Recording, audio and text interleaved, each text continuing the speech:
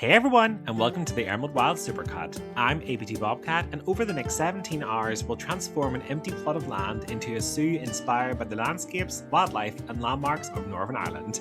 This series is one of the first major projects on the channel, and as you watch, you'll not only see the zoo grow, but the channel grow with it. From the nervous creator I was in those early episodes to the more confident Bobcat that you all know today, you'll see my building style, editing, commentary, and confidence evolve with every step of the way. So sit back, relax, and enjoy the complete journey of the Emerald Wilds. Hey everyone, and welcome to my channel. My name is AptBobcat, and today I'm starting my very first zoo with y'all. Since I'm from Northern Ireland myself, don't know if you can tell by the accent or not. Well, some of you might know that Northern Ireland is known as the Emerald Isles, so I thought it would be only fitting if we named our zoo the Emerald Wilds. Don't know if that's too on the nose, but I like it. So I'm planning this to be a long-term project, where we're going to grow the park together. And I can't wait to share the journey with you. So I have an idea for the start of this entrance. I like the idea of somehow sinking this area into the ground. Maybe making it as if people are coming in on a train, a subway, to the zoo. So I'm going to attempt to do that now. So yeah, hope you enjoy.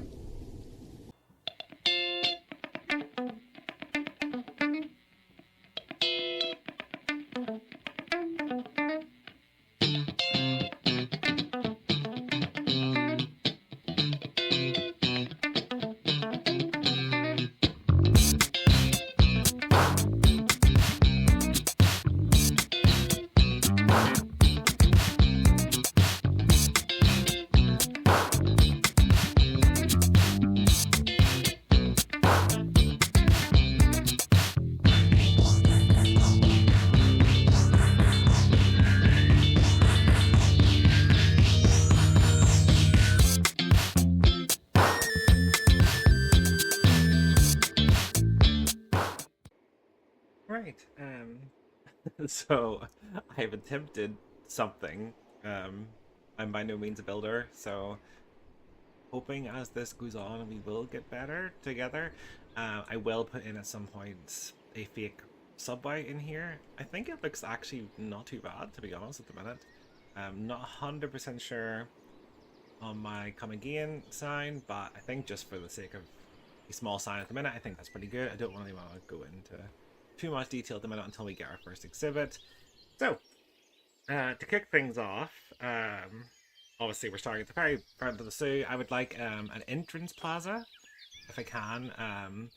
And I was thinking that, if possible, now I don't know if it can be done or not, but I'm going to attempt. You come up here. I'll put in some maybe information desks. That will be your insinuated ticket booths. Obviously the ticket is actually down in there, but you know, we don't have to, no one has to know that, that's fine. So I want information desks here, maybe stick the staff building over here for now, and if possible I would like to have an entrance plaza that actually is inside of a P-file exhibit. So basically the first thing the guests will do is actually enter an exhibit, or a habitat, sorry. So I feel like that could work really well. It would look like they're all free roaming, but again, I'm not sure if it'll work the way I'm hoping it will. But sure, we will see how it goes. Let me know in the comments, obviously, if you have any other ideas of how to improve anything, or if you want to name any animals, etc. But for now, let's get the animals in. So yes, I shall see you in a minute.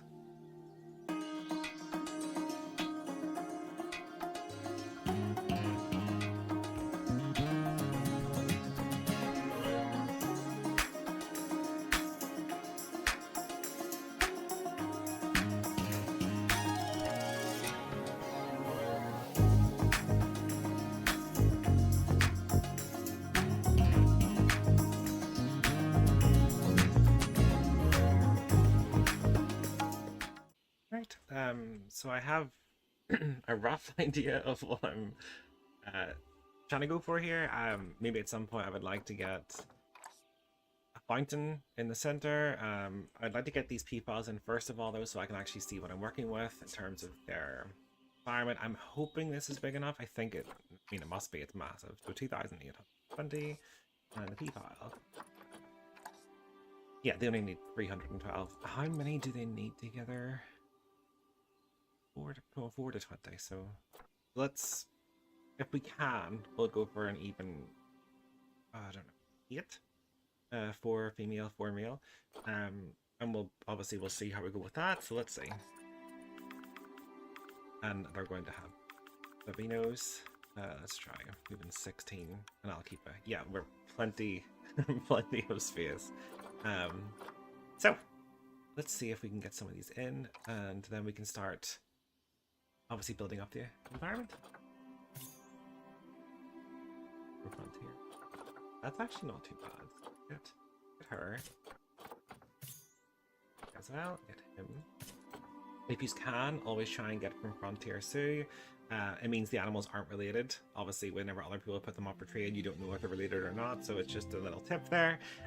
But, you know, it's also not the biggest deal at the end of the day, so if you can't get anything and the only one you can get is from somebody else's Sioux, like this, for example, this is pretty good as well. The longevity is not great, but by itself it isn't that bad.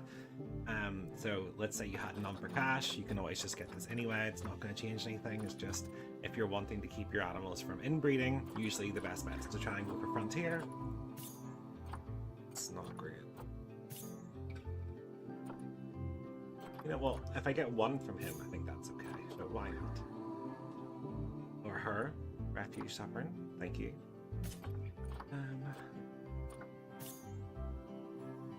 That's not too bad. Not great, but yeah, no, not terrible. No rads.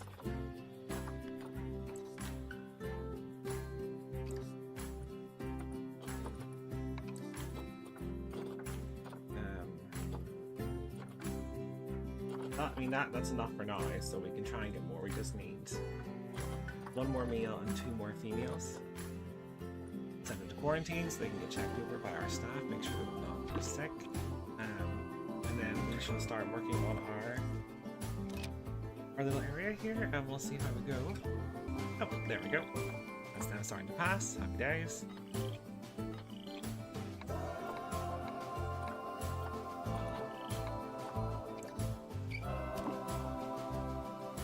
Watch them all run.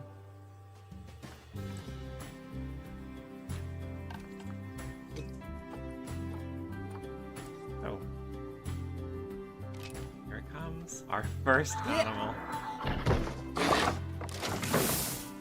Yes.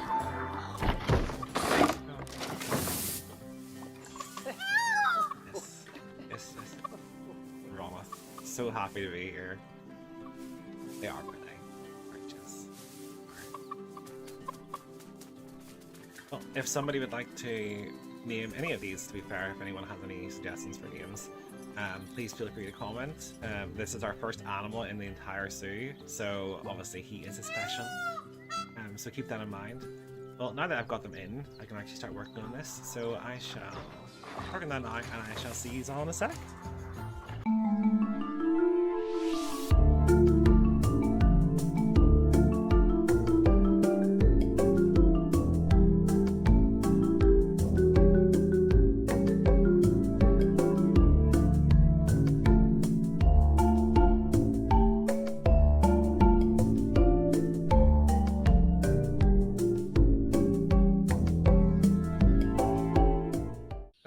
I was sort of obviously playing around. I think you maybe get the gist of what I'm going for here. I would like an actual place for the guests to come in. They can chill. They can, you know, eat their food with these people running around them wildly. I noticed just whenever I started to look at it all, they're actually quite happy with everything in here as it is, which is great.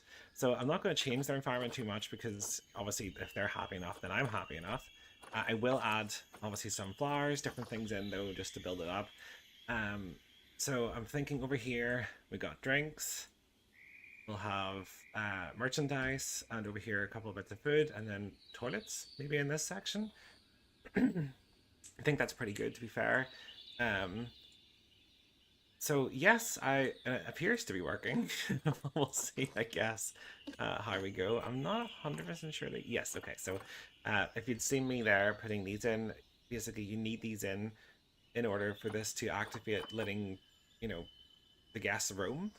Amount of roaming guests? No, that's fine. Everyone can roam. Roam like crazy. I think there's a way I turn it so they can like walk off the path. I'm not 100% sure, so if someone can let me know, that'd be great. I do need a power source. I still need some more, like I said, plants, different vegetation, and I'm going to build some sort of a wee shelter area for the peafowl, maybe here at the back. I would like to get them a water source in the center as the fountain if I can. But if you've played this game, you know yourselves, the pathing in Planet Zoo is atrocious. So yes, we'll see how we go. So yeah, without further ado, I guess I shall start into doing this up a bit more, and we'll see how far we get. So chat to you in a minute.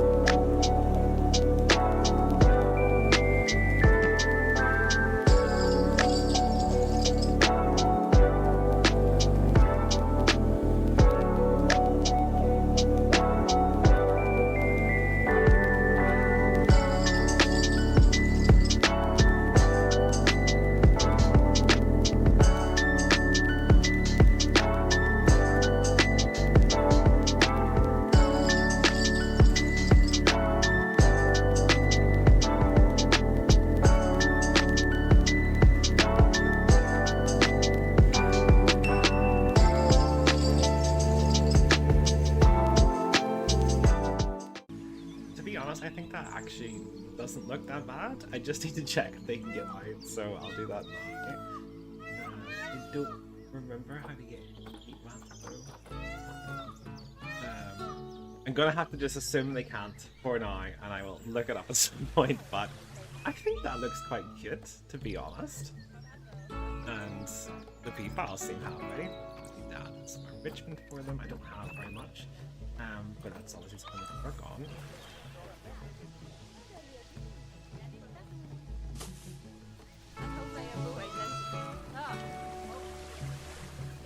Now I know this map's quite hilly, but in Northern Ireland everything is sort of hilly. There is a zoo, you see, Belfast Zoo. It's basically built onto a mountain, which is kind of what I was originally planning to sort of recreate, but then I realised that building into a mountain in Planet Zoo would be extremely difficult, so I thought, oh no, you know what, for the sake of it, we'll build our own. I am planning though to name different areas of the zoo after places in Northern Ireland. So maybe if we get an Arctic, for example, that'll be Antrim Arctic, or Randallstown Reptile House, you know, play on words, things like that. I just think it sounds pretty cool, to be honest. Yes, so they seem happy at the minute, everything's good, the guests seem to be having somewhat fun. I do like that they can free roam, which is what I was hoping for, so I'm glad they do that. It means they can anywhere they want. I'm hoping that doesn't stress the peafowls out too much, but I know they are confident, as far as I remember. Yeah, they are confident, and guests can interact, so I feel like that just makes sense. I just realised I have information bins. That would be a good idea. Just go.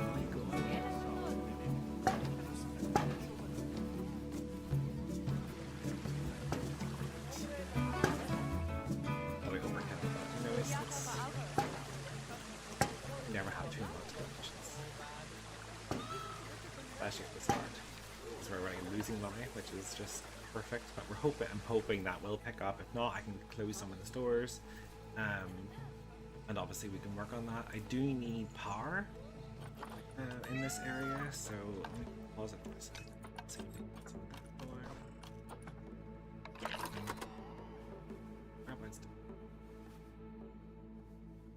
I suppose I could hide it here, but then guests will go behind. I think for the sake of just now, this will do. And I will research and try to get some solar panels to stop the ugly effect as such. I also need to get some water treatment in. Our little... Oh, dogs are barking. Give me 2 seconds. The joys of having 3 dogs. They are unpredictable at the best of times. So, and for anyone that's curious, I have 2 Pomeranians and a Jack Russell crossed with a Chihuahua. So, I will fix this at some point. This is just temporary, because obviously this will all be connected to 2 different areas of our zoo. I'm hoping in the next episode we will start into... I'm planning to call it Fermanagh Forest, which I'm hoping to add some wolves in. I'm hoping that'll bring in enough money to sort of keep us going. Is there money? See, it's like, it's in between bad and good. I feel like if we need to, we can get a loan, but for now, I don't think it's that necessary, but I suppose you never know with this game. And, you know, that's the whole point of this series, is to try and make everyone happy, everyone comfortable, while making money. I need to start research on these guys before they get too miserable without having any... without having any enrichment. Oh. In case anyone's wondering why I'm a wee bit clunky with obviously the computer thing, I played Fantasy before on the console. This is my first time playing it on the PC, so please try and bear with me. Pet research. I would like some Indian people. And mechanic, I need... Ideally, I would like to get all of this at some point. I do plan to buy some of the DLCs as well, but for now I would like to get some. So yes, I'm feeling pretty good. I'm a wee bit cautious about the money. I wonder if it's worth...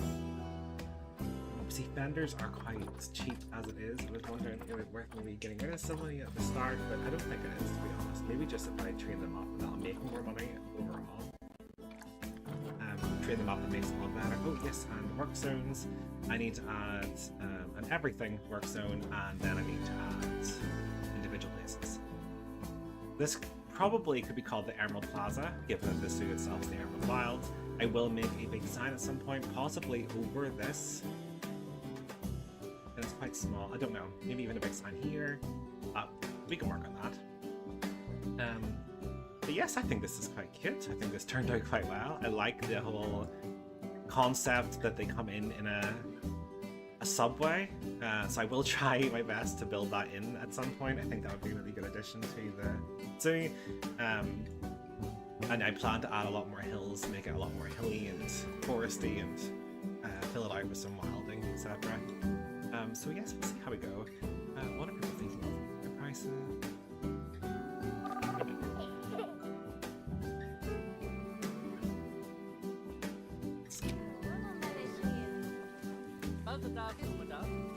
So you take a bite. It's great. That means make it hair by putting up just like still great.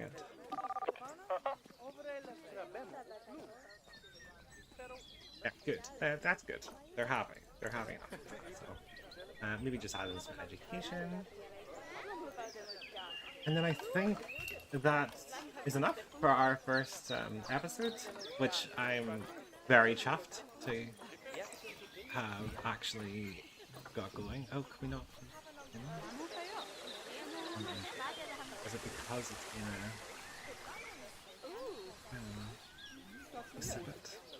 a habitat? Is it not 100%? Or is it just uneven in general? I'm not sure. That's sad, but that's not the end of the world. We can work on that. Sticking some things. Recycling, of course. Ooh, toilets. I don't have the money for it, to be honest, but that's okay. I'd like to just get in some education. I think I'm gonna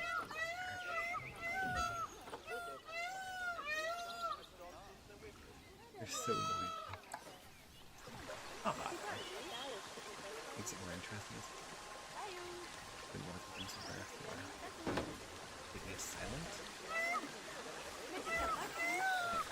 that lovely little smile. It's fine, it's fine. Oh, if we get one life, I'll maybe attempt to make it look a bit better. Yeah, so I think that looks pretty good. I'm honestly very chuffed with this. I know it looks quite bare, but the P files themselves don't really like a lot of coverage, as you can see, so I don't really want to go too far. Maybe add a couple more trees in, but overall I don't really think it's that needed. And I wanted to keep this area here just sort of clear, just so people can see, you know, obviously the workers coming in and out. I think that's always nice to see whenever we're in an actual zoo, seeing them being fed and stuff. Oh, this is nice. We'll just add a moment here just to add a bit of pop of colour. Yeah, so I'm quite happy with that. How many did we need again? So we need 2 boys. Oh no, we were going for 8, I think. So 1 boy and 2 girls, if possible.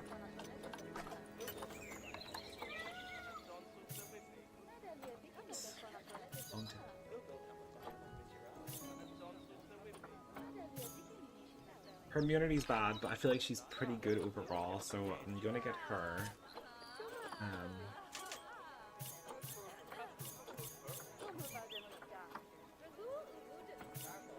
I'm gonna go for her, and then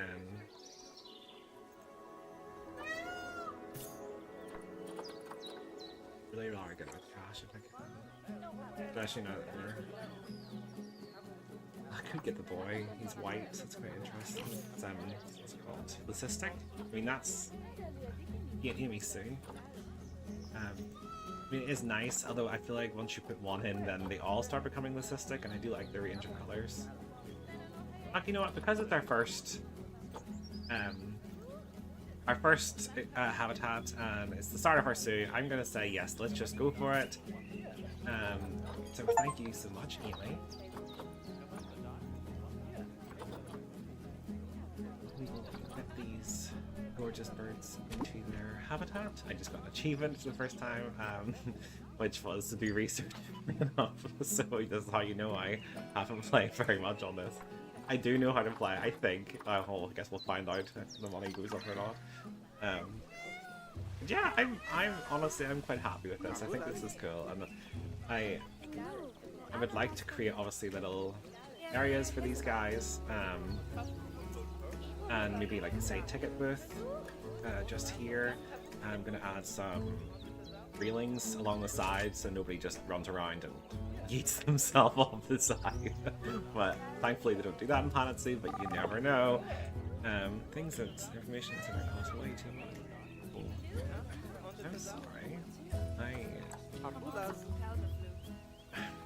I know they cost a lot, but I kind of need them to. Otherwise, we're not going to get very well. We're not going to do very well.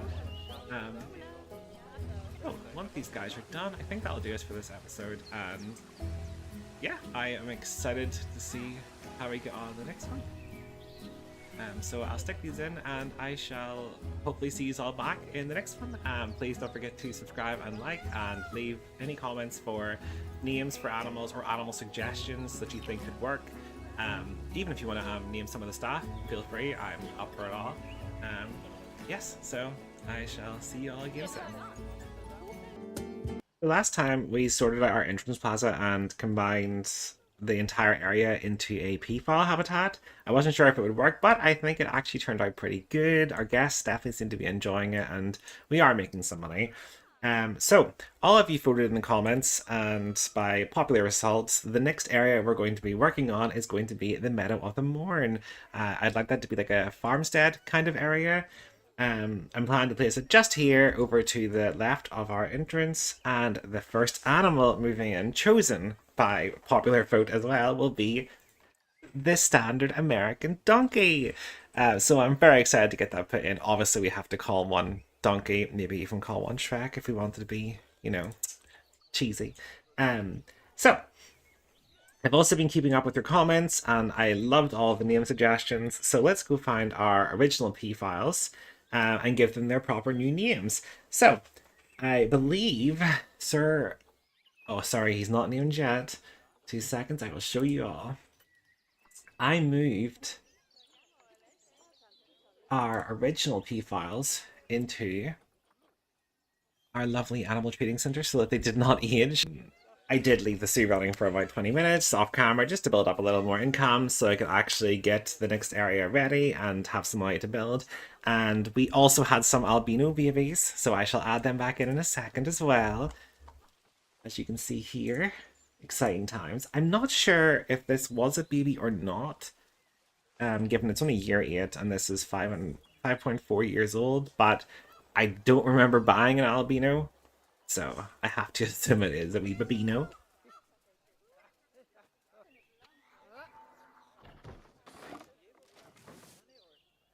So, Ronith, you have very kindly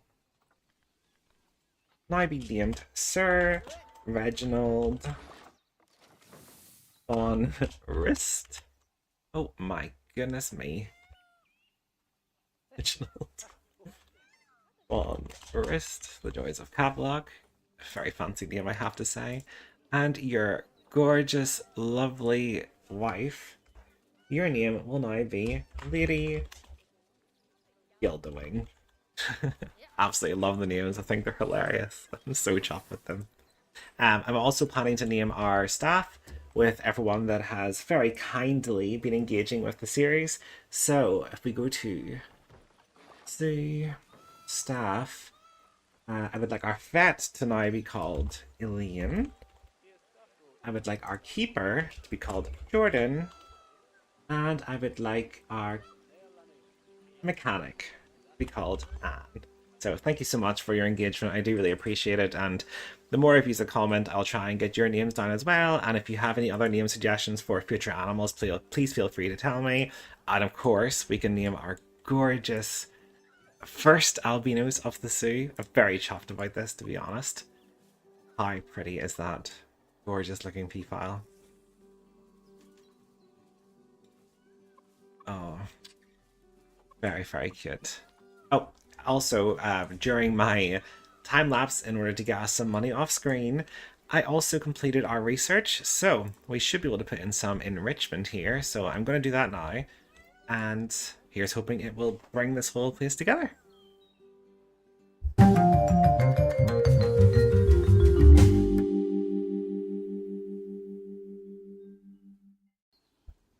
I think that looks pretty good, to be honest with y'all. So I've added in a couple of herb scent markers just behind these wee bushes. I need to flatten this area out, clearly, because it's atrocious looking. I wonder if I can actually try and hide that into the ground. Just the size of it. I've said before, I'm not a builder, but I am definitely willing to give it a go, or give it my best shot. What's up, buddy? I don't think so. Or maybe I should remove it first and then try. I'm not too sure. I think that's quite cute. A wee forage box, and it would be great to be able to see that. Oh, we've got a huge queue here. Shop is this. Our Gulpy is doing great, so well done to our lovely wee fender.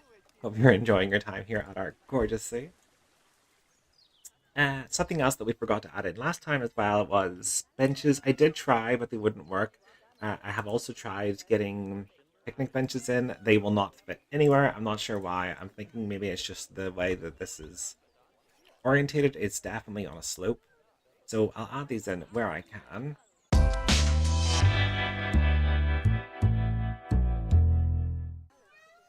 Okay, I think that's all looking very great. So let's get started into our lovely new Meadow of the Mourne area. I am very excited to do this. I've never had the Barnyard Park before, so the Barnyard Pack before, so this is going to be great. And I also love donkeys, so they're very cute. So I shall chat to you all in a minute, and let's get started.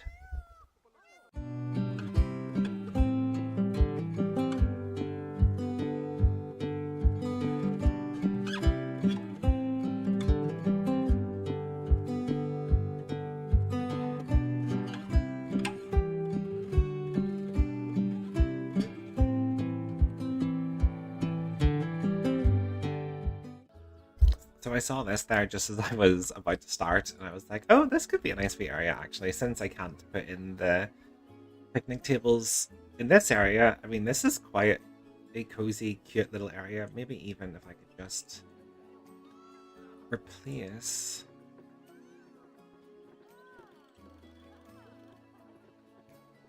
this wee section with maybe a chain link.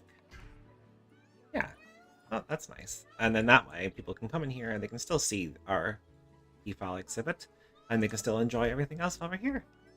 So let's see exactly how much area we need to work with for these donkeys. So they are 1 to 6, 1 male and 5 females. Oh, and how many babies do they have? They have 1. That's actually not too bad. Let's see here. And let's say, for the sake of it, we have all of them get pregnant. So 1,625. That's actually definitely doable. It's a lot less than I was expecting. So yeah, we'll give that a go.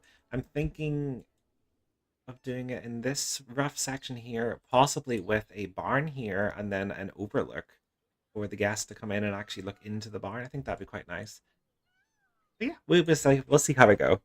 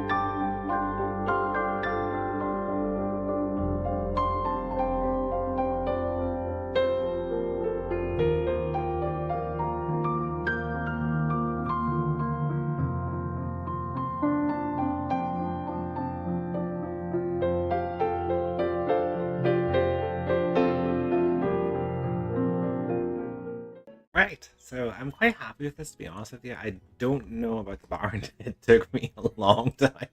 Like, I struggled with this barn, but we will get there. And I also realized while I was doing all that I haven't actually researched our rustic area, but obviously we're not working on that, so I might replace this barn entirely once we get that. I'm not going to put the roof on yet either because of this rustic area thing, so for now, let's see if we can actually get some of our animals in, which would be great.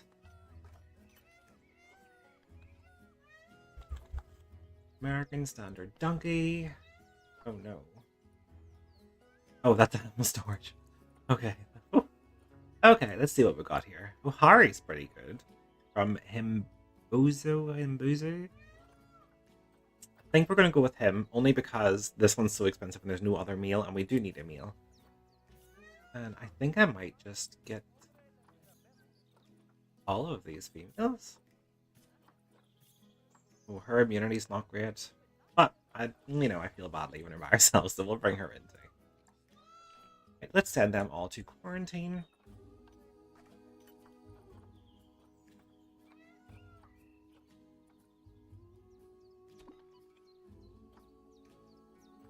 And while we're waiting for that, we shall have a nosy. I do think this looks quite cute. It's quite rustic looking. I didn't realize how hilly this area was, but we will get there.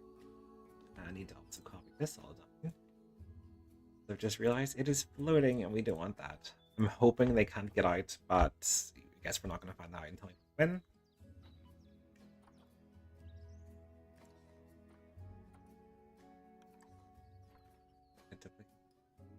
Oh, that's fine. Merge. I've said before, I'm not a builder, but I am trying, and that's what matters. I also was thinking about it, we might be able to do this we have. Let's call this E-file. I think that works quite well, and I mean, it is what it is.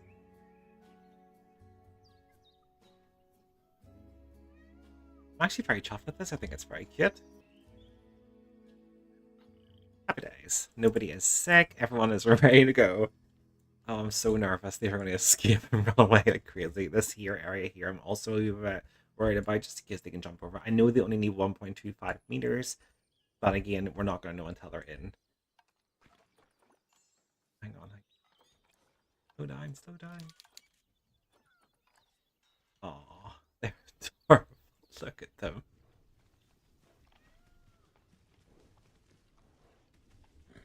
Oh, they're so cute. I know your barn is so slanted. I didn't realize whenever I first started building. We can work on that together though, Lisa. So you've got more than enough room. Actually, for all of these, maybe you don't. I might need to extend out a wee bit. But we'll do that in a second. First, we will get your terrain all sorted.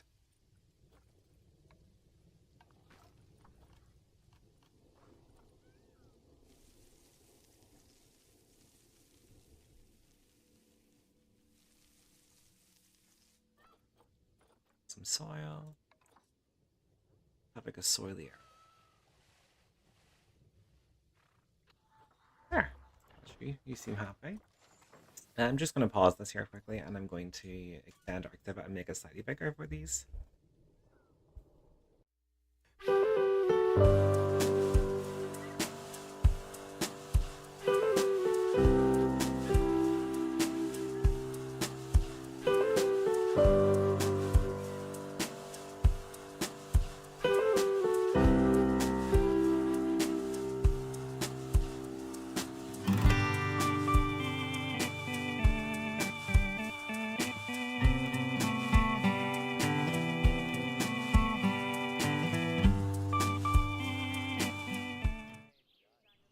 How does that feel? That must feel much better.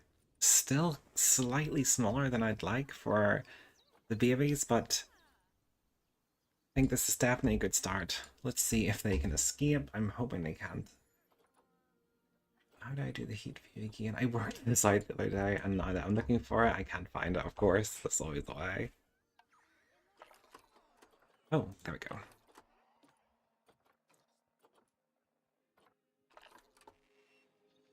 Yes, they cannot escape. That is great.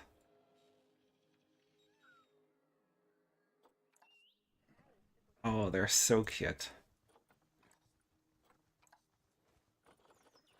Let's get you in some food. We'll do a feeding trough over there. And we will do... I'll make a water area myself. We'll add a sprinkler into your muck area. Heater. Do we herb sent over there for now? Now, you do need hard shelter, which I know, and I could put a roof over this just for now, but because I know myself, I'm probably going to replace this. I think I'm just going to add in a standard Planet Sea one just for now. And I'm hoping that'll, yep, that'll do for now. That'll make them happy. They have to get soaked. Oh, I feel bad. Hang on, let me move that over just a wee smidge. There, you shouldn't have to get soaked every time you go into your bed. That's unfair. Oh, look. Maddie. We should call her, is it her, yes? We should call her Muddy. I like that. Definitely fits.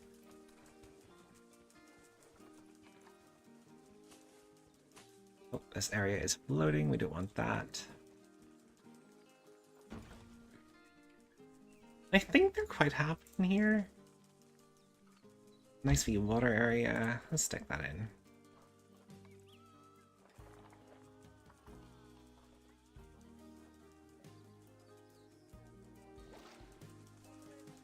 Like it's very, very... There, that's better. Is it better? Use like that?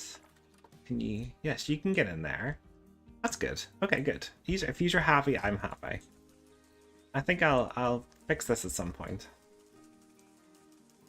Oh, you're adorable.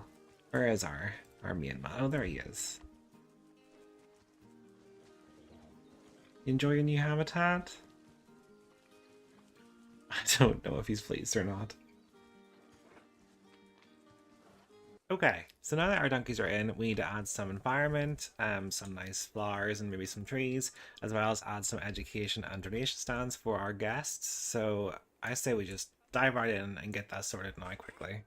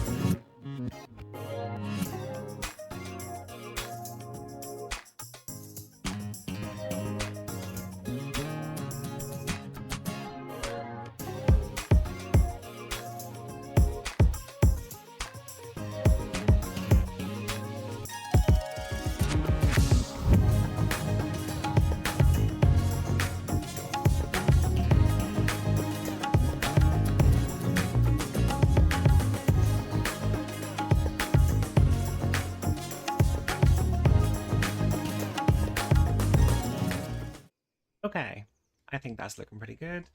I'm quite chuffed with this. As you can see from yourselves, I decided to expand this entire area and make it a bit bigger. I felt it wasn't great. I also didn't really like the wee water area, so I've just added a slightly bigger one. I'm thinking now as well, there's potential of adding in maybe the pigs in with these, but we can do that in the next episode. Oh, didn't realize these are sticking through. Let's move these just a wee smidge back inside.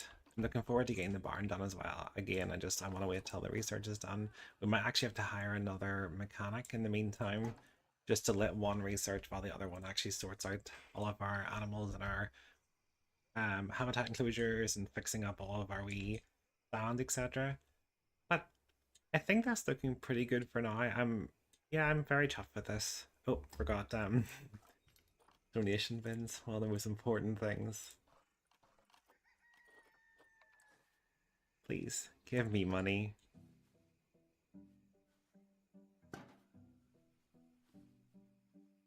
I really like this wee area in here. I think it's very cute. If I was coming to the zoo, I would be like, come on in, guys, come in to see me. Oh, now that we're back into this, I think the best bet while we're waiting for our research to get finished is to attempt our lovely subway. So if we go over here, I'm going to try my best to build the subway, this whole area up. So I figured that was probably the best bet while we're waiting. And let's see how we go.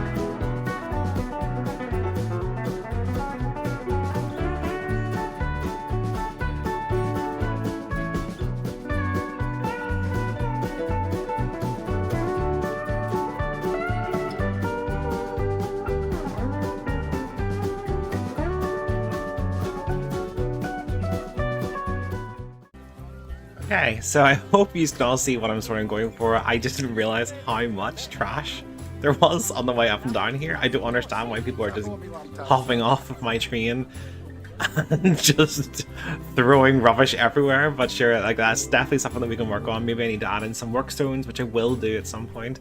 But in the meantime, I hope he's like it. What do you think? Yes, I know there's still wee bits that need fixed, but I thought that was more than enough for now. This is only temporary. I'm going to see about maybe taking a picture of our zoo once it's complete and replacing that with a nice wee photo of that, or even a video of our zoo. You know, it's something interesting.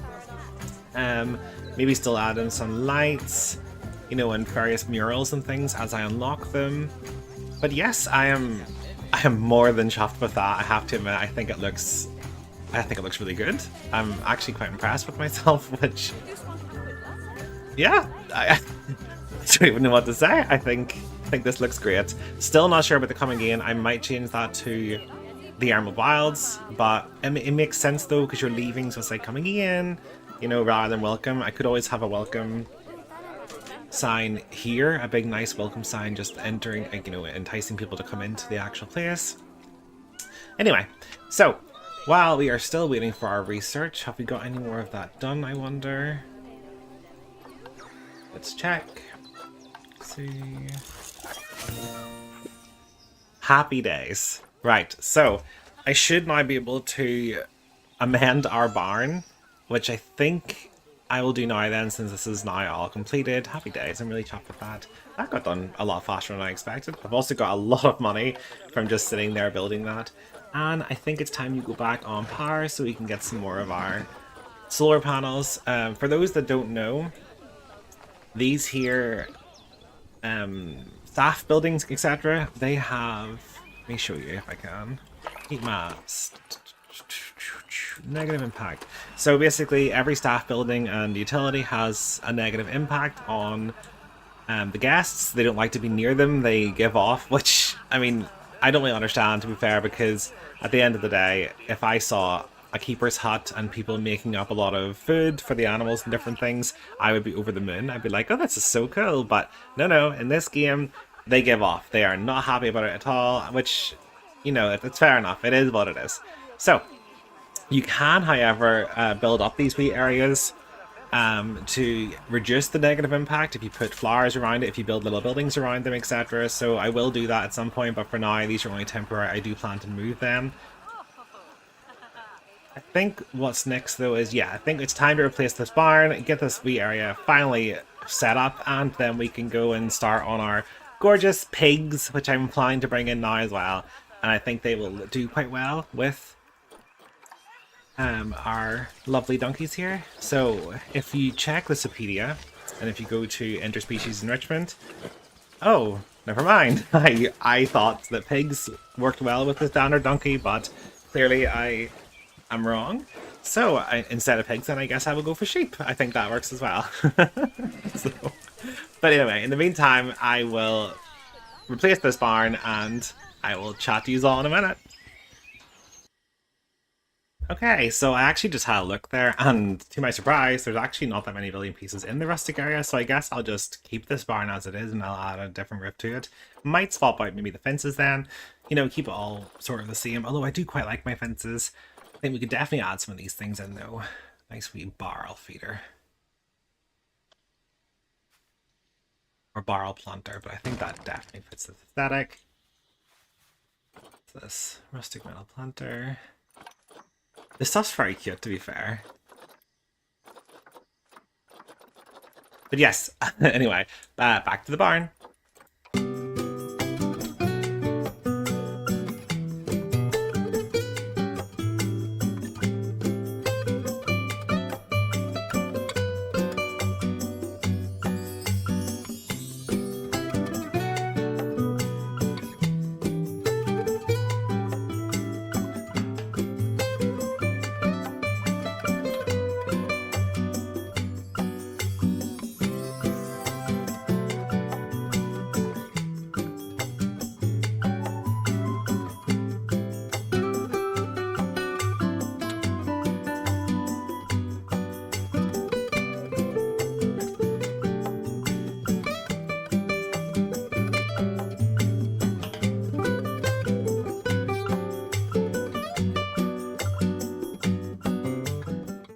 not sure if I should fill this in or not. I'm a wee bit unsure about it, but I think that looks pretty good, to be fair.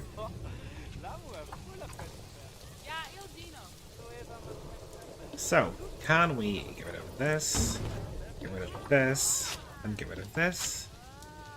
And how are you feeling?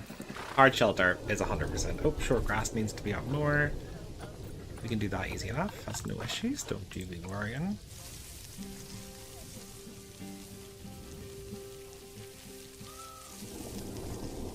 There.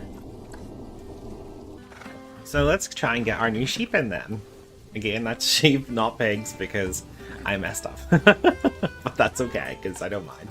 I've never had sheep before either, so this is exciting. Set all filters, animal market, sheep. Just verify which sheep it is. Yes, the hill around our sheep. Let's see here. Okay, so you don't need any really much space at all, which is great. You do like the donkey. 5 to Jeepers! 5 to 49? Okay, maybe we're not going to have quite that much, but we can definitely have a few. Oh, they have 2 as well for meeting event. Okay, so let's go for 12? I feel like that's pretty good. Oh, it needs to see 5 meals, so 5 meals, and we'll have maybe 10? Yeah, we'll do 5 meals and 10 females, and then let's say they have 20 babies. So 1745, and how big is our area? 3 thought. Yeah, no, we're completely fine. Like, there is more than enough room in here for everyone. So let's see. Frontier City. I'll get you. I need quite a few, so I'm just going to grab, I think, probably all of these. For cash, preferably.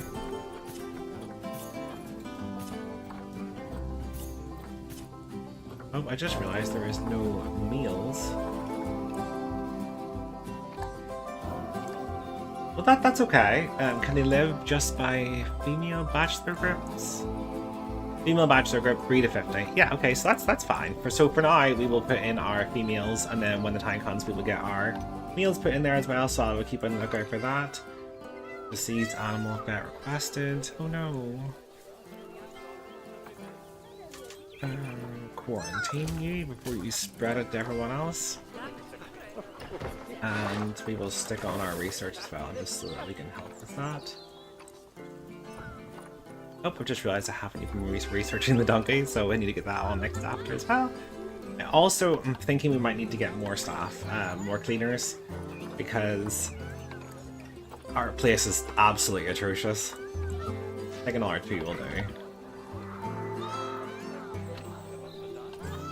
Animal trading. Animals. Oh, wait, hang on, there's more. Oh, a man. Okay, yep, perfect. And we'll grab you as well. We'll grab you as well. And we'll grab you, because why not? How many is that?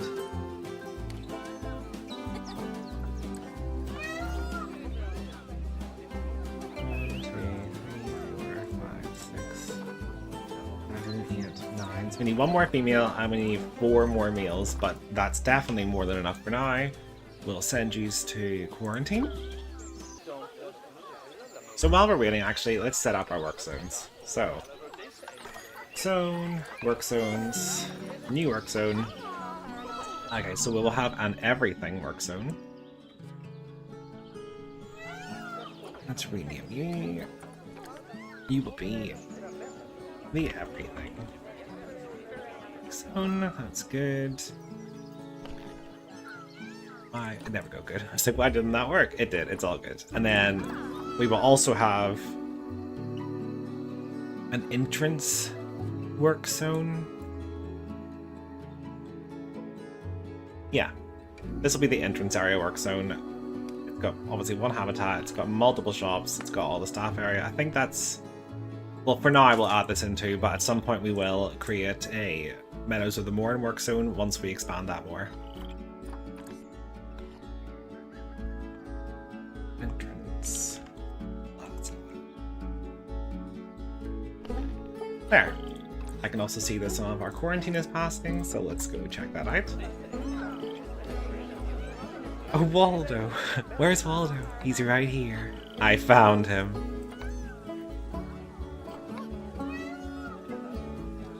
God, I could not click on Waynet at all. They are so noisy.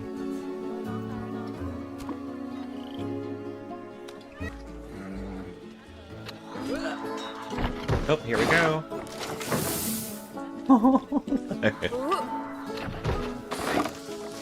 Oh, Waynette. What a name. And she's off running. Well, what do you think? I think she looks quite happy, to be fair. Oh, they're very cute. Look how fuzzy they are. Oh, I can't wait to see their babies. It's going to be so adorable. Okay guys, how are you looking? You need more short grass. Well, the donkeys also like short grass, so I can definitely do that. Short grass size, and let's just add more short grass everywhere.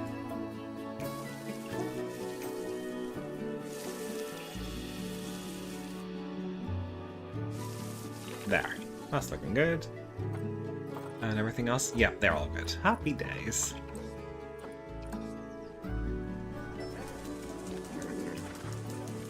So why not? How else can I help you?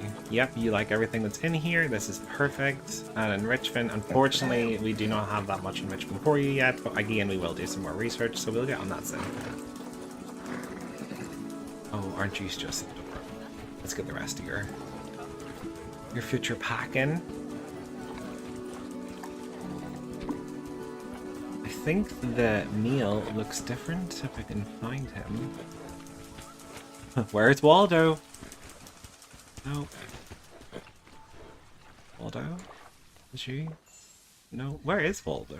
Oh, he only just arrived. Oh, straight into the barn. I think this is the first time I've ever seen an animal in here. Oh yeah, look, they've got the nice wee horns. Oh, aren't you just cute? Oh, straight for a wee nappy nap. Aw, you sleepy? You are? I thought so. That's okay. So what do you think of the place? Hard shelter's great. Yep, you're also loving it. Oh, this is the bomb. I'm so chuffed with this. Multiple overflowing bins. I know. I don't understand why there's so many full bins. Oh, well, to start off with, I haven't actually put any of my staff into their work zones, so that could be a big thing. For now, let's just stick these all into the everything work zone. And we will work there. Oh my goodness, this is great. Mini gasoline tickets are underpriced. Well, don't you be worrying, we can definitely fix that. Let's go for £6 for adults, and we'll leave £4 for the children. I think that seems pretty fair. We discount. So we're currently on 2 and a wee bit stars. Guest education's very low. Marketing's nil. We do have actually an abundance of money, so let's train up our staff. Everyone, there we go. These are all trained, and let's also, while we're in here, okay, Chicky, let's get our first educator. The educators basically walk around telling people about the animals, which encourages them to pay more, you know, into the donations, which is great. Where are my caretakers, and why are they not replacing these? So, 2 more things I want to do before we finish this episode. I would like to get our marketing going. I just need to work out how to do that. Finances, marketing. Do we want cereal boxes, poster campaigns, newspaper adverts? We could just go for the big one. I mean, we're making so much money, I don't see why you wouldn't. Let's go for family hour. I think that's, you know, that's perfect, and that'll bring our stars up. Yep, that's 3 stars. Happy days. And finally, the last thing I would like to do in this episode is add in our pigs, which I originally planned to do, but as you know yourselves, that didn't work the way I wanted it to. So yeah, I'm going to do that now, and I hope you enjoy.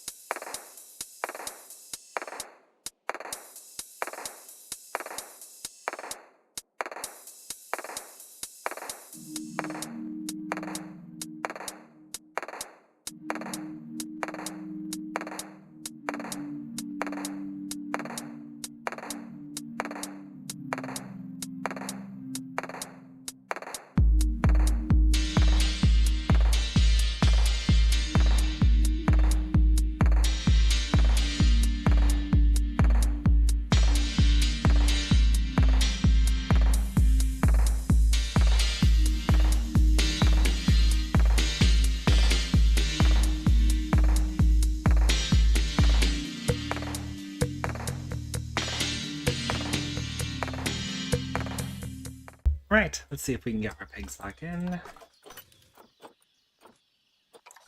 I realized that the area that they need is actually very small compared to what I was expecting, so I just built this weak area. Oh yes, let's see how many they need. 1 male, 4 females. Well, minimum of 1 male and 4 females, so everyone basically that I've just seen there. I think I will just grab them all. 1 male. Yep, 1 male and 3 females. That's pretty good. Let's need more females. Come on, come on. No, that's okay, that's fine. We don't need them. Not yet, anyway. Send you over to quarantine, and then we will check for our sheepies again and see if we can get some of those back in, because I know we're still missing 1 female and 4 males. Okay, have it is. So 1 female. Who's the best female? Oh, you're really good. Yeah, really. To quarantine with you, and just come on. We need meals. Are we meals all by himself? I feel bad for him because I know he's not going to be happy with that. That's okay though. We will get there. We'll get that sorted. And 1 last meal for that. Okay, happy days. So let's get them through quarantine, and I shall see you all in a second.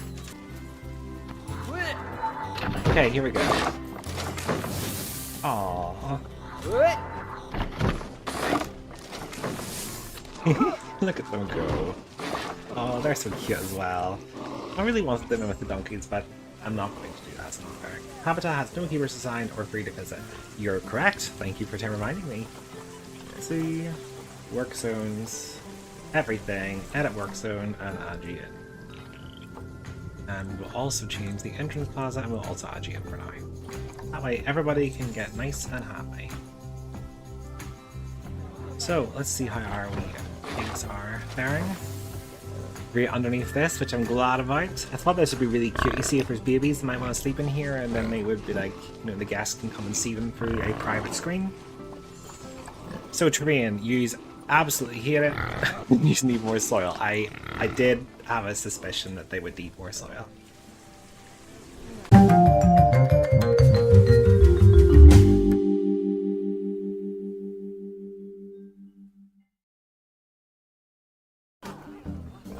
That matter? Yes, you all look so pleased. Let's just double check that you cannot escape.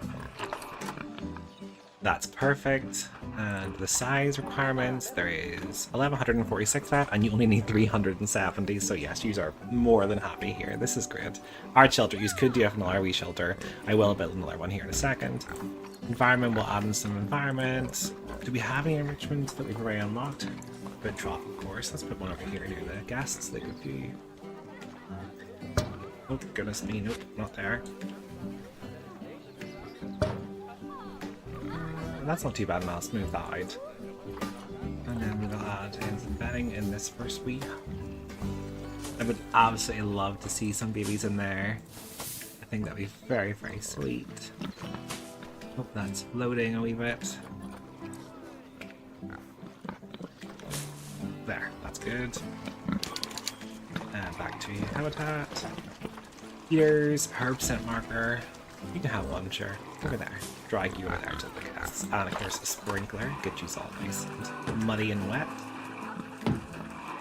And let's see here, what's this? I'm tempted to put this in just in the center for now. Everything's so slight. Look, it's fine, it's okay. I shall see you all in a sec.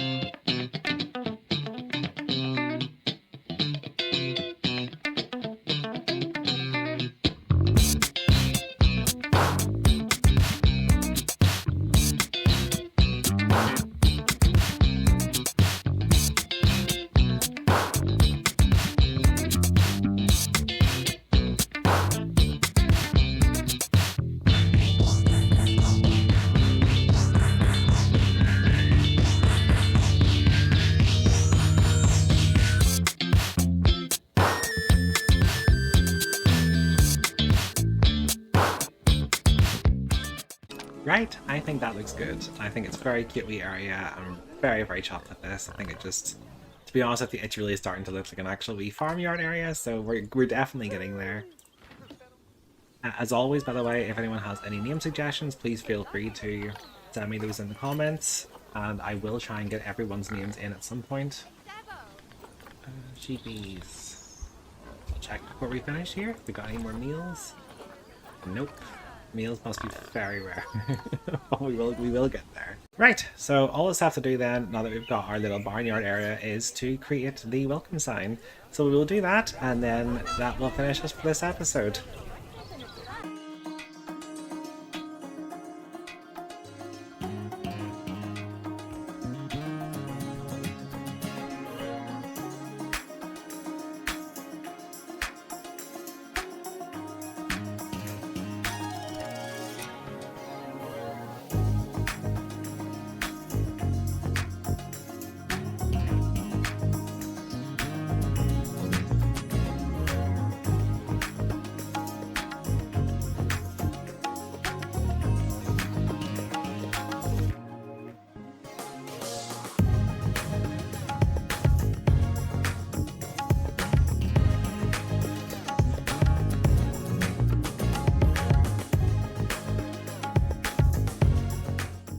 Right, so I've been really umming and ahhing about this barn over here. I'm really not too happy with it. So to start this episode off, I think I'm going to, as some of you might be sad about it, but I definitely am not.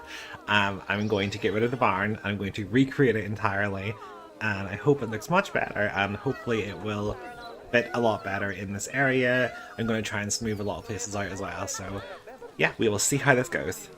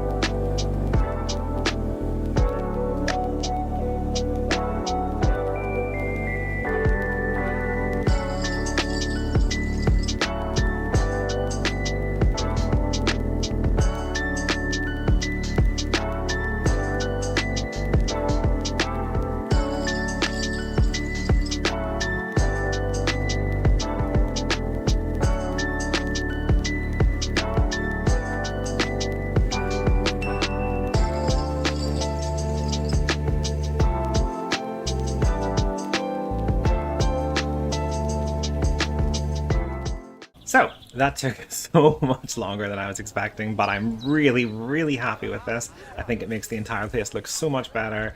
I think this wee backstage area looks great, and obviously guests can come up here and they can, you know, realistically they could pet the donkeys over the fence, or the sheep if they come up to it. Maybe we can have an educator here and they might help the guests feed the baby lambs, etc. So that was sort of where I was going with all this. This ladder, by the way, is the most dangerous looking ladder. I would not be going up there at all. So, in the meantime, I still have more things I want to add to this, but I've decided that I want to do some more research first to unlock some extra lights. I would like some lights hanging down and maybe some different decals, etc. But I need to do more of my mechanic research first before I can unlock any of that. Let's see if we have any. Oh, okay, great. So we now have solar panels. Oh, goodness me. Let's see here. Scroll, scroll, scroll. Shelters and climbing. No, it's not that. Not New World. Actually, New World might be nice.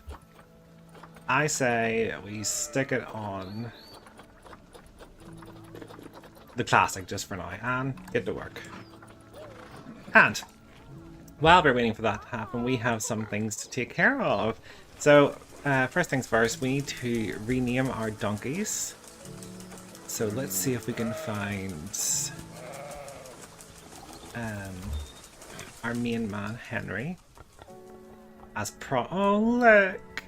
They're using it. They love it. I'm so happy to see them coming in. This is so cute. Really, really pleased. We also need names for all of our sheep. Please feel free to, you know, leave your comments below as well, and we can get that sorted. So, let's see here. Animals. Sheep. Donkeys. Have we got? No. In case you don't know, as you do more research on animals, you unlock extra grade food quality, which basically makes them look at that one jumping over the fence. Basically, the food makes them happier. So, as we research, I will update all of the food. So, Harry, we shall start with you. As promised, we have donkey. I mean, it was just a given. Harry, next. So, someone suggested we name one of the donkeys Eeyore, which I think is adorable. Eeyore, hi kit. Unfortunately, that is all the names we've got so far, but I'm happy enough. I have already named Muddy myself, which I think is quite cute as well. Did Eeyore's name not stick? Nope. Lisa, Eeyore. There we go. Perfect.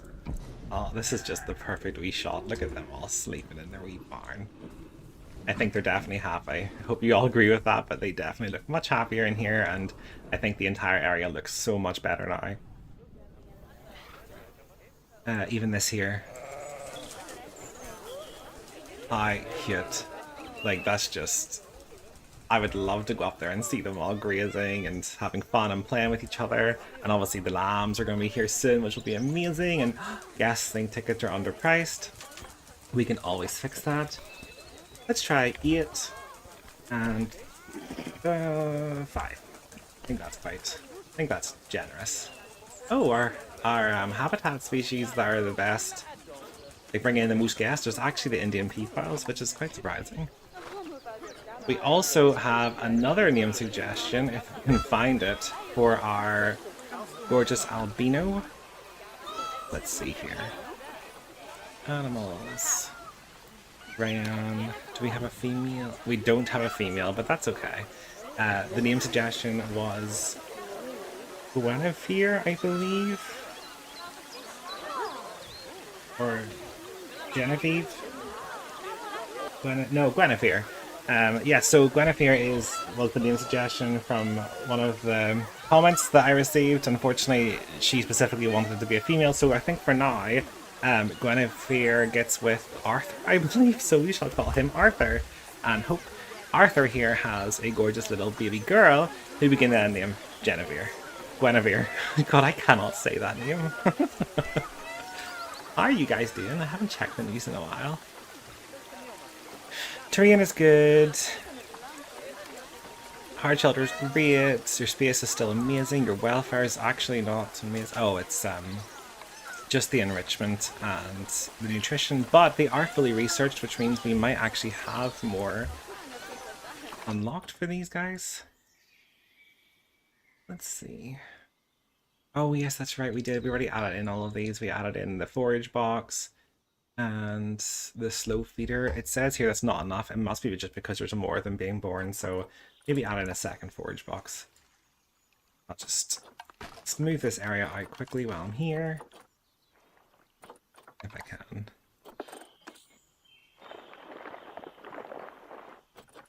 Smooth. There. And yeah, I think one more forage box should be more than enough. And as we keep growing this this habitat with extra P-files, I think the best bet is probably we'll just start releasing some to the wild, but for now I don't think there's enough to do that. How does that look? I'm not too happy with this wee hill. Let's just smooth that a wee bit. And also, I don't believe they like the long grass, so we'll get rid of the long grass. Keep our VP files happy. Just double check. Yes, they are good. Oh, they do like long grass. They're good. We're good. This looks great. I've also had another suggestion for names, which I believe is a staff member. So if we go into here, we go to staff. We have Elaine, we've named Jordan, we've named Anne. I say we name our educator. And currently Danielle's doing everything in terms of education because there only is one, but that's fine. So, I know the barn took quite a while, and I'm sure some of you have actually probably already noticed, but in here I have added another door, and that's because I am planning to add in the Highland cattle, which I'm really excited about. They're so furry and fuzzy and cute. How much area do they need? That's actually not very much, but it depends how many you need to get in here. 1 male and 19 females, so to be honest with you, I might just go for the full 20. I feel like there's more than enough space to do it. So let's say we do go for 20. How many babies do they have? 1 baby each, so let's say even for now we go for 20 adults eventually with 20 babies. Why not? 20 babinos. So we need 2,775 meters squared and a 1.25 meter, which means we can actually just use the same fences that we've already done here. And basically the goal here is, as guests come through, they're able to see from either side donkeys and sheep, and over here they'll be able to see the cattle. So without further ado, I think I should get tore into this wee habitat, and I'll see you all soon.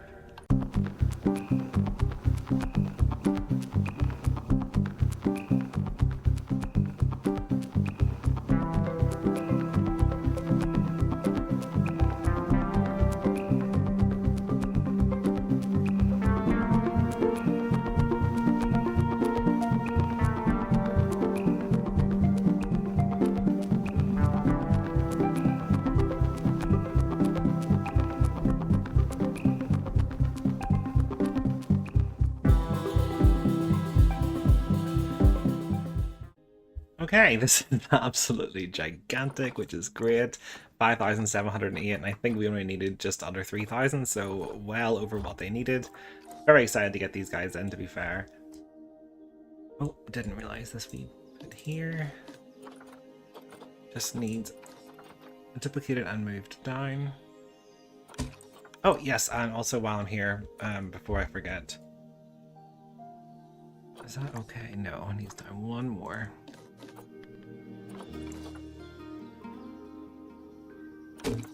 So I only worked this out there literally earlier whenever I was building the barn. So for those that don't know, if you want to build like in unison, you know, very neat and tidy, etc., if you grab a, let's see here, it doesn't have to be concrete, but if you grab a wall, for example, that, you know, works on a grid, then like right click to get out of that. You can then edit this whatever way you want. Let's just say that, sure, just for now. And if you then just hold over this and click duplicate, you can then just literally duplicate it along. And also if you hold the shift key and move your item up and down, you know, you can obviously change the height, etc. But yes, just for those that didn't know how I was doing that I worked that out earlier there, and that is how you do it. So hopefully that helps some of you or inspires some of you to make some builds like this as well. So, before I forget as well, quickly, we need to get our male sheep. Let's just see how he's doing. Will do. I mean, he is okay. He's not bad, and his welfare is okay. Cleanliness isn't great. We need our keeper, or our caretakers, whoever it is that does that, and they need some enrichment as well. Food enrichment, to be exact. But again, I just need to double check. I think they need... It's a minimum of 5 meals, was it? Oh, up to 5 meals. Well, I feel like 1 meal is not very fair. So if we can get any more, sure, we'll check now. And if we can, we'll stick them in. And if not, no. But that's completely fine, you know. Oh, reset that, and let's go for our art. So we can have up to 20 of these and 1 meal. So if we find... I kind of like the idea of him because he's quite tall, although his fertility's lacking a bit. Whereas this one's fertility is pretty good, but he's smaller. I feel like just For the sake of the fertility, we might go for him. Oh, actually, hang on. This one's actually younger. So we'll go for Sam.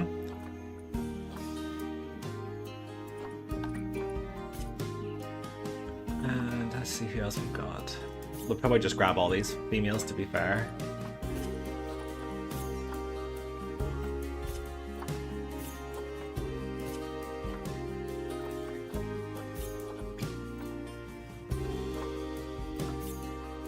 Just missed some of them as well, which isn't good.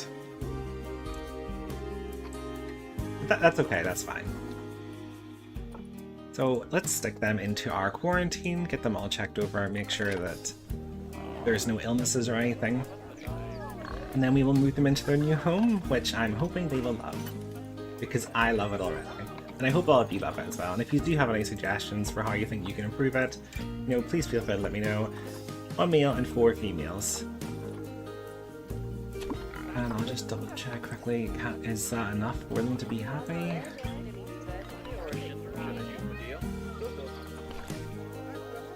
Up to 1 male, up to, yeah, that's more than enough. They just need to have a minimum of 3. So, yep, that is more than enough for now. So we will wait for them to go through quarantine, and then we will get them into our enclosure. Again, as always, any name suggestions, please feel free to comment. I will add them all in at some point if I can. I might actually just make this slightly less rampy. You know, I don't want our prairie to climb a mountain just to get in.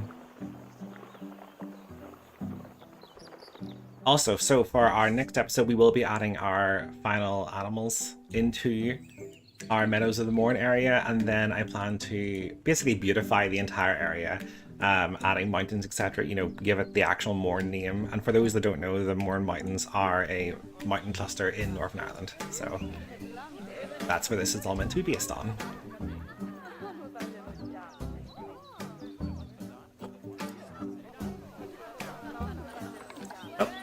So food profit, yay, that's great. We needed 500 and we got 2,000, which is just, that's great.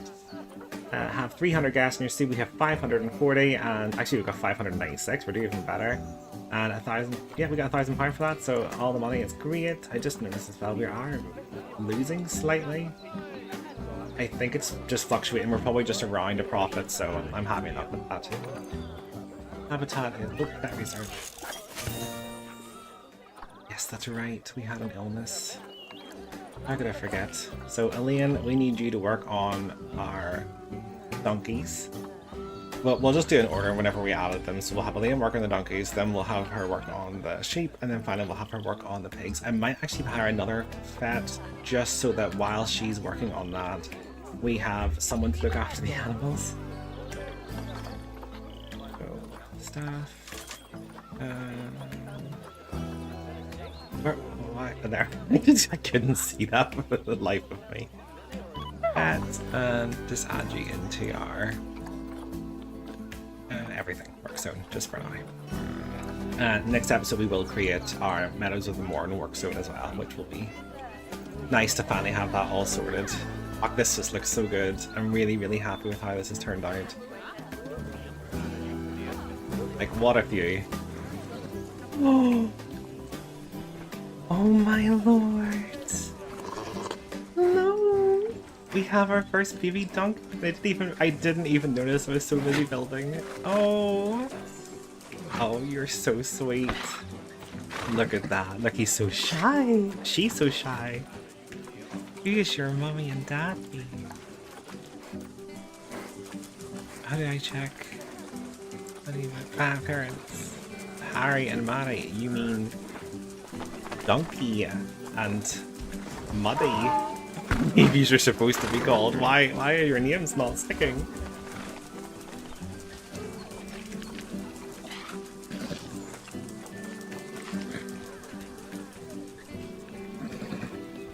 You're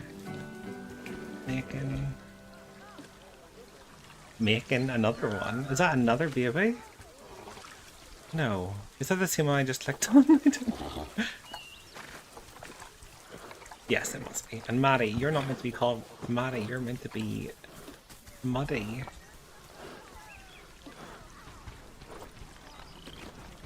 like they are rejecting my names. Don't reject my names.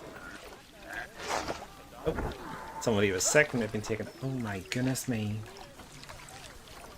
Quarantine passed. Okay, that's good. That's good. And then, oh no, oh no, oh no! There's a quarantine breakout. Oh gosh. Animals. All request quarantine. They're all ill. Is it just them, or is it the donkeys as well? No, everyone is sick.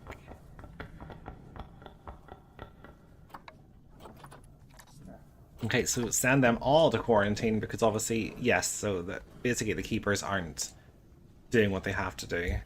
Oh my goodness me, I just realized why. It's because I got rid of the barrier and added in a new door, which means that this isn't actually added to the work zone yet, so no one's able to reach them. Edit work zone. You know what, while I'm here, let's just create the new one. So add all that in. And we need quarantine, staff room, a vet. You know what, for the sake of it, I'll just add these all in for now until we get more around the corner, which I do have plans to add in. Maybe an extra wee cottage over here just for some of the staff members. Edit, let's call you Meadow of the Mourne. Yes, okay, good. Meadows of the Mourne officially has its own work zone. So staff, we need... They can stay in the everything work zone. Keepers, we need at least one person. So we'll have Jordan can work on the Meadows of the Mourne, and Haley Bullard, you can work on the entrance plaza. Danielle, everything. Mechanics are everything. Security guards, everything. And caretakers, we will split you up into two. Meadows of the Mourne and entrance plaza. There, that's good. I hope. Goodness, that was a whole thing. Oh gosh, I want to turn the lights out. Yes, so we need to clear up some space as well for our lovely cattle, not cattle, our lovely donkeys and sheep, so they can be moved in. Is that... I think I have 4. We'll stick them over there.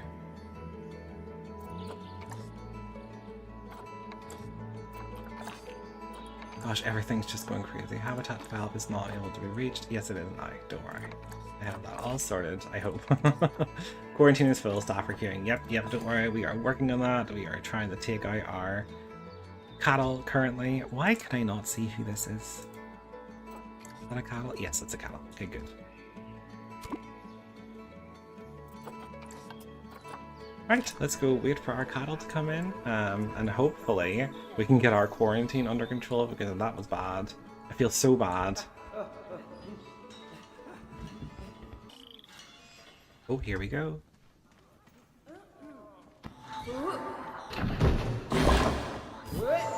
Oh!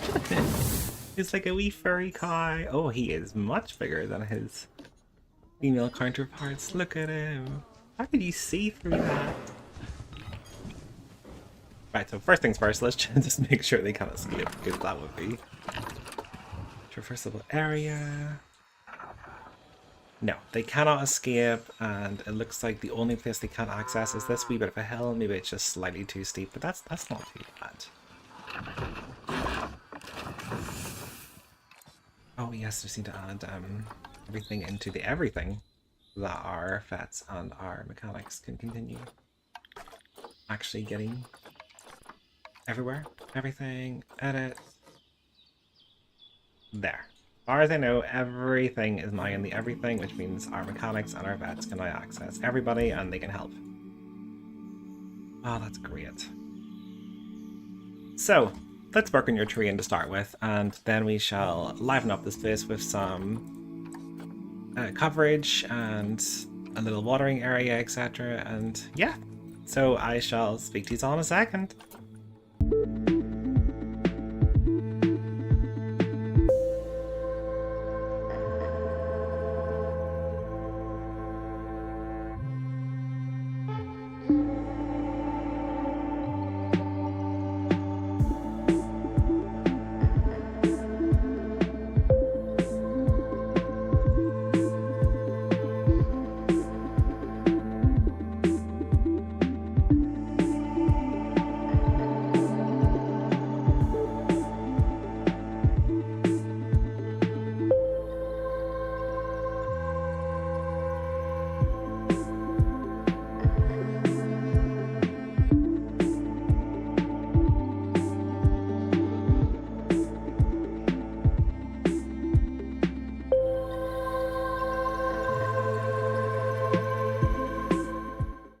Okay, so that is our cattle in. They're looking great.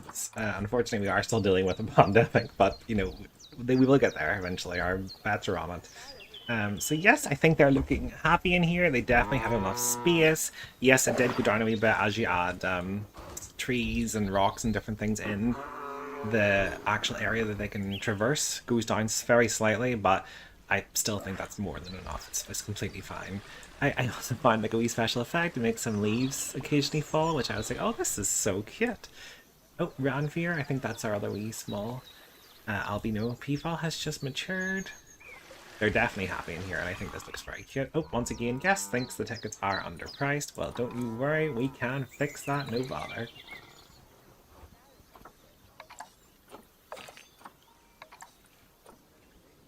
Yes, that's right.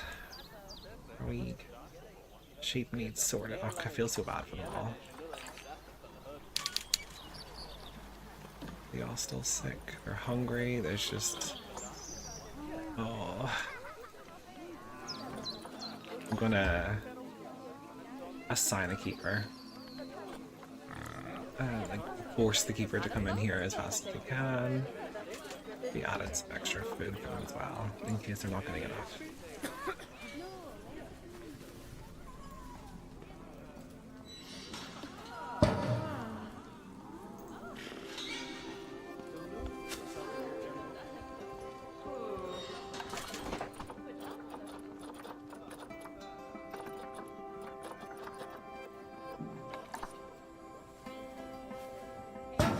I think no matter where I put that, it's going to bring the grass through, unfortunately, so I'll just stick it here outside, sure. And yes, can a keeper please come in here and clean this prairie enclosure up? Our wee donkeys and our sheep are not doing well at all. For the sake of it, I'm gonna hire another keeper. Like it's needed. Keeper... You, Meadows the Mourne, please. Get in there and get yourselves sorted. Help my donkeys and help my sheep. Oh, you're pregnant! You go, Macon. Yes, sorry, back to our guests that are saying that the tickets were underpriced. Well, don't you be worrying. We can always fix that. There. Hopefully you like that a bit more. Oh, look! Our cattle have taken over as the most popular.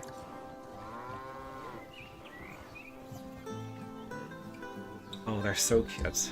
This wee area is just looking great. I'm really, really chuffed with how it's turning out. I think everything's just looking... like it looks like a wee farm. I was thinking maybe about adding a wee restaurant or something in here, like a wee barnyard restaurant. Let me know in the comments what you think of that idea. Let's just double check here before we end our video today if we have any more cattle. We do indeed. I say we get them all.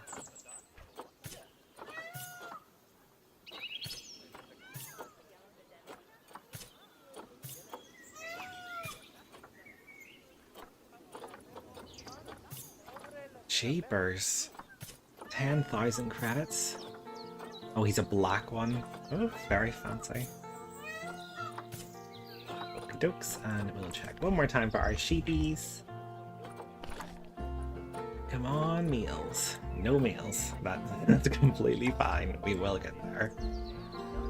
So yes, let me know in the comments what you all think of this wee area. I think it looks great, personally. But then I'm biased because I built it. So...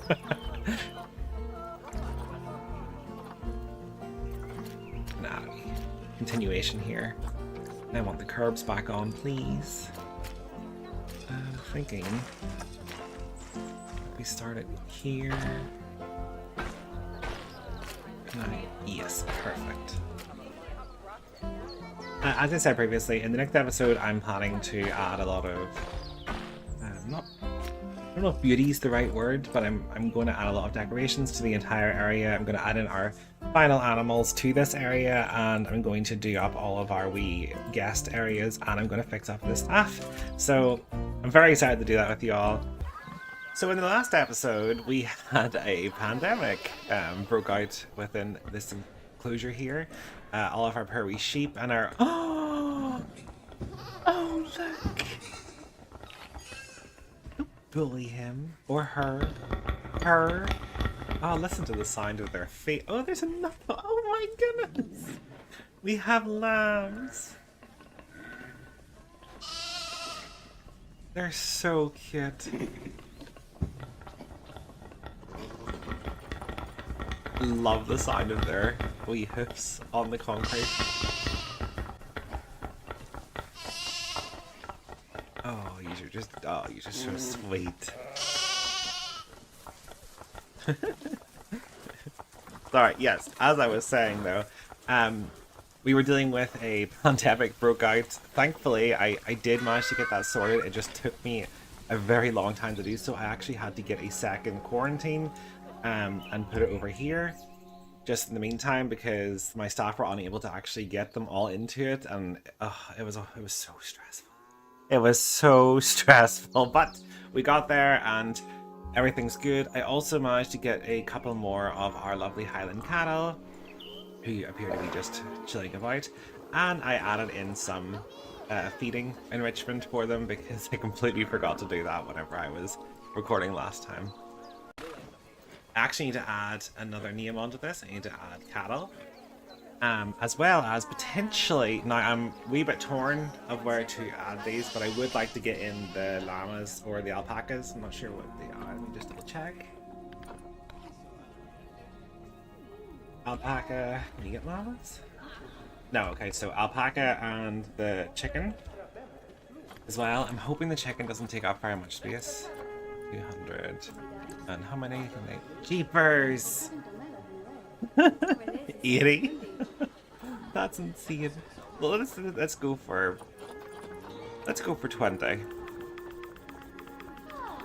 Yeah, see, they only need 428, that's nothing, and I'm going to assume they have an abundance of children, so even if we went for 40, which we'll never do, we will release them to the wild before that, but, 668 meters squared, that is definitely doable. I originally wanted to put them in here, in this small wee section here, but now that I'm looking at it, I'm not actually sure if that is feasible or not. I suppose I could check that, actually. Hang on, let's pause.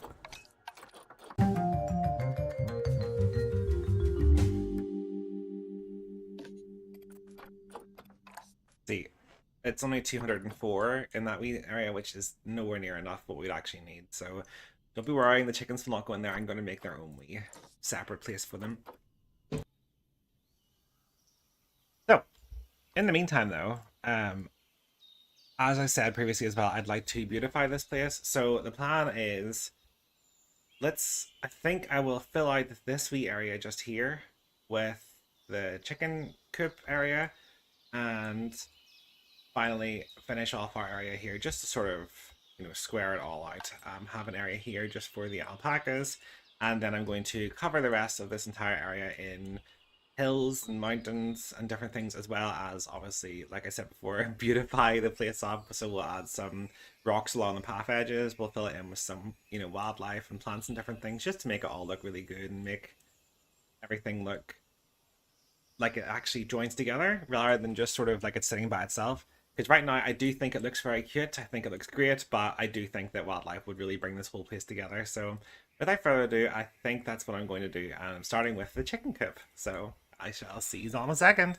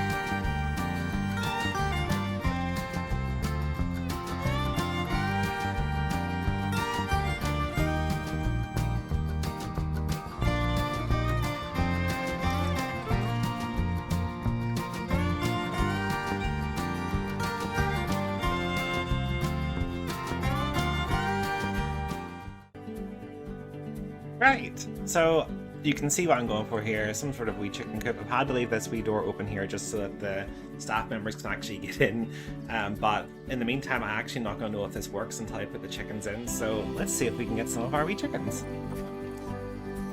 So, go here, this will probably be the easiest way.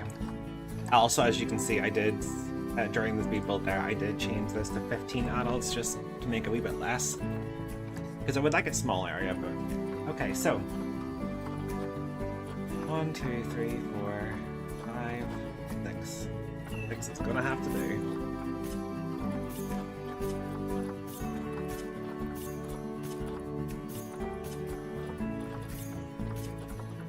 Let's put them into our quarantine so they get checked over so that nobody has any illnesses. We don't need another pandemic. And if we unpause, we can then wait for them to get brought in. As you can see here, they basically bring them from the trade center into the quarantine. If any of them are sick, they'll bring them from the quarantine to the vet, where the vet will take care of them. And then once they are all cleared and ready to get in, you'll get a wee tick mark just here. And once that wee tick mark's there, you can then move them into their enclosure. So let's wait until they're all ready and I shall move them in. So as you can see, now that all of these are ticked, that means they're all ready to go in. So if you just hit all, move, and you put them into their enclosure, and then gradually over time our wee keepers and our caretakers, etc. will run for their lives to the quarantine to bring them as fast as they can. I was tempted to try and put in like a wee door here, but I'm planning to move the staff area, so I decided against it. And here we go.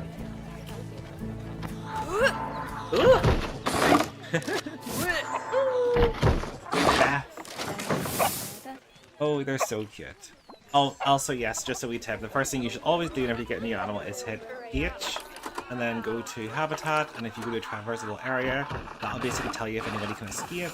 It also, as you can see here, if it's blue it means they can get there, so this shows that my chickens can all enter through their wee entrances, and they can also walk up and get into every single coop or nesting area, which is just exactly what I was hoping for.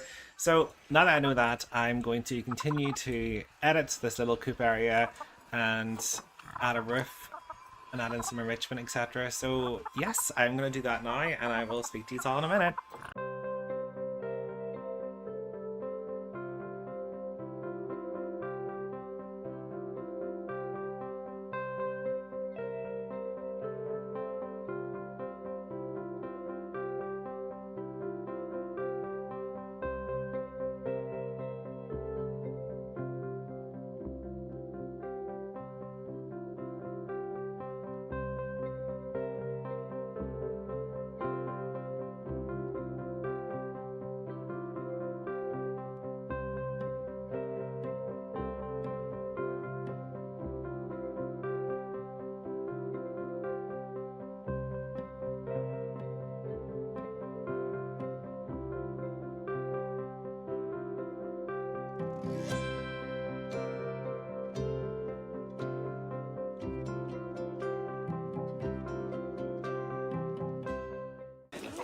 So the chickens are in, their coop is built. I wanted to have it sort of look like it had been sunburnt or sun bleached, I think. So it's been here for a while, especially the roof, and then I wanted to also to match it with our red barn, but this one again isn't as new, so it looks sort of more worn out. They love that they can come in and out here. I think it's so cute. I just moved over a wee bit.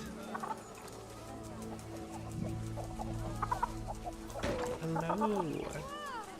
What do you think?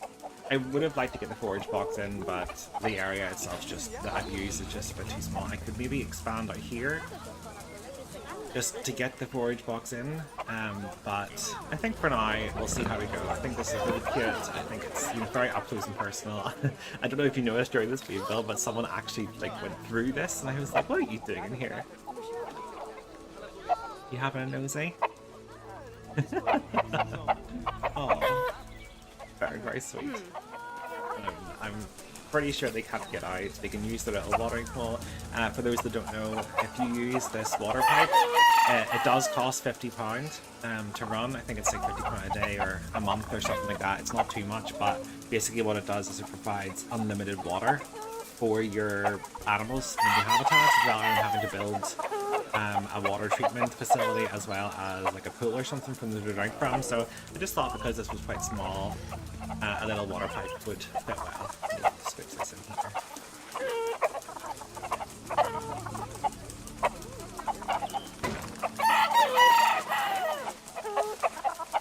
There. Yes, I'm really pleased with this. I think it looks so cute. I thought I'd get them wee skylight as well because you know it's nice, and plus in winter as well, I think it's always nice whenever you can see the snow lying on top of the windows and stuff. It makes it more interesting. Oh goodness, just noticed there's a wee balloon flying away. I wonder if I can pop it before it gets away. Yeah, save the planet, you know how it is. Save the turtles! So now that we have our chickens in, I think the next best thing to do is get back to naming our animals. I've had some really good suggestions for the sheep and for the pigs, so let's go see if we can find some to name. So cute. Listen to the wee ballad. Oh my goodness, there's so many of them now. Social. I mean, they can live with plenty. It's not a big deal. Let's see here. Oh, you're hungry? Then go get something to eat, silly Billy. Oh, look at that. That's very sweet. Yes, so let's go through these and we will see how we go. I say we should just start with babies. Why not? Baby number 1, Lamika. So, first name suggestion, I absolutely love this name suggestion, is Barbara Streisand. I think that's how you spell it. I think that's so fun. That is such a good name. Oh, we Barbara Streisand. Let's see. Let's stick. Yes, okay, you're definitely worked. Okay, great. And let's go find your siblings. Barbara. A meal. Okay, that's another good one. We shall call you Will Shakespeare. These are all so good, by the way. Oh no. Will Liam Shakespeare. They're the funniest names I've seen so far. Shaun the Sheep, of course. I actually might rename our daddy Shaun the Sheep because I feel like it's a very daddy name. Although I do like Waldo, but no, that's fine. I'd rather name all of our sheep after your suggestions in the comments. Shaun the Sheep. He's a big hit. And we've also got some pig name suggestions. Oh, goodness me, I'm stuck inside my barn.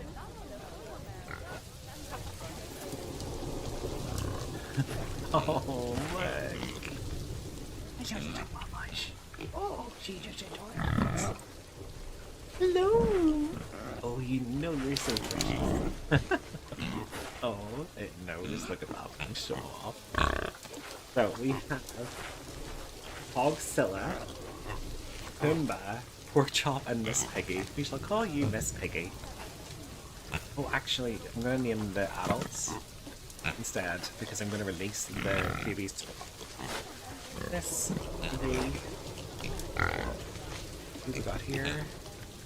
You can be Pork Chop.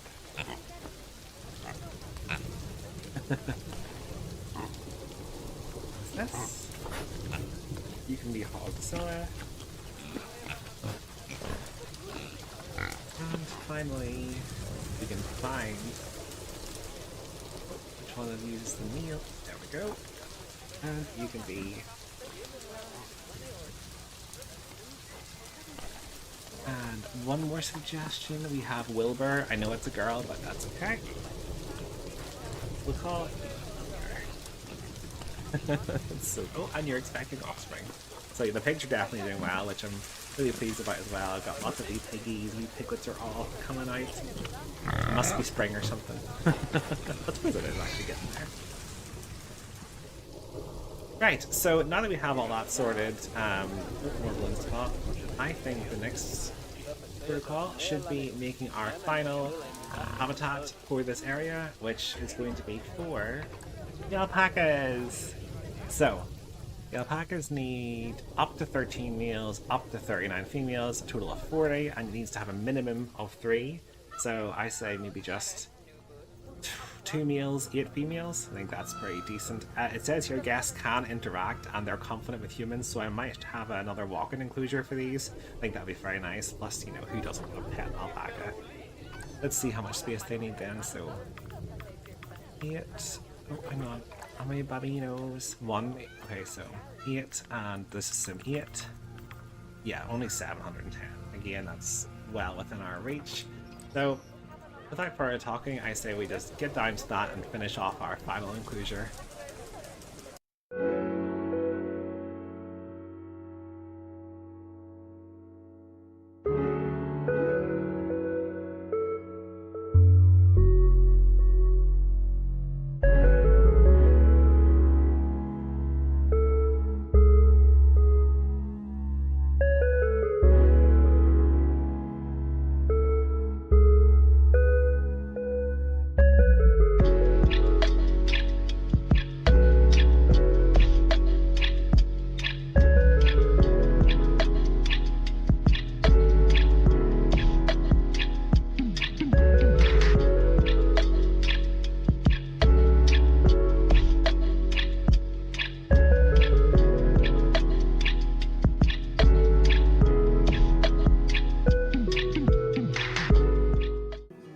Okay, so I think that's looking good. It's definitely big enough for our alpacas. It's like, I think it was 2,000 something, let's see.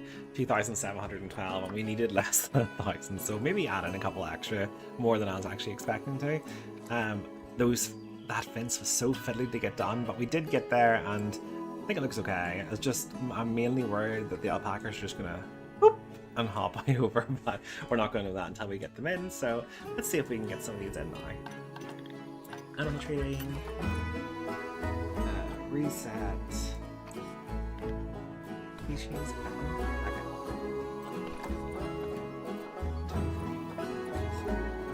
okay, so 7. Oh, I know we can definitely have all of these if we want. Frontier, frontier, frontier, frontier, frontier, frontier. Yes, I'm just going to get all of these.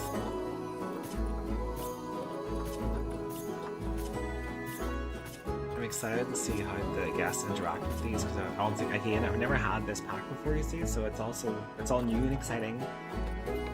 Animal storage, send to sea, and once again send them to our quarantine over here, and I shall see you all in a second when they get delivered. Here we go. Oh goodness me, it's so fast. No, slow down, slow down.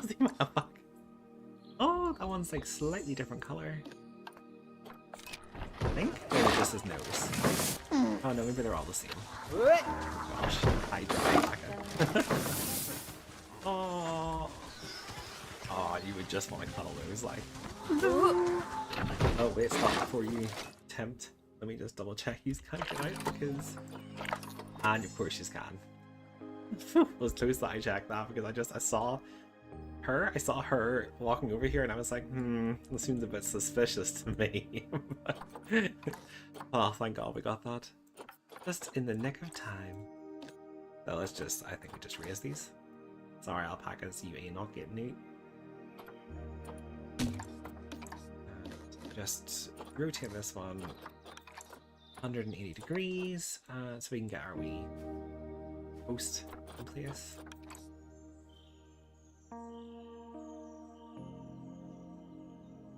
I like how that sits.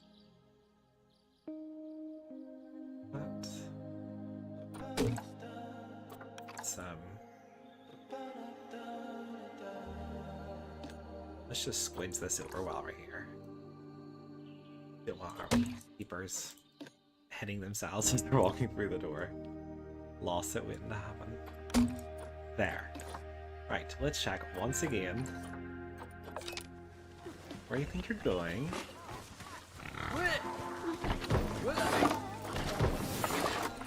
That's what I thought. No, they can no longer get out, so that's great. Okay, perfect. So now that they're in, I'm going to do up their habitat the way I've done with the rest of these, adding in some foliage and a wee barn for them. So I shall see you all in a second.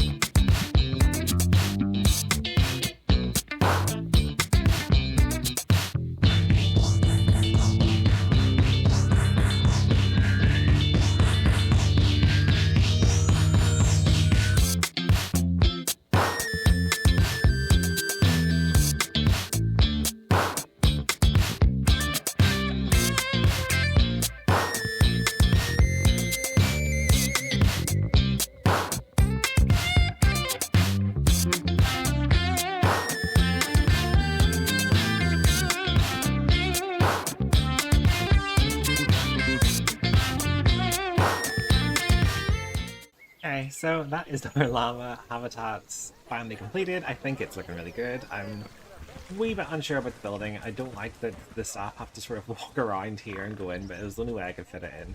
I do like this building though. I think it looks quite nice. Oh, I need to get rid of this one. Just delete you. Any more saws? I think that's cute. This is like a wee old, maybe an old warehouse or something that's being converted by the farmyard or even the zoo after they've bought this area into a new little hut for our alpacas. Alpaca, not llama, that's right. Keep saying llama. Oh, they are so cute. Hello. Oh, did you hear this wee noise? Where? Do it again. Oh, and some of our guests are just like, oh, let's go have a nosy inside. I don't know, I thought that was like a wee man, a wee old man, but it's not, it's meant to be a child. Oh, goodness me.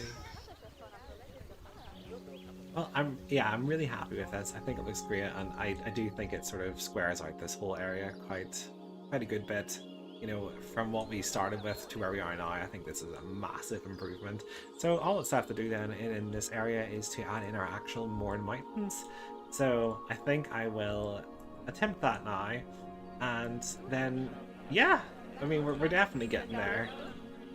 This is a really good start to the zoo, and I'm really chuffed with how things are turning out. We just need to keep an eye on the amount of animals and different things, and we also need to set up a wee area for our staff buildings.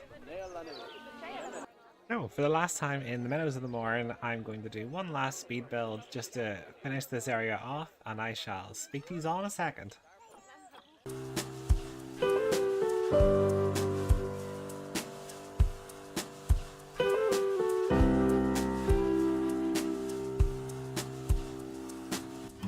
So while we were designing our moorings, I decided it would be a good idea to come on and record some information on them.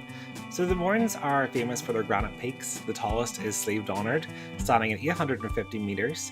They're so iconic that they even inspired the C.S. Lewis when he imagined Narnia. He grew up in Belfast and said these mountains were part of his childhood imagination.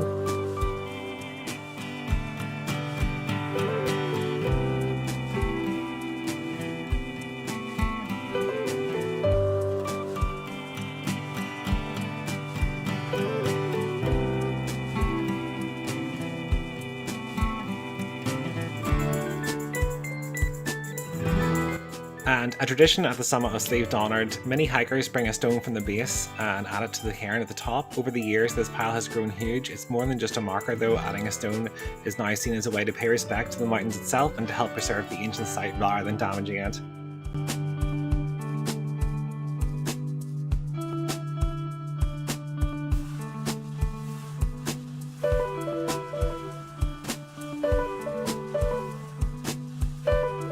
One of the most impressive features of the Mournes is the Mourne Wall.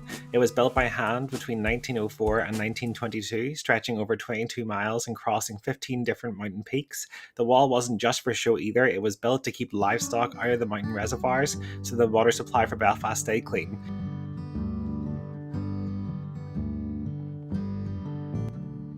Now, you won't actually find Highland cattle or alpacas up in the Mournes, but I thought they suited the rugged grassy slopes we're building here. Sheep, however, you will see those. The hardy black-faced sheep are spotted often climbing the rocky hillsides.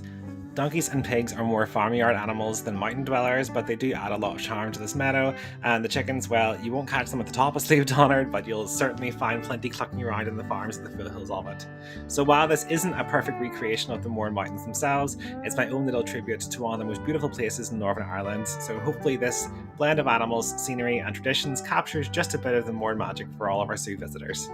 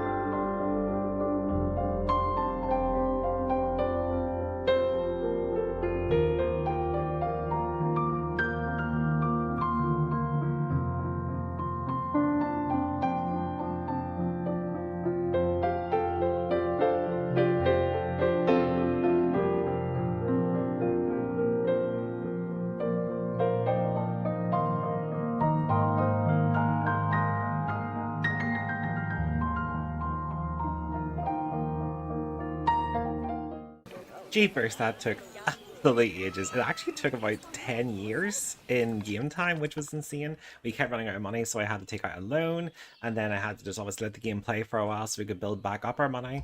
But yes, so we have chickens, we have alpacas, we have mountains, we have a reservoir, we have a barn. I am really, really chuffed with how this has all turned out. I think it looks absolutely amazing. I think it's very, very cute and sweet, and I'm really proud of myself for doing this. And given that this is the first area, I'm so excited to see what we can pull off. So yes, I really hope you're all enjoying this series, and as always, please leave a like and comment any suggestions that you have going forward, any animal names, anything at all. All the staff then to do before we finish this area is I think we need to hire just a couple more staff members, because a lot of our keepers are struggling. As you can see here, they've got a high workload and they're not dealing very well at all. So I thought if we just hire maybe 2 more keepers, and let's see here as well, and maybe they seem to be okay, but there's a lot of trash about it, I have to admit. So maybe just 1 more caretaker, and yes, I honestly I'm so chuffed. I think we're doing so well, and you are all really giving me so much praise, and you are being lovely about everything, and I'm really just so happy that people are enjoying the series, and all of your engagement's been amazing. So just thank you so much, and I really can't wait to see you all the next episode. By popular demand as well, we will be doing a walkthrough bonus episode where I will start from the very start of our zoo, and I will walk in as a guest, and I will commentate the entire thing, of course, and we will have an actual little zoo tour. So I'm looking forward to that, and I'm looking forward to seeing what you all think of everything. So yeah, I just thank you so much for everything that you're doing, and I really hope you're enjoying it.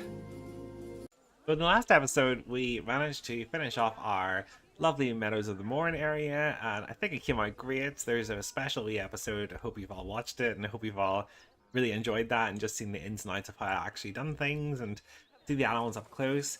But today, before we start our new area, I thought it would be good just once again to go around and give our animals some new names as per the suggestions in the comments. So let's try and do that now. Who have we got here? Tina, your new name will be Bon Bon. Oh, look at Tina jumping, that's cute. I I still don't understand why they all jump over it. It doesn't make any sense. It's just the strangest thing. There's a door. Use the door. Who isn't here? Jody, you will now be known as Fern. Catherine, you will now be known as Daisy.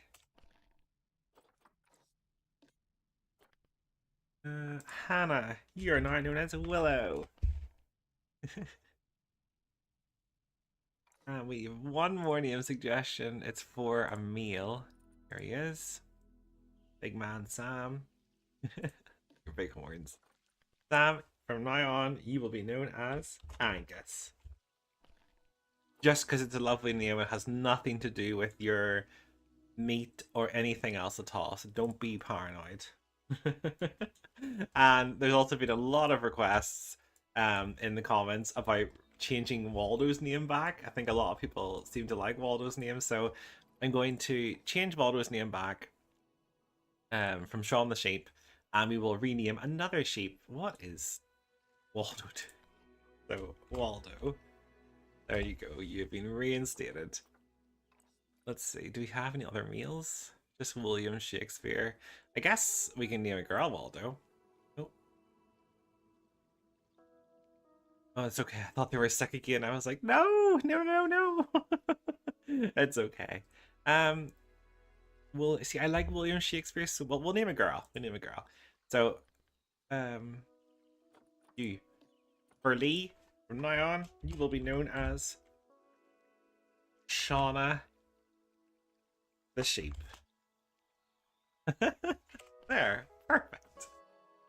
I think that works quite well, and she's a mate with Waldo, so that all works together. So, for our next area, I did a couple of polls, and the winner, just by a very small margin, but it still did win, was the Giant's Glen. So I thought that what would be an interesting idea would be, so you come into the Meadows of the Mourne, you walk down through our wee path here, past all of the animals, and just down here at the center, I'm going to just scooch this wee area here over slightly. I'm going to basically drill a hole through this mountain. And once you come out of the other side of the mountain, you will enter what is now going to be the Giant's Glen. So without further talking, I think it's going to be a very long and maybe a bit confusing build, but I'm going to try my best. So yes, I will see you all soon, and I hope you enjoy watching the build.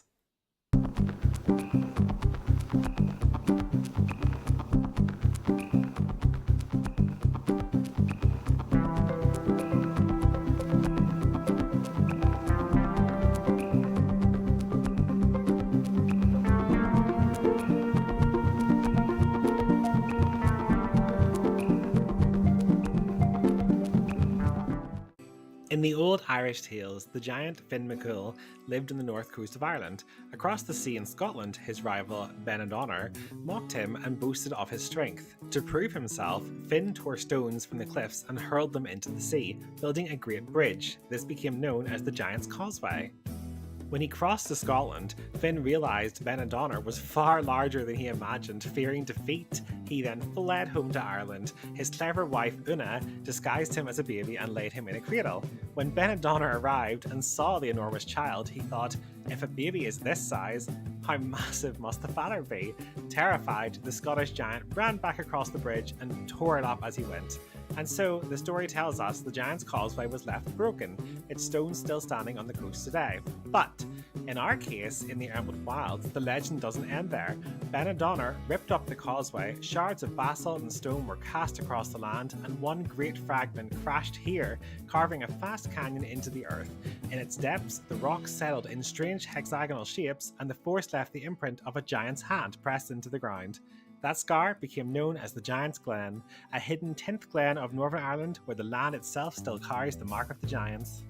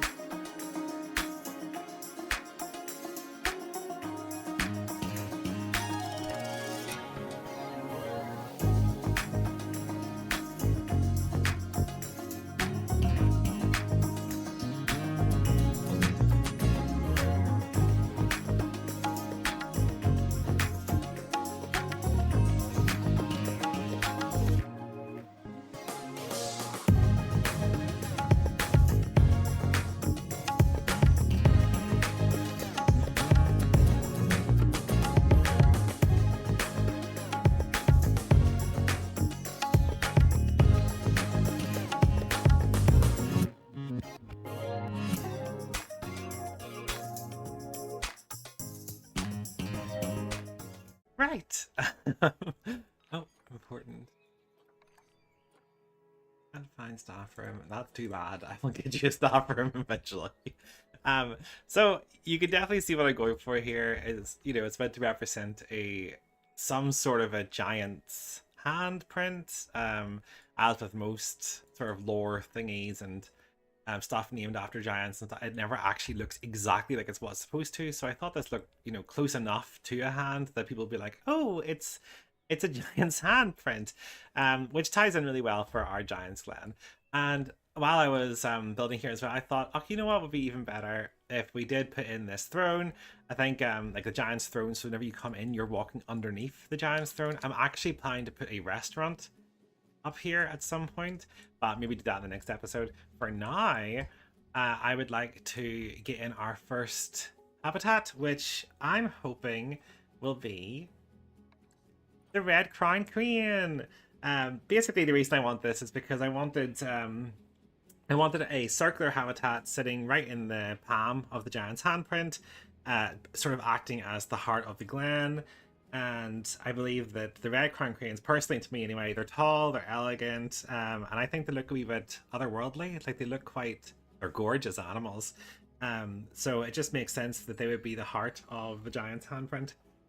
So in folklore, cranes were seen as messengers between worlds, and here they feel like the spirits of the Glen itself, lingering where the legend once left its mark. So I think that ties in quite well with what we're going for, and yeah, we'll get them in and we'll see what we're working with here. So let's see how much space we need. Let's see how many we need to start. Okay, 80. There's more. Okay, as always, we will not be doing the full 80. That's extortionate, but we will be doing a decent amount. Let's say even 20. And 20 babinos. So 735 square meters of land and 336 of water, which is definitely doable with only a grade 1 meter fence. However, they are birds, so I'm going to try and build some sort of an aviary so they can't actually fly away. Although I know in Planet Zoo birds can't fly away, but just for the sake of realism, I'd like to put some sort of a roof on it. So I'm going to do that now, and I shall, oh goodness me, maybe wait until the snow goes away and then I will get started. So I shall speak to you all in a minute.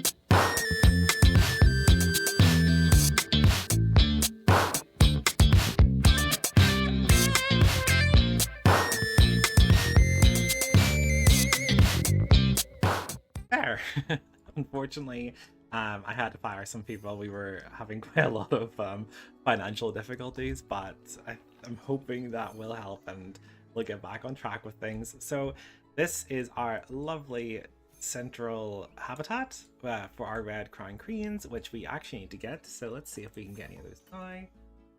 Oh. Red. Oh, there's a wee dash. I didn't realize.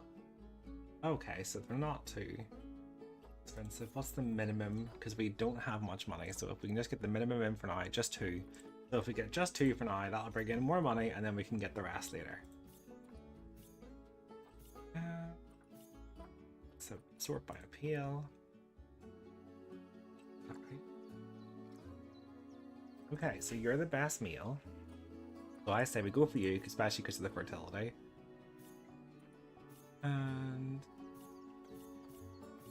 And we'll go for you, Yoko and Haru.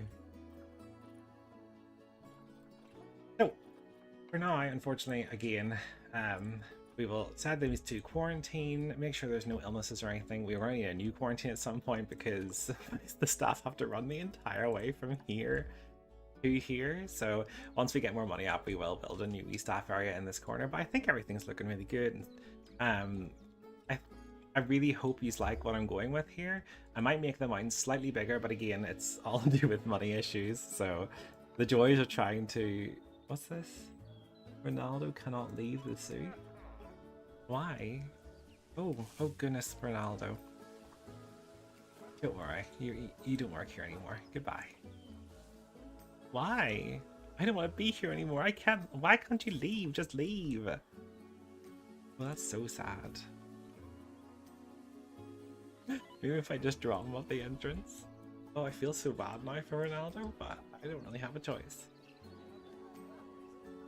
I hope you find your way out. Yeah, there's a lot of issues with this here. It keeps breaking down, and for some reason the mechanics can't seem to fix it, and I'm not really sure why.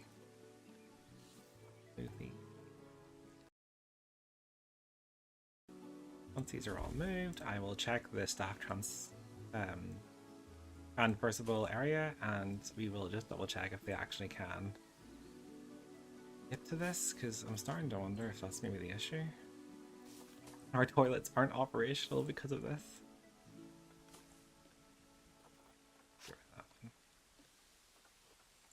Over. And grab that one. Let's go. There we go. Scooch you over. That's looking much better. And while we're down here, let me just H and then go to staff transfer. Oh, so that's just for there. You can't actually. I wonder if there's a way to see if your staff.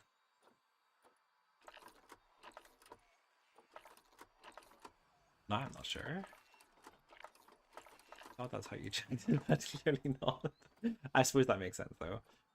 If the staff just for habitats. I wonder if I just pick up one of our mechanics and throw them over here. And I can. Where are you?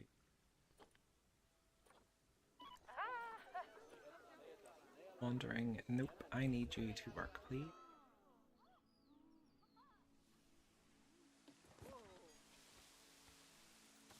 There. Good woman. That's what I had to say. And I also think our quarantine passed as well. So let's get our red crown crate in. Go, guys.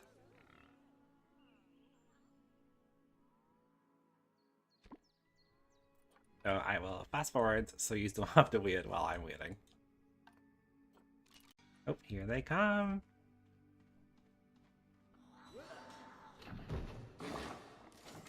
Oh. Hello. What do you think of the place? Yes, I know you don't have enough water, but I will add that in a second. Don't you be worrying. So, definitely got enough space. Let's just check they can't get out. And if they can't get out, then we shall get straight into this and build their enclosure. Oh, they get out. Oh no, they can't. They can't. It's just because of the barriers are set to this area. The area is actually bigger than what they were expecting, which is completely fine. So I will work on that now, and I shall speak to you all in a second.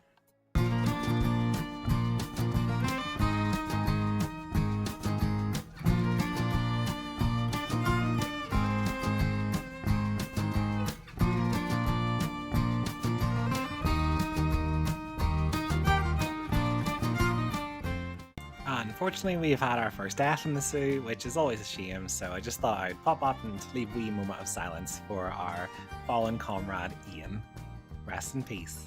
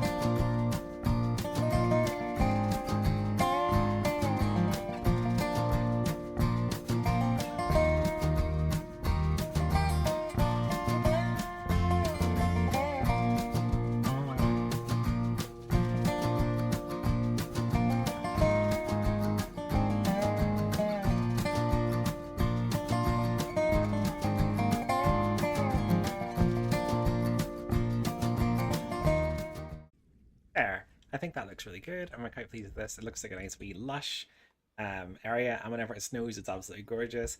I like the idea of adding like a wee green roof, because I haven't done that yet in the zoo, so I thought that would be, yes, I keep seeing these and I know there's injured animals. Basically what's happened is there was too many pigs, so I've had to sell 2 of the babies to stop them from fighting, but Wilbur is okay and the vet is on the way to him, so don't be worrying about that. I have that all sorted. I also managed to sort out our finances. Turns out I was paying the 5,000 a month for the big marketing, but it turns out yeah, that wasn't a good idea at all. So because the second I turned it off, everything just went whee, and we're doing so much better now. So might actually be able to hire some more of our staff back again, but for now I think we will see if we can get in then the rest of our lovely red crowned cranes. I think they are really enjoying it. Oh, and over here I basically built these out of aquatic rocks and colored them grey, and they're just to represent, if you've actually ever been to the Giant's Causeway, there's a lot of these here, the hexagonal rocks, and again they're all to do with the lore behind Finn McCool and him running away, etc. And this is basically what was left, so I thought it'd be nice just to bring this into different habitats in this area, and I'm also going to use these to build various other things around this place just to, you know, bring it all together. But I think this is definitely a great start to this area, so let's try and get in the rest of our wee animals. You know what, let's just get them all. 1, 3, 4. And I believe they like to pair up, so maybe if we just hold them off before putting them in. Or we could just put the 4 in actually for now, because I mean they won't be able to mate with the other one that's already in, because he's probably paired already. Yeah, okay, so we'll put the 4 that we have in now, and then we'll get another 4 meals once we get them into this animal trading center. Into quarantine you go. So all us have to do then is just add in some more of our education, our donation bins, and then some normal bins. And yes, I think that will do for this episode. So I hope you've all enjoyed it, and I hope you all like this. If you have any suggestions or any comments about this, please feel free to leave them in the comments under the video. I'll respond to all of them if I can, and I can't wait to hear from you all.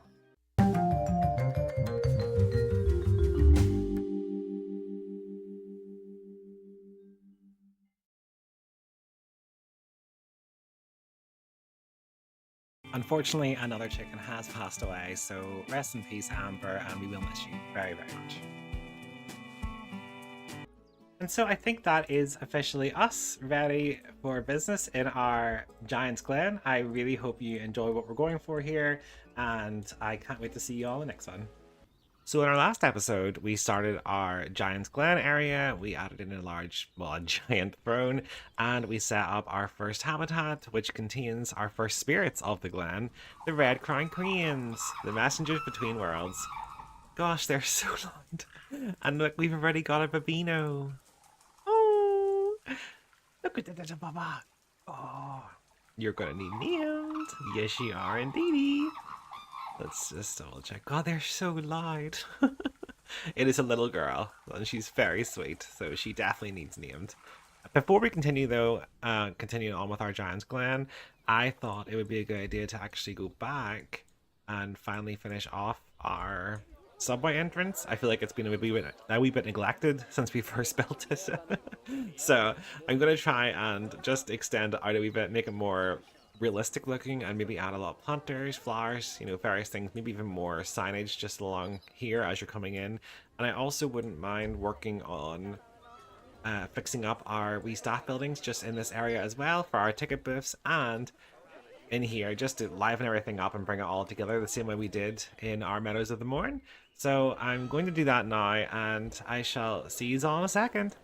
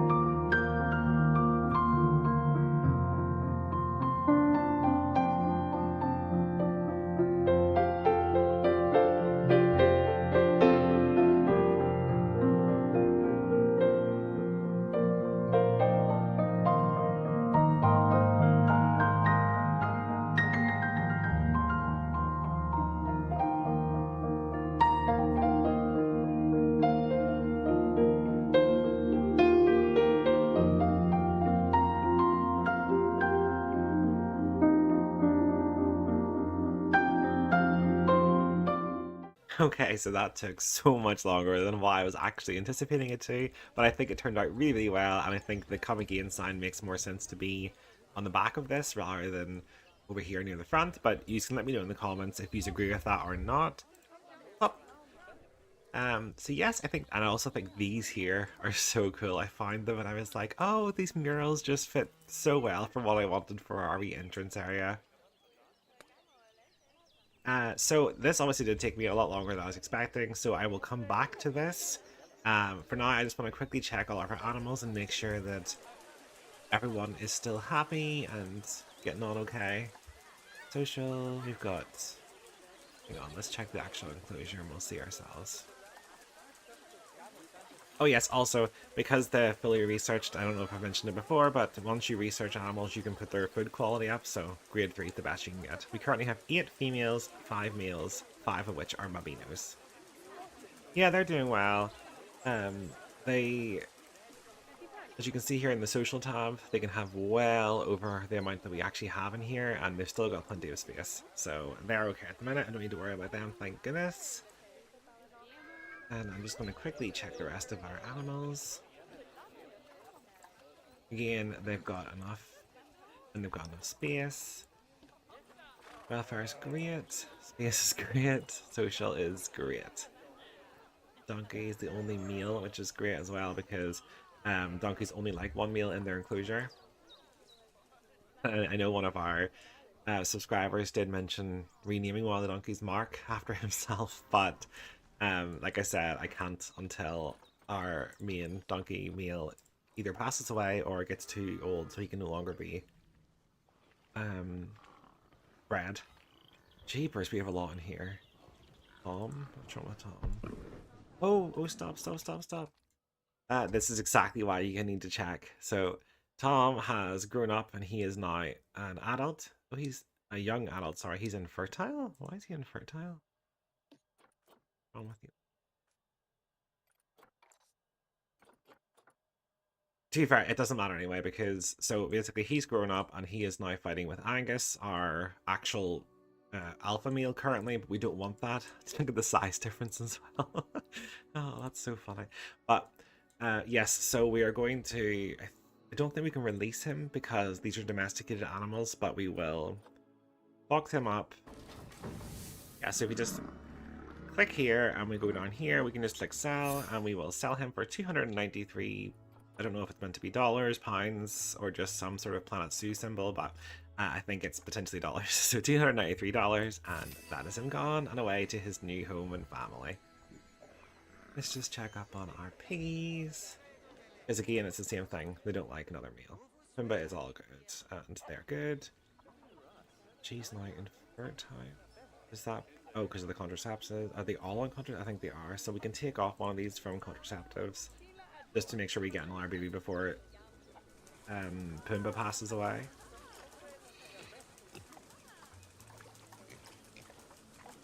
There we go. You, go breed with Pumbaa.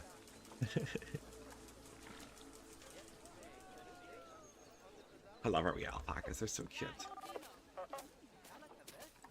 Again, they have so much space, so they're doing well as well. The chickens already know have plenty of space there. Abundance. Because they take up so little. And they can have like 70 or something, so we're doing well there as well. So yes, all of our animals are doing really well, which makes me very happy.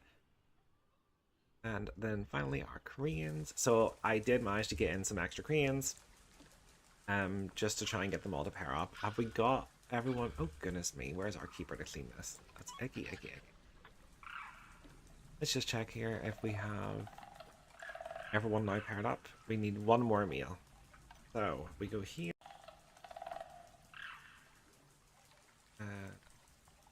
Korean. On, there we go. We'll go for him.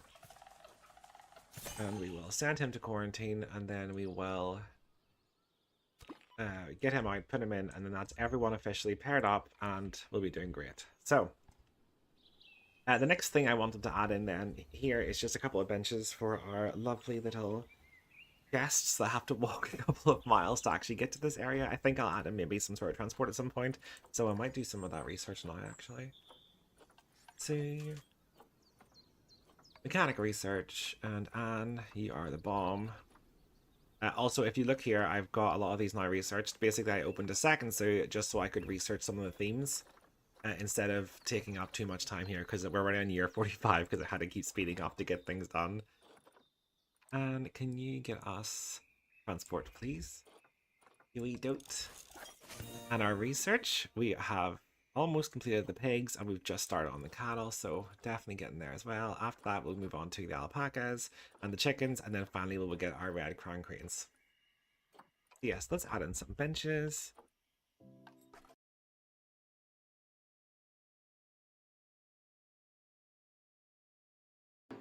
There, I think that looks good, and that'll give our guests some sort of a rest because, like I said, it takes so long to get up here. These buildings are ruining my experience. Well, that's a shame, okay? They're not hidden yet, but they will be. I'm sorry. I'd give the few of the Highland cows 3 stars at most. Go to the barn! And she needs the toilet. Well, you will be really pleased to know that I'm actually about to add some toilets in here. So I'm going to basically recreate another little staff area here just for our staff that are going to be working up in this section. And then we will finally move on to our next habitat. So I shall speak to you all in a minute and then we'll get started on that.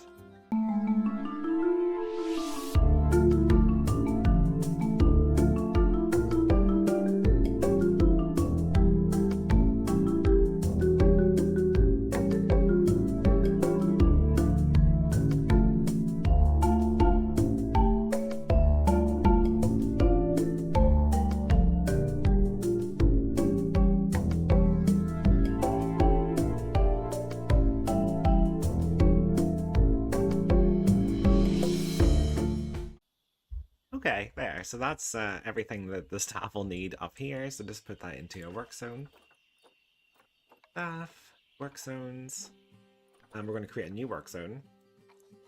So all of this needs to be in our new work zone. And these are actually okay. They're going to be in the everything work zone on this, of course. There we go. Perfecto. Let's rename you Giants Glen. Oh. Goodness, I hit the mic, so just deafen everybody. So yes, that's the Giants Glen there. Work zone is now complete. And if we just go back to the Meadows of the Mourne work zone, I did temporarily add this in, but we can now take these out. Perfect. And then to the everything work zone, which is where all of our mechanics, etc. will work. That's already in. Good, good, good. And we'll just stick all these into. There. Everything work zone is set up. That's all the work zones completed. So let's go to our staff and see about moving some people over.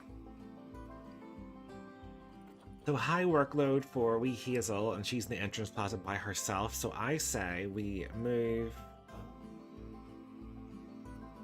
Wade to the entrance plaza to help out Hazel, and then we've got 1, 2, 3, 4. We've got 4 in the Meadows of the Mourne. They have high workload because they're not trained up yet, but they will be. And then I'm going to add 2 new keepers into our Giants Glen area, and potentially a vet as well. Actually, while we're here, vet. Actually, 3. Why is she high? Oh yes, again, just need the training. No, I think the vets are okay because they can sort of go between all the different areas. Keepers. Educator, we definitely need up here. Let's get 2 more educators. And if we hit play, let them fall down. Okay, we go back to staff. So we just got a new one there. So we got, you 2 will now be working in the Giants Glen. And if we go here, our educators, you will still work in everything, but if you get too overwhelmed, we can split you up into each individual area. And for now, of course, we just train everybody up. And yes, we are flying. I wanted to go for something like sort of not rustic's the wrong word. I wanted it just to look more like sort of the area you'd see a giant's sort of, oh, what's the word? Like a fantasy, I think. Just something different. And I think it works quite well, and it does blend in nicely with this area, or it will once we are sorted. But yes, in the meantime, let's start on our next habitat, which is going to be the snow leopard, which is vulnerable. So us putting this in here, hopefully we can breed them up and we can help the population in the wild whenever we release them, or release the cubs, sorry. So in many Himalayan and Central Asian traditions, the snow leopard is called the ghost of the mountains because it moves so silently and it's rarely seen, so therefore it's a symbol of hidden power. So for our zoo, I thought then the snow leopard would be perfect as the spirit of the mountains, the unseen guardian that was left behind when the giants vanished, and it moves between worlds, half legend, half shadow, watching forever over the Glen. So my plan is to basically, for this Glen, we're going to add various spirits into the fingers that will watch over our Glen and keep all of the lore and everything else just intact. So without further ado, yes, I am going to get that sorted. And if we go over here to our animal store, I actually already have our snow leopards picked because I discovered they are so expensive. Let me show you. So once I found 2 cheap ones, I was like, oh, I can get them, see, like 1,000, 250, and it's all for credits as well, which we didn't have very much. So yes, we have our snow leopards picked, and I will get them in soon. But for now, let's get their habitat sorted, and I would like them to be in the center finger, the middle finger. So let's see what we can do with this.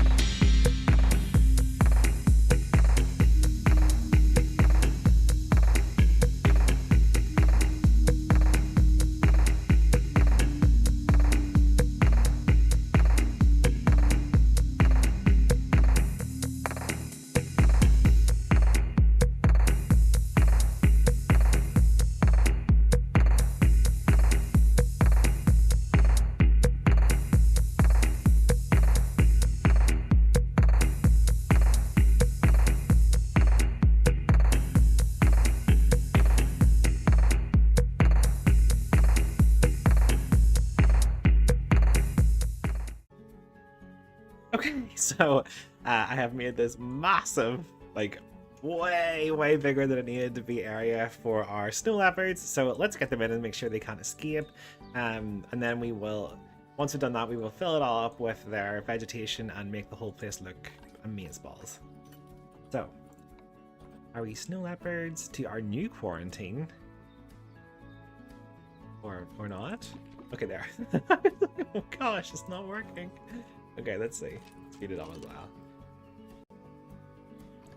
While we're here, might as well grab him. He is ready to go to find his future wife. Oh no!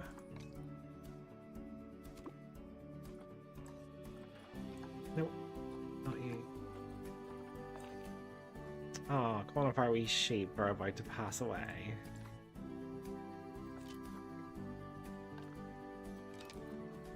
Oh, she's gone.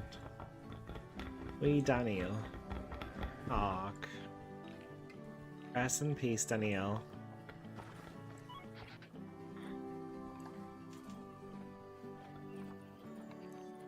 We've got more fat research, which is great, always. Are we? Oh, it's so sad. It's always so sad whenever your animals pass away, but unfortunately, it's a part of life. So I will get these guys in, and I shall seize on a wee tick. Okay, here we go. So excited! They look so cute.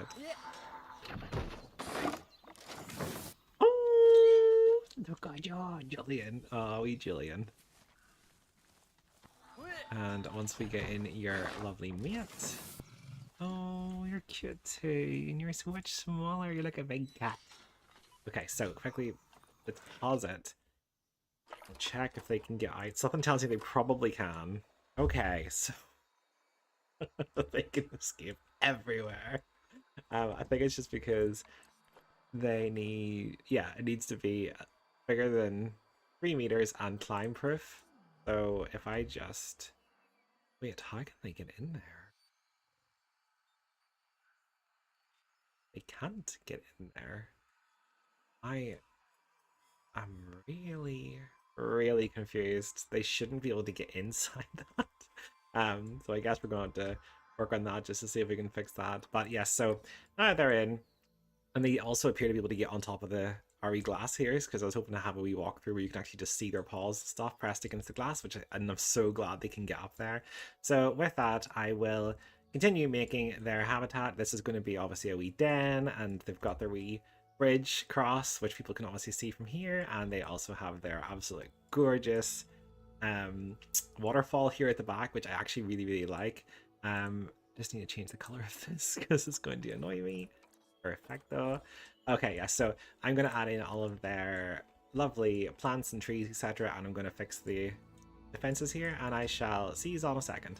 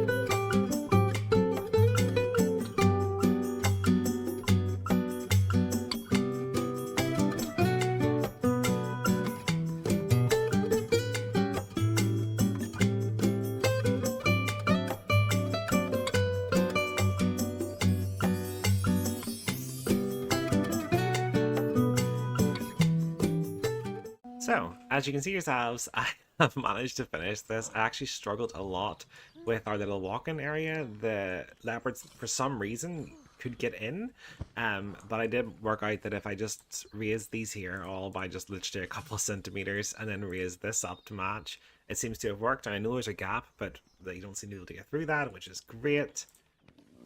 Oh, look at you using our climbing arrangement. Exactly what I wanted. So yes, I think they're very happy in this place. I'm very happy with how it all looks. It's absolutely massive. I've also added off camera there some more speakers. I'm going to pause it because there's a lot of notifications. Solar panel field. Yes, I noticed this as well. So basically I had this on every year, and see, it's been 2 years since it's been last maintained. So I put it now to every 3 months, and I've hired another mechanic to do that. I might actually hire another mechanic just in case, because it's such a walk. But I'm hoping that some of them will stay up in this area. Maybe I should just assign them to this area. I'm not 100% sure yet. Let me know in the comments if you think that's what I should do. Yeah, see, Pernille Lloyd, not Pernille Lloyd, sorry, no, not Pernille. Travis is our new mechanic, and I think I'm going to get in another mechanic just in case, because things are struggling just a bit. Work zone, everything. I might assign them to separate work zones at some point, but in the meantime, I think we should be okay. This, yes, that's okay. Don't worry. Got you sorted. Yes, yes, yes. Vet research. Perfect. So now that our pigs have got full research and our cows almost done, we just close this for a second. We can stick Leon onto who came after the cattle? Our chickens. And then after our chickens, it's our alpacas, then our crowns, then our leopards. So that's great. Yes. So once this is filled as well, actually, let me just double check what we've unlocked with that. Facilities, transport. Oh, this is what I wanted. So I thought at some point a gondola, basically over here somewhere, will take you into this glen and around the farm. Maybe entrance down here. So just to save people getting up and down, and obviously as well, people that have disabilities and they can't walk as far, I think it would be very helpful for them to have some sort of a gondola just to bring them straight over. I also thought here would be nice if I added like half this area with like what are those called? An escalator style thing, again for people with disabilities, just so they can get up and down, so it's a lot more accessible for everybody. But for now, let's have a nosy at our little area. Explore, explore, explore. So I've moved all this up. I've added in our re-education signs. Our guests are no longer fleeing in terror, thinking they're going to be eaten. This is actually such a good view, though. Like, look, you can see them both just over there. I've got the feeding tray right there as well, which is great. And then also, I have added in our snow leopard slushes. So she's very happy. She gets to basically work here all day long in our snow leopard enclosure, and I just thought this was a really good touch. The pathing was a wee bit difficult, I will admit, to get sorted, so I just ended up going for natural path and covering it in stone, and of course our leopards love stone, so they were happy enough. But yes, I think this all looks so good. I'm really, really chuffed with how everything's like turning out here. Hello, I'm so glad you're here. You were running for life a minute ago. I've also hidden some of our wee the toilets and our staff things. I need to do this one up as well. What's wrong with you? Broken down. Assign, and again, maybe you need to be every 6 months. Are you on every 3 months? Yes. Perfect. I also, again, if I go into explore mode, I will show you this. I added railings. This took me absolutely forever. I know you've seen some of it in the build. Oh, that one there needs squidged down a bit. Yeah, you might have seen some of them in the speed build, but you got so much of it out. It took me absolute ages. Also added some lovely wee chairs, you know, so people can rest while they're up here. Oh, goodness me, the barriers need fixed. And yes, of course. So obviously our area is based on the Giant's Causeway, which itself is on a coast, and while I was building this, I thought, you know what would be absolutely gorgeous if you had a lovely big reservoir just to represent a coast, and I think it turned out really, really well. It just really adds to this whole area. Like, what an absolutely gorgeous view if you see all the waterfall and everything. Oh, it's just, this whole area I think is just absolutely gorgeous, and the game's lighting and everything just makes it all so perfect. And look, you can see our lovely throne in the background there as well, and that guy you hear speaking is him there. He's just telling he's giving education to our guests, which will in turn then increase the amount of money people are willing to donate. But yes, I think that is more than enough for this episode. Again, just another, oh, I need to change that terrain quickly to short grass. Another wee hidden staff area just to stop the guests from complaining about how ugly it is. I thought if I make like a small wee meadow.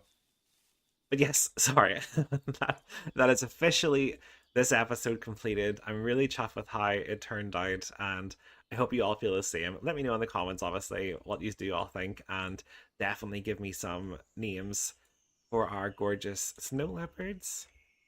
Let's just zoom in to see them quickly. Aww.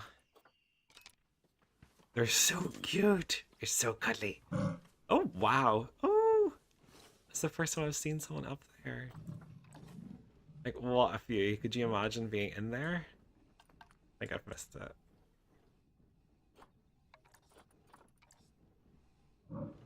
Oh, he's in the tree. Oh, I'm so glad I didn't cut it off there. This is great. Look at that. But I mean, come on. This is absolutely amazing way to end the episode. I'm really chuffed. So yes, our wee snow leopards definitely need renamed. So, sorry, sir, can you get out of my way? Thank you.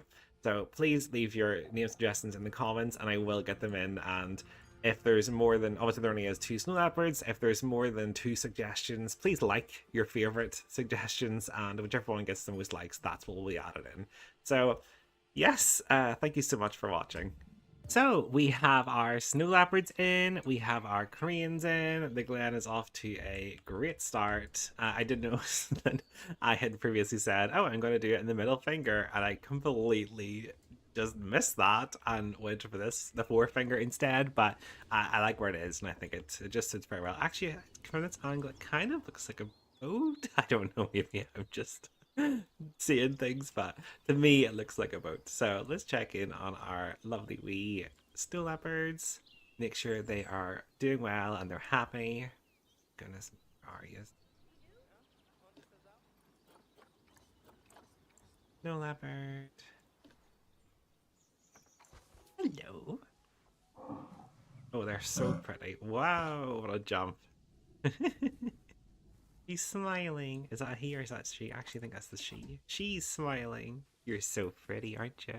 Oh, she just looks so happy all the time, which is great. It does say she's still integrating, so she currently hasn't bonded with her mate, but we will hopefully see that soon enough, and maybe we will get some babinos on the way. Meanwhile, our cranes are still breeding like crazy and getting preggers constantly, and we've got our wee baby girl over here still. Hello, little gorgeous mama. Hello.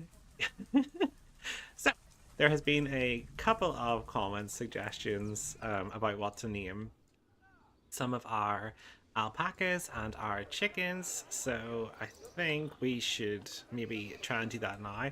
My plan actually for the chickens, however, is to buy some new ones first, because unfortunately all of our chickens are starting to die of old age, so we will get there in a second. Let me just pause the game here so we don't lose them. So I think the best thing to do here is to, like I said, to buy ourselves some new chickens, just because they are all getting on age, and I've time stopped by times 5 as well, so they should take longer to pass away. But unfortunately, it hasn't really changed much. So I believe there's been 4 name suggestions. Yep, 4. So let's pick 4. We only have 1 page, so should we get him for 10? I mean, he's quite cheap. Why not? We'll get you. We'll get you. We'll get you. And finally, we will get that last one, if it loads.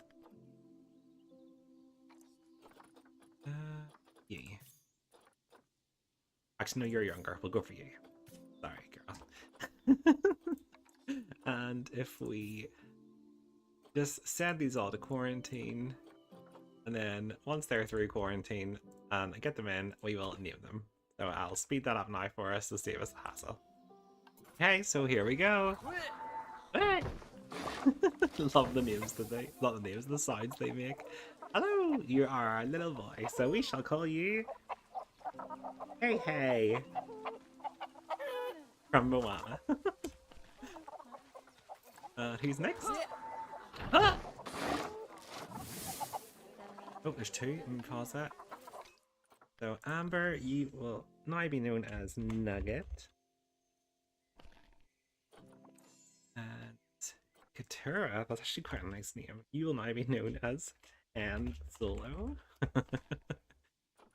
And finally,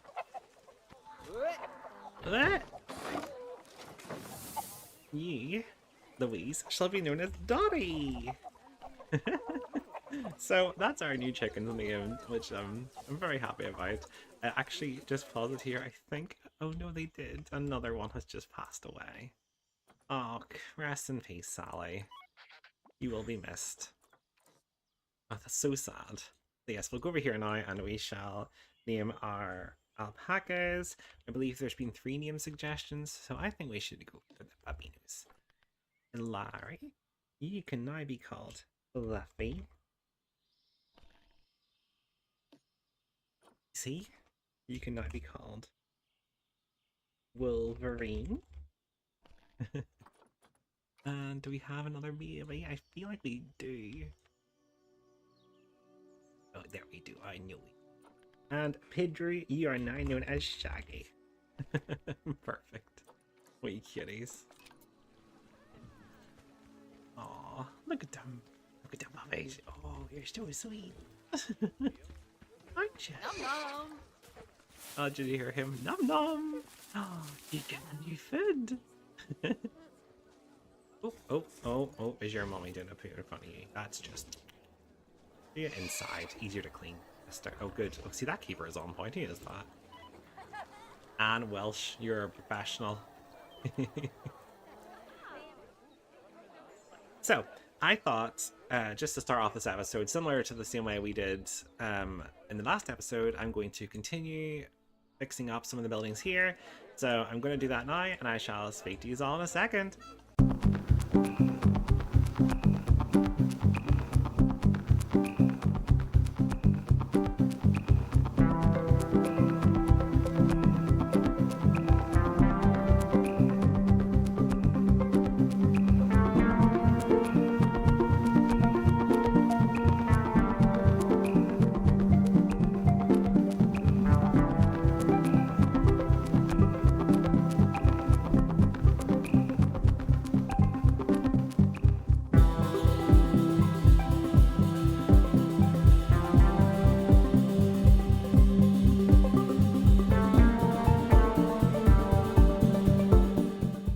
Right, so I went with the breeze block and the green roofing because I wanted something that looked both natural and intentional, sort of like a modern castle style.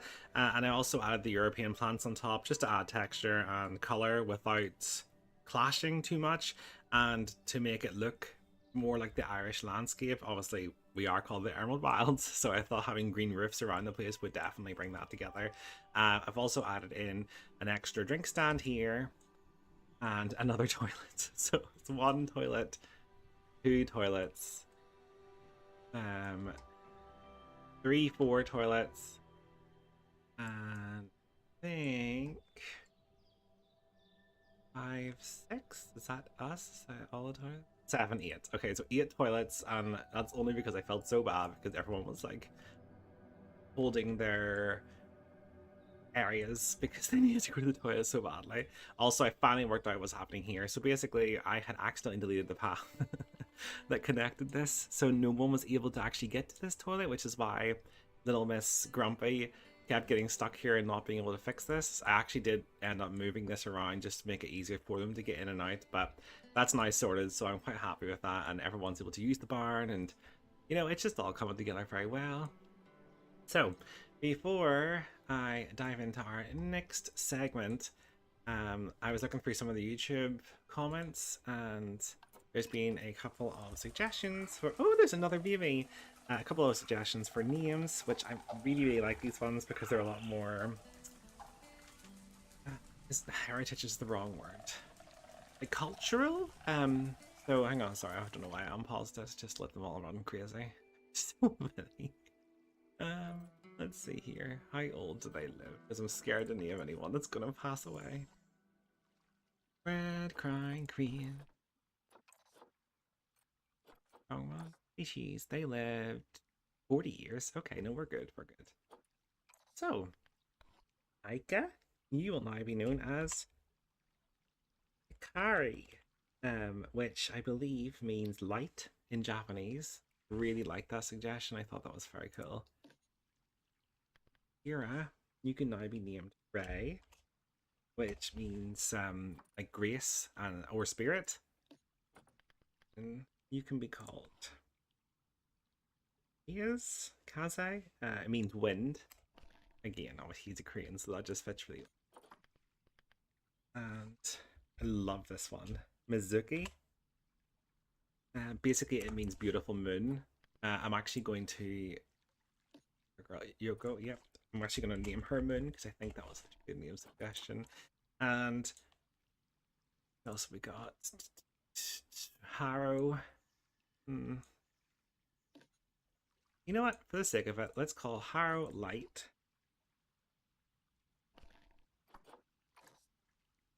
And if we find another girl, we can call her Grace. Oh, you Spirit. And I liked one of the name suggestions as well that was made for a girl, which is why I wanted to name babies. If we can find the female baby. Oh, cannot.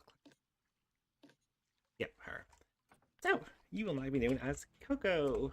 I think that's a very sweet wee name. So there's another baby in here that still needs named. Takin? I don't know. Oh gosh, just realized as well they're in Richmond. They're not happy because they don't have food in Richmond.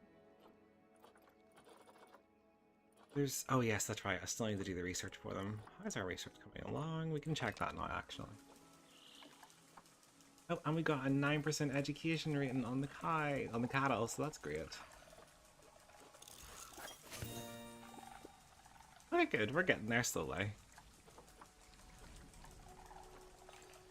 Loaded children's. Do you still have enough space? Yes, you've got so much space. They're really sweet and they're really nice to look at. Like, I would be obsessed with this view here. Could you imagine coming in and just seeing them right at the other side of the barrier? And I put these in so that kids couldn't reach over and get pecked through it. Hello. And I'm not going to pop it, that's not fair. I only pop them if they're flying away, because the guests get a wee bit annoyed with you. Well, I mean, for obvious reason, you're popping their balloons. So, now that we are back over here to our Glen. Oh, someone's running. Go fix that. You go, Travis. Oh, you're running too. Yeah, sorry. So now that we're back into our Glen, I think it's time that we reveal our next animal, our next spirit of the Glen. And I have chosen the Himalayan brown bear. And they're also critically endangered. There's only 150 to 200 of them in the wild, which is insane. So just like our snow leopards, hopefully we can get them breeding and we can release some of those to the wild. So let's just see what they need. One male, one female. They can have up to 4 cubs in one mating season, which is actually quite a lot. And they can't have babinos within 48 months of having birth. Okay, so that's not too bad. Oh no. We will come back to you in a second. Oh no. One of our wee sheepies are about to pass away. I know.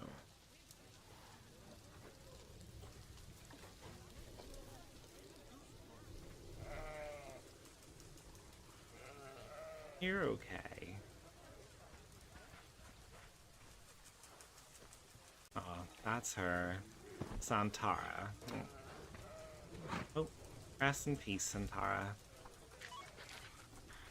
We'll need to get in some more sheepies if we're wanting to start our breeding program. The reason I've got them all on contraceptives is because I found out that because they're domesticated, you can only sell them for cash. You can't release them for credits. So I was just planning to replace them basically after so many of them passed away, and you know, just continuously have a loop that way because I didn't really want inbreeding. But yes, sorry. So back to our bears. They sexual maturity at 4.5, and then they go sterile at 25 roughly, and their life expectancy is 29. That's good. So if we can get 2 that are over 4.5 but under 25, then we're flying. 2 of you, and let's just go for 4 just in case. They actually don't need that much space at all. I wonder if I can stay small. Yeah, one of the fingers, maybe a thumb here. It's definitely smaller. I mean, to be fair, the snow leopards could probably have done with a smaller, but they're liking it, and I like their wee cleaver. Think. Oh, I'm not really sure. You know what? No, we'll go for this finger here. Why not? So we will go for their. Is it their pointer finger? ring finger, pointer finger. I think that's how it works. We'll go for this one here anyway. So once the rain stops, I will get started on that. So I'll see you in a second.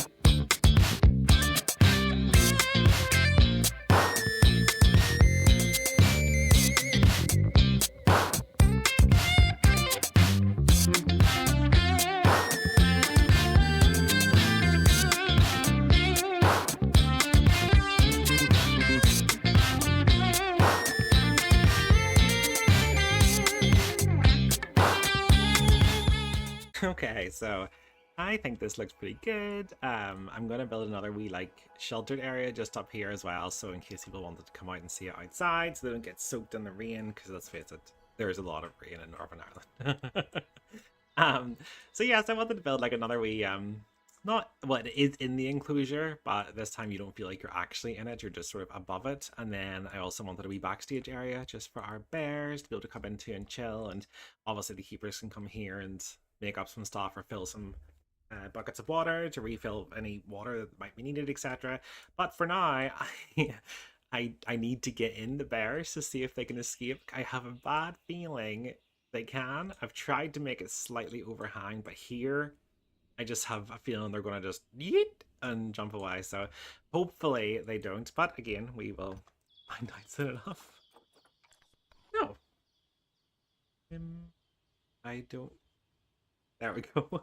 I don't know how to spell that. Oh, good. And they're not that expensive either. And we do have the credits for it. Well, she's the only female, so we'll get her. And then, let's see. 11.6.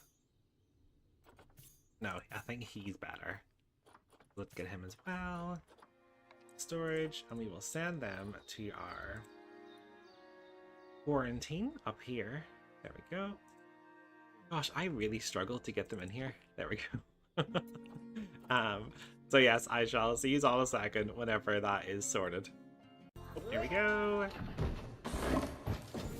Ah, look at you, job. He looks like a boy. I think he's a boy. No, sorry, I am so sorry, Anya. Anya.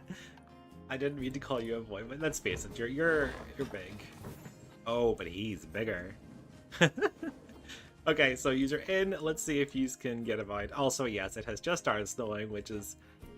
It is nice. I like seeing the snow, but the issue is building in the snow is so difficult. So let's see. PH. And we go to traversable area. And believe it or not, they actually can't escape. And they can get up here so the guests can see a really good view of them from up there. Oh, this is great. Oh, they can't get into their burrow though, so I'll need to smooth this out a bit more just so they can get into their cave. Oh, I'm quite pleased with this. This is a great start. Okay, good. So we know they can't escape, so I'm going to finish up their little enclosure and I shall see you on deck.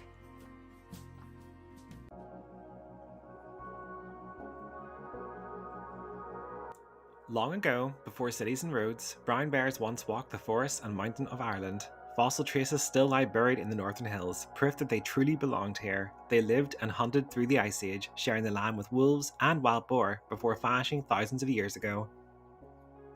But their story never really left us. In Celtic tradition, the bear was sacred, a symbol of protection, courage, and strength. Warriors invoked its spirit before battle, and kings took its name. The ancient word art meant bear, a name that echoes in Arthur, the legendary bear king who defended his realm with unyielding might. Across Europe, people saw the bear not as a monster, but as a guardian, a creature that slept through the darkness of winter and awoke with the spring.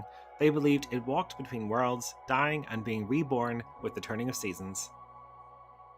And so, here in the Emerald Wilds, their story continues. When the giants vanished, their strength did not fade, it passed into the brown bears, the wardens of the Glen. They sleep beneath the mountains through the cold months, and when they rise, the land stirs with them. Theirs is the spirit of endurance, of old power reclaimed and reborn. The giants may have fallen silent, but through the bears, their strength still walks the earth.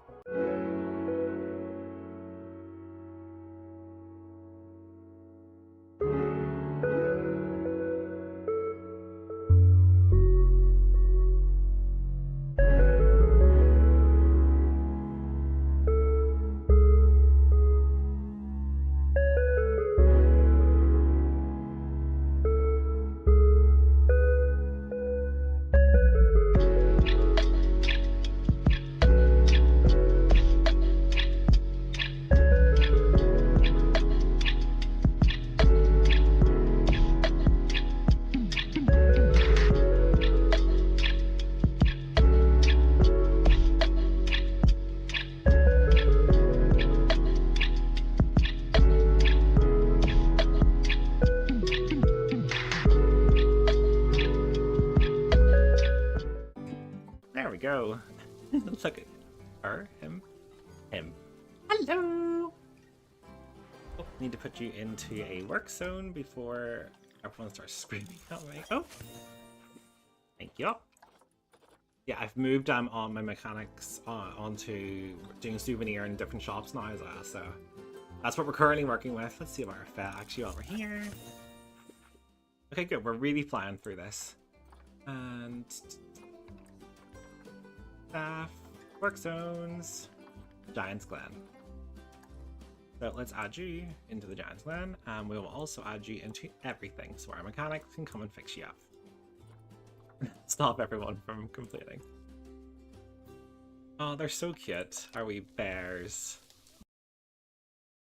I think he likes in here. I keep saying, oh my gosh, I'm never going to get this right. Maybe at some point they'll have a baby and it'll be a different color and then I'll just know. Aww.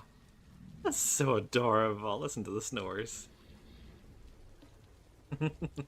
I didn't realize that they needed so much snow, but that was my bad. But I really don't mind. I think it really looks nice, and it connects in well with the snow leopards as well.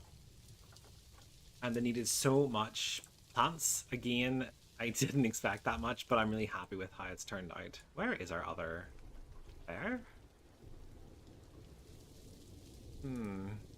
Should I be concerned? Probably. Oh, there. No, that's a box. Oh, there. Oh, goodness. Don't be sleeping out in the rain, silly Billy. Fuck, I'm so chopped therein. Are we wardens? And I think the guests are happy. I'm a wee bit annoyed that they sort of walk through the floor, but the only other alternative to sort of fix that is to raise all the paths, which it can be really annoying. And I think I'll give it a go here, but again, I can't promise anything.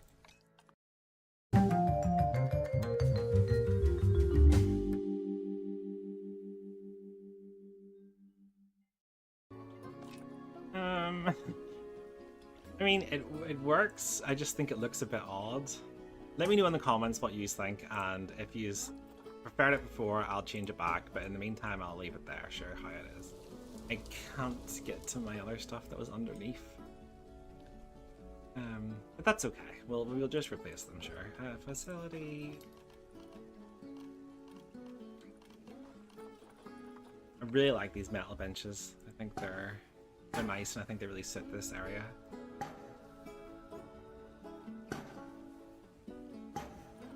And the bins, I really like this black and gold. That's sort of the theme that I was wanting to go with in this area.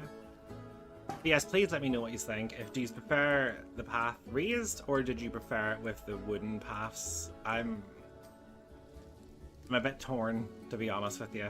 I like both. Yes. Just need to fix these as well. But yeah, I don't know. You're gonna have to let me know in the comments what you think. I'm happy either way. It's so difficult sometimes in this game with paths because the paths are just atrocious. But I still absolutely love the game. It would never stop me from playing it. Oh goodness me. Look at all these errors.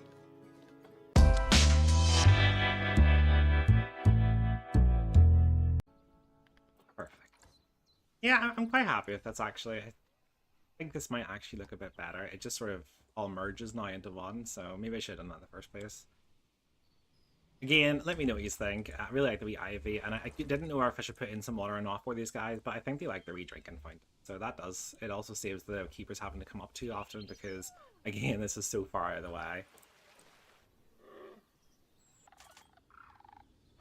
Oh, now that we have our Wardens of the Glen in, our Spirits of Endurance, I wanted to do something for the first time in this series, which is I wanted to add a very special animal. Our very first exhibit species. For anyone who's new to Planet Zoo, exhibits are smaller enclosures. If I just show you here, they're in facilities. Here you go.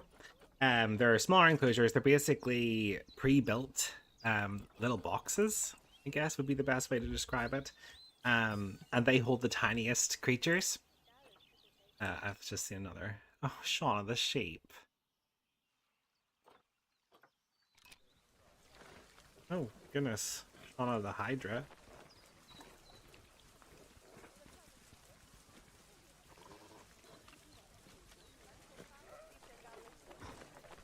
That's so sad. You go for your final stroll, Shauna.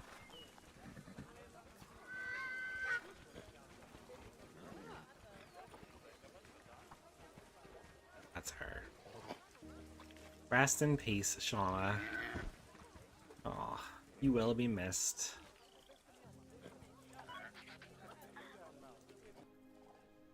But yes, as I was saying there previously, exhibits are basically little pre-built boxes where you put small animals like spiders, tarantulas, snakes, things like that in. You know, and to be fair, a lot of the coolest animals in this game I think come in the exhibits. So for our first edition, I wanted something small but powerful, a creature that carries ancient myth in every bit of color of its skin. Here we go. The fire salamander. So basically, it's once said that these were born from fire themselves, and here in our Glen, I think they will become the spark that keeps the giant's world burning beneath the stone. And they are also vulnerable, so if we can breed them, that will also help. So, 1 to 6, and if we can get all 6, that'd be good. 3 male, 3 females. Let's see if we can get them in now. Well, before I do, I actually want to build up the exhibit somewhat special to match in with the theme that we're going here for the Glen. So I will do that now, and then we will get our little animals in. I'm thinking over here. So, see you in a minute.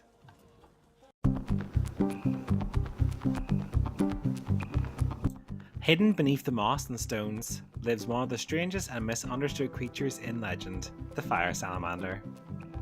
In medieval Europe, people believed it was born from fire itself. When salamanders fled from logs cast into the hearth, it was said they emerged from the flames unharmed. From that belief grew the myth of the salamander as the spirit of fire, a creature of endurance, rebirth, and transformation. In alchemy, the salamander became the living symbol of purification, the element that survived the furnace, representing the power to endure destruction and rise renewed. Some old Celtic tales even spoke of fiery guardians in the earth, protectors against spirits of darkness and decay. And so, here in the Emerald Wilds, their legend burns once more. The fire salamander dwells in the cracks of the giant's glen, a spark of the giant's old power, born not of flame, but of the earth itself. It is the spirit of renewal, the fire that smoulders beneath the stone, keeping the glen alive.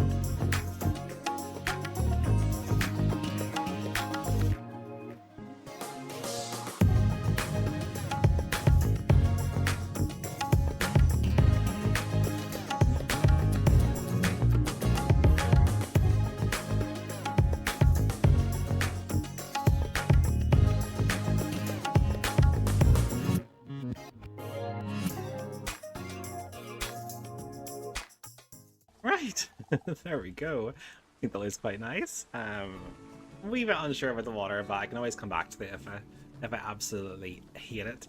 I think this area, it is quite cute. It took so much more money than I was expecting. So obviously people can just walk over it. Mind the step, everyone, please. You can head on up and you can obviously see into this. So let's see if we can actually get our fire salamanders in. Oh, we've only got 3 boys. Well, we'll just get them all then for now. And we will put just 1 in each. And I'm going to actually try and fill this up, you see, as much as I can. It's just so we've got, you know, quite a few in there. So you are going to go in here. Oh, wrong one, but that's okay. You are going to go in here. And you are going to go in here. Perfecto. Oh yes, that's right. Also, I wanna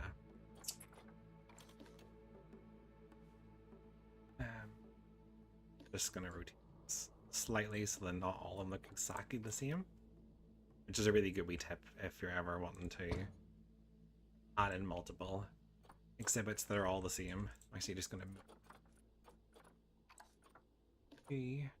move and into this one just for now, and then that way we've got all of them so we can see what it actually looks like.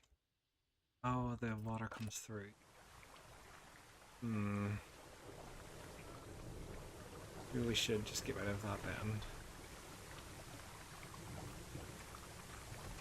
I can find it. Where on earth is the... There. So delete that. And we will just delete these. And I'll just extend them back up again. Need to pause it actually because they're in the wrong humidity, which I will show you now in a second. I like that one high, and I like this one slightly there. I think that's nice. Is that better? Let me see. Yes, that's much better. Perfect.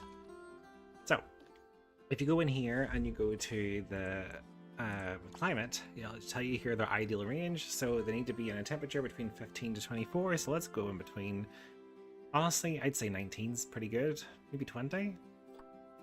And between 60 and 75%. So you're talking, let's go 67.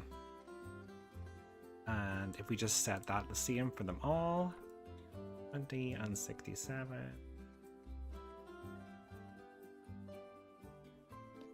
20 and 67, and then basically what this does is just over time that will set their climate correctly and they will be much more comfortable in their wee new enclosures. And here in the layout tab, so as you research them you unlock more stuff like misters or extra leaves, you know, things for them to hide in, which is, it always looks so much better once you've got that. So we'll definitely research them as soon as we can. And then we also need to set up our management so that way they never get too many in each exhibit so they don't start fighting. And what's good as well about that is you can set it up, manage, you go here, and instead of store, you can actually just click sell for cash. So basically what that will do is every time they have so many babies and it goes over the threshold, I think theirs was 1 to 6, so anything over 6 basically will be sold for cash, and that will bring in a massive increase in money for us, which will be great. Oh, while we're here, oh goodness me, animals, let's have a nosy. Oh, he looks like the dragon from How to Train Your Dragon, Syphilis. Hello. Oh, he's so cute. I'm very happy with them.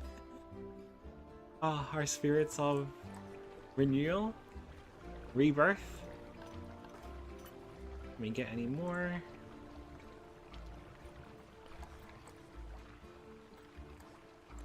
Not yet, but I will keep checking that periodically, and then that way at least we know what we're working with. So let's just add in some of our donation bins, etc. And we also need to add this into our work zone so our mechanics, etc. can get that sorted. And we have had keep crime below 2 incidents for 3 months. We have done that for 12 months, so for an entire year we have had less than 2 incidences, which is just, that's amazing. Exhibit, yes, I'm doing that now. Basically that's just telling me that they're not in a work zone so that people can't, the staff can't physically get to them. Edit work zone. So Giants Glen, add all of them into it, and then if we go to everything, again add them all in, and I just realized we don't have these in yet, so toilets, ATMs, need added as well so that our mechanics can fix them up in case they ever get broken or vandalized, which unfortunately does happen. I don't know why guests come in and decide they want to smash everything, but they do. So let's get some bins over here. So underneath you can actually see just here where the actual pathing system is, which it doesn't really matter because they can still access everywhere, but I wanted to hide it with these hexagonal stones from the causeway just to bring it all together. So we'll add a couple of bins in first, stop any litter, and then we will grab a donation bin. And we will stick them in as well, obviously. Increase the monies. I'm just going to put one on each corner. I think that one looks quite nice. Yep. And these have their own special education boards. Education. So if you come in here, you see this. It's a lot smaller than the other ones that we're used to, but they work the same way. You just sort of put them near or even attach them into it, wherever way you want to do it. And our guests can come up and they can look. And they can be like, "Ooh, fire salamander. That's amazing. That's really, really cute." And again, it works the same way. The more education, the more money is donated by the guests, which obviously helps our entire zoo out in the long term. So let's just get these in everywhere.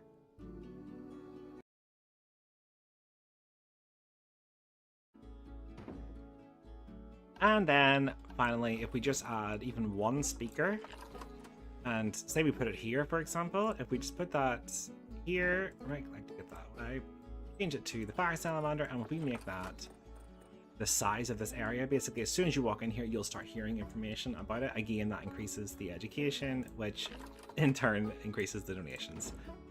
Perfect. Yeah, I'm actually really happy with this. We need a good wee name for this area, so I'll put these signs up. So if anyone can think anything, any wee names for that, please let me know in the comments. Also, I don't think there's much point naming our fire salamanders because exhibit animals tend to breed and pass away, etc. very, very quickly. But again, if you do have any suggestions, please feel free to leave them. And obviously, yes, for our bears as well. They're definitely going to be needed some names.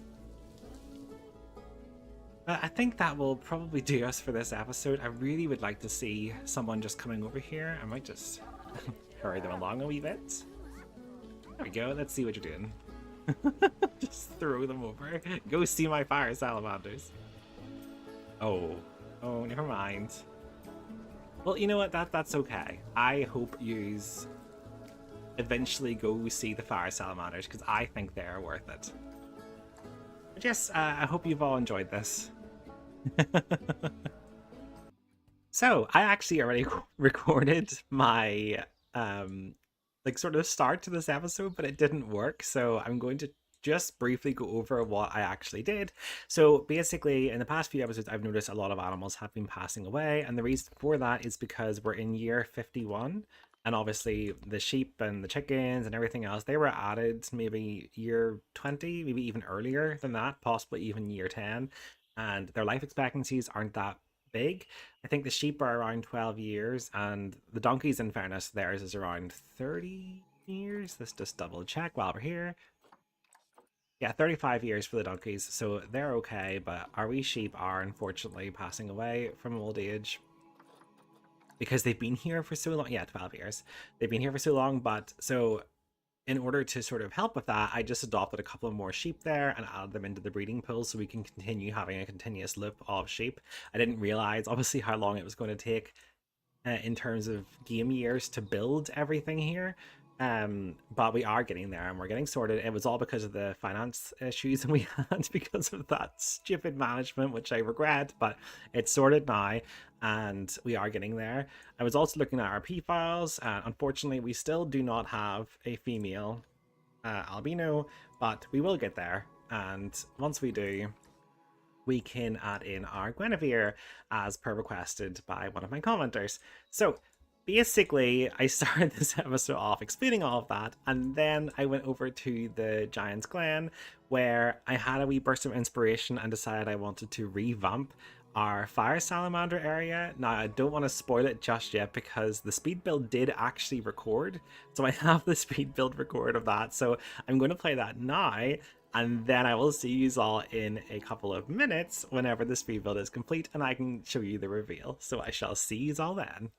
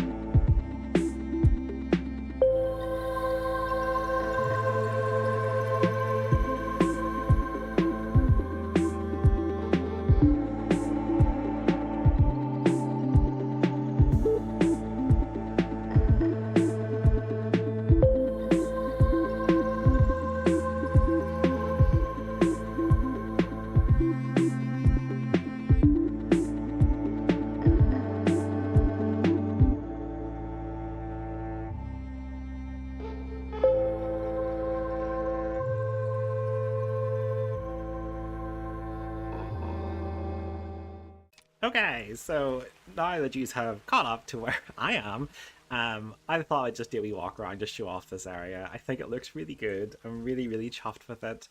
Um, so obviously you've got your wee fountains, spraying some water. Got a lovely wee central piece here. You've got the actual towers. I thought the fire just tied the whole thing in with the water. You know, fire salamander, they're amphibians.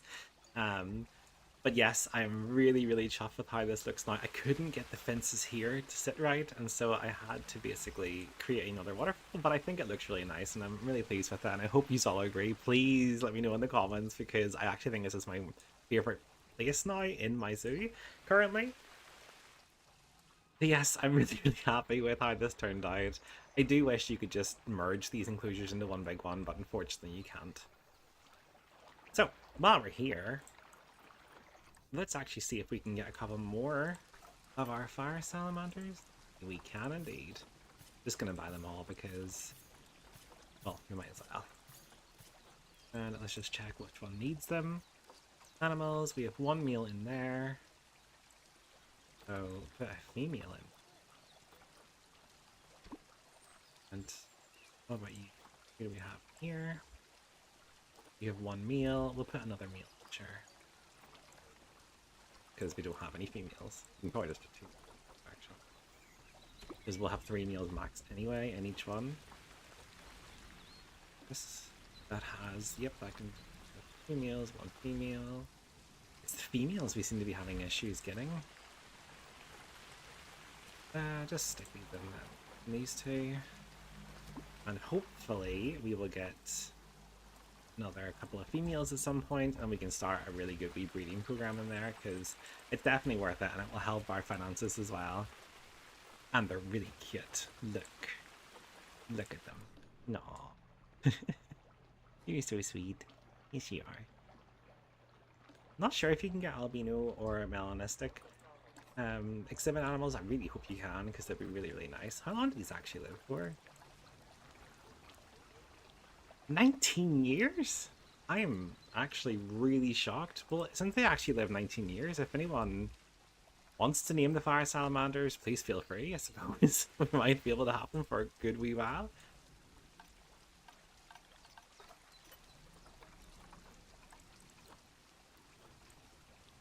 So the next thing I wanted to do then in our Giants Clan is, I mentioned in the first episode of the Giants Clan that I wanted to add a restaurant in here. I've never ever worked with a restaurant before, but I'm going to attempt to do that. I feel like, again, it would help with the finances, and it would definitely help with our guests. Our guests do enjoy our zoo, but they are lacking in hunger and thirst. So if we can get a restaurant in, and also energy, so we put maybe more chairs in as well. That's probably from the hike through the mountains. So yes, I'm planning to do that now, and hopefully that will make them all happy, because we're currently almost at 4 stars. Our marketing's where we're lacking, but we don't have the money to put it up yet. Although with the addition of our gorgeous bears and our snow leopards and our just basically everything in the Glen, their appeal is a lot higher than what the rustic farm animals would be. So this area by itself should hopefully pull in a lot more guests, and we'll start making loads of money, and we can really revamp everything, and I'm just excited for that to happen. But yes, for now, I think I will build this restaurant, and I shall see you all in probably, to me, an hour, but I'll see you in like 3-4 minutes. See you then. In every legend of giants, there's one name that stands apart: Una. While others spoke of strength in battle, Una's power was her mind. She was clever, kind, and endlessly patient, the quiet heart of every storm. Where Finn McCool was known for his might, Una was known for her wit. They say no giant ever bested her in words or in wisdom. When tempers rose, she found laughter. When fear came to her door, she met it with calm. And through her warmth, she turned away the wrath of gods and men alike. Here in the Giant's Glen, Una's feast was built in her honour, not to celebrate power, but hospitality. For it was she who showed the cleverness and compassion can build bridges stronger than stone. The fires that burn within these halls are her legacy, not of destruction, but of warmth. Every meal shared here, every laugh beneath the glow of the lantern light, it's a tribute to her spirit. Una's wisdom reminds us that even in a world of giants, it's often the gentlest voice that carries the greatest strength.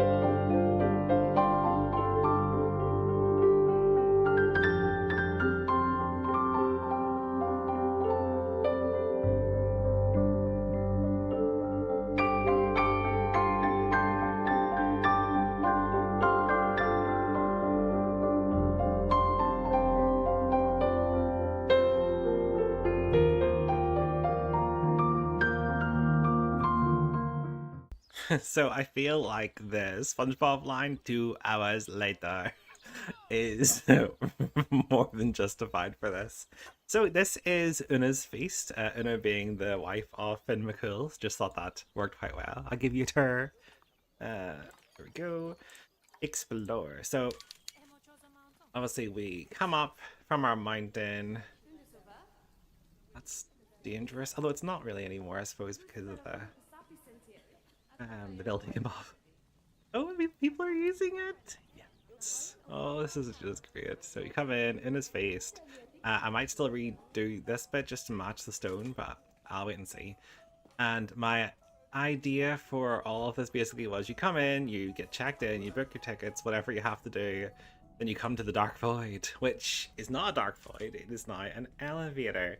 So you come into the elevator, and then you are brought up, if I come back out of this, to standard. Never actually built a restaurant before, so I'm hoping they do teleport. Explore. So we come out of our elevator. There it is. Ding! Oh, need to move that down. He's coming. No power. That's okay. We can get that sorted. So, ding! The door's open, obviously. Lovely view of our Koreans and our Giant's Glen. Then, I'm assuming this is... Yeah, okay, so obviously, I don't know if you saw it in the speed build or not, but I have some sort of a menu here. And then again in his face. Oh, look! So they do teleport. Oh, that's so cool. Oh, look at the wall. Oh, do we sit with you? I don't want you sitting by yourself. It doesn't seem very fair. Oh, you seem happy enough. You know, lovely wee French fries. Oh, this rock. Just while I'm going through this, I'm like, oh, actually, this is very uneven. This is a trip hazard. Oh, this is so cool.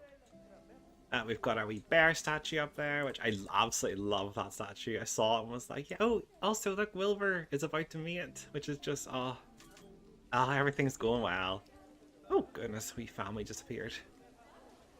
No, I'm really chuffed with this. I hope you all agree. I love the wee lights and all. I might still add in a couple more extra decorations and things, but it took so long to build this as it was. I thought, nah, that's more than enough for this episode. Oh, I love the view. It's such a nice wee restaurant. And the reason I wanted to have the elevator was because I think, well, I've mentioned before about disabilities and things like that, and I just thought I don't want people having to climb another mountain once they've just climbed a mountain to get into a restaurant, so this is why there's an elevator. So let's head on out. I can jump out. There we go. Yes, very, very happy about that. Oh, and Solo is about to have some bambinos. Offspring due September, and it is now September. Oh, I'm excited. We have some there. Hello, little children. Or is that actually... Are you? No, that's Hey Hey's babies. And Solo still hasn't had her. Oh, this is her now.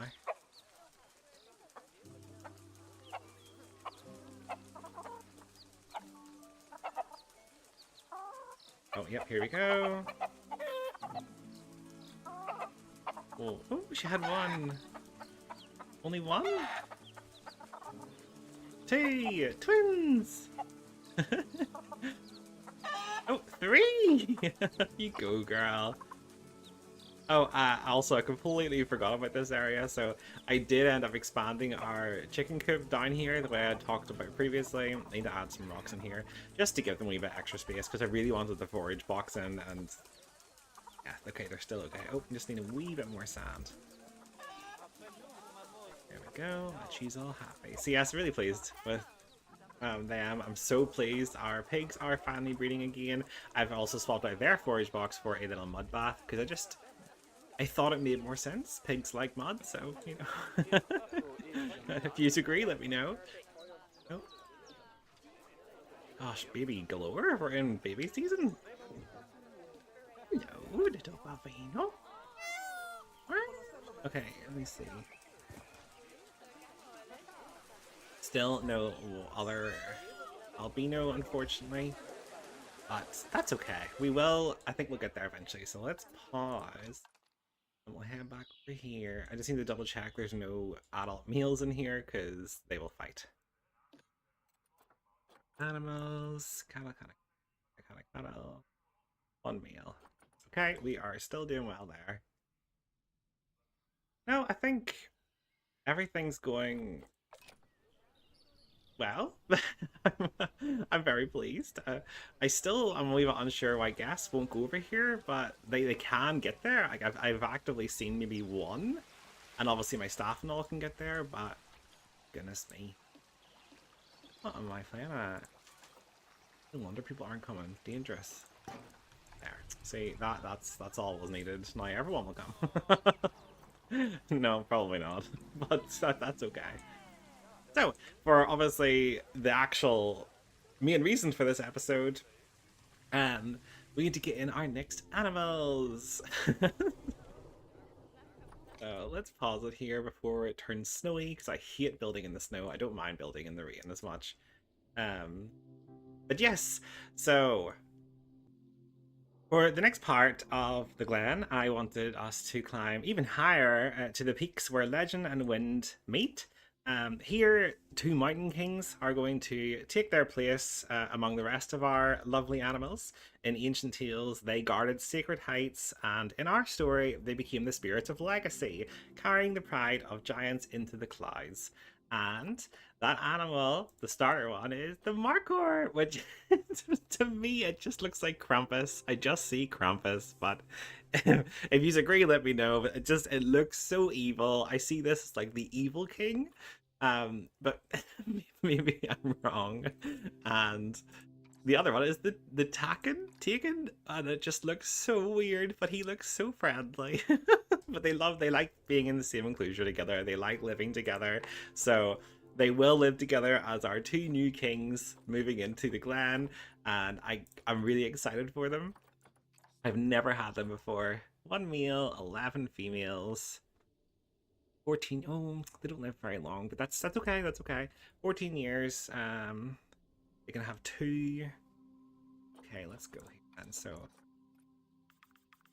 we do the full 12, and let's say we just have 12 children as well, just because why not? So 1400, and then if we go to our taken, please let me know in the comments how I pronounce that. I think it's taken. I'm not that sure. You know what? Give me 2 seconds. Okay, so I googled it there. It is Takin. I think this is what I've came to say. Yes, Takin. What? Takin. We'll go for Takin. Takin sounds quite cool. So, is it either the same, I wonder? 1 male and 19 females, so they can have 20. They live a wee bit longer, 18 years, and they only have 1 child per birth. So let's say we did have them all 20, and we'll lower that to 10. 1800. So you're talking maybe 2,000 square meters We'll probably have much more than that because of the size of all of our enclosures so far. But they are meant to be the kings of the Glen, so I'm going to put them in here and try my best to make some sort of like a 2-height scenario where the Markor like to live up a lot higher than what the Takin do, so they'll be more down, but there will be a ramp up and down, of course, and they can intermingle as they wish, but that is my goal, so I'm going to try that now, and I shall see you all in a minute. High among the cliffs, where the air thins and the stones remember the weight of the giant's footsteps, 2 creatures rule the heights, the Markor and the Takin. Both are born in the mountains, shaped by the same cold winds and endless ridges. The Markor, with its spiralling horns, is native to the rugged peaks of Pakistan and northern India. Its name means snake eater, and in old legend it was said to slay serpents. Its twisted horns formed from the spirits of those that it defeated.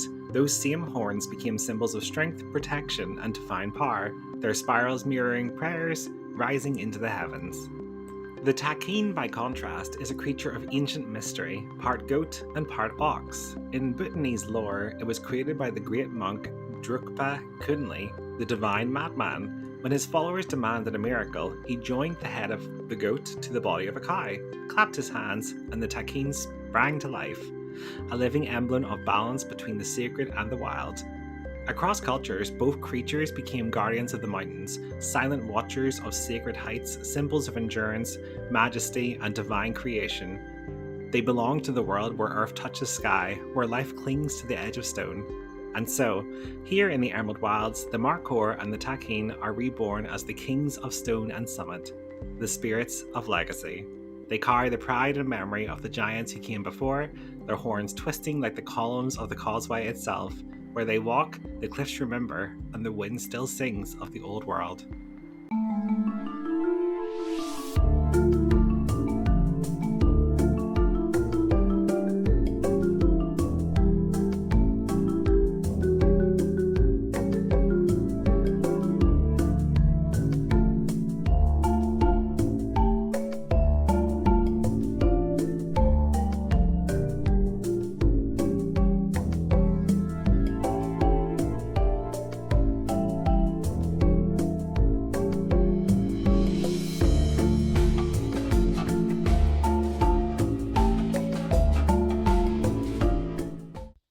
So, as always, I need to get them in first so I can actually see what I'm working with. I think this VR looks actually pretty cool, and it's definitely big enough. 8,000. But I mean, in fairness, we're going to have, if we can, the max. So we're going to try that now. Also, I know I said I don't like building in the rain. Sorry, I don't mind building in the rain, and I don't mind building in the rain, but I thought for the sake of the speed build, maybe you guys wouldn't want to just see rain, so I waited until it was slightly sunnier and then started going again. So let's see if we can get our little animals in.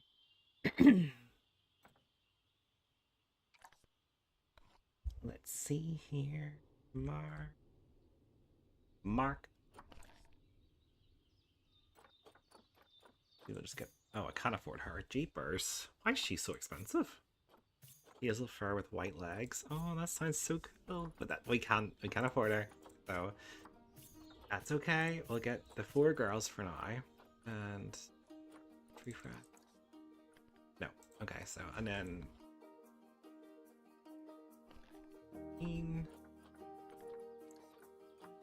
again, just another 4 girls.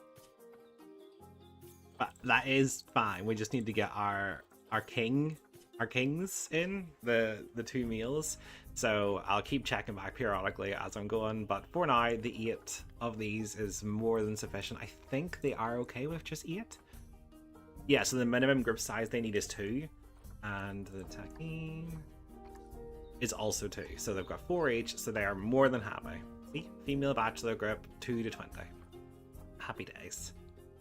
So I will get them in now, and then I shall see them all getting delivered in a couple of seconds. I forgot to put them into quarantine, that might help. And to quarantine. Okie dokies. Yeah, Okay, good. So I shall wait for this, and I shall see you all in a second when our lovely animals arrive. Okie dokies, here they come. Oh, I'm excited. Who is our first? It's a tagine! And it looks so weird! Oh my goodness, it is the weirdest looking thing. What? Hello? You are so odd looking. You're gorgeous, but you're odd looking. Oh, is that a Marcor? Let's see. Aww. You look like a kind of crazy looking goat. But you look cute. Okay, let me just check use cat escape, and then we can continue building our lovely enclosure. Use can escape. You can get up here and jump out the entire place. Oh my goodness. And there as well. Okay. That's so much worse than I thought. Okay, right, I will fix this, and then I shall see you all once this is built. So see you in a minute.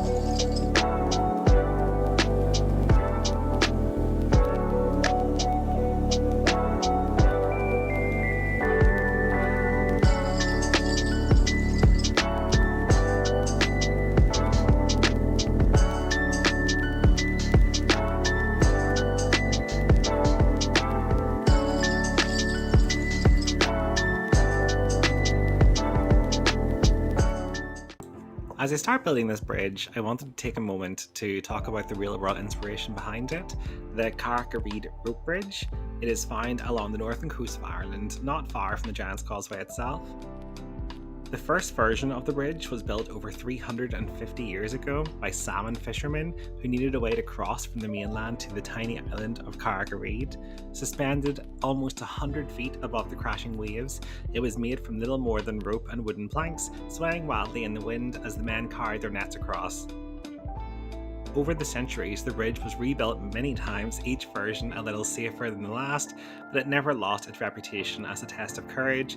Visitors still come from all over the world to cross it, some laughing the whole way, while others are inching forward in terror, which was probably what I would be doing, with the sea roaring beneath their feet. Locals say that the wind passes through these ropes and it carries the voices of the old fishermen and perhaps even the giants themselves, watching from the cliffs of the causeway beyond. And so here, in the Giant's Glen, I wanted to recreate a version of that bridge, a link between mountains, between past and present, where the Mountain Kings, the Marcor and the Takeen can cross as if walking in the footsteps of history.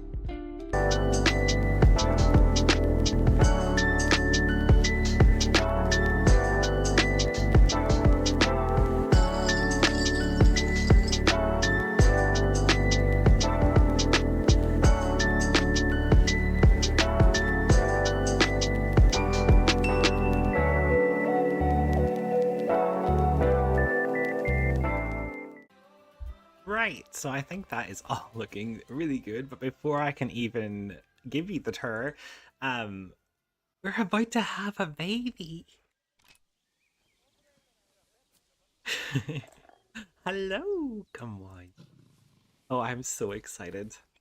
This is also a great time to rename our gorgeous woman.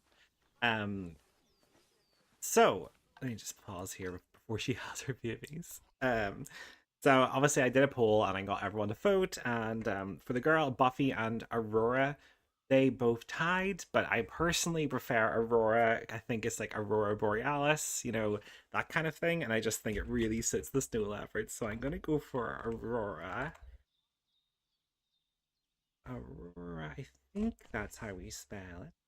And where is her gorgeous mate? Julian. You have won. You're now called Kaelin. I think that's how you spell it. Let me just check. Kaelen. Kaelin. I actually really like that name as well. It's very different. So yes, Kaelin and Aurora, we cuties. The perfect couple, which, by the way, I didn't even realize that they had bonded and were preparing to mate. So it's like I'm like, I can't wait. Oh goodness. So offspring is imminent. Any moment now. Oh, here she goes. Here she goes. Oh, look at jump off. Hello. Oh, she only had the one. Hello, you gorgeous little Buffy. Oh, that is like the cutest wee thing. Oh, you're adorable. Ooh. Are we a wee boy or a wee girl? A wee boy. Oh, I'm so chuffed with that. Let's just double check our wee pool there. So, I know there was a lot of votes again for Buffy and Spike was also mentioned, so I've decided I'm not going to use Buffy and Spike for these because there's not enough of them, so I will call him Snowy. We kidding. And I was thinking that for our Markers and our Takin, maybe naming them after the Buffy cast because there's going to be so many of them. So let's see. Krisha, you can be Buffy. Arna, you can be Willow.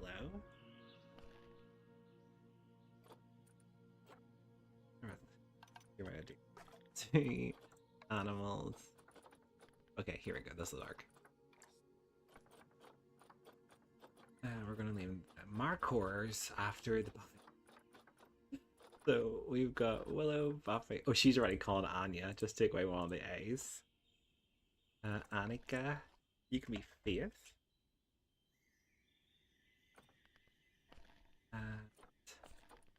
Plus we got Joyce. Dawn. Ishani. I think of other name. Glory. One more female from Buffy. Let me think. Tara. Perfect. And obviously we've also got our Takin, and for them, I'm not really sure who to name them after, but maybe the Vampire Diaries or something like that. But I can leave that and you can let me know in the comments. But that's some of our Buffy added in, and we can name any of the babbies that come out of this, like the boys' names. If there's any more boys, they will release to the wild though. But you know, it's still I still really like this. So yes, I'm really really pleased with this. While we're here, actually, let's just see if we can get our boys. Okay, so you are better. We are taking you. On a meal. No, nothing yet. But it's okay. We will get there. But we do have a voice. Oh goodness, this is great. So you're going to quarantine. And my plan for the boys is to name them after basically what our Glen is created from. So we are going to have King Finn McCool and King Benna Donner. So I'm excited for that, and I just think it works really well. So yes, let's have a wee tour of our lovely new Markor and Takin habitat. So obviously they are the spirits of legacy. They'll be the 2 kings of our Glen. So you come inside. Oh, and I have this nice wee just chill area. Maybe add actually a couple in there, because why not? They deserve to be spoiled.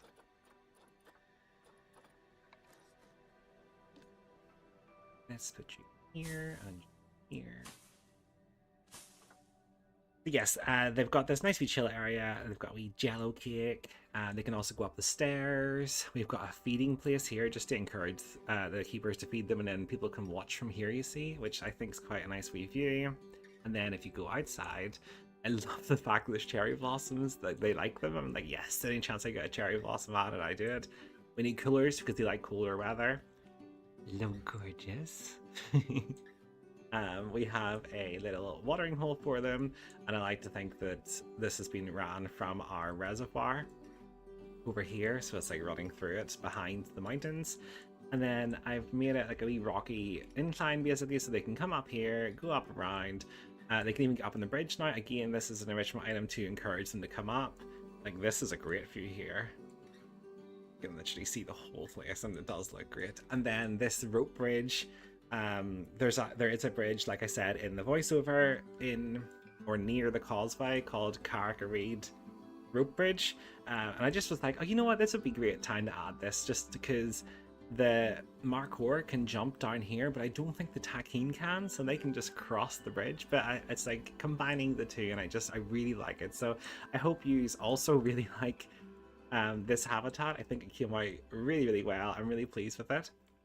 Also, I did have another attempt at this, and I've managed to fix the floor. Someone suggested just lowering the floor, and I was like, oh, I don't know why I didn't even try it, because I did try it, but it kept glitching, so I sort of worked around it, and I couldn't get rid of the curbs. No matter what I did, they stayed. But I think this looks really nice. I've added in some extra education boards as well, and I've added in some education here for the children.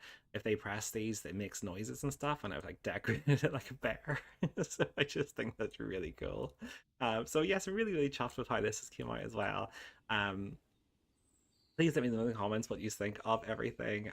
I just think this whole area is really starting to come together. We have a thumb and a... Well, this is the pointer finger. My mistake. This was the little finger. I don't know where my brain was at. And if I was like, is this the pointer finger? This is the ring finger. It's not. So you've got little finger, then you've got ring finger, middle finger, pointer finger, thumb.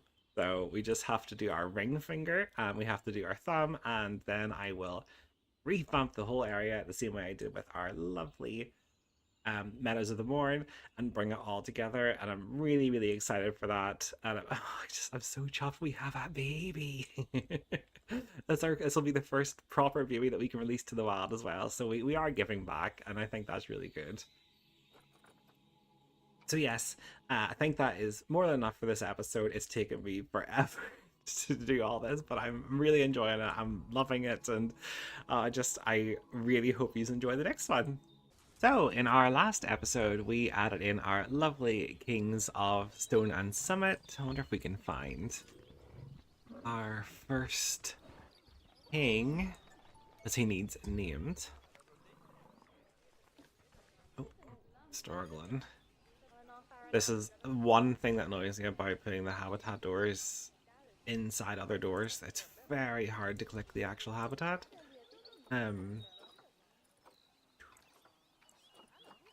Double checking bar status. Okay, so they are okay. It's just the status. The animal management.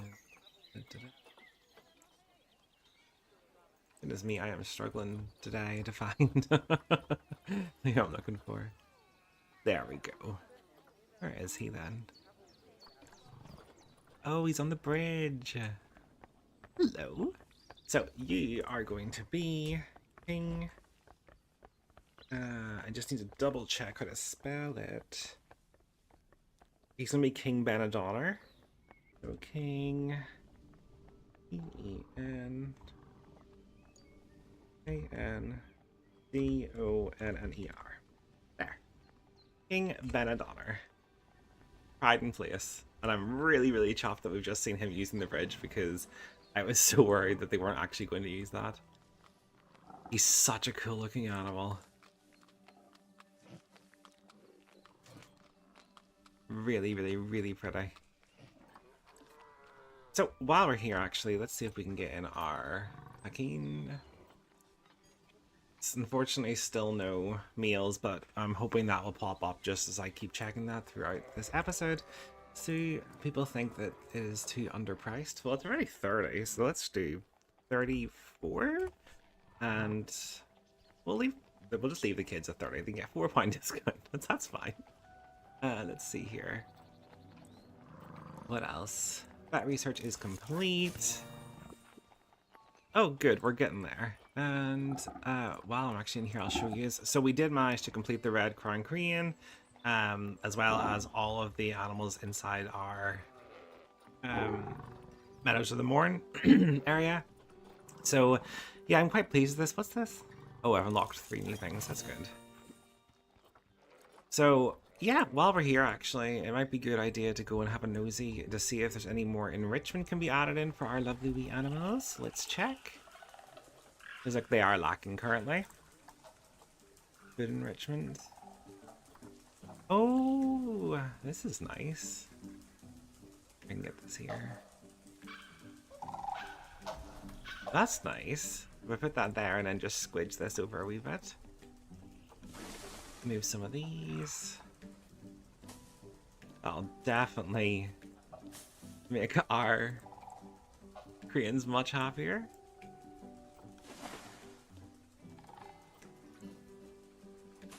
Yeah, that's nice. We forage bill.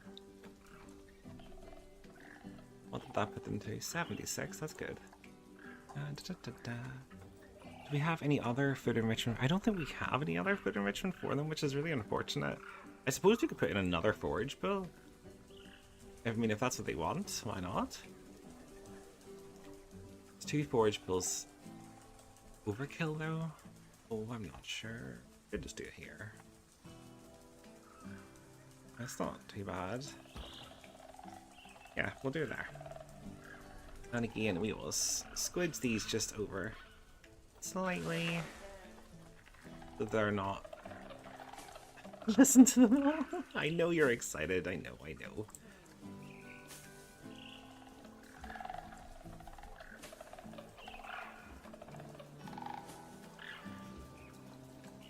Yeah, that's nice.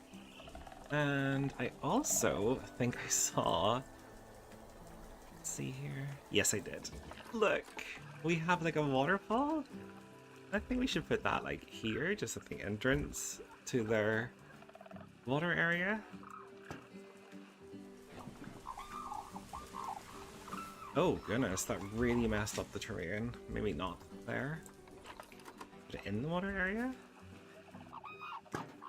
Again, the terrain's getting... I can do this. I can find somewhere nice. Did that work? Okay, that worked. I wonder if I can just squeeze it over a wee bit. I'd like them to... There. That's better. That's much nicer. That brings a lot more like life to this wee area. Oh, look! That's a really nice wee shot. I was so chuffed with that. Yeah, they're definitely looking good. They're good. They're happy. So let's double check our snow leopards. We can check up on our wee Meadow. Snowy! Oh, you're in your wee cave with your mommy? Yes. Oh, he's so cute. Yeah, they also need some more enrichment. So again, food enrichment. So let's see. An ice block? I'm not sure if that is considered food, but we'll put it in anyway. I think we should just add in, you know, one of everything if we can. A frozen blood pumpkin. Very fancy. Let's go up here on this mountain. Fire hose ball? Sure, why not? Put you up there.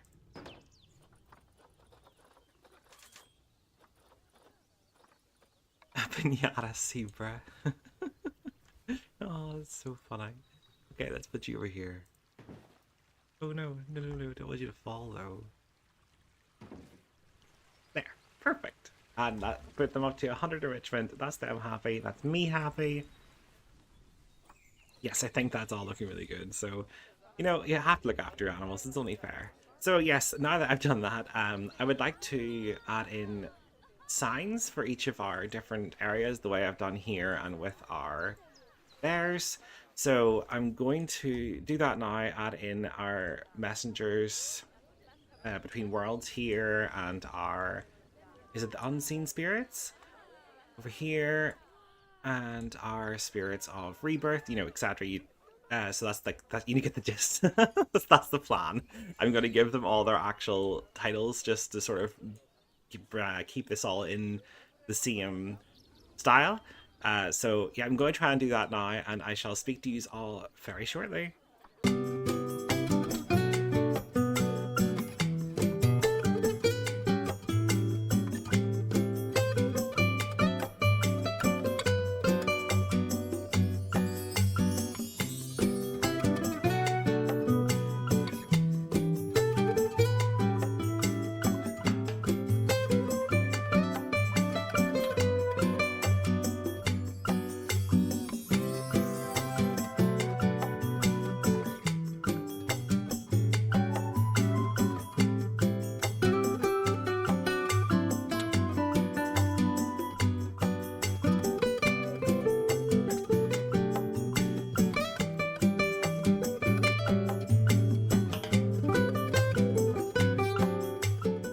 Okay, so everything has been now correctly named. I wish the gold was brighter, but unfortunately there's no way to make it metallic, so that is the best I can get. But I do think it looks really nice, and I like the wee addition of this. And again, the wee snowflake. Oh, I forgot to delete my base. Where do you? I didn't delete anything. I did delete everything else. Okay, so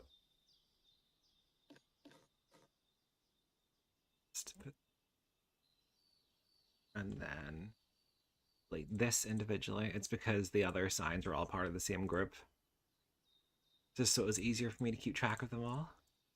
Don't get rid of these. We don't want no flying. Oh, perfecto. There. Now everything is looking good. And we still have our signs. Yes, every sign's still in. I absolutely loved these wee banners. This wee area is just so nice. I'm so unsure about this because to me it just looks like a wee dinosaur. But I mean, I guess it's close enough. So yes, really, really chuffed with all this. I do unfortunately though have some bad news. While I was recording some cinematic shots last night, unfortunately, Waldo, our little sheep, did pass away and I didn't get it recorded. So Waldo is unfortunately gone, but don't be worried because double checking they're still happy. Yeah, they're great. Yeah, no one be worrying because I have decided I'm going to make a little memorial for Waldo because I know that he was quite loved by all of you. So I'm going to make a little plaque for him. I think maybe on this wall here. I kind of want the guests to be able to see it, but I suppose I could put it on this door actually and just maybe have some memorials on the door. Yeah, because then whenever the thing closes over you would see the memorial, so I suppose that's quite nice. So I'm going to add that here just very quickly, just out of respect for wee Waldo. So I'm going to do that now very quickly and then I shall see you in a second.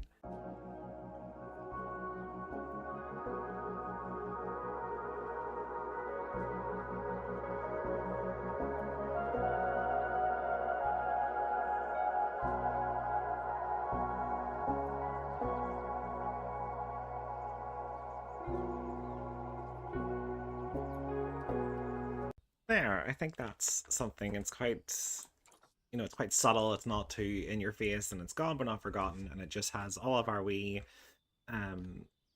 lovely wee sheep that have all passed away. So I will continue to add to that as they do, just to build up sort of like a wee memorial area, because I just think that's nice to have.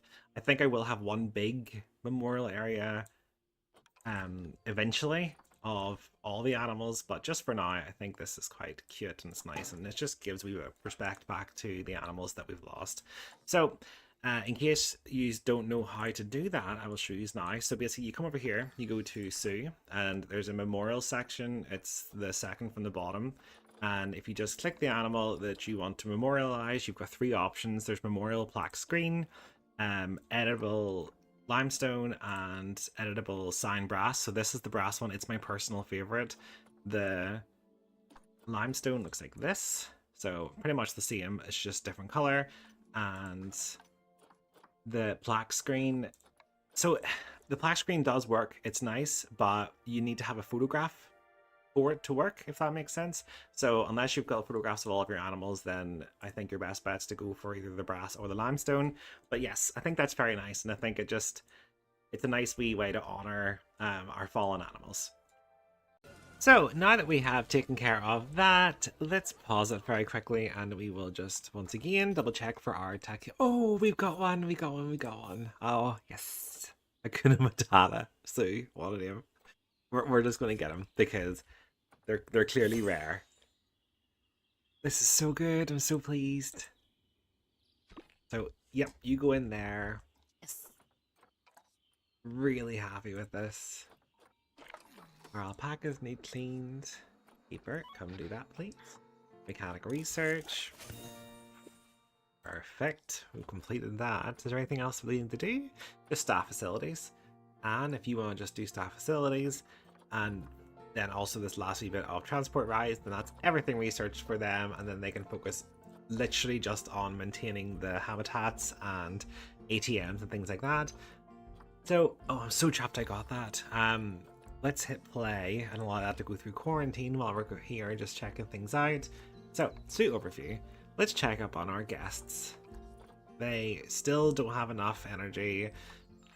They're hungry and they're thirsty, so let's have a nosy here. I think if we check our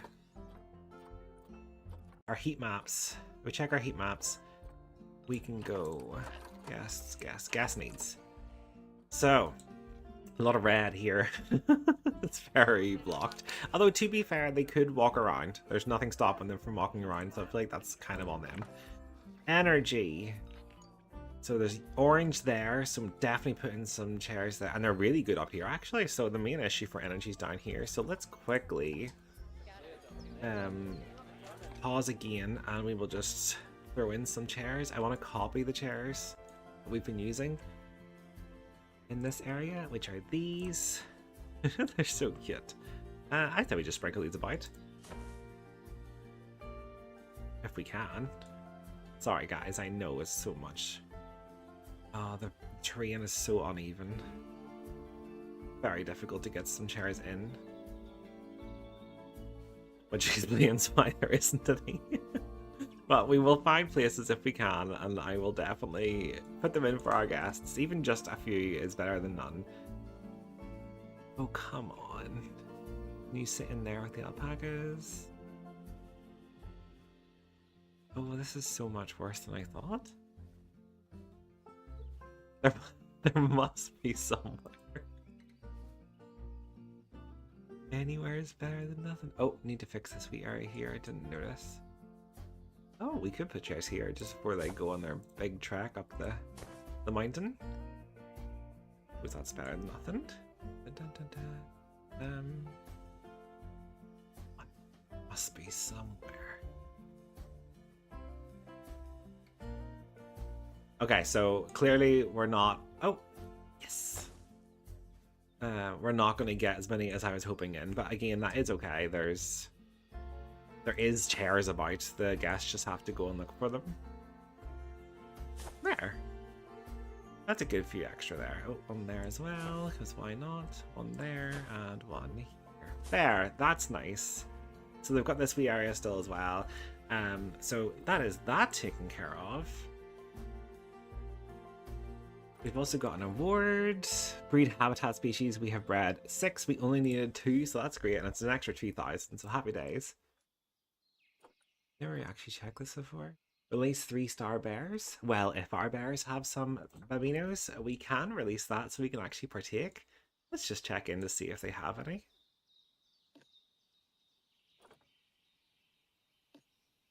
Oh, if I can get in here. Once again, this is another one of these issues where I struggle to get clicking on the actual door. Maybe it is worth just sliding this. But then...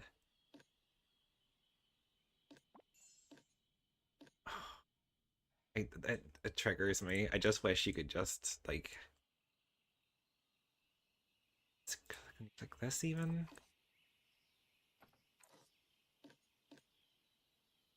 Okay, never mind. Struggling to find Okay, let's just, it's probably easier than just to go in here and just check our animal tab. There. Yep, let's go to you. Are you pregnant? You're not pregnant. Well, hopefully you will be soon. Let's check. Compare mates. 52%. I mean, they are getting there, so that's definitely good. And I also just noticed there they also are lacking enrichment. Do we have food enrichment for you? Oh, yeah, we do indeed. Large fixed roller. That's I feel like that's very difficult for them to eat at, though. Just think this would be nice somewhere. Well, even there, it's just quite out of the way. It's subtle. And that's all we've got, but that's also more than enough there. I'll put it up to 100 if you click play. There we go. So maybe that will help them be a wee bit happier and hopefully get some breeding going, because it would be nice to get some more babies in the zoo, especially in the Giant's Glen. Oh, even better, we just got extra stuff there again. Water treatment is having a negative effect. Oh goodness. We could, if we just add, close that a second. If we just even add a couple of plants, even behind it, I think that should work. At reducing it slightly, I think it just helps the guests be like, oh, this is quite cute looking. This is not as ugly as I thought. So maybe that's enough. And I don't really want to go overboard, but I will if I have to. Is there even a tree I could just steal? Yeah. Copy. And if we also click that and then hit here. Okay, and how is that looking now?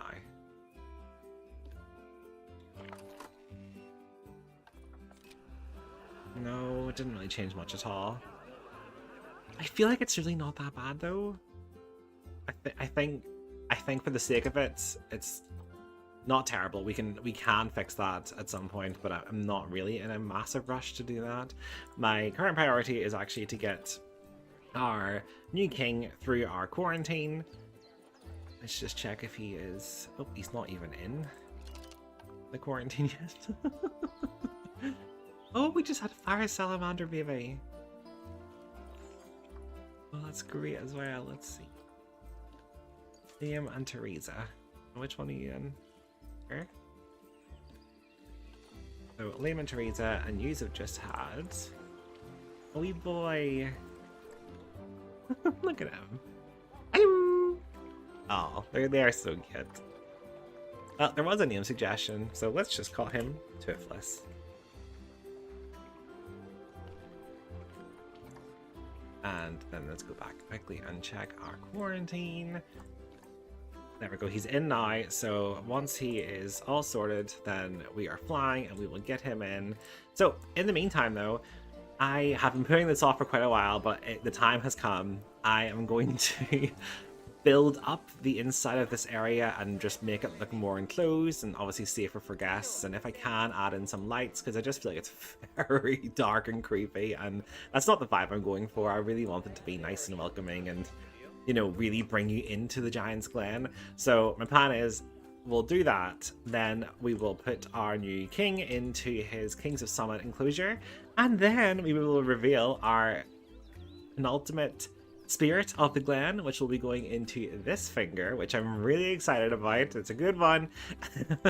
So I shall see you all soon, and I hope you enjoyed this build. Let me know in the comments, obviously, what you think, or if you have any other ideas of things that I can add in around the place.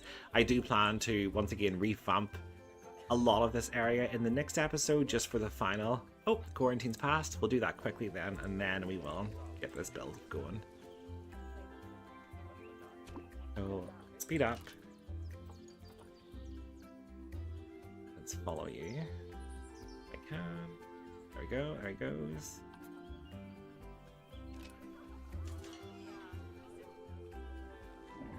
Ooh, our new king. Ah, look at you. Oh, he's already away running. Hello.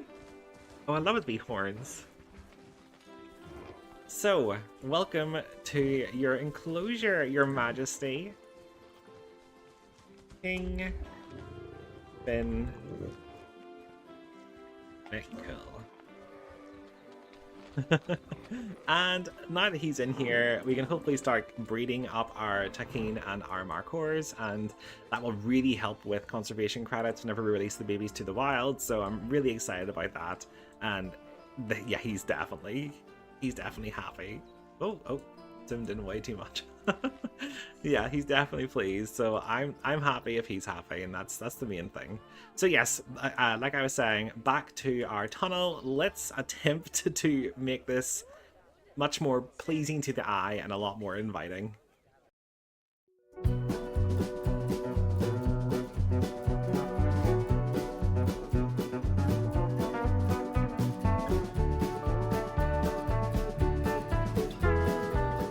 For my Giant's Glen, I wanted to create my own bit of lore, a story that ties together the legends of Finn McCool with the world we've been building here in the Emerald Wilds. They say there was once a tunnel through the Mournes, cold, forgotten, carved for purpose, not for wonder. But legends tell us that even the simplest paths can wake old magic if the mountain remembers your name. So the fires were lit, one by one, torches burned to life in the dark, their glow chasing away the silence. Stone walls that once echoed with emptiness now flicker and breathe again, each flame a heartbeat of the giants who once called this place home. Some say the giants' spirits still wander beneath the Mournes, keeping watch over the lands that they shaped. The firelight dances on the walls like their laughter, twisting and stretching in the shadows. It's as if the tunnel itself is alive, whispering stories from before the age of man. With each stone placed and torch hung, the passage began to change. It was no longer just a road through rock. It became a bridge between worlds, a crossing from the land of men into the realm of myth.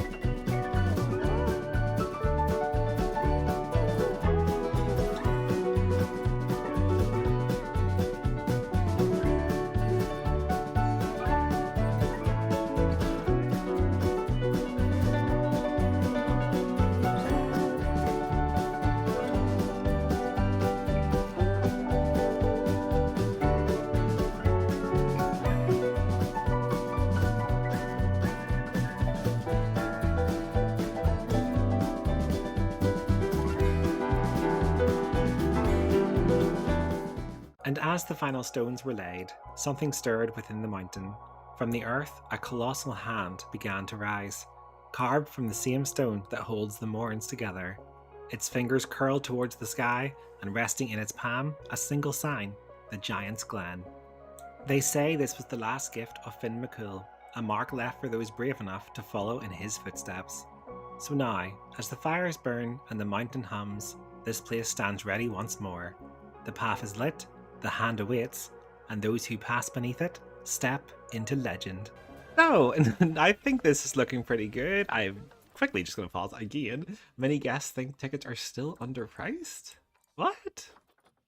Okay, let's go for 36, and we'll just keep that at 30 then. I mean, I feel like we're getting enough money now that we can have a discount for the children, so I think that definitely helps. Right. Energy and all still not changed. Energy has went up a wee bit. Still need to add in some extra hunger and thirst. But in the meantime, let's have a little tour of our lovely new tunnel. So this is the Giant's Glen sign. I'm quite pleased with it. I tried to make a giant hand statue, sort of reaching out from behind. I just think it makes sense. It's like a man-made sort of thing just for the kids, even, so they can look up and be like, oh my god, mommy, I can see the giant. So I just think that was a really good wee touch. I'm actually really chuffed about how it looks from a distance. I think it does look good.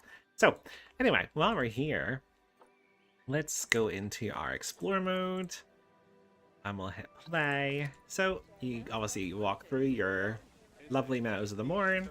And if you need a seat before you hike up this mountain, like these people, you sit down here and you go, oh, the Giant's Glen. I can't wait. Whoa, look at that big hand. Go over here and look at it from another angle. See, it looks cool. I like it. It's like a man-made statue sort of scenario, but it fits it. And then in here, oh, I've just realized I've left a wee gap there, so I can fix that very quickly. Move you up. Whenever we go in here, I lit it all up with lovely torches. I just thought that really added to the sort of mystery and mystic vibe that I was going for. So while I'm in here, though, I just quickly wanted to address this. The paths all have this really nice railing on it, but here, for some reason, it just doesn't work. So let me know in the comments if you think I should just remove the railings entirely and then me put in like another false ground here just to stop guests from falling down, or if you think it looks okay, then again let me know and I will either keep it or change it, but I'm happy either way. So yes, we're walking through and oh, it's so much better, isn't it? Like, this is like really magical feeling. I'm getting the vibes, guys. So, it's really good. Really pleased. Come out Una's feast. That looks nummy. And then we've got our messengers between worlds. But before we even go anywhere else or continue, I also added this lovely photo that I found on Google of the Giant's Causeway. I just thought that really sort of tied this whole, you know, area together, because basically you turn around and you're like, oh, this is the inspiration behind it all, and it's nice to see that sort of brought into the game. Oh, look at the queue for that. Definitely doing well. So I'm not doing a full zoo tour here. I'm just quickly running over here because I want to show you my plans. Basically, so we've got Una's Feast here, and obviously that is the restaurant, but for this big gap here, because it's very bare, I'm going to add another food court at some point with different stalls, etc., and then that should bring up the guests' happiness because they'll have more food and water to choose. So, you know, that's always good, and that's the whole point of the game, is to make all animals and all guests happy, and I'm excited to do that, and we'll get that sorted as well. And I think, is the grass fixed? Nope. Just get rid of that grass there as well, and there we go, looking good.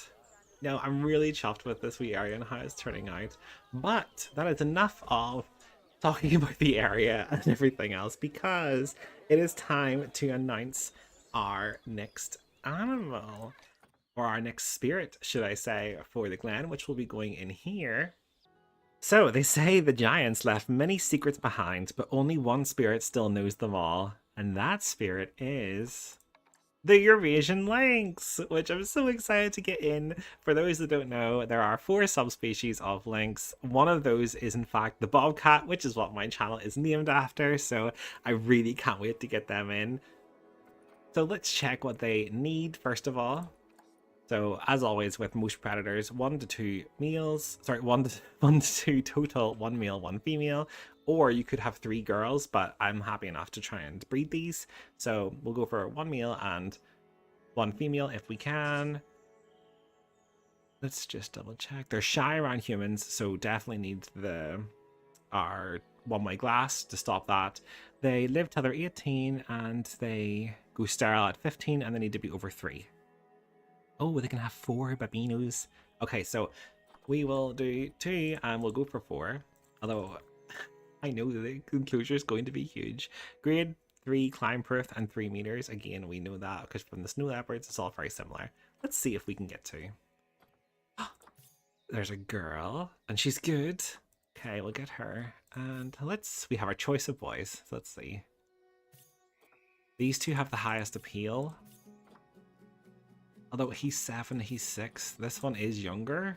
And the fertility is good. I might go for him, Ilya. So I'll go for him.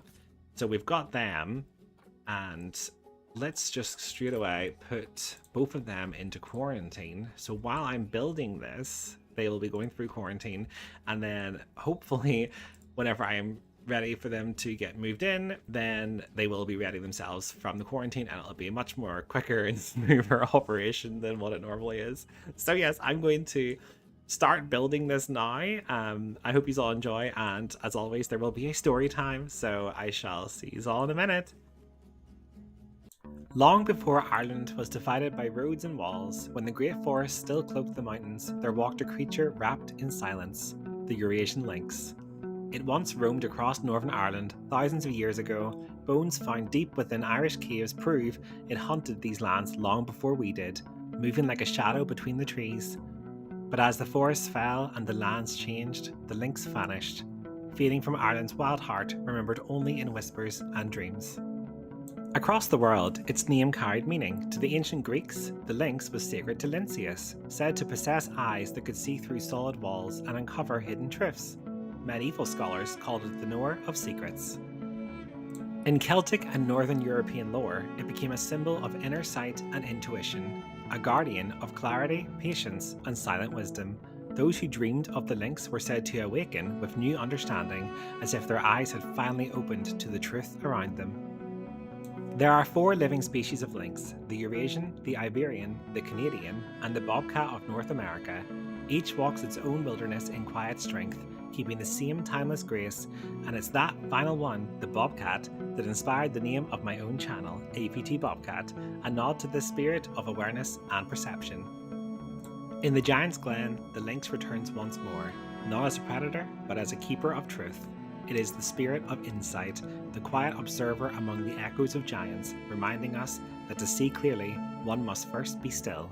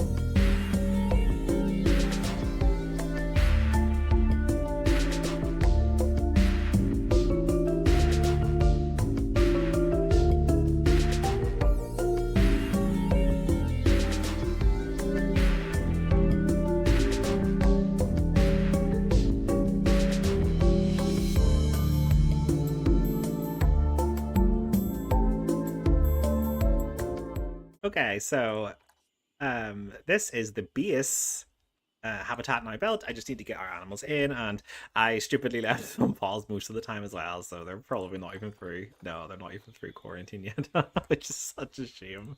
But I will fast forward that now, and I will get them in, and I shall see you in a tick as we bring our lovely new lynxes into our habitat. Oh, here we go. Oh, I love them so much more than I expected. Look at them. Oh, they're so cute. Aren't you? Why is their welfare so bad? Space? What do you mean space? Can you not get out? Let's check. Oh, they can't even get out. Okay, well, that's a terrible start, so let me just fix that quickly.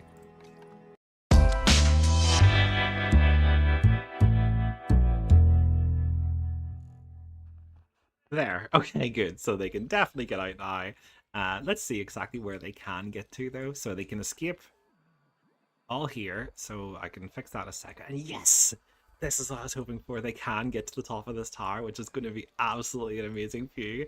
So yes, now that they're in, I'm going to quickly finish off this habitat, and then I shall give you a tour. So I shall see you all in a minute.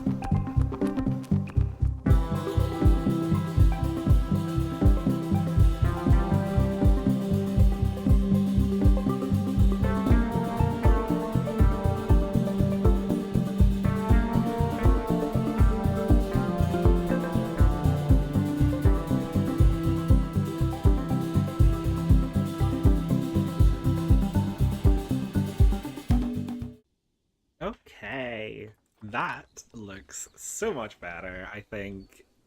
I think. I think it definitely works for them, and they definitely seem happy. Let's just double check.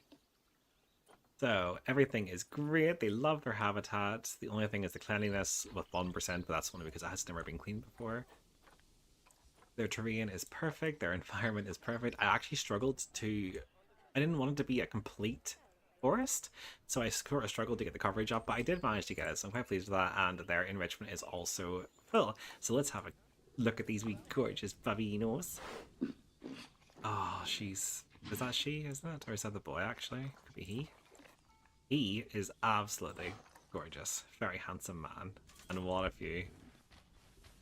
As soon as I say that, he's just like, nope, you're not looking at me today. So basically what I've done is I go into our explore mode as always.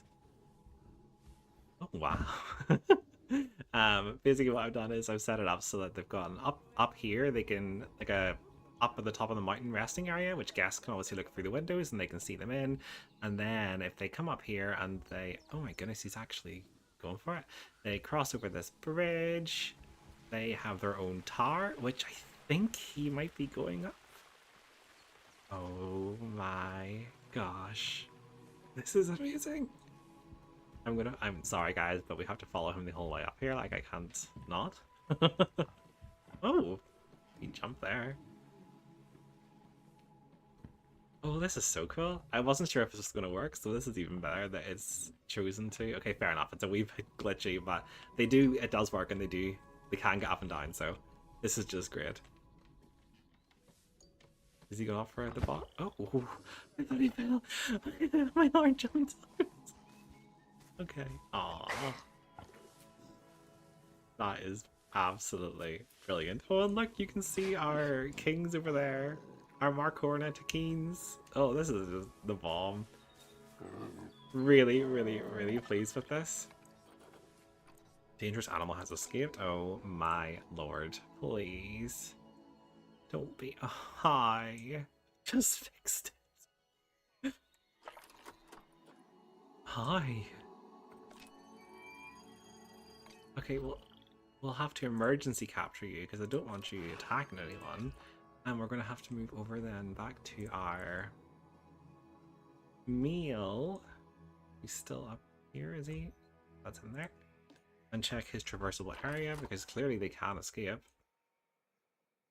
Oh, they actually can jump over here. I'm really confused because I did lift all this up. So it's flabbergasting me.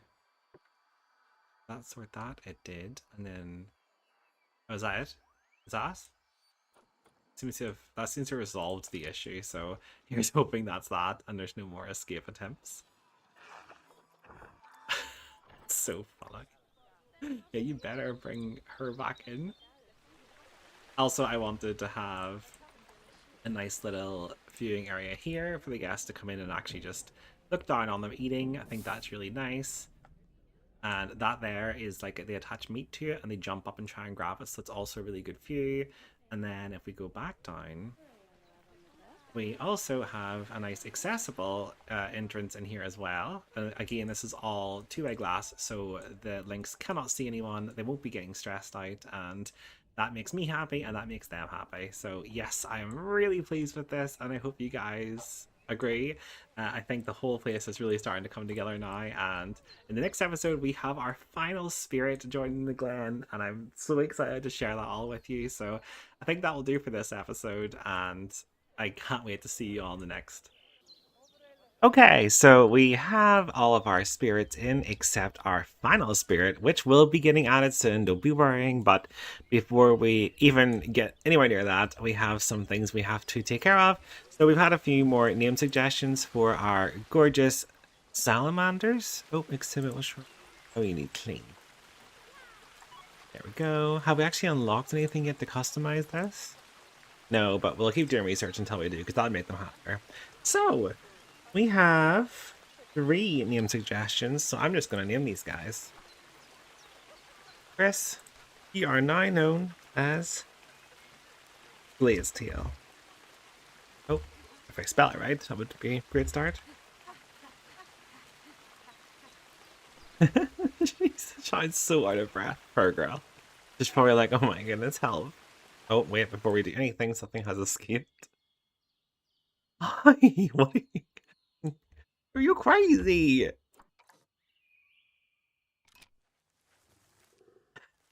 Naughty. That's shameful. Yeah.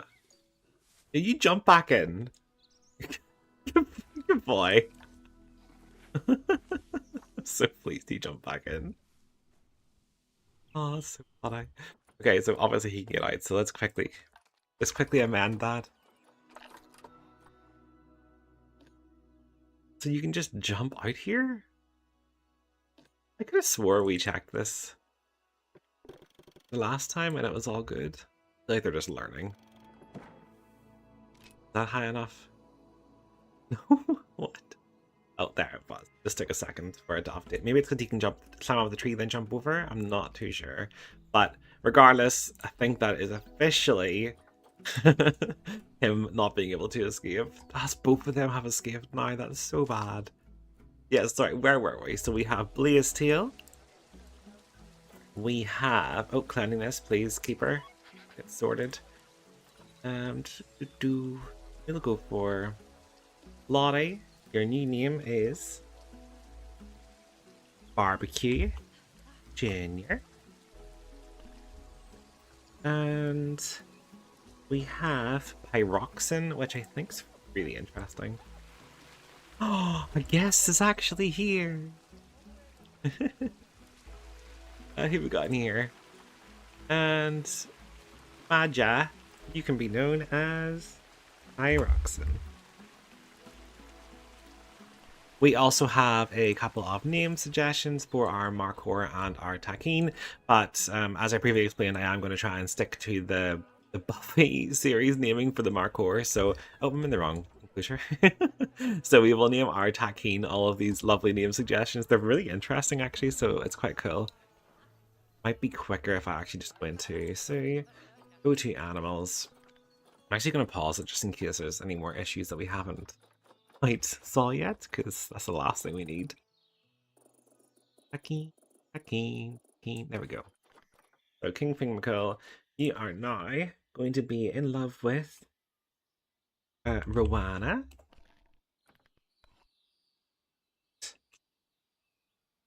Barry. And Dravika. Eldra.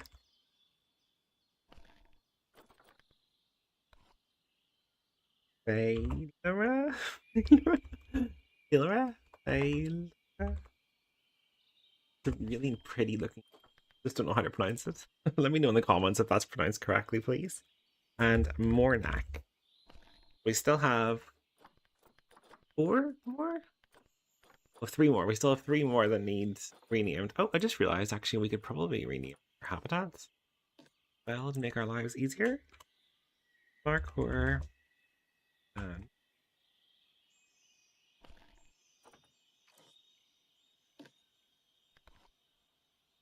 links.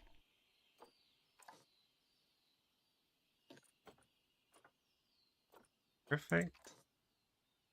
Oh, I hate trying to get this one.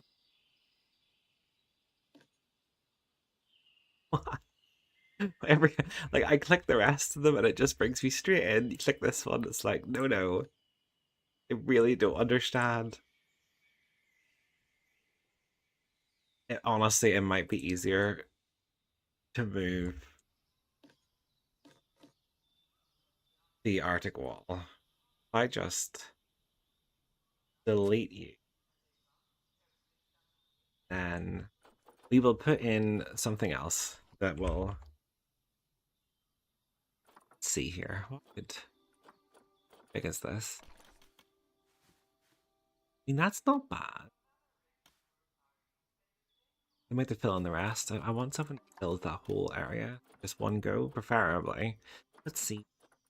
See, if I put the wall on, it snaps to the grid. So unfortunately, the wall is out. Oh, I suppose actually I could just put because we're struggling with this one, I say we just put that in and we move our barrier door ever so slightly.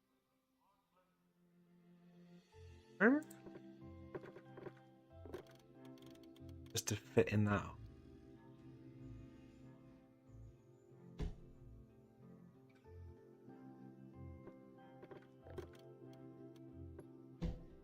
Okay.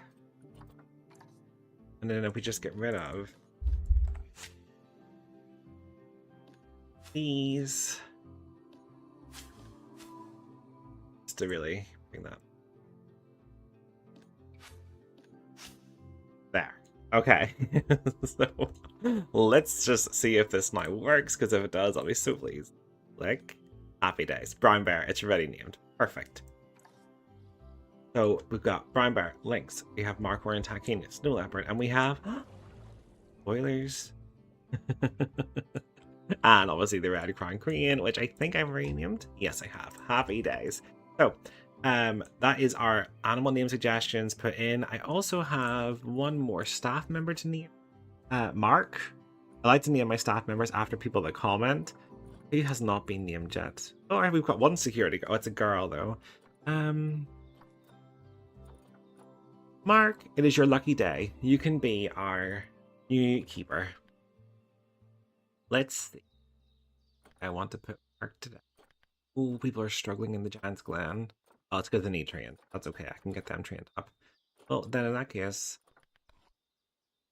Mark. Oh my goodness. Oh, damn. Mark. There we go. And I'm going to just train everybody up because we have the money and it's definitely worth it. Train staff, please. Do we think it is worth splitting up our mechanics work as well? And having one mechanic do this area, one do the wee starter area, one do this big area, you know, like, do you think that's better for the mechanics? Would it be easier? Or do you think we should just keep them the way they are currently, where all of them just go between each area and fix as they go? Let me know in the comments. I'm not really sure myself just yet what I want to do with that, but maybe you guys have more insight into that than I do. So we have a challenge.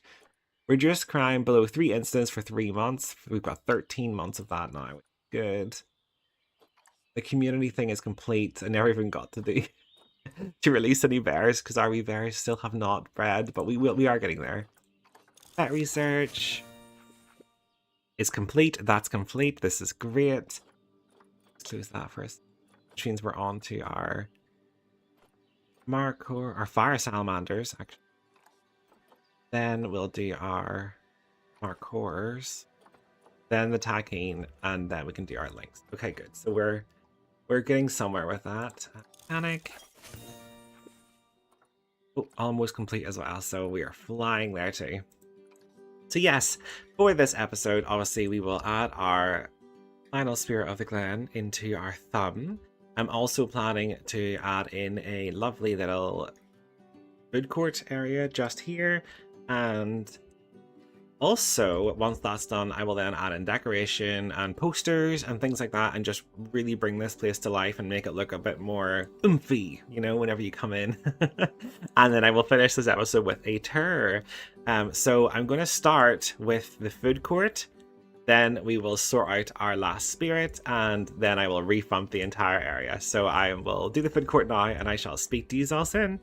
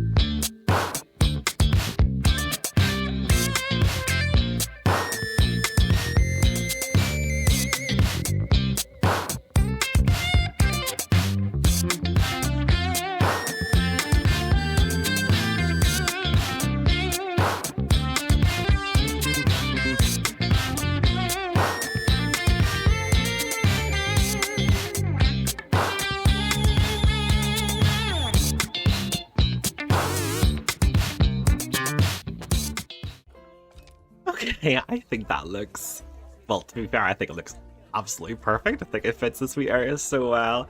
Really, really chuffed with it. We've got all of our different souvenir shops, our hats, our balloons, our mementos. We've also got pizza, some nice fries, chips, ice cream for obviously the kiddies. And then we have, why did they all go on break? Except you, thank you, you're the professional worker. What are you, who are you called? I can't even find. I'm sorry. I can't give you the praise you deserve, but just know I appreciate you. Yes, we've got coffee, water, and smoothies. Oh god, look at them all rushing straight to the coffee machine, that poor guy. Why are they all on break? Okay, hang on, let me put this all into some work zones to see if maybe that will help out. That poor wee man having to do everything by himself. Work zones, so we'll put them all into the everything to start with.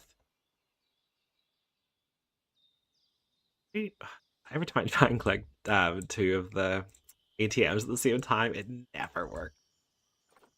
Everything and Giant's Glen. We'll put them into the Giant's Glen as well. Because I think I'm gonna have some specific vendors that work up here in the Giant's Glen just for these shops specifically. I feel like that's probably a good call because there's quite a few e-shops, and I think this will be quite a busy area, especially with all of our really interesting and cool animals that are up here. Oh, actually, while I'm in here, I forgot. Well, first of all, we'll train up all the new staff. And we'll scroll down. As these here, you need to be set to just everything for now. You can stay in the rest. Oh, the restaurant one says you're struggling. I might put you...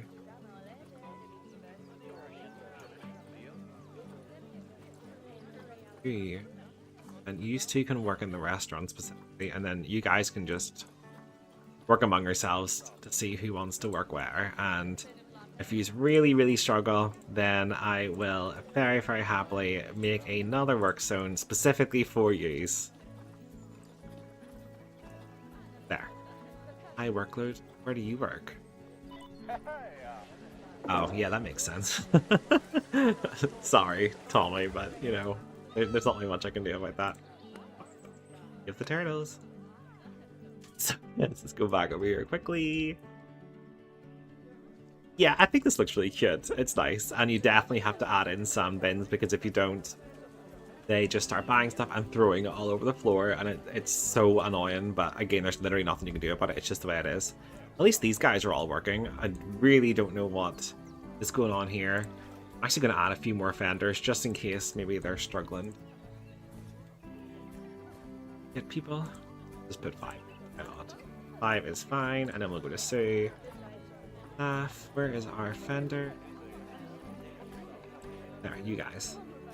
Need all of yous to... You know what? I'm just going to put them to the Giant's Glen. You guys specifically can work in the Giant's Glen. I feel like that is a good call.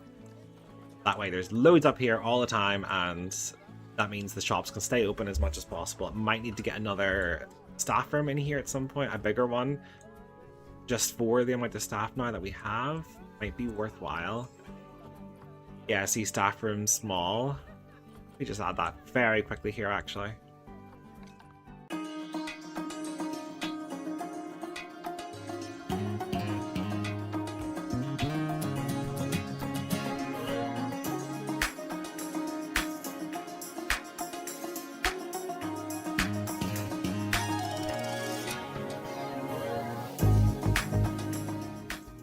There. I think that looks good. It's just a nice big staff room, and most of it will be hidden anyway whenever I add in some more decorations and things, but just for the sake of our staff, I think that really helps, because it means people don't have to queue to get into the small staff room or have to walk down a mountain just because they want a cup of coffee. So, you know, I think it works well for what we're looking for. So, I think we have done enough here for now, which means it is officially time to announce our final spirit of the Giant's Glen.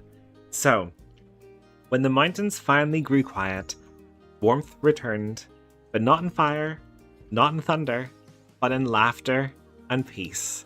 So our next spirit of the Giant's Glen is the Japanese macaque, which I'm really excited to get in. They're all about tranquility and peace and relaxation, and I believe they can get like spa type enrichment items. So I wanted to sort of build a spa area over here for them, but not just for them. As you can see here, relation with humans, confident, and guests can interact. So I'm planning to build basically a spa sort of area that the guests can walk into as well. And obviously the guests can't get themselves into our hot springs or our spas, but in our brains, they can. And I think it would work really nice. I mean, could you imagine going to a zoo where you get to go into a hot springs area with monkeys? I mean, that's pretty intense. That's pretty insane. So I really hope that I can do this justice. I'm a wee bit nervous because it's crazy, but let's see what we need anyway. So they could have 50, which is an awful lot. 17 males, 33 females, and they have one baby. Something's happening. I hear noise. I'm scared. They have one baby per mating event. So I say we go for, you know, we've got the space. We could just go for all 50, to be honest with you. See, I wasn't sure if you could type or not. 50, and let's just go for 50 babies. They only need 744 and 612 climbing, which we can definitely do. There's well more than what we need here in this area, so that's definitely doable, and I'm very excited about it. Let's see if we can actually try and get some of those now then, because we do need it a lot. Japanese. Oh, loads of boys. Well, I say we just grab the ones per cache for now, including the female, and we will, as time goes, as I go throughout the speed build, I will stop in every now and then just to double check that there's any more in, and I will just keep collecting them until we are ready to go. But for now, please enjoy the story time and enjoy this build, and I shall see you all soon for when we're putting our Japanese macaque into the enclosure.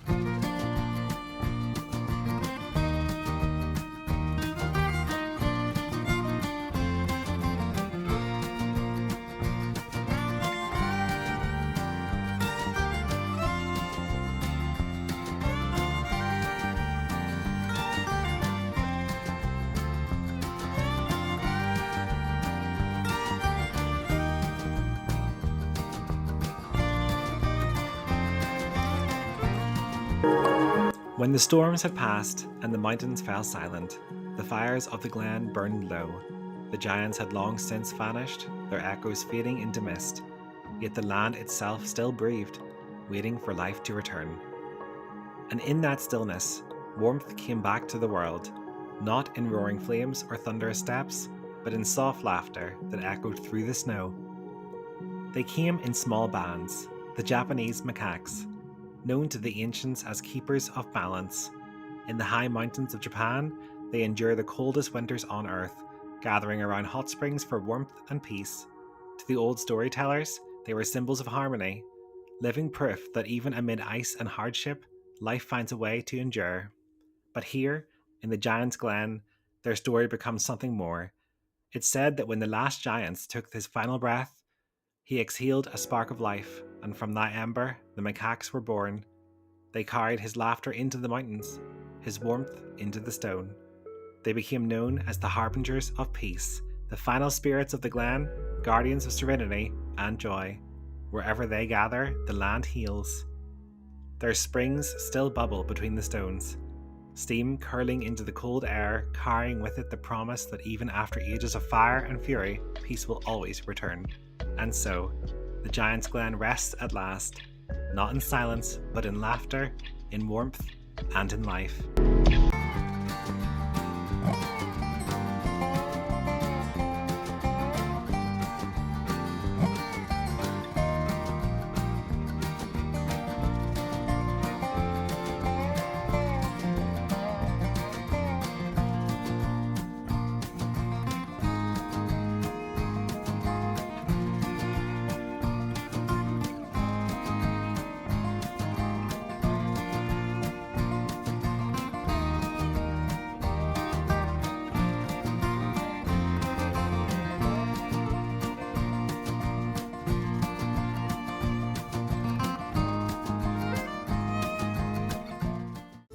Right, so I think you can see what I'm sort of going with here. Our wee wellness spa, area for our guests, and they will come in here and they can just sort of free roam as they will. How they got the insurance to allow this in a suit is beyond me, but they somehow managed it. So I have a nice wee staircase here, and I've also got an accessible ramp because I wanted to be accessible for everybody. I've also covered the mud in here with concrete to make it a wee bit more realistic, because obviously you wouldn't have just dirt. So it's a lot easier as well to clean for our keepers. So yes, it all comes in from the reservoir, and I have obviously added the mist, etc., to make it look like it's more heated. And I think it does work quite well, but I am not going to know what else I can do yet until we get our gorgeous animals in. So let's see if there's anything else here. I've got quite a few. Oh, I get all the girls because we've got quite a few meals, and I think, yeah, no, I think that's more than enough. So I'm just gonna send these all to quarantine. I know they're not all going to be able to fit straight away, but that's okay because I'll be taking them out as soon as they pass anyway. So I'm going to do that now. I'm going to quickly speed up, and I will see you all back the spa for when they are finally out. So see you in a second.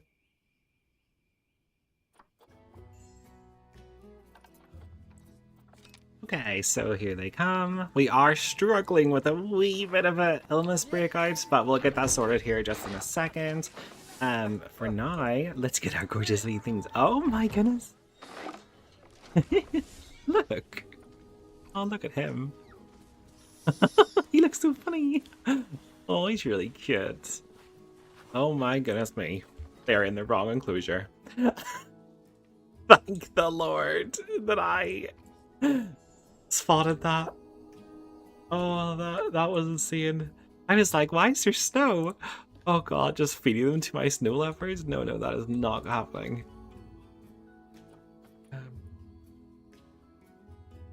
God, there's the snow leopard as well. Whew. Let me just box my snow leopards quickly. I can't believe I just basically fed them to the snow leopards. Oh, that is so bad. Okay, no, Japanese macaque, you're not meant to be in here. Sorry, guys, but you need to get boxed. Oh, that was close. That was scary. I can't believe I just did that. Come on, can someone please move our lovely wee monkeys out? Because this is just... oh, this is terrible.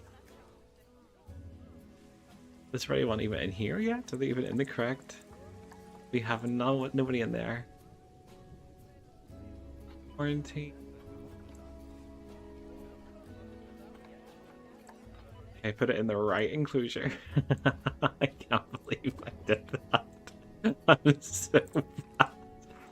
Oh, that's so bad. Okay, let's just speed this up again quickly. Okay, so our monkeys are now in the correct enclosure, thankfully. And once I've got this all sorted, I will obviously let the leopards back out, but until I'm 100% certain that they are not in there, I am not opening those boxes. I can't believe I just fed them to him, but they didn't. No one got hurt. It's all good. Nobody got hurt, and everything is great. So let me just pause here quickly before our monkeys escape. Goodness me. I can't believe that happened. Okay, so they can escape. the entirety of just up here, but everywhere else seems pretty good, which is great. So that's easy to work with. They also need a lot of climbing enrichment, so I'll be adding that in now as well. So yeah, I will do all that now, and I shall see you all in a couple of minutes for the final reveal the final reveal of this habitat.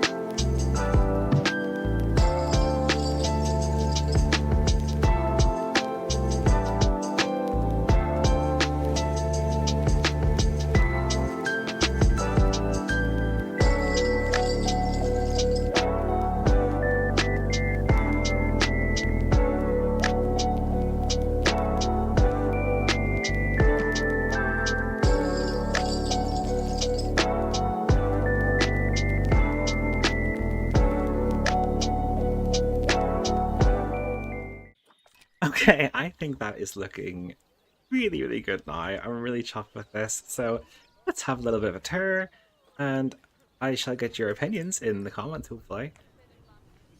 Oh, we go to our Harbingers of Peace Spa and Wellness Center. I love the Japanese macaque statues. I feel like, oh my goodness, they're so cute. I thought it would be nice as well just to have some coffee, because obviously it's going to be cold out there, and also some treats, some donuts and buns. Little area for people to sit and eat.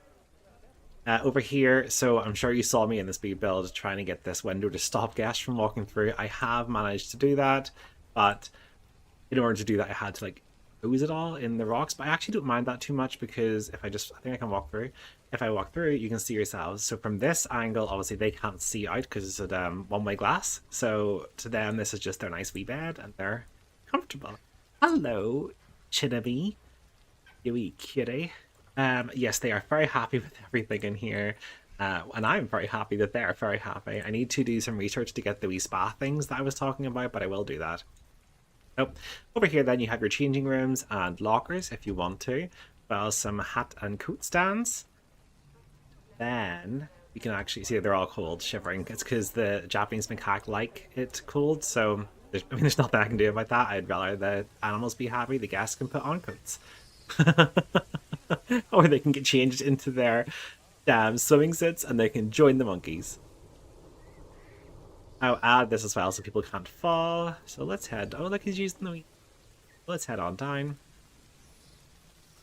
Hello, guys. Me, locker fruit. Do you think this looks really cool? I had to stop guests from going up there. I was like, there's no way any guests should be up there at all. They're going to fall. I'm going to get sued. It's going to be a whole thing. Hello. Oh, I just think this is so cute. And it's just so relaxing looking. Like, could you imagine being in here in this nice hot water, chilling with the Japanese macaques? It's absolutely gorgeous. So I'm really, really chuffed. And I've given them some extra climbing enrichment and things too, because they needed a lot more than I was expecting, but that's okay, you can do that easy enough. Make themselves comfortable. Hello. So yes, I'm really, really pleased with this. I think we're definitely getting there, and I'm excited to finish off this entire area. So let's see what's been happening. too many guests think that your prices are too low, well then I will put it to 40 and I'll leave it at 30 because we've got 300,000, so we're definitely making enough now. In fact, we could also probably get our marketing fixed again. So if we stop our cereal boxes and instead go for the family art like I wanted at the start, that should bring that up a lot. Yeah, there we go, 5 stars. So we now have 4.5, almost 5 stars, just the guest education slightly below, but that's okay. I have not been at their station in a while. No vendor. Wonder. We'll add a couple more vendors. I feel like you can never have enough vendors. Go. And again, just train everybody up so that everyone knows what they're doing. Our vets are happy. Our keepers are struggling. In particular with the Giant's Glen. I did hire a couple extra and stick them in as well, but again, maybe it's because they're not trained up enough yet, but we'll see. Vet research. Armor cores. What else have we got? Oh, we've got 3 of that now actually. Might be able to get back over here. Right. Oh look, people are definitely starting to use this more. I'm really surprised. Maybe it just took the spa to encourage people to come this way. But anyway, if we go in here, as you can see, it says layout only 40%. So if we click here, we can just turn on all the enrichment items for them.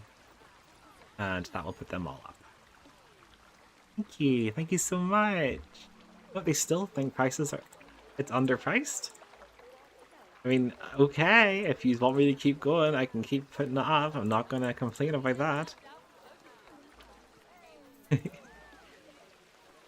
Yeah, sorry, our salamanders will be much happier now. They've got like extra places to hide and things, so that's great. What else we've got? Yes, I know, a wee chicken did pass away. Rest in peace, Irma. You will be missed.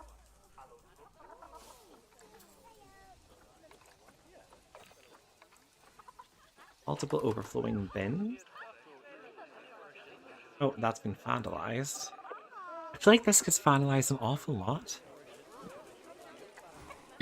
Maybe it's the pigs. Who knows? But definitely. People still think this is underpriced. Let's go for 44. I think that's more than enough. That research is getting... The mechanic is getting... The laser are all good.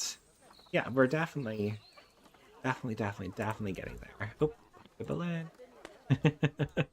Look how many we have now. Our whole way through is just booming with people, and it's really doing really well in terms of breeding, etc. I did notice something really exciting. Is that him there? It is. Look.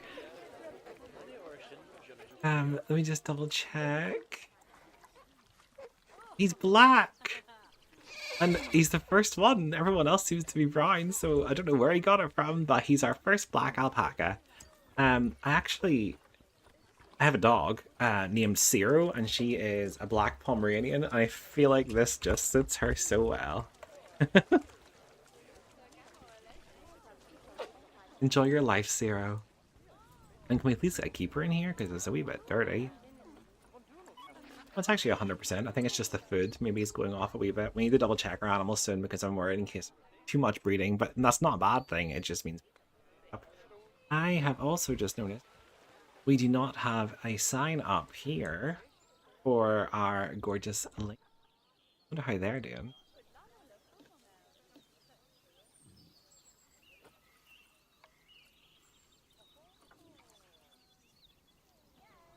They are bonded. Expecting offspring! That's so good! Oh, I'm so chuffed. And I've just realized as well, their water is dirty. They're not getting water treatment. I could just put this here. Up in this. Out of the way. I guess hate it, but it's in for our links. There we go. And I will just add that back to our work zones. Because if I don't, I'll forget, and then there'll be so many issues. Oh, everything. So while I'm here. Yeah, and also. And then the same. Okay. Perfecto. That should keep everybody happy. So basically what I'm going to do next is I'm going to add decoration, really bring this all to life, and then I will end our final Giant's Glen episode with a tour from start to finish. I'll start over here and I will head through the whole thing. So this episode might be a bit longer than you were expecting, but I'm okay with it. If you're okay with it, let me know in the comments what you think. And I will decorate this all up now, and then I will see you all soon for a grad tour. Okay, so after an eternity, I am comfortable with how this all looks. So, we are at the entrance to our Giant's Glen, which, for those who are just tuning in now, is behind our Meadows of the Mourne. So, let's get right to it. So, we cross in by our creepy little tunnel, which is filled with rubbish. I have staff on that though, don't worry. You look confident. Boy, where you going? You're missing all of that stuff.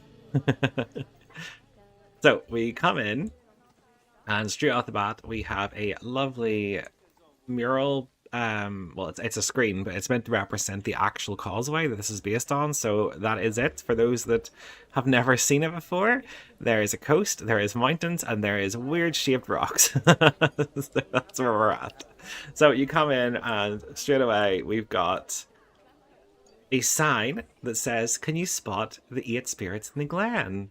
And it shows you a bear, a lynx, I think that's the lynx, snow leopard, Japanese macaques, red corn crane, markhor, takin, and salamanders. And then obviously just over here is a little staff area, so they can come up here and they can fix all this above the toilets. So back down again. Then we have our Una's Feast restaurant, which is meant to be used as a elevator. So I shall teleport up to give you a quick tour of that.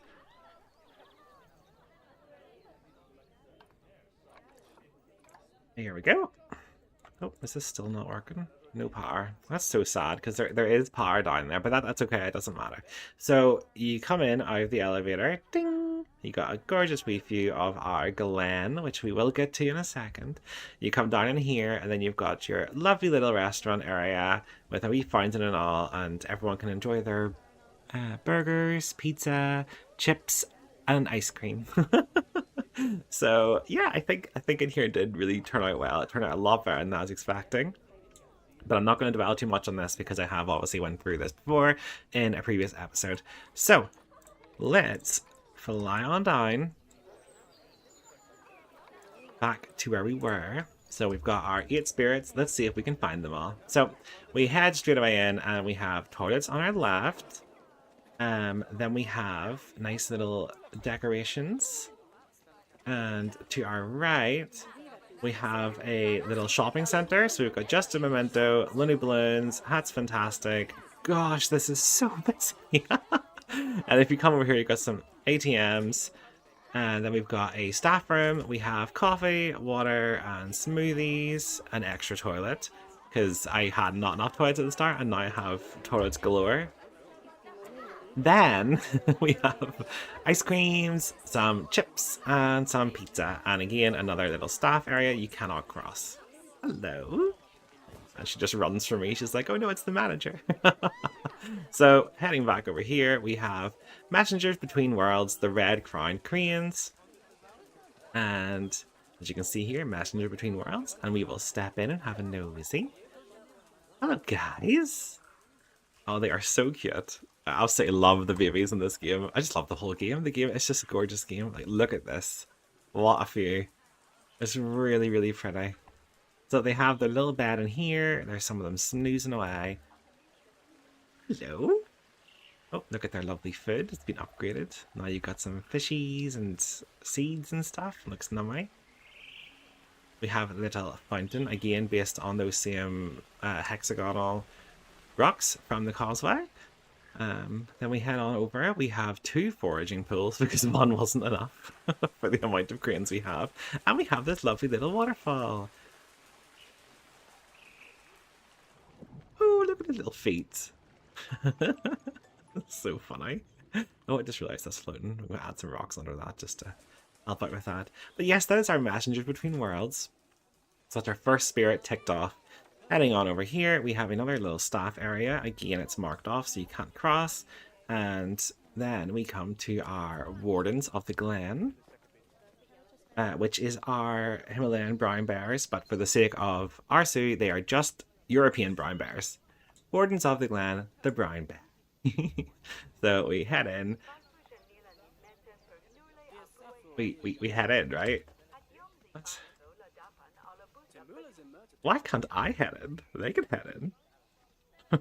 Just so... Okay. So I guess I will teleport in because I can't get over the threshold. Vampires must be invited in, you see. So we have some education. We've got some... Just going to double check actually while they're coming in here. Yeah, they can walk in fine. Must be it's a me issue.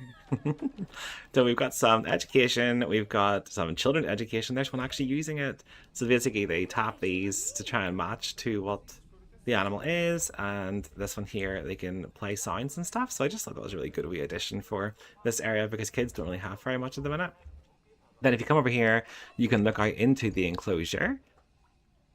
Oh, Buffy just had offspring. Okay, well, we will get to that. We will get to that. Then if you head on out here, you can see further into the enclosure outside. And I also wanted to have a cover because it rains an awful lot. Just so that way you didn't have to get too soaked if you were out here. Where are our bears? I am not sure, but we will get there because we're going to go into the enclosure to find them.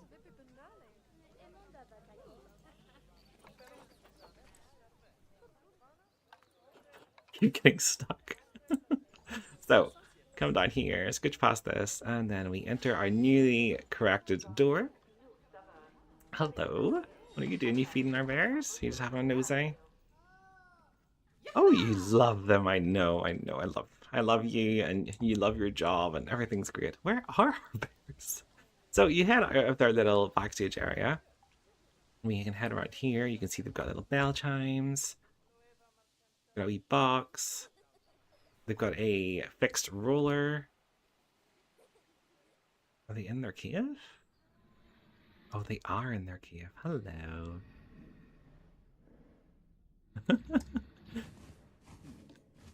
She's like, get up. I want to see you. I want friends. He's like, no. Have our bears not been named yet? No, I haven't. We need to name those.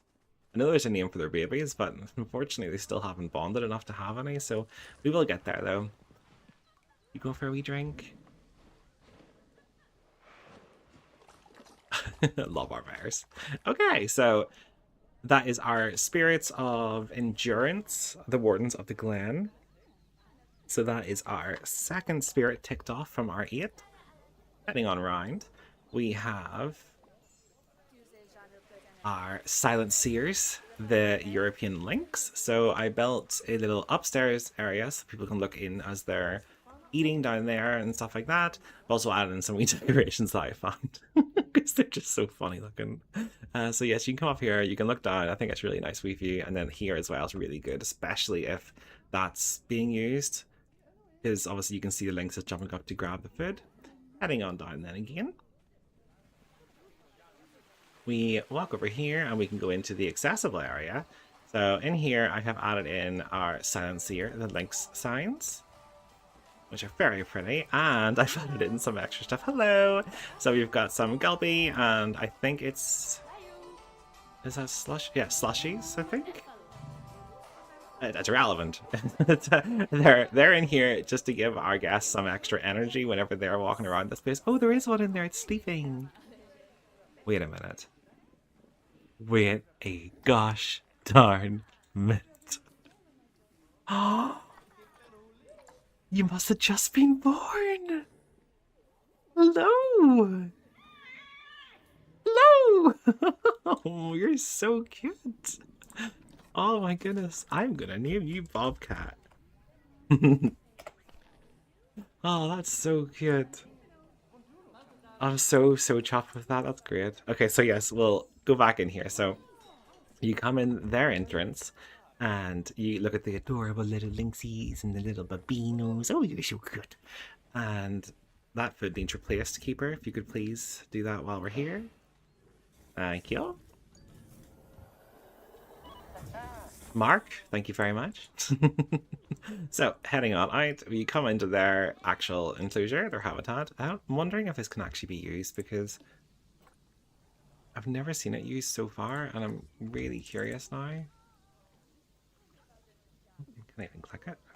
Flip that from the group. Exit, and then what's this? It is accessible, so we'll just hope for the best. They have a little zebra feeder here, which has fallen over. So they get an easy access to the zebras. You come over here, they've got a little watering hole with an extra little cave if they wanted to walk around. And then they've got like a forested area down here near the back. Going back near the front though, if we head up to our right here, past this enrichment, and as you can see, the guests can see us, but we can't really see them, so that just makes the lynxes a bit happier. We head up here, and they have their own upstairs sleeping area, so they've got a little box here to encourage them to come up as well as obviously the bedding. Again, so this through here is where we just were with the bears, so people can come up here and they can also see in the sleeping area for the lynxes. Then the lynx can, obviously you can see this gorgeous tower, they can then go up the stairs like this. Oh my goodness, we have another. Are you a baby as well? You are. No, you're Bobcat. Are you following us? Hello, you coming for the tour? Okay, well hopefully she follows us across. So they've got a scratching pad here, then across the bridge. They have a gorgeous like lookout tower, which they can get up. I'm not sure if I can. Oh, maybe I can. Oh my goodness me, I guess so. Okay, so we'll head up very carefully so we don't fall. We head on up our gorgeous tower and you get the best view of the Glen. So you can see over there into our Spirits of Legacy, the Kings of Stone and Summit, and then back over here you can see some of the bear habitat, and then obviously you can see down into the lynx habitat. And if you come over to this side, you can see the entire Glen, and it's just, this is a gorgeous, gorgeous view, and it looks so good. So moving on then from our lynxes, we will fly back down. Hi girl. Hello. More posters. That was our third spirit, the Silent Seers. Now we're on to, which I have, in case you haven't noticed, I updated the sign. It is now the Kings of Stone and Summit instead of the Spirits of Legacy, but they are the Spirits of Legacy. So we come into their enclosure, enter through there, and ta-da! Oh, and there's the baby as well. Hello. Oh, it's like a little goat. And there's the baby ducking. Oh, you're so fluffy. Oh, you're getting up for us. Oh, that is just so cute. Oh, the babies need names, guys. There's another one. So they've got their feeding trough. People can look in here and they can't see them, which is great. You can also go up the stairs. Oh, he's got a wee ball.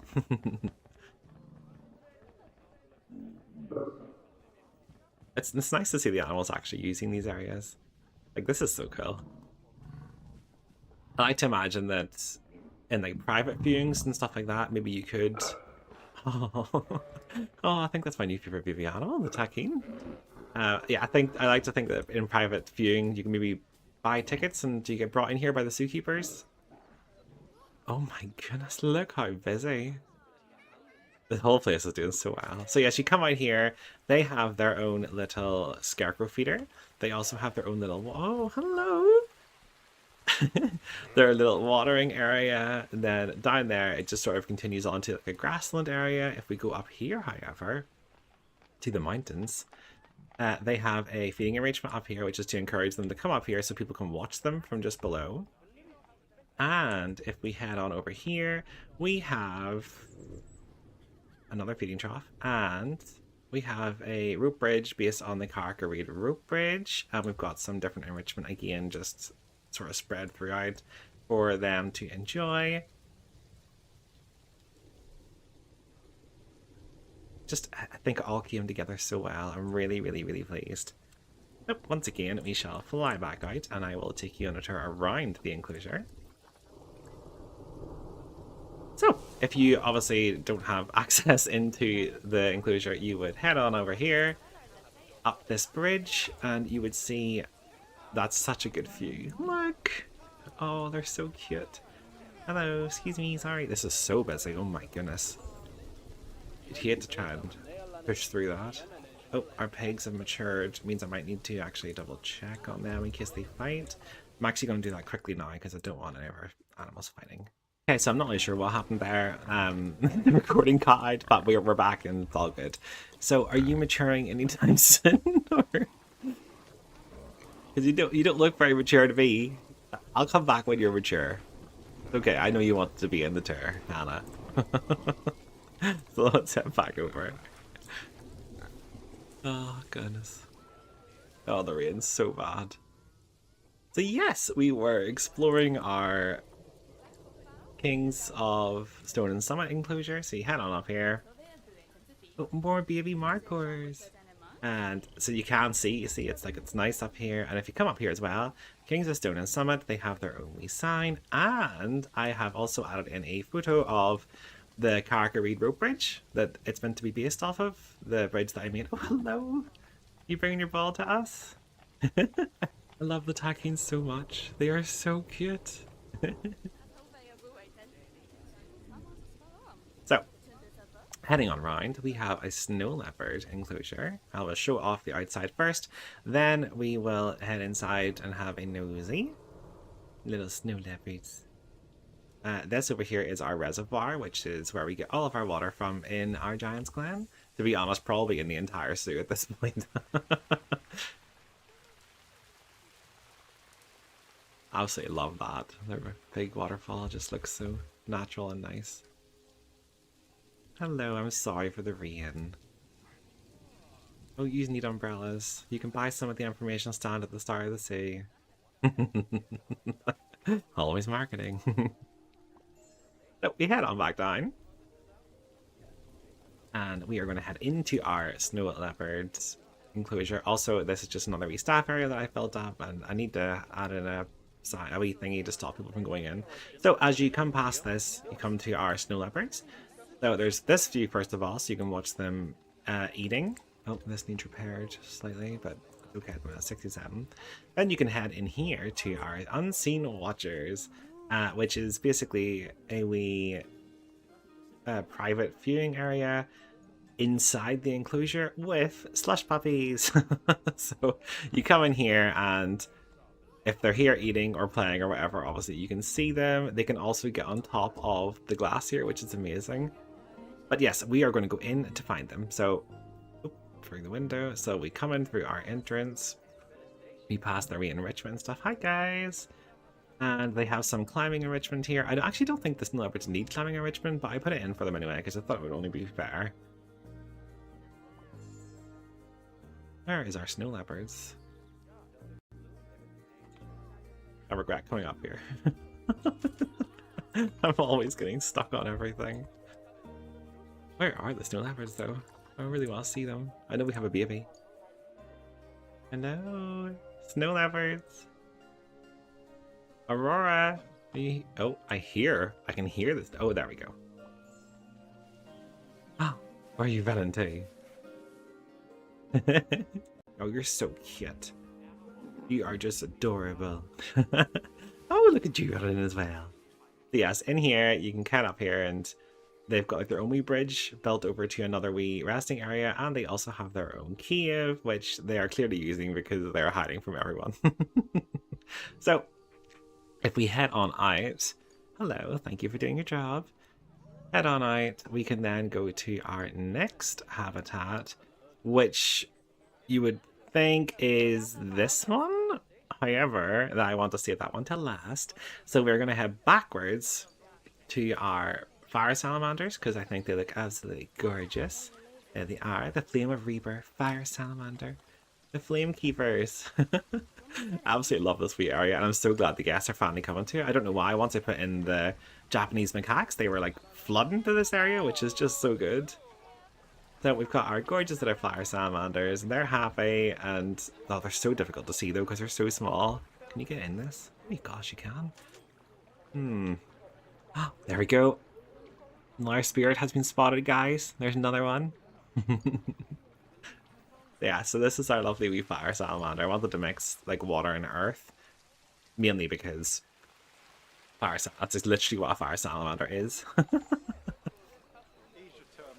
Heading back out again, we can go then the extra toilets, of course, to our Harbingers of Peace Wellness Center.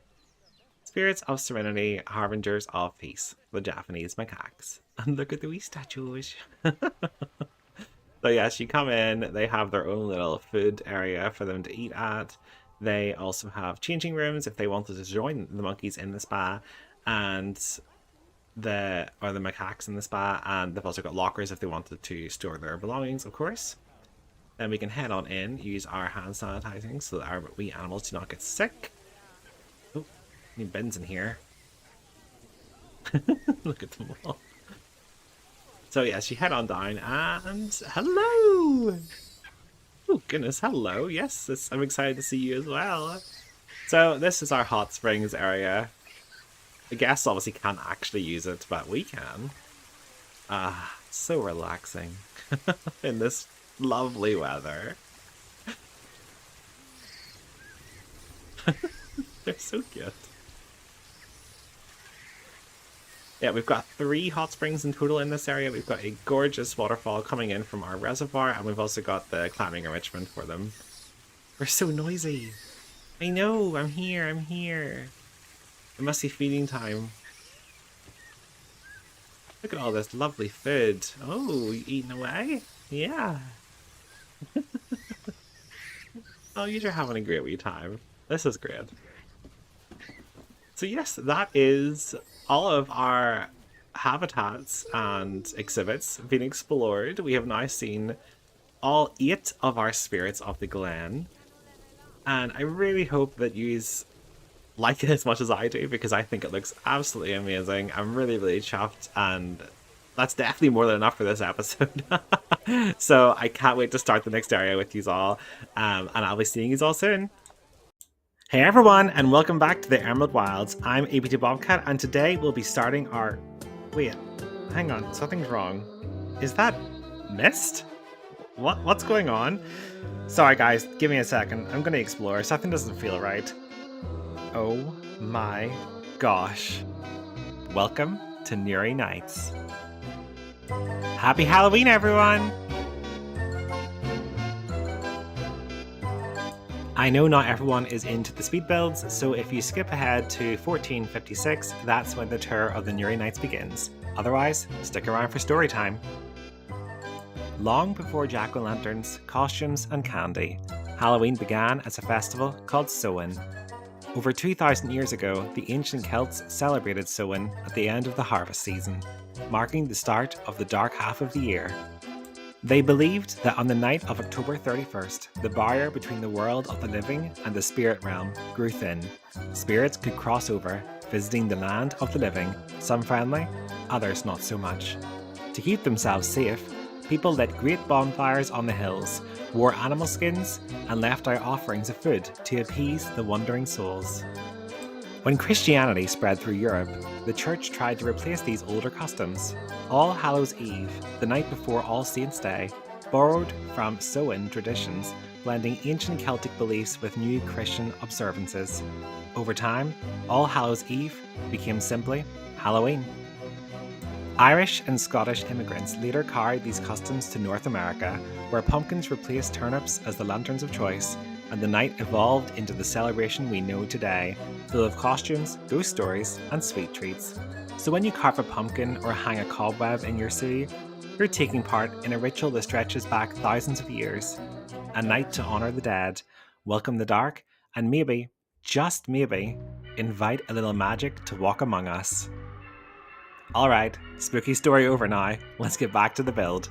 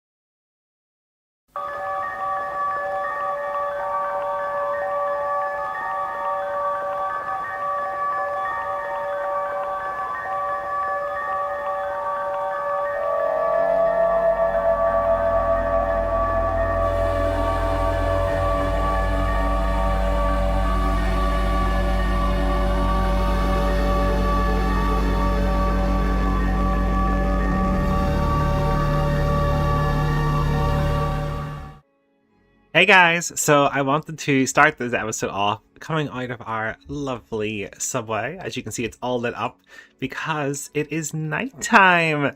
Obviously, you know, Halloween and whatnot. So, we come in and put it on pause, let our guests rule. Welcome to Northern Ireland's Emerald Wild Sea. Nice lovely green ambience there. Oh, what's this? So I've been working pretty hard on this for a while now to surprise you all. So this is our Newry Nights, our lovely Halloween-inspired nocturnal house. So if you come over here, this is the entrance into this area. While we're here, I'm also going to show you where our next area will be because it is also through these gates. So we walk in. We have some lovely fancy toilets, very spooky. There is the exit, so we'll get there soon.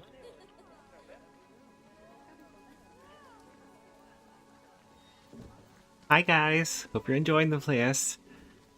Lovely wee signs telling us where to go. Aw. I'm actually so proud of this. I think it all came together so well.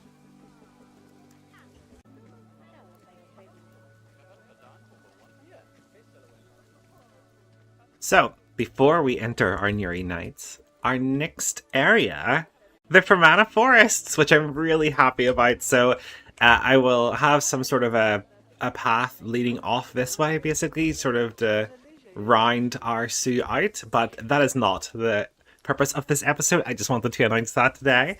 So yes, the Newry Nights. Here we go, guys. So I wanted to have these lovely wee fox statues holding me lanterns and stuff. I think this whole place looks so cool. So you walk through and you wear the bats, the Egyptian fruit bats. Oh, are you ready?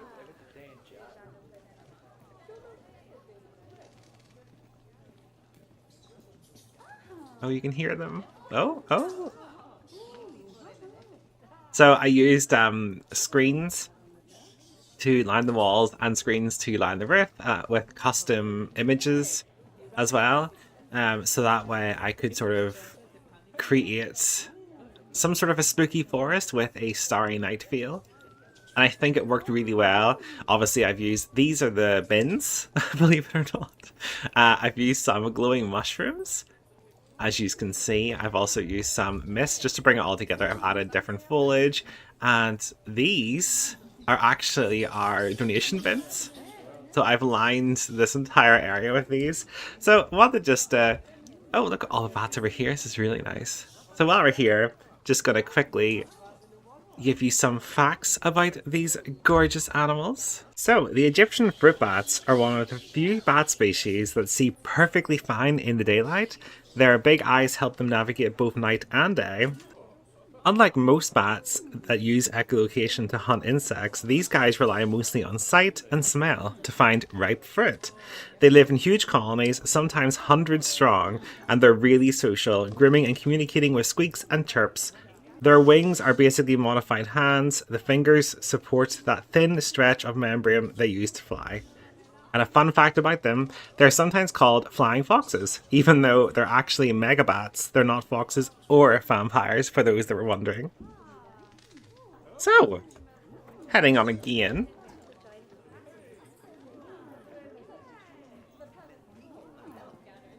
Here we go.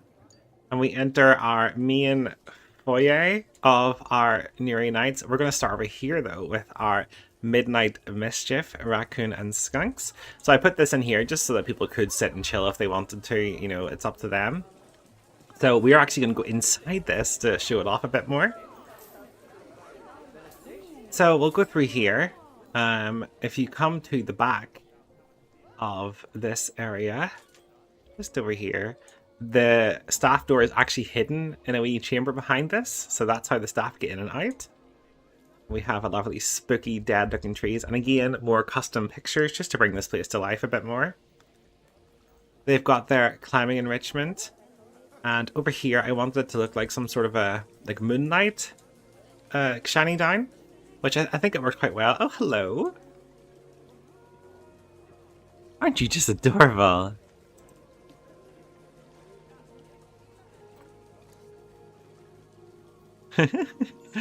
They are so cute. I have noticed that our raccoons are burrowing an awful lot. Or they seem to be using the burrow, so they're like always hidden. Which is, it's fine, you know, they can do what they want, but still, it'd be nice to be able to see them more often. Oh, there's one there. Hello! Oh, he's dancing for us.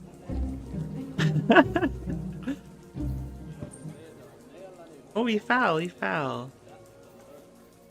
Oh, and sorry, she's pregnant. I've just noticed as well. Well, while we're watching her, raccoons are notorious problem solvers. They can open jars, locks, and even doors. They have excellent memory. Some studies have shown that they can remember solutions to puzzles up to 3 years. The mask around their eyes actually helps reduce glare, and this improves their night vision, just the same sort of way that football players wear the black eye paint. And a fun fact about the raccoons, it comes from the Powhatan word Arakan, which means animal that scratches with its hands. Skunks are gentle and rarely spray unless truly threatened. That famous odor, it can reach 3 meters away.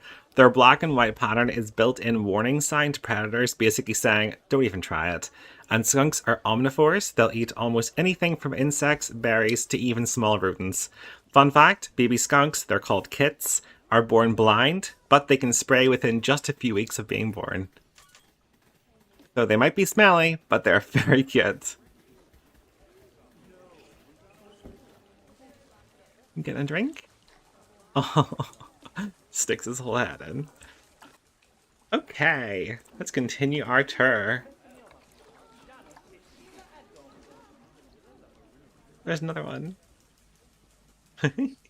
So if you come back here, they have a little back area, which I've created for them just to snooze out in, with some climbing enrichment, and they also have a hidden burrow. So, continuing back through our fake pane of glass, we have our burrow trick steps, the wombats. So we will head on through into our wombat enclosure. I love this enclosure, it's so cute.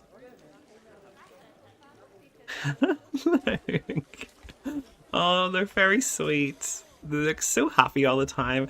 I built them a little area over here just so they could chill with some enrichments beside the glass so that the guests can get a better view of them. Again, I've added in some sort of like a moonlight just to brighten this place because it was, never I tell you, it was so dark. It was so dark. You could barely see anything. So I've seen some people saying they can't get a nocturnal vibe because this game doesn't do darkness very well. Well, I somehow have made that very, very untrue. So if you go back here, they have a little pumpkin patch, which I think was very cute. And again, this is their wee secrets area. Oh, that just needs scooched across a little tiny bit. I'll do that after the tour, that's fine. They can't get out, so it's all okay. And in the meantime, let's tell you some interesting facts about the wombats. So, wombats are champion diggers. They can tunnel through tough soil thanks to their powerful claws and thick, muscular hindquarters. They produce cube-shaped poop. The shape keeps it from rolling away, which helps them mark territory and burrows. Their backsides are made of a cartilage, sort of like an armor. So if a predator attacks, the wombat blocks its tunnel with its bum. And a fun fact about the wombats, a wombat's pouch faces backwards so that dirt doesn't fill into it while it's digging. Hello. Oh, they're so, so cute. So also, all of our wee animals do need names, so please feel free to suggest those. Moving on. Oh. Back into our explore mode. So moving on, for those that have arachnophobia, I suggest you look away now. So we come in here and we have our lovely web of tarantulas. So in here we have, I believe, let's just double check. That is the Mexican red knee tarantula. Let's see if we can find one.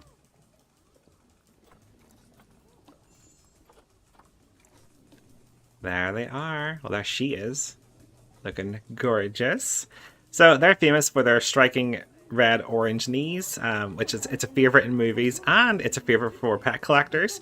They're calm, very slow-moving, preferring to hide rather than fight. These tarantulas can live over 20 years in captivity, one of the longest lifespans for any spider. And a fun fact, when they're threatened, they'll rear up and they'll show their fangs, but that's usually just a bluff. They're actually very sweet. Hello. Very, very gorgeous tarantulas.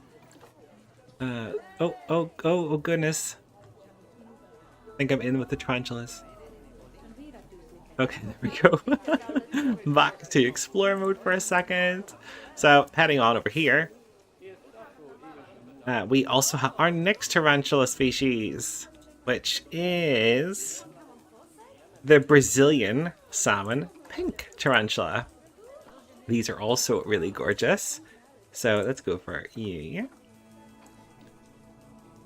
Aww. Love the wee red eyes. Okay, they're just so sweet.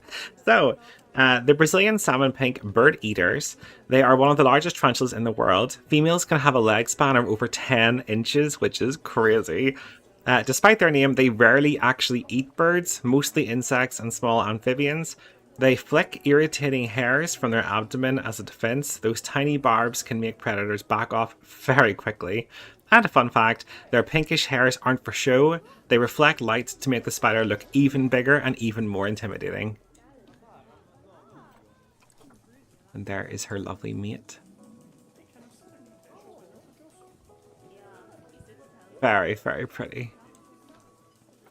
And big. Oh gosh, there we go. Getting out of the spider enclosure it's something. So, explore again. So if you come in through here then, I'll give you an actual tour of this area. So you can see our skunks and our raccoons through this window leading to their lovely watering hole. If we head this way, you see the Mexican red knee and then you see the Brazilian salmon pink. And we have another few of our wombats. Oh, they're way into the burrow. I'll show you the burrow. Look! How cool is that? And here they come. Look at that one we had just peeking in. Don't be shy, it's okay. Come on. Come on. Aw, they're so sweet. I can't wait to see the babies. Absolutely love these camera views. So, now that I've showed you the burrows and that you have seen the majority of everything, as you can see there, the sign, let's head on into our Witch's Familiar, the Palace Cat habitat, sorry, should I say. So you come through here, they have a big long strip with lovely bins again, and there's their, not enrichments, there's their education. I absolutely love this enclosure. So I'm going to go up here and I'm going to show you coming in as a staff member. So the staff members, they come in through here and it's so dark. So yes, again, I've added lights because of how dark it is. You come through, oh, there's one there. They've got a lovely wall climb thing. They have a lovely cat scratching post. They have their wee box. They have a burrow. I will check that in a second just in case one's in there. Oh, look, look. Hello. Oh, you coming down to see us? See, look how dark it gets. It's crazy. Oh, hello. Oh, he's friends. Well, before we check on them, let's go check their little witch's cabin. So they've got a little bridge, we walkway over sort of like a swampy sort of area, which then leads them into their little hut, which I think is very cute. And they've got lots of enrichment in here. So let's just... Oh, where'd they go? There we go. A close-up view of these. They have the strangest looking face, but they are absolutely adorable. So, the palace cat, or our witch's familiar, is found in the cold steppes of Central Asia. They're perfectly built for high altitude life. They've got short legs, dense fur, and a very round, flat face, as you can see. Their fur is the densest of any cat in the world. They have 9,000 hairs per square centimetre, which is insane. They're incredibly elusive. Even camera traps struggle to spot them in the wild. And a lovely fun fact about them, their pupils stay round, like a human's pupils, instead of becoming vertical slits, which helps them see in low light and in the open plains. Aww. I think you can get like a ginger version, but I couldn't afford it, which is sad. But maybe in the future. Definitely need names for these guys. But you're going to get yourself all soaked. Oh, oh goodness. You trying to hide from me? Yeah. Okay, I'll leave you to it. So, back to explore mode. Oh. There we go. And they also have a little zebra to feed from. Oh, we've got more baby takin coming. So let's head back through our lovely windows. They're so busy. This place is making so much money, it's great. And finally, if we head back out through our lovely arachnid area and past our wombats, we come to the end of our Newry Nights, which is a gift shop, which is the first I've ever made, and I'm really pleased with how it turned out. So in our gift shop, we sell statues, hats, cups, jigsaw puzzles, some extra weird looking hats. Some spider hats if you want to wear it in there. We also have some umbrellas and posters of the Newry Nights.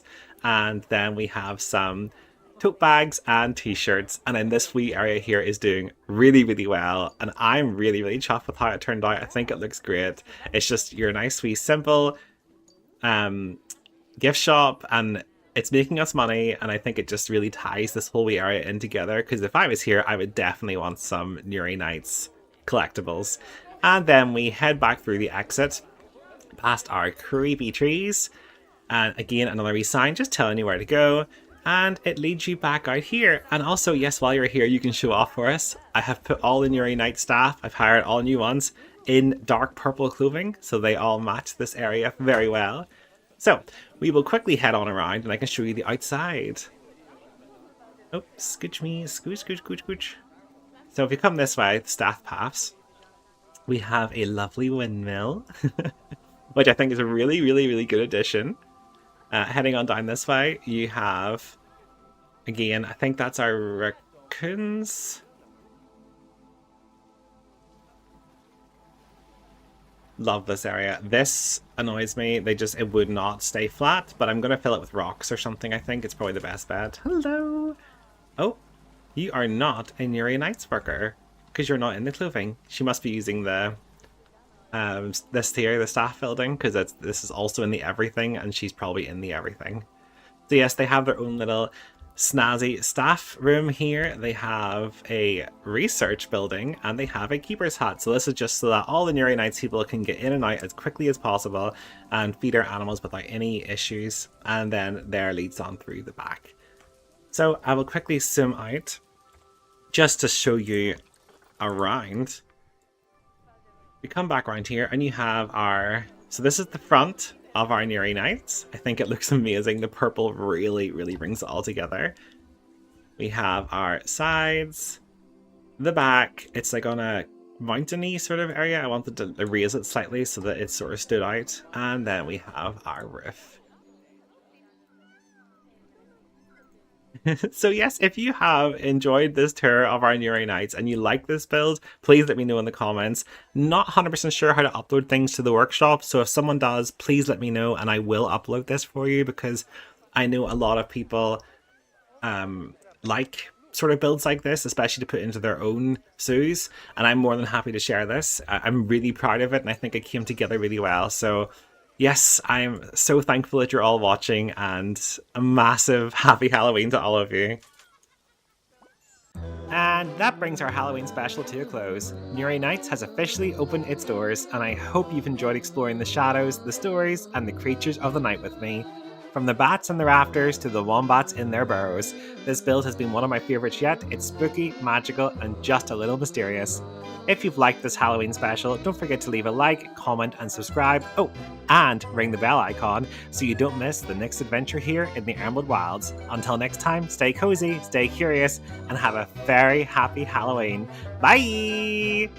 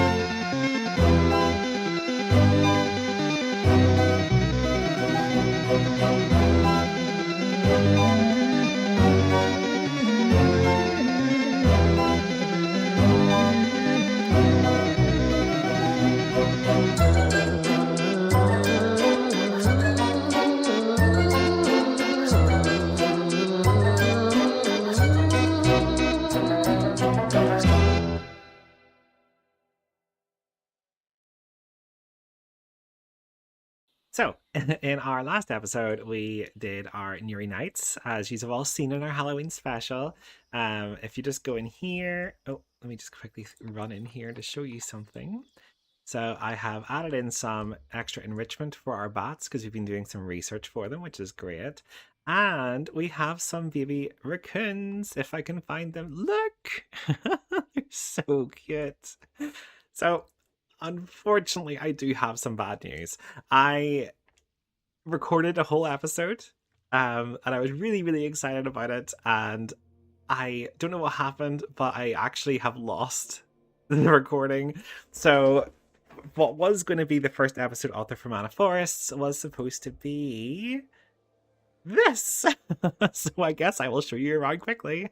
In here, we were going to add in our first animal of the forest, which was going to be the red fox.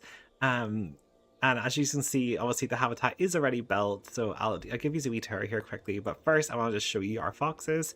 So we have some standard red foxes, and we also got really lucky, and we got a leucistic white fox. And I wonder if we can find it. We also got even luckier and got a melanistic black fox. So I'm really, really, really chuffed with this. I'm just so gutted that obviously the whole episode has been ruined. But that's okay, because I will continue then doing the next animal, and that can be the start of our Fermanagh Forests. But yes, so they have their little waterfall here, and basically the whole idea of this area is I wanted it to look like there's no fences anywhere. I wanted it all to be seamless. So that's the current plan, and I think I've done that quite well here. It's actually inspired from the castle grounds, which is not too far from where I live. There's moats between the paths and the sort of wildlife areas down there. I'll attach a photo at some point into the community so you can all see that, but I'm absolutely gutted that this didn't record because I was so pleased with it. But you know, these things happen, and it's honestly okay. We can just start with the next animal. But yes, I want to get some good views of our little foxes here for you all. Yes, you're so pretty. They're all so pretty. I love them. And I have very gracefully already give one of them a name. I have named, where is it? I have named him Cunning, because obviously foxes are supposed to be cunning. Unfortunately, then I did have a story time and everything for the foxes, so I'm going to hopefully try and do that now, and I'll just have the foxes running about and I'll tell you a little bit about them here, and then we can get started into our actual episode. So I shall see you all soon. The red fox is one of Northern Ireland's most familiar and adaptable mammals. Found in forests, farmlands, and even city streets, foxes are intelligent hunters that can survive almost anywhere. Their diet changes with the seasons, small mammals in winter, insects and berries through the summer. It makes them a vital part of the woodland food chain. Foxes live solitary lives for much of the year, using their sharp hearing and remarkable sense of smell to find prey hidden beneath the forest floor. Despite their cunning reputation, they play an important ecological role, controlling rodent numbers and helping maintain a healthy balance in the wild. But the fox has also wandered through Ireland's folklore for centuries. Old tales say foxes can slip between the human world and the spirit world, clever messengers and tricksters who outwitted both hunters and hounds. In some rural stories, a glimpse of a fox crossing your path at dawn was considered a sign of good luck, a silent promise that the forest was still alive and watching you.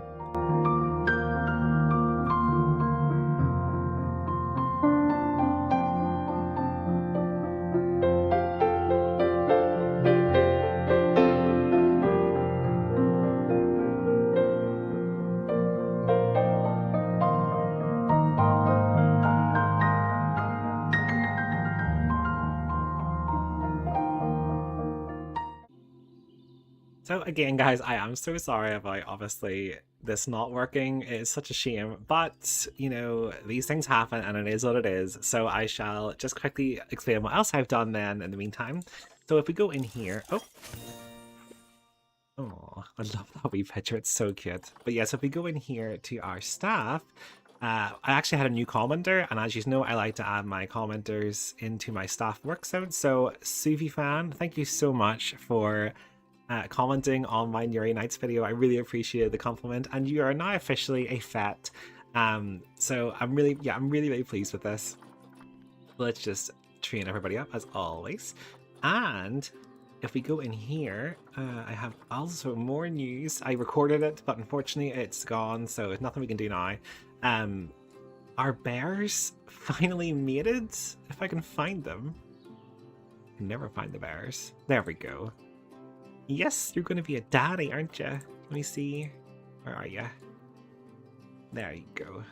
If we go here, see, offspring due in September, year 65, which I'm really pleased about. So we're finally going to have some baby bears. And then if we go back over here into our links, I wonder if I can click. I struggle clicking these. There we go. Into here, we have also renamed, I love this name, our male is now called Sir Links-a-Lot, which I think is absolutely one of the best names that has been given so far, and our lovely female has been called Sylvie. Yes, you're so precious. And then of course I have named the baby myself, Bobcat, wherever little Bobcat is. Oh yeah, snoozing away. Wee kitty. Oh, I had such a good view earlier. Bobcat was up here and he was like peeking over looking at the guests, and it just looked so judgmental and it was so funny. And then we've also, if you come over here, named some of our Japanese macaques as well, and gave them just a wee bit extra hard shelter, as well as having added this here up here because their water was dirty, which I completely forgot to do, but at least we noticed it in time, and that's that sorted. So can I just click this? Animals. So we have renamed a couple of suggestions. If I scroll, we have Banana, we have Curious, we have Hot Tub Tony, we have, oh, there's so many. Apple, we've got Jumpy, and there was a couple more.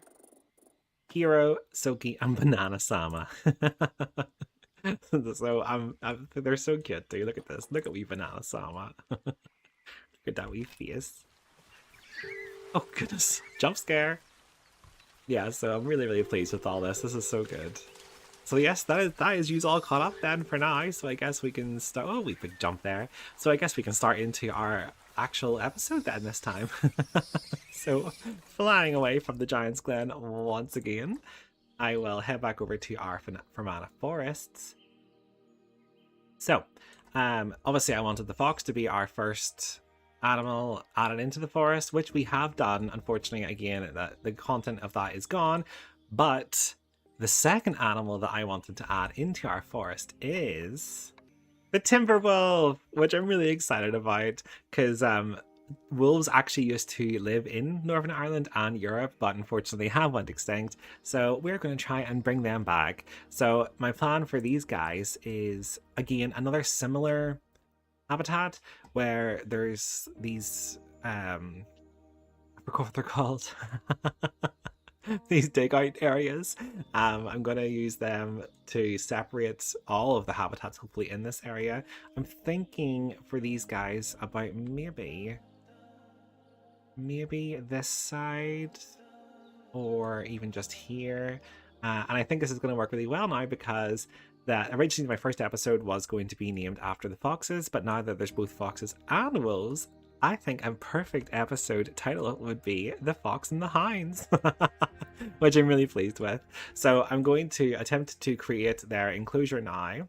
I'll tell you a little bit about our wolves, and then we will get them in. And yeah, I'm very excited about this area. I think it's going to look really good as a proper wee forest walk area.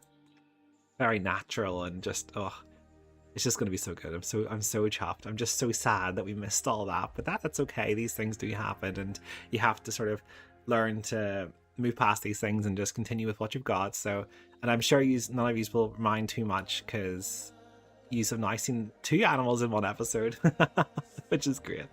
So yes, I shall speak to you all soon, and I hope you all absolutely love the story time and the habitat builds.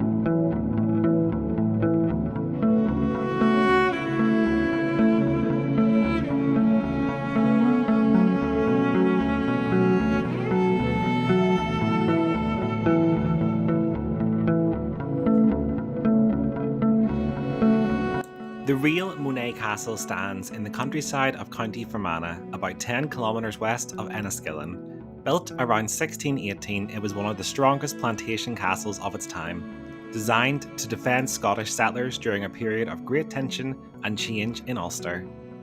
The castle's tall stone tower and thick defensive walls still survive today, even after 400 years of weather and war. Over the centuries, Mourne was abandoned and nature began to reclaim it. Ivy climbing the walls, trees breaking through the courtyard. For our recreation here in the Fermanagh Forest, we've taken inspiration from those ruins, blending the architecture with dense woodland to show how history and nature can live side by side. It's not a perfect copy, but it's a tribute, a vision of how the forests of Northern Ireland have grown around the echoes of the past. But where history fades, the forest continues to grow. The walls of Mourne Keep may stand in ruin, but life has returned in ways their builders could never have imagined. Ivy and moss now guard these stones more faithfully than any soldiers ever did, and the echo of the footsteps has been replaced by birdsong and the whispers of the wind. In this recreation, we've imagined what it might look like if the wild truly took back this castle, if nature reclaimed its throne. And with the forest's return coming its greatest symbol of wilderness, the Eurasian wolf. Once extinct in Ireland, now re-establishing its place among the trees and ruins. There is no longer a fortress of men here. This is a sanctuary of the wild.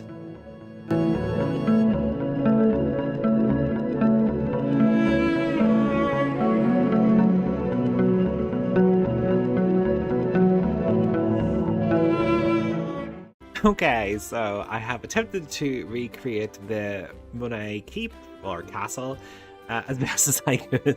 I really struggled with up here, so I've decided just to make it look more like ruins. I think it looks quite good. I'm going to add a lot more plants and stuff to it to make it look really overgrown, that kind of thing. But first we have to get in our wolves. So let's see here. Timber wolf. We can have 6 males and 6 females as well, which is great. Oh, there's black ones of those. Well, we can't afford those, that's okay. So we'll just grab you. And you. You. Oh, and you. I guess if that's all there is. There are for cash, that's all we can afford at the minute. Oh, perfect. Any more girls? Yes. Okay, so just double check. How many was that? 1, 2, 3, 4, 5, 6. Okay, yes, that works perfectly. Yes, that's good. Also, I think I explained this in my previous episode that got lost, but the reason the pigs are in here is because they are going to be kept good, and then once the other pigs die of old age, then we will put in our 2 pigs that were born in this zoo, and then we'll get a new male, and then that way we can keep their lineage going, which is always nice. So, let's just double check the size. 8,000. Yeah, they're good. I'm really nervous about this. Something tells me it's just not going to go well. Gosh, what is happening in here? Your raccoons are hungry. Well, can someone please get that sorted? Thank you all. What else we got? Keeper cannot reach habitats. Yep, we need to put those into the thingy. And we need a keeper to come and visit this as well. Keeper requested. Okay, good. So we'll do that first. Actually, hang on, before I do anything, let's stick our timber wolves into quarantine, and then I will fix up the work zones, and finally I will see you all in a second when our timber wolves are coming in. Look at geese, here they come.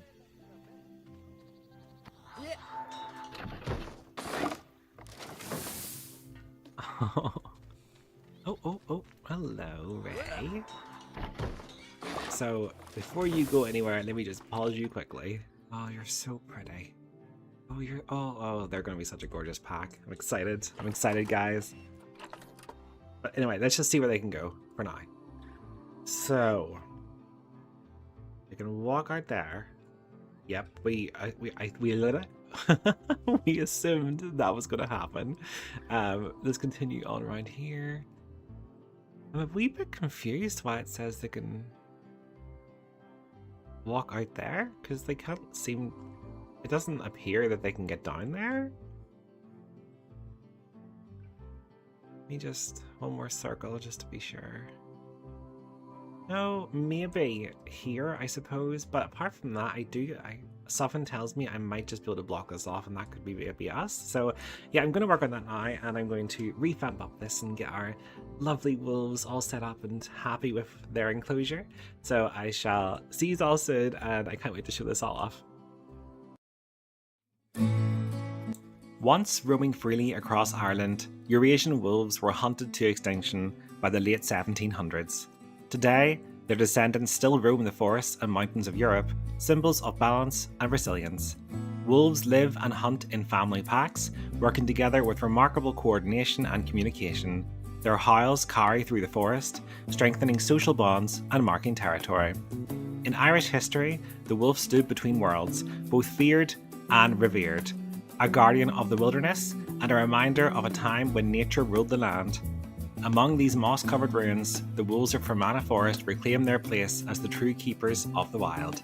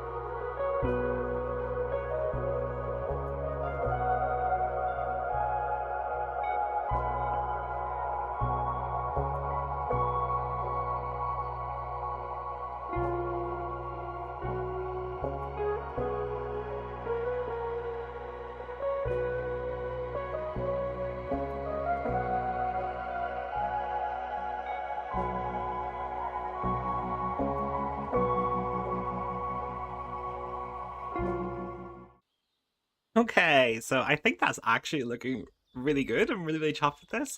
I'm not 100% sure what to do about these sides here. I'm not sure if I want to add the foliage again on the other side or maybe just rocks. So I'm going to leave that up to you guys to let me know in the comments what you personally think.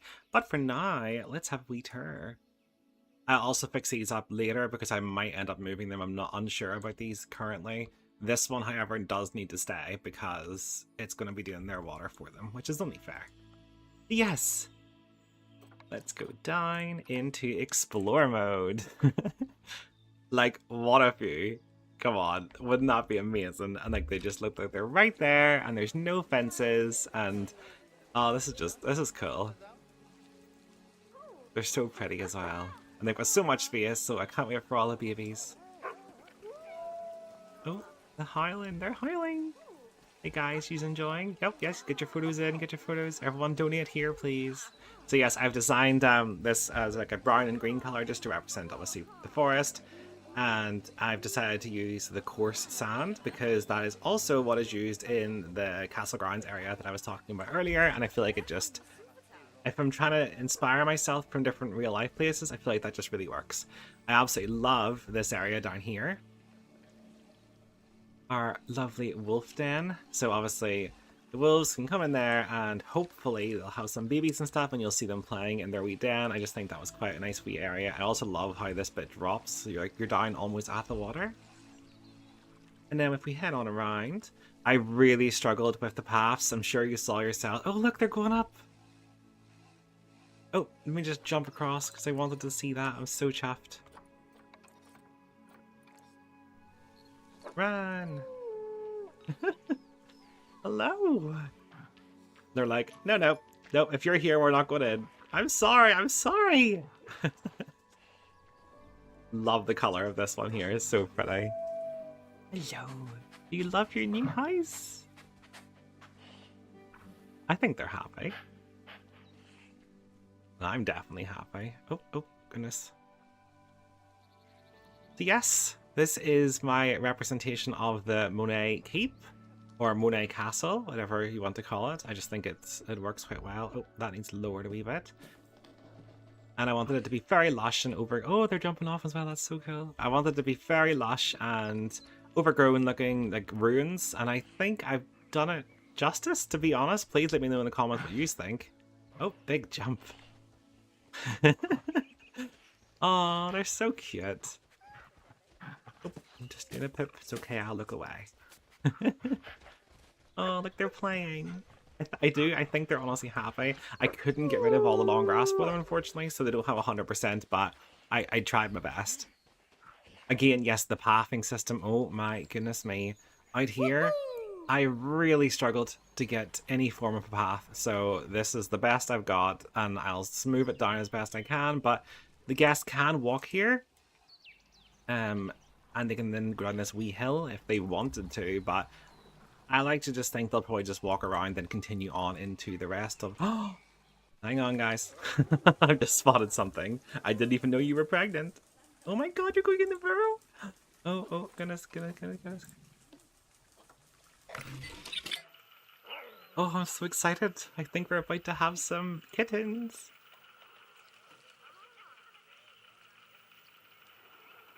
Hello. You make yourself comfy. Absolutely love the animal burrow cam. Oh, are you leaving again already? You changed your mind? Oh. Okay. Maybe not. Wait. There is there. What's happening? Are you okay? Are you struggling? You got this. Don't be shy. You're so pretty. Where are you going? I thought you're about to have offspring. You just want to prolong it, do you? Oh, you're going for a wee nice wee bath just to relax. You going for a water birth? Oh, they're so cute. I would be so chuffed if they give birth to a little ginger one, but I can't see it happening. What are you doing in there? Come on. I want to see the kittens.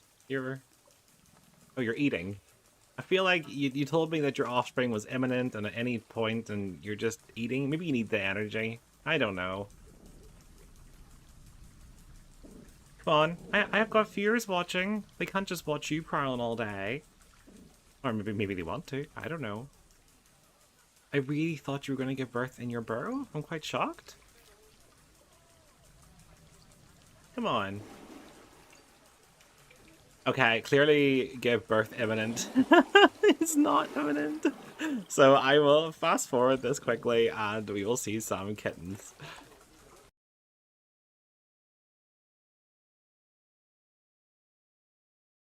Okay, she has returned once again to the burrow, which is where I think she will give birth. So I don't know what she's doing.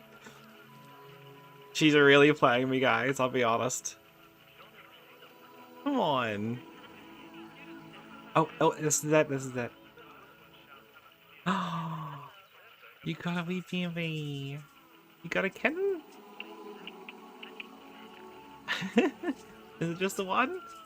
One's not. Oh, you got two! Three! Oh my goodness, we got triplets, and these are so cute! Oh, that's so cute. Oh, they're adorable. Absolutely adorable. My dog's walking around, probably thinking, who's he talking to? I'm talking to my kittens. Oh, they're so cute. Oh, I can't wait to see them come out of the burrow.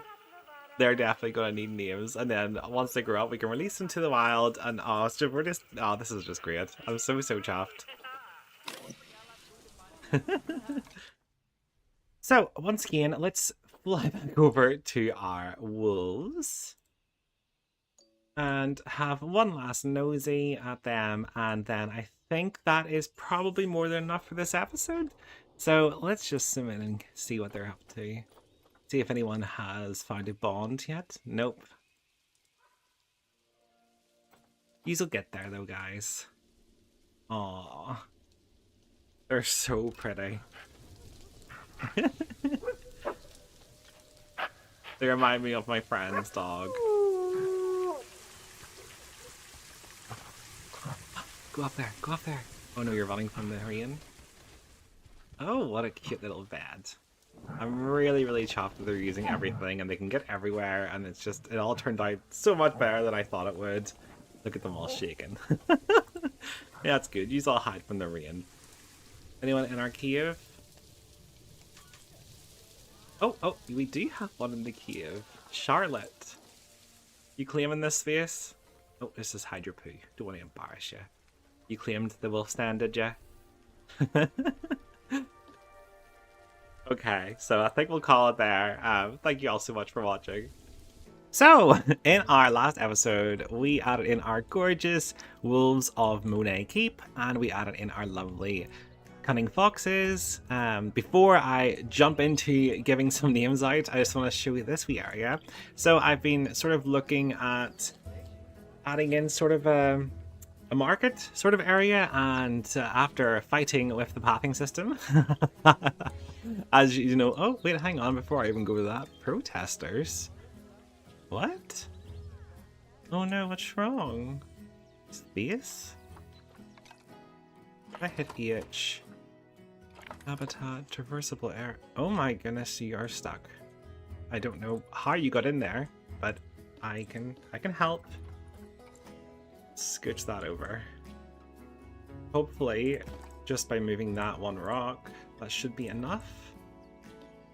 Oh, I don't understand how you got stuck, to be honest with you, but, you know, these things happen. Let's hit play and see if that fixed it for you. Nope. Is it this rock here?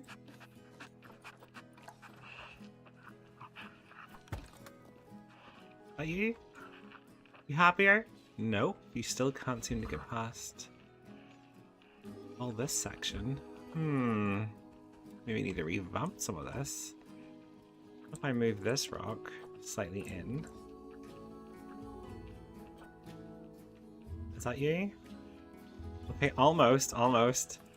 And then none of this happened last time. I'm really confused. Move that over, and then we'll move this over. Is that you? Yes, okay, perfect. Our lovely wolves can now get everywhere and they're happy. Don't know what happened there, that was weird. But yes, sorry, back over here. I wanted to make a market area, and after fighting with these paths, I came up with this sort of smallish area. So the plan here is add some sort of benches, a couple of bins in, and then also just have some nice wee stalls here, but we'll get to that in a second because we have to do some renaming first. I'm actually just going to pause it before all of our animals run about and it takes me forever to find it. So, Ray, oh, you are hungry. There's food right there, Ray. Can you get to this food? Maybe not, actually. Wonder if I lower all of these rocks slightly? Would that help a bit? To be honest, I can always remove the rocks if it becomes too much of an issue. It was more for aesthetic reasons I added that in. I didn't want it to cause any actual issues. There, that's better. Okay, good. So, and I think she's... Oh, she's going for that one. Hang on, let's go watch her.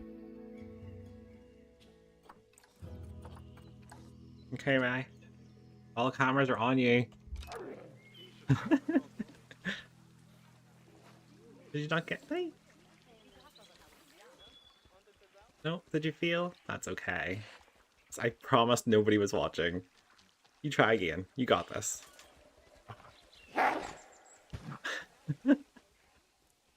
Oh, they're so cute. But yes, so I have some name suggestions. So if I go here, let's see. Let's go for Jason. Are you there, you Jason? Jason, you will henceforth be known as Cooper. And I should have stayed in him so I could have checked for another meal. Oh, there we go. Wolfie. I've already added you. Didn't even realize I did. Yes, Wolfie was another name suggestion. So there is a Wolfie. He's very pretty. And if we come over here to our foxes, we also have a fox name suggestion. Foxes, hello. Let's see where they've got to. None of them are pregnant yet, but I'm really excited for them to get pregnant. Let's see, let's go for Callum.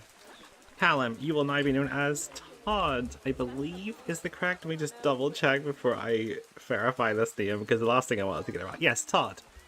And for those that are unsure, oh, he's in the burrow, that's why. For those that are unsure, the reason that Todd and Cooper were named was because of the actual movie, The Fox and the Hound, which is what I named my last episode after. So that was a really good name suggestion. So thank you so much for that. And last but not least, if we go into our zoo and we go to our staff, we need to name a new first-time commenter. Let's see who we've got here. Yakov. Let's see. That is a very interesting name, but from now on, Yakov, you will now be known as Mick. And thank you so much, Mick, for being a first-time commenter and for subscribing to the channel. I do really appreciate it. And for those that don't know, I like to... Oh no! Oh, wee Hogzilla is about to pass away. That's so sad. But you have been a gorgeous pig, and we will miss you greatly. I'm not going to stay around for the moment, because that's always so sad. Hurry, Hogzilla. But yes, so before we dive into anything else, I think I'm going to attempt to create this wee market area. Just double. Oh, there's Hogzilla gone now. It's always so sad whenever they pass away. What's this? Oh, we got some research as well. Our wombat and our Japanese macaques. That's good. These are all still doing good. Good, good, good, good. And I think we have a challenge. Breed animals. We definitely do, because our monkeys are going crazy. Rest in peace, Hogzilla. That's always so sad, but it is the circle of life. Oh, Hen Solo is also about to get it on with one of the other chickens, so we'll have more chicks soon enough. But yes, again, I will tear into this little market area, and I shall see you all soon.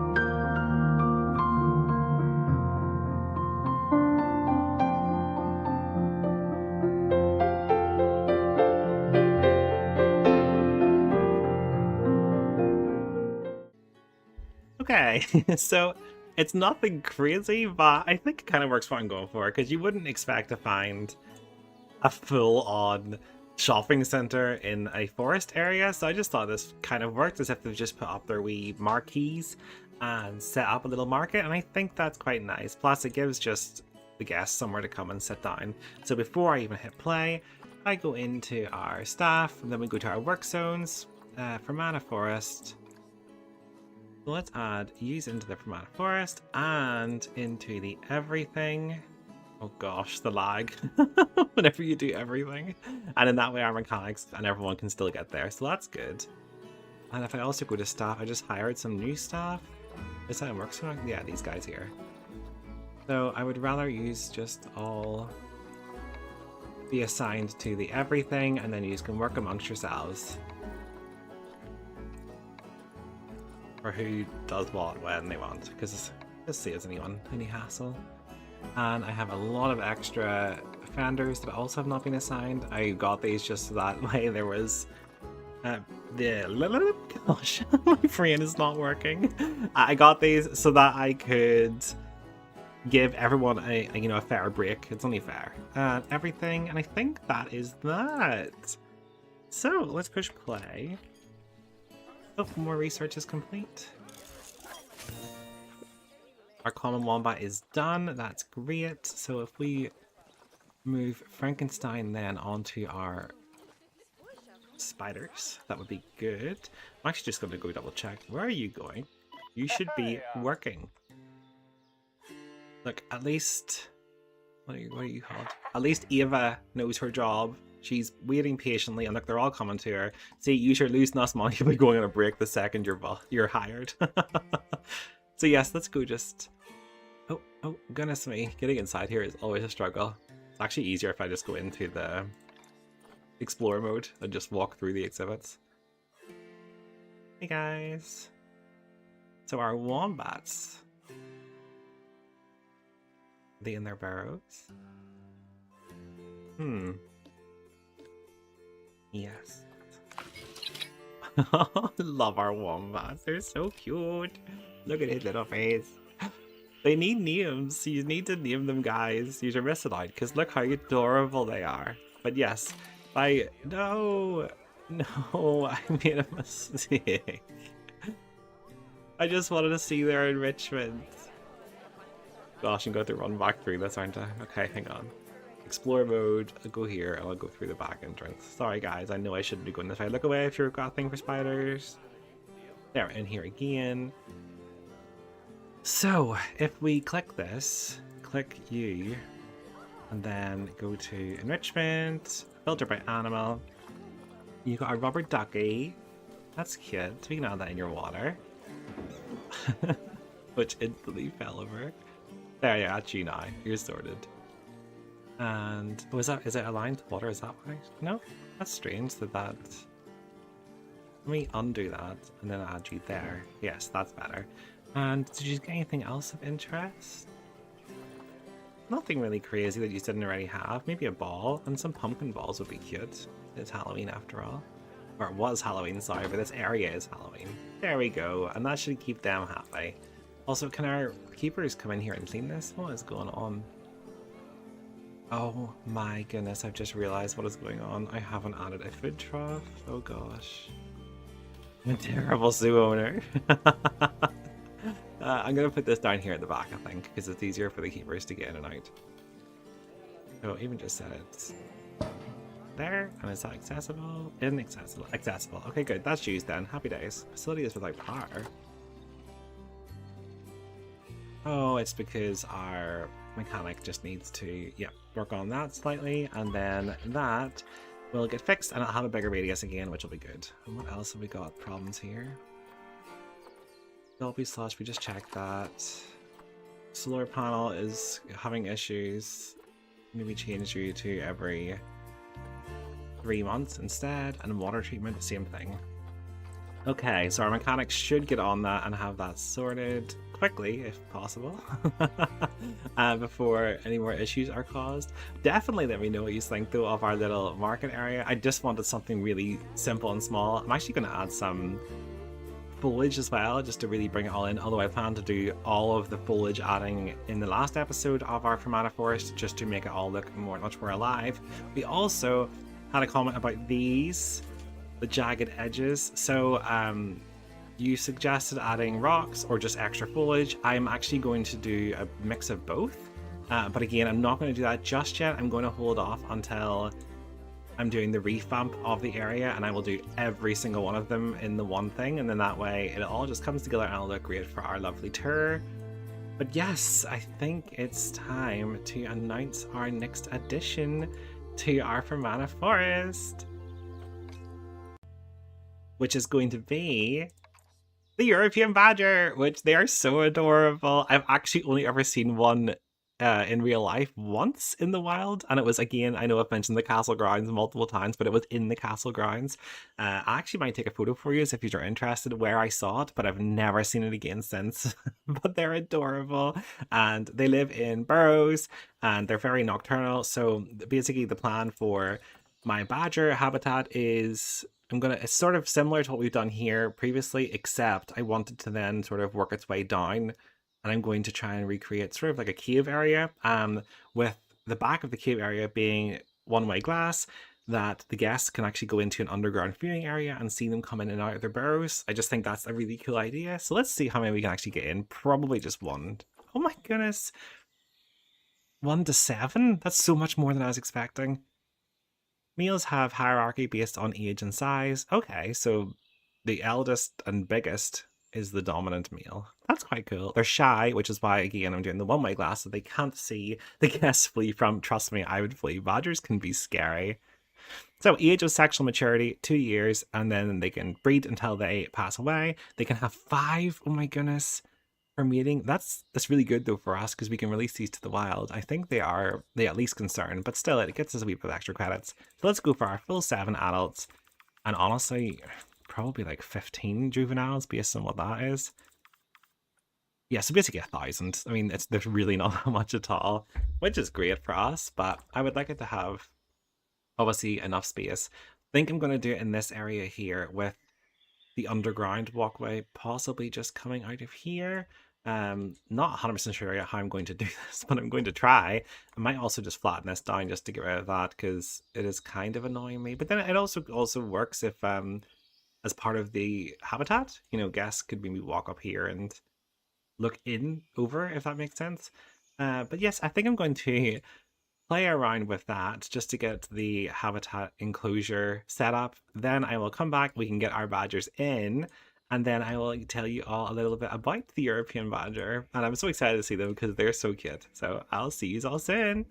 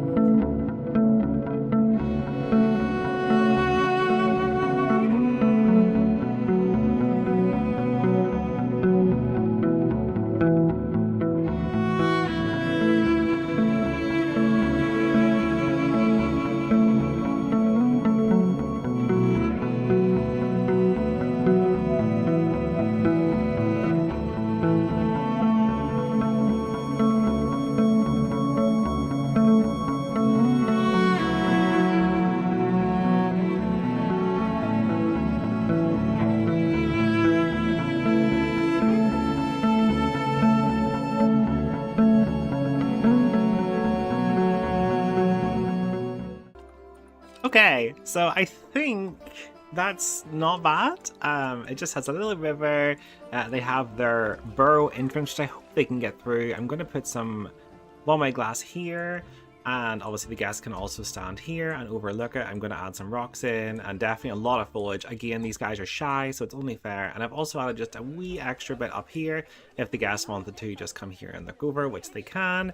And then obviously the staff entrance will be down here. Now, my main issue is obviously they're going to run away once they get in. But I just want to get them in first of all to see if they can get down this slope.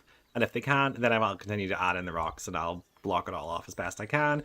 But in the meantime, I would like to get our badgers in. So, animal trading. Let's go. Oh, we have done that. Badger. So, there's one female. Maybe I should pause it actually so none of them go away. She's pretty good, to be fair, so I'm going to get her. It was 1 to 7, and it was a mix of both, wasn't it? As far as I remember. Up to 6, up to 6. Okay, so yeah, 1 to 7, and let's say 3 males, 4 females. I think that's pretty good. We have 1 female. Oh, look at the white ones. They're so cool. They're just so oh my, actually I can afford her. Him, sorry. I might get him. Why not? You know, we've got the points and we've been saving for this. So we'll get 1 of the white ones.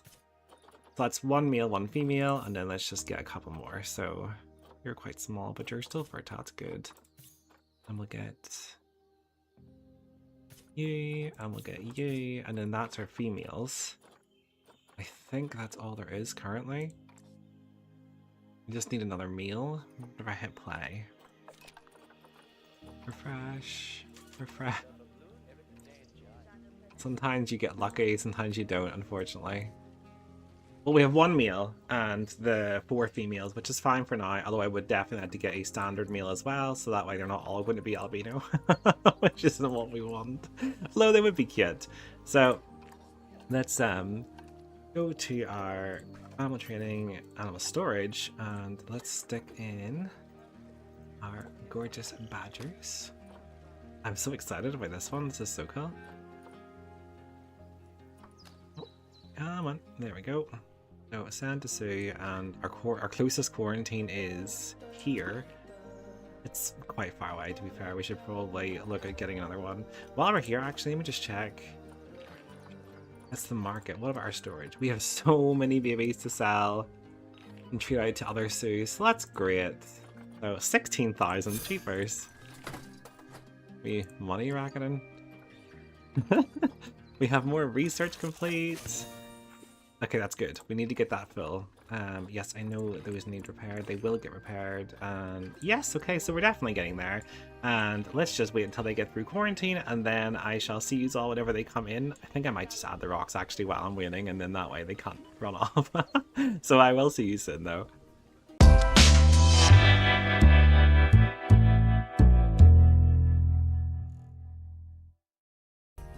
So while I was adding the rocks there, it started to snow. So before we get our badgers in, I just thought it would actually be really nice just to have a nosy around and look at everywhere that has the snow on it, because I don't think we've really seen that yet. So here is our wolf nens with their lovely snow. And if we just have a nosy around, like, this is gorgeous. It looks so much nicer in the snow. And obviously our timber wolves will be much, much happier in the snow. Where's our foxes? You guys enjoying the snow as well? Everything's so pretty in the snow. I've got a heater there, obviously. And then there for the pigs. Oh, this is cool. This place looks completely different in the snow, but it still looks really, really cool. No, I'm really, really chuffed with this. Yeah, I just wanted to come on and show you all what it looks like in the snow, because definitely it's something spectacular to see. It's very, very pretty. Very, very happy with how this looks. But yes, I will get back to getting these badgers in, and I shall see you all soon. Okay, here we go. There he is running in the snow. I thought we'd bring in a wee white one, you know, in the snow, see if he blends in. Oh, look at that. Oh, you're so gorgeous. Oh, straight away for the itchies. Yeah, I get it. If I was in a crate for a while, I'd be itchy too. So let's pause you before you try and escape. He's also only 2, which is so cute. He's just the perfect age. So, can you escape? Probably. We are expecting that though. I am in shock. I don't think this has ever happened. They can get everywhere except the burrow. Okay. We can fix that though, so let's push the burrow out more. How's that work? How do you think of that? Okay, you can get in. There we go. That's us. Pause that then, and then the only place they can now escape is here, but I'm about to put in the glass. Oh no, they can escape. No, wait. No, they'll just walk around. Oh my god, this is great then. So they actually cannot get out.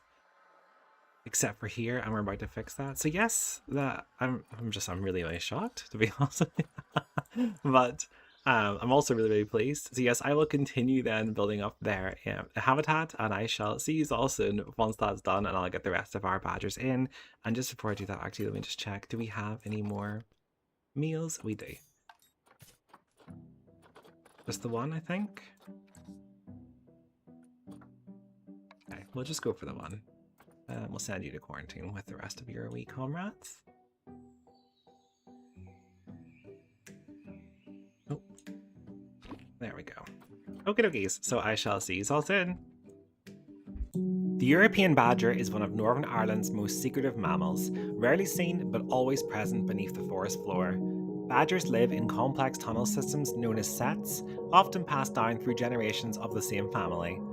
They're mostly nocturnal, emerging at dusk to forage for worms, roots, berries, and fruit, keeping the forest floor healthy by turning over the soil as they dig.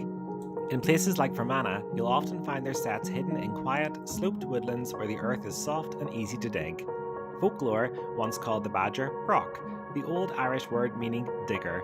Some stories describe them as guardians of the underworld, patient, wise creatures who understood the past beneath the earth better than anyone else. Whether legend or not, their work beneath our feet helps shape the land we walk on. Nature's quiet engineers, always digging, always caring for the soil.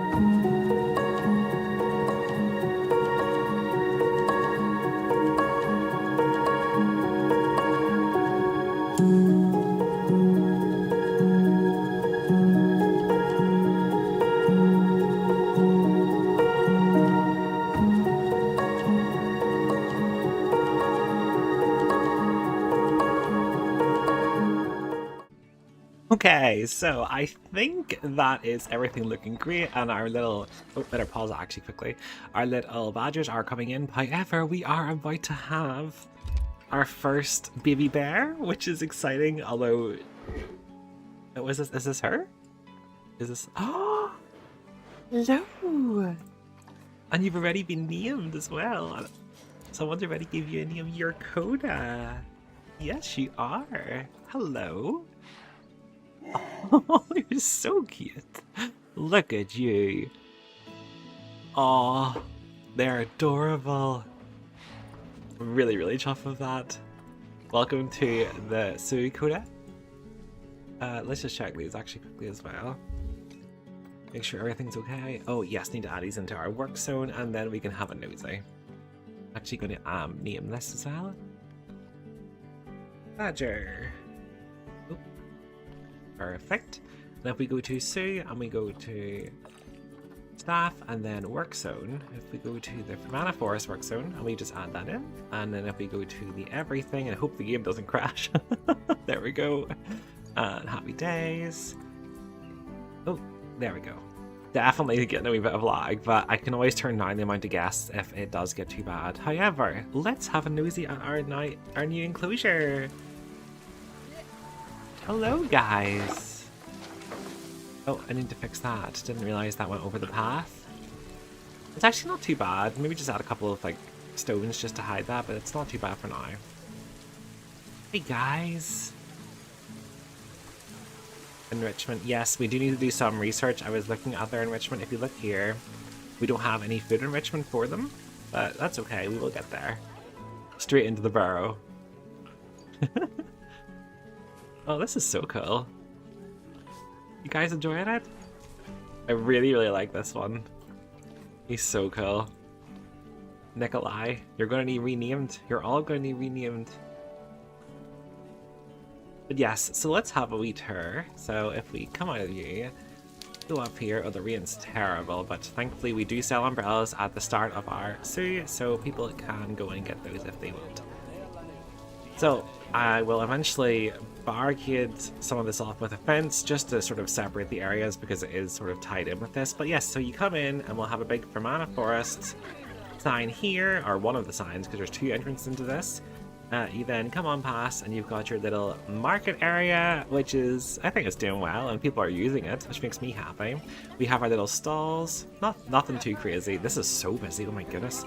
Yeah, nothing too crazy, just a nice wee simple stall so that way people can buy their drinks and their food.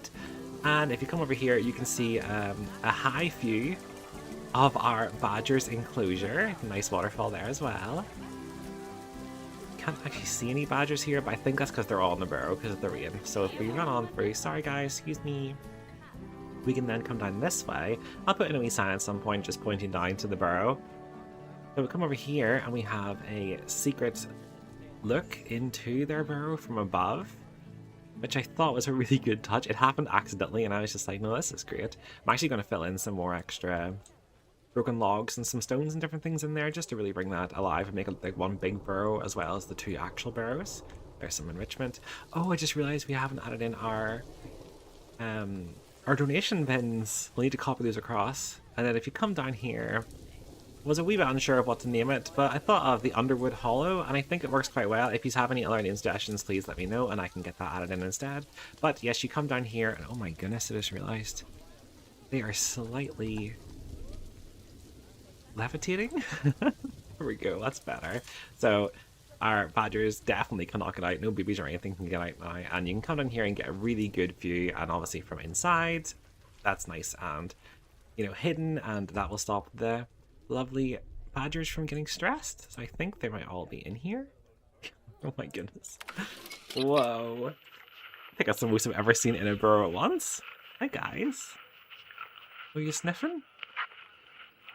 Oh my goodness me, I've never seen this. This is so cool. Hello. Yes, I'm watching you.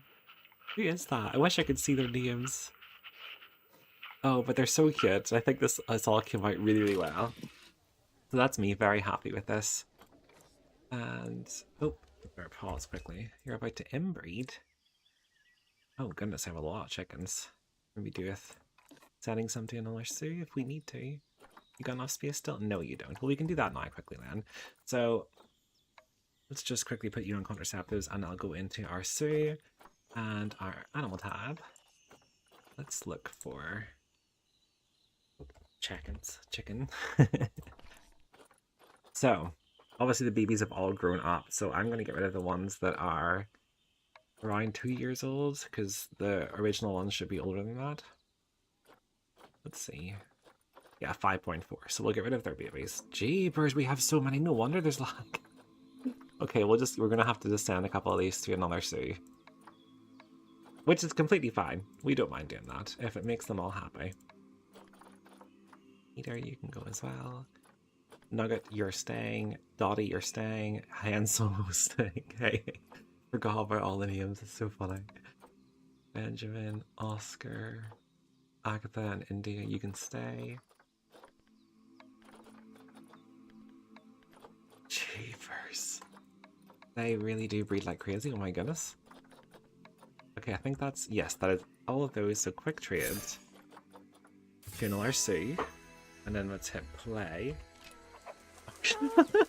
There, that's much more livable. Look, all the wee chicks as well. There, you've got loads of space again. That she's happy. Gosh, look at the wall. Chickens are taking over. Better just quickly check the rest of our animals actually while I am here. Obviously, we did have one of our wee pigs unfortunately passing away there. But that's okay, because we knew that was coming. We're just sort of... Yeah, they're infertile. We're just sort of waiting for our piggies to pass away, and then we will get the baby pigs put back in, and then that will be them all nice and happy. Let's just check you guys, because I know you don't like extra meals. See, there's 8 meals. Might be worth just going in here again. So,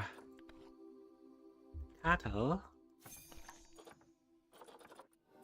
Yous are still babies, and you're also on contraceptives, so you can't breed again, which is fine. I'm going to put you on contraceptives as well. Contraceptive, yep, that's all good. Okay, so we do have quite a few meals, so we have to just keep an eye on that, because once those meals grow up, they're going to fight with their dad, and then we're going to have to get rid of those to another suit again. And let's check here. Animals. The sheep. How are you doing? These have enough space? Just about. Might be worth getting rid of some of the sheepies as well then. And donkeys. We need just 1 meal. Mitchell. So, you. That's you there, Mitchell, is it? Oh. Muddy. Eeyore. Oh, is this Mitchell, the baby? Mitchell. So we're going to put you on contraceptives because you're also going to have to go once you grow up. But for now, let's get rid of some of our sheep as well, just to make sure all of our sheep are happy. So we'll get rid of those 2. Those. We've had so many wee babies. It's so good though. Amber can stay. Oh, she's pregnant. Actually, you can stay as well then. Well, then in that case, we'll get rid of... Oh no, we'll just change you to Amber, and then we'll get rid of you. So there's 2 Ambers. And then, let's see who else. Jason can stay, Abigail can stay. I'm basically just trying to get rid of all the babies that have grown up, because they are now the ones that need to go. And then go back into this again, and finally our donkeys. So, how are we doing in here for our donkeys? Louise, you can go, because you are a baby that has grown up, and I think you're actually okay. So the next one then would just be Mitchell, and I think that's us. Happy days. But yes, I think this is a really good start to our little forested area, especially once we get all of the wildlife in and really liven it all up. We still have... habitats to go in this area, which will then lead on to our next area, which I've already chosen, so there will be no pool this time, but you will understand when the time comes. I'm thinking over here somewhere for that, which I'm excited about as well. Also, while I'm here, if anyone has any different names for the wolf den, or if you want to name our lovely little fox area, please let me know, and I will get big signs put up, because I really like getting your advice and your suggestions. And then let's just put these down here so people can donate to our lovely badgers. Don't want to block their view though. Go. Perfect. And I think that is probably enough for this episode. And I really enjoy building this actually. I've never had badgers before, so this is always cool. And I really like the white one. I'm excited to see if they have babies or how's that going to work. Nikolai. Just double check, are you albino or are you altruistic? Albino, yeah. Albino, blonde fur, and white stripes. So that's good, that's exciting. We'll hopefully see... Oh, here he comes out. We'll see if he breeds. Oh, actually, and just very last thing. If we... Yes, look for another meal. I think we'll just go for you. And we'll get him in, and that is officially all of our males and females sorted, and... our badger habitat is now ready to go, which is great. So yes, I am excited to see you all in the next episode, guys, and I'll leave you there looking at these gorgeous baby tackings because they are so cute. Look at them. Look at them. Oh, sorry, I didn't mean to wake you up. Okay, so in our last episode, we obviously added in our gorgeous European badgers, and we have had a couple of name suggestions, so I wanted to do that straight off the bat. So, we have Nikolai. You will now be called Nibbler. And if I go into... Actually, I'll just be easier to find them. Hello. Oh, they're so cute. Chenji, you will now be known as a Wombo. They're all out in a wee stroll. It's nice to see them actually outside the burrow. Here you go. Amy, you will now be known as Snuffles. And we also have some new suggestions for another fox. And, oh, I think that was our last... Yeah, that's our last male badger there, just added. So that's our wee badger enclosure official. They're all in, they're all loving life, and I'm happy, so it's all good. But yes, let's go over to our foxes. Dahlia, I'm looking for a male fox, preferably, as per requested. So we have Todd and Cunning. So there's a new suggestion for like the fantastic Mr. Fox, but since we don't have another Mr., I say we just go for this one here, because it looks fantastical. So we're going to call you Fantastic Mrs. Fox. And I think that works just as good. And guys, we have officially had name suggestions for our wombats, which I'm all chuffed about because I've been wanting to name them for ages. So, we have Mallow, and we have Marsh. Marshmallow is the cutest little couple I've ever seen, and I hope they have babies soon because they'll be even more. Oh, offspring due June 67, so they're preggers and they're going to have babinos. Can our keepers please clean this up? What is going on in this habitat? I wonder if the keeper can actually get to that. Maybe that's the problem. Oh no, they definitely can. They're just not cleaning it for some reason, which is really, really odd. But, you know, it's fine. I'm going to leave them to. I trust them. They know what they're doing. So, in this episode, we are going to add, obviously, another animal to our gorgeous forest area. However, this one is going to be slightly different as it is actually going to sort of join on to the next area or another area that I'm planning to do at some point. I'm thinking about doing that in this section. So, I would probably do this enclosure here. And then at some point, this will all be connected up, and you'll just have to wait and see what that is because it is a big surprise. However, the next area will not be that area. I have another big surprise for that one, and that will be over here. I just hope my computer can handle the stress, but we shall see. And if not, I did have an idea that better pause actually just so we don't fly through and get a million chickens. But why is this never cleaned? Look at that. Stinking. But yes, I had a really good idea, which was that, oh, pop the balloon. If we do run out of space or if my computer cannot handle it, I'm just going to recreate this, our subway, and I will just create a second Emerald Wilds, and I will just have it at the other side of the mountain, and it'll just be like, you come through and you stop off at the first section, you go about your day, then you head on through to your next section, and that's only if the computer can't handle it. So we do have plans if that happens, but in the meantime, we're still okay. We might actually build a hotel at some point. I know guests can't actually use that, but I just like the idea of, you come to stay at this place because it's obviously very in the middle of nowhere. So I feel like it'd be very unfair to expect people to come and potentially visit 2 zoos and not have somewhere to sleep. But let's check up on our animals while we're here. We have some notifications. So, research. Oh, you are complete and you are complete. That is great. So, I will put Elaine. I actually think Elaine may officially be done. Where are we now? We're still in our... So we need Frankenstein on the Mexican knee, and we need Karina, because she's also working in there. I just haven't renamed her. And... Liam, I suppose, just to speed things up, I might just have these two come down as well and start working on these guys. The Timberwolf, I think, was first. It was first. So we'll do, Elaine, can you come do the Timberwolf? And I'll maybe leave Shuvi Fan just for now in case any animals are sick, but we'll swap Elaine out after she's done for Shuvi Fan, and Shuvi Fan can work on the skunks. So yes, we are getting there and everything is coming together nicely.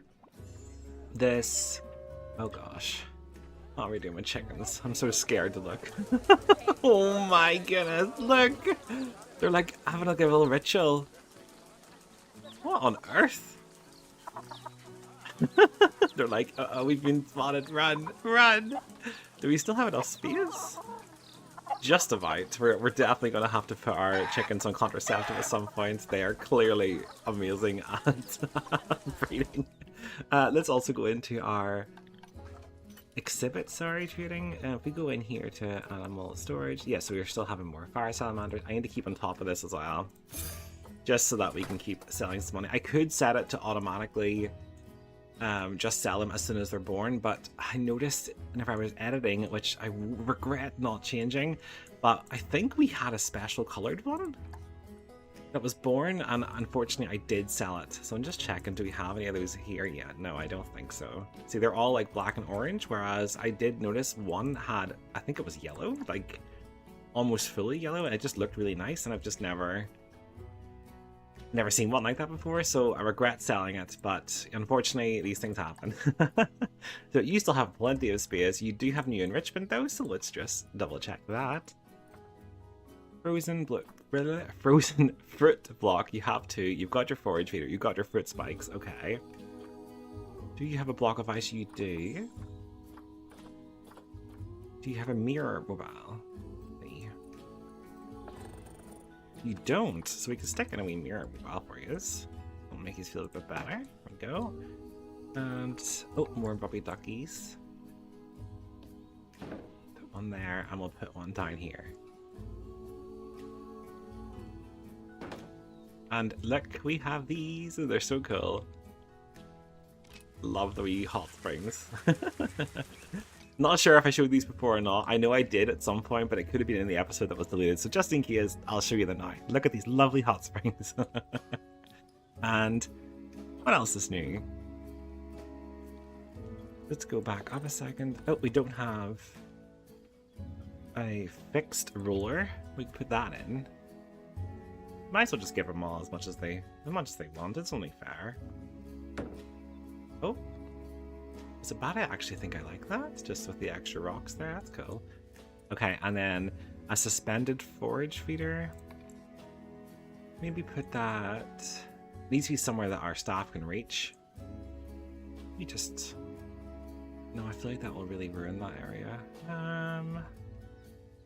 Oh, I'm not sure. Are we just here in this corner? That's. Oh no, that's where the box is, though. Let's go here. Yes, it didn't affect anything. Okay, good. And then we have just some balls to add in. Let's add in one colorful ball for you to play with, and that doesn't have to be near the guest. I can actually put that up here somewhere if you want. There we go. You can play with your ball on top of this. So yes, that is used all good. And then finally we go over and we just need to fix our spider, or our gosh, it's not a spider, our tarantula. And now that it has all of its enrichment unlocked, we can add that in. If you have a bit late, but if you've got arachnophobia, look away. I'll tell you when to look back. I think it's this one. So exit, pink, brilliant, exhibit, layout. Yes, that's the only issue. So let's go to layout and we just add everything in. There we go. And I will just do that for these as well quickly. And then that way, all of our lovely salmon pinks are at max. Oh, I just got a wee achievement for adding full enrichment to an exhibit, which I've done plenty of times before. It's just, like I said, I used to play on the Xbox, and I've now moved on to the computer, so it's always nice to unlock them again, though. There! That's them all now up to 100%, and they're happy, which means I'm happy, and this place is just starting to come along really, really well. And I still love these for our little donation stands. I think they're great.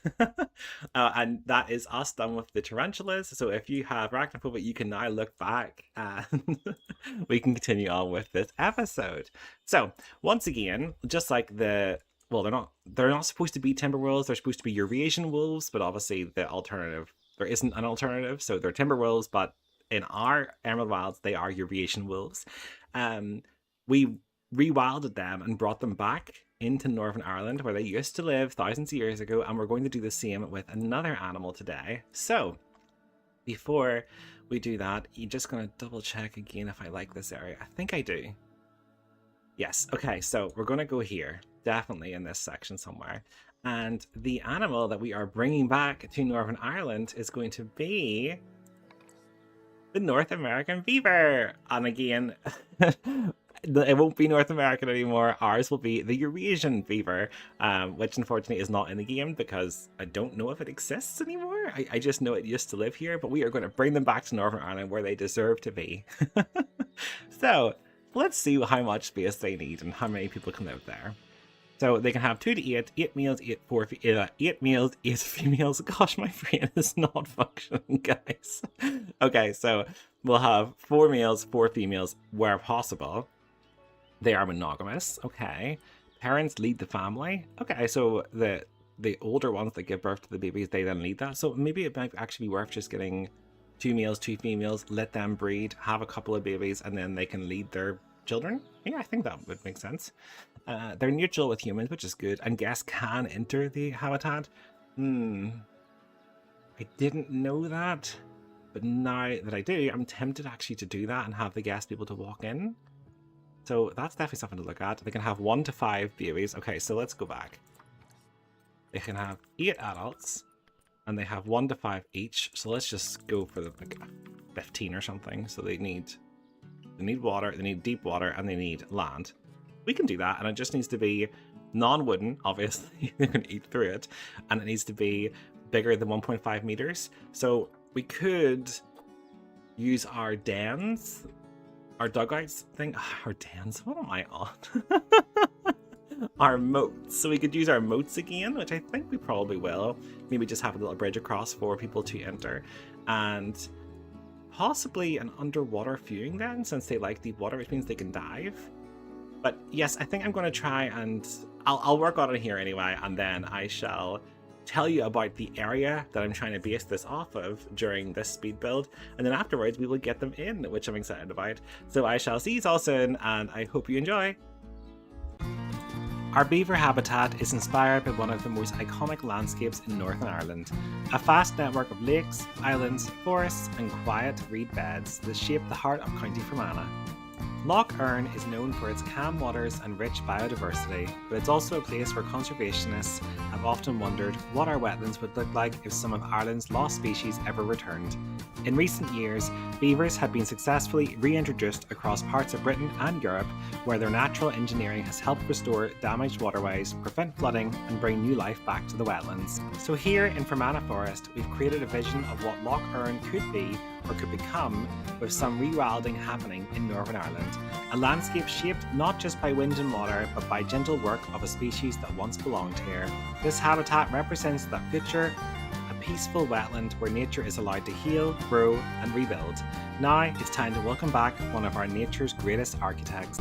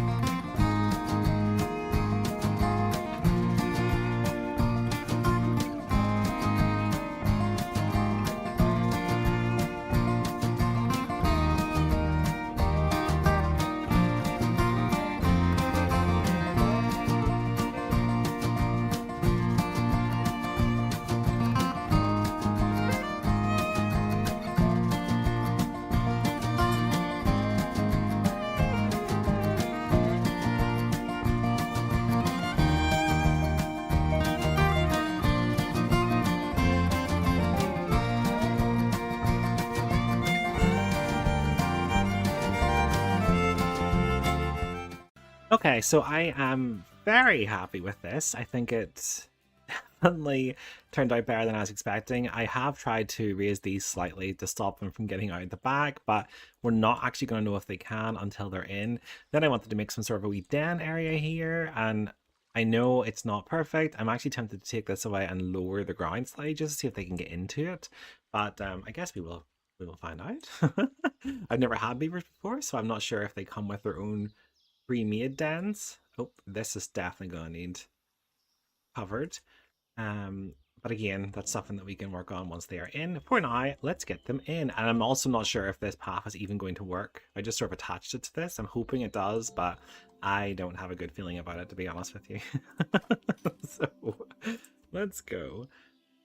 If we reset all filters and then we search for the beaver, see what we can get. So we wanted 2 female and 2 male, I believe we were saying. So your size isn't very good. Let's sort them by appeal.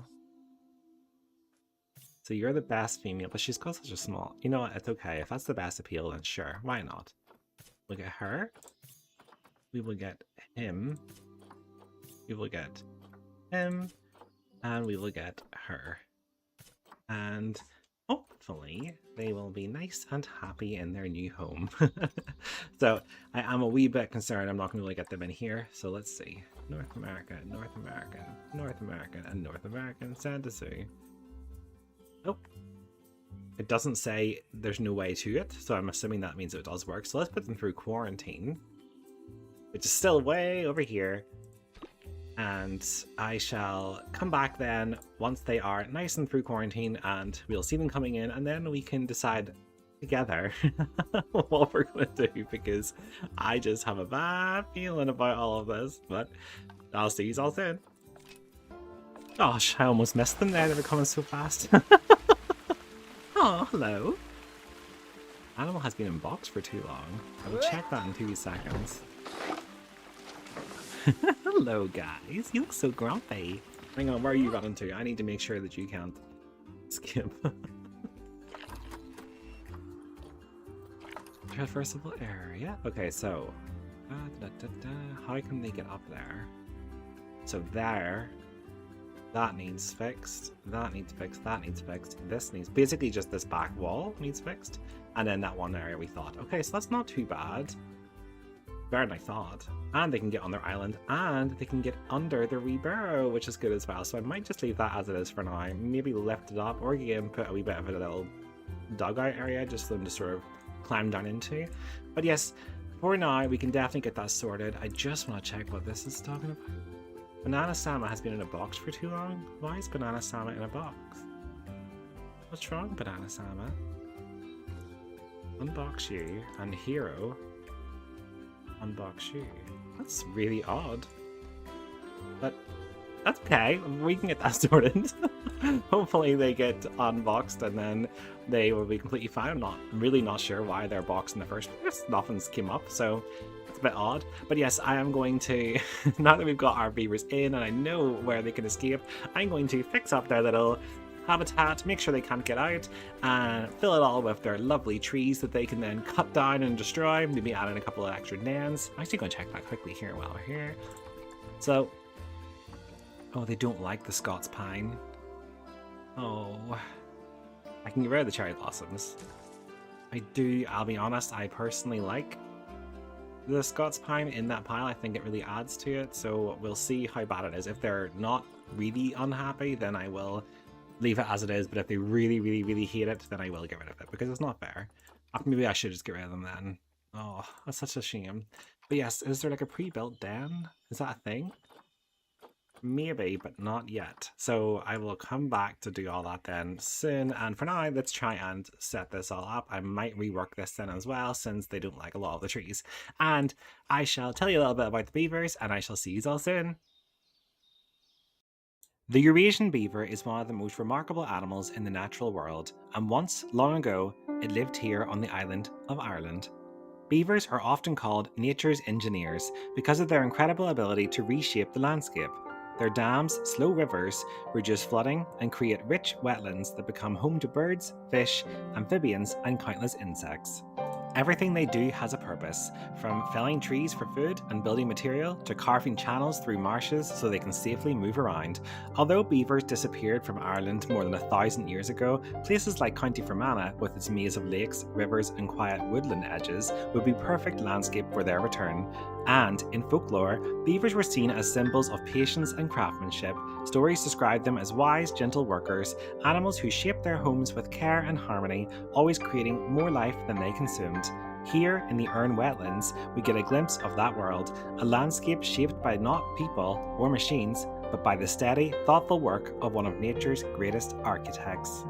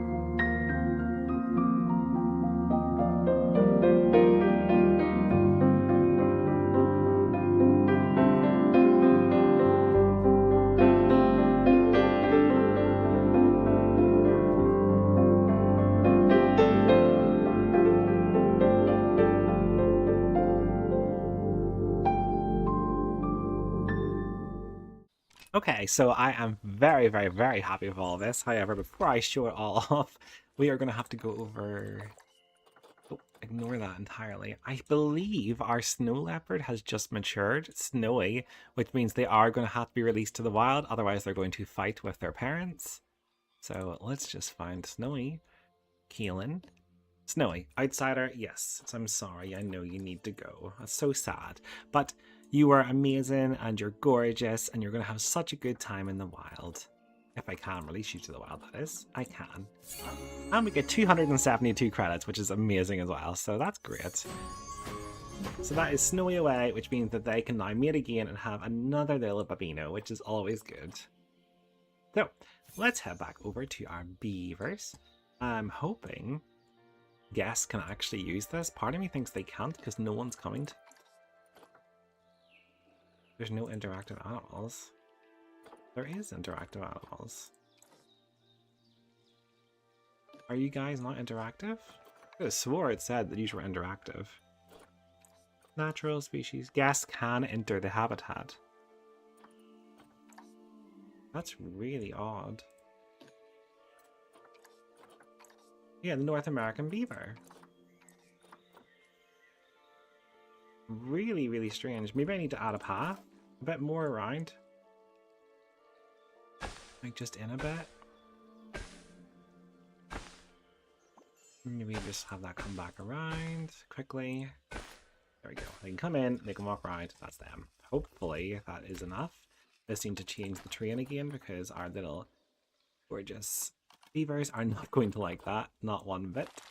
I think about maybe just adding some mud. Makes sense, because if people are walking around, they've been leaving a big muddy trail. Well, let's close that. And we close the path just for a second. I can... there we go. Okay, good. Rain... no, go away. Go away. No, 4 meters way too big. Just follow the trail. There. It's like a nice dry dirt. I think that works better. And hopefully people will come in. I'm really, really unsure as to why they're not able to. It's so strange. There is, I promise, there is interactive animals. Oh, can yous come in? I hope so.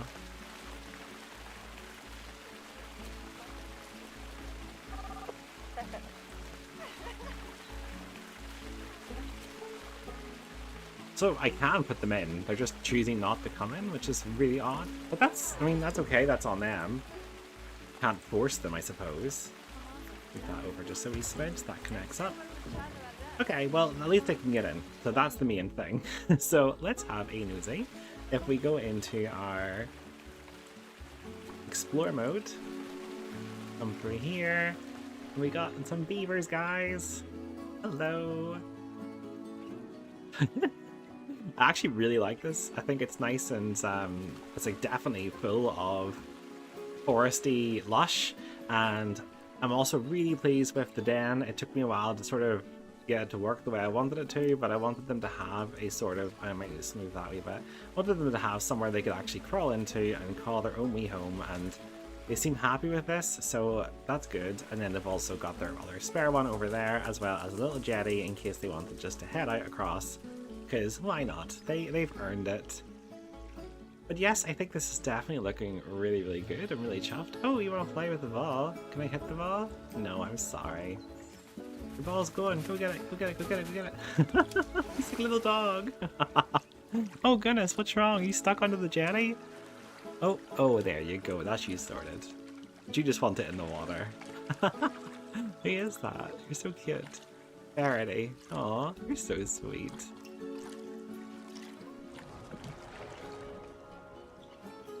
The jetty seems to be causing a wee bit of problems, but apart from that, they don't seem too bad.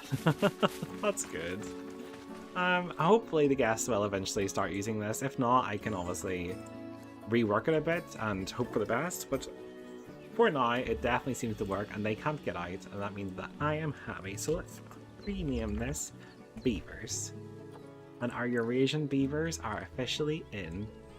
Just need to add some education, as always, because I always forget. Let's just go to facilities, down to media, and we just add a couple of posts in. We'll put one here and stick it into the ground.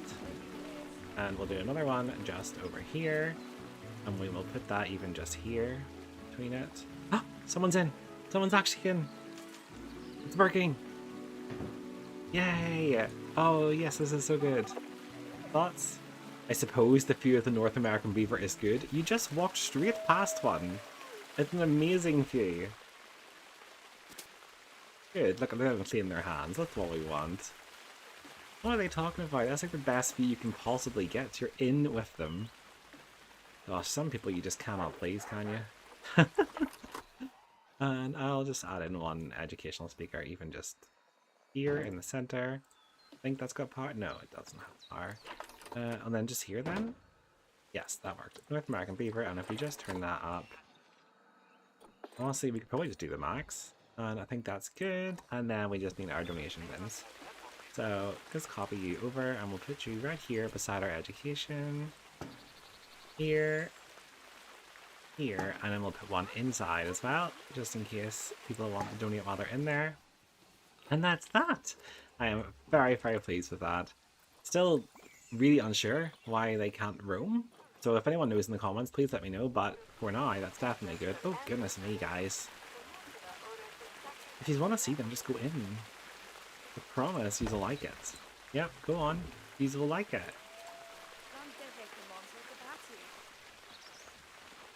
Do they just follow this then, or can they roam? I have a feeling they can't roam. Come on. Walk off the path. Make my day. Come on. No. Oh, they're thinking about it. Oh, I feel like they really thought about it there and then changed their mind. But sure, that will do. And then at least we know they're in now, and they're definitely looking good. And can they have any other interspecies people? Just to double check, because if it could, the habitat's massive, so if we could maybe even get something else in there, we could definitely think about it. They can go in with the raccoon or the skunks, of course they can. And we have both of those in our Newry Nights, so unfortunately then, no. There is nothing else that we can bring over here with them, but that's good, because I think that they are a spotlight attraction by themselves.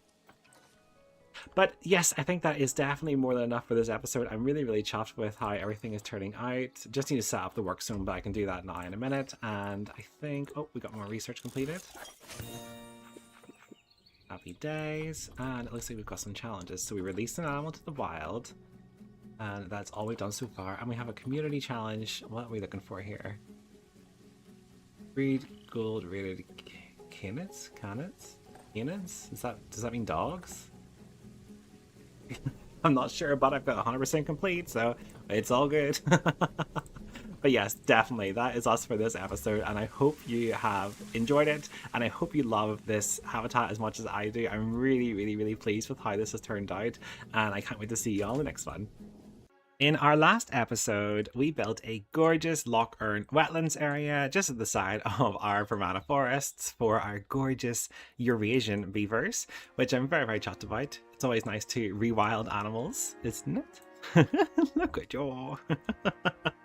So yes, to start off this episode, as always, I would like to get some naming done.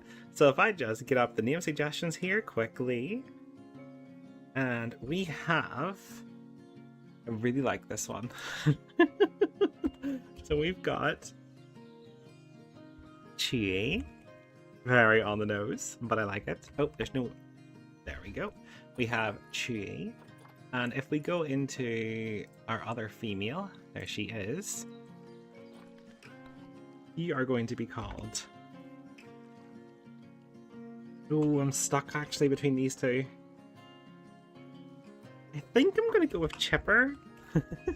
I think you look Chipper. Oh, Jay. Like we were grumpy actually, but it's okay. We'll pretend you look Chipper. Ivan, you are going to be called Bruce. And finally, Jaron, you are going to be called Fix It Felix.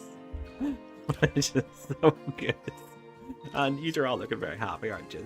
So I think we got how much letter. Yes, I know. I did add bins in, so hopefully that'll go away soon. And we got some research finished, which is always great. Timberwolves are up, palace cats are up. That's great. So we close that for now. Close that. We also have going to Sue. Oh, pause it. Oh, big news, everyone. We have a baby wombat. Oh, look at that gorgeous little babino. Oh, he's so cute. Or she's so cute. Oh my goodness, look at the wee feet. Oh, that's actually adorable. I'm so pleased. Oh, you're just precious. Oh my goodness, straight in for a swim. Oh, that is the cutest wee face. These are definitely my favourite, like 100%. Let's see here, let's check out on you, see what you're like. So, juvenile, 0 years, your age of maturity, what is that? I go in here. You should mature at 2 years. So in 2 years' time, we will unfortunately have to release you to the wild. Little Adelaide. But that's okay, because you'll have a great life in the wild and you'll meet a lovely man and you'll have your own babinos. Oh, more research is completed. Oh, that's almost done. Happy days. Yes, we also, if we just go in here, staff, we have another first-time commenter, which I'm really chuffed about. And as most of you know, I like to rename people after my commenters. So you are now officially going to be known as Emerson Boo. So thank you so much, Emerson Boo, for joining my channel. I really appreciate it. So yes, now that we've got that amazing news out of the way, let's pause it here quickly. So in this episode, we are going to finish off our Fermanagh Forests. I'm going to completely wilding. I'm going to add lots of wilding in, so lots of bushes and different trees, and just really bring this into a foresty area. But before I do any of that, I need to get in our final habitat of this area, which is going to go roughly here. Yes, about there. And yes, this will be a massive habitat because it is actually going to contain 3 separate animals. But before I even get to that, I am going to connect our reservoir via a waterfall that will then follow a nice little river lake thingy down here, which will come into our beavers. And I might actually add another dam, as if they've tried to block it off, which will then pour into our final habitat. So I'm going to do that first, and then I can reveal what's actually going into it. So I shall see you all soon.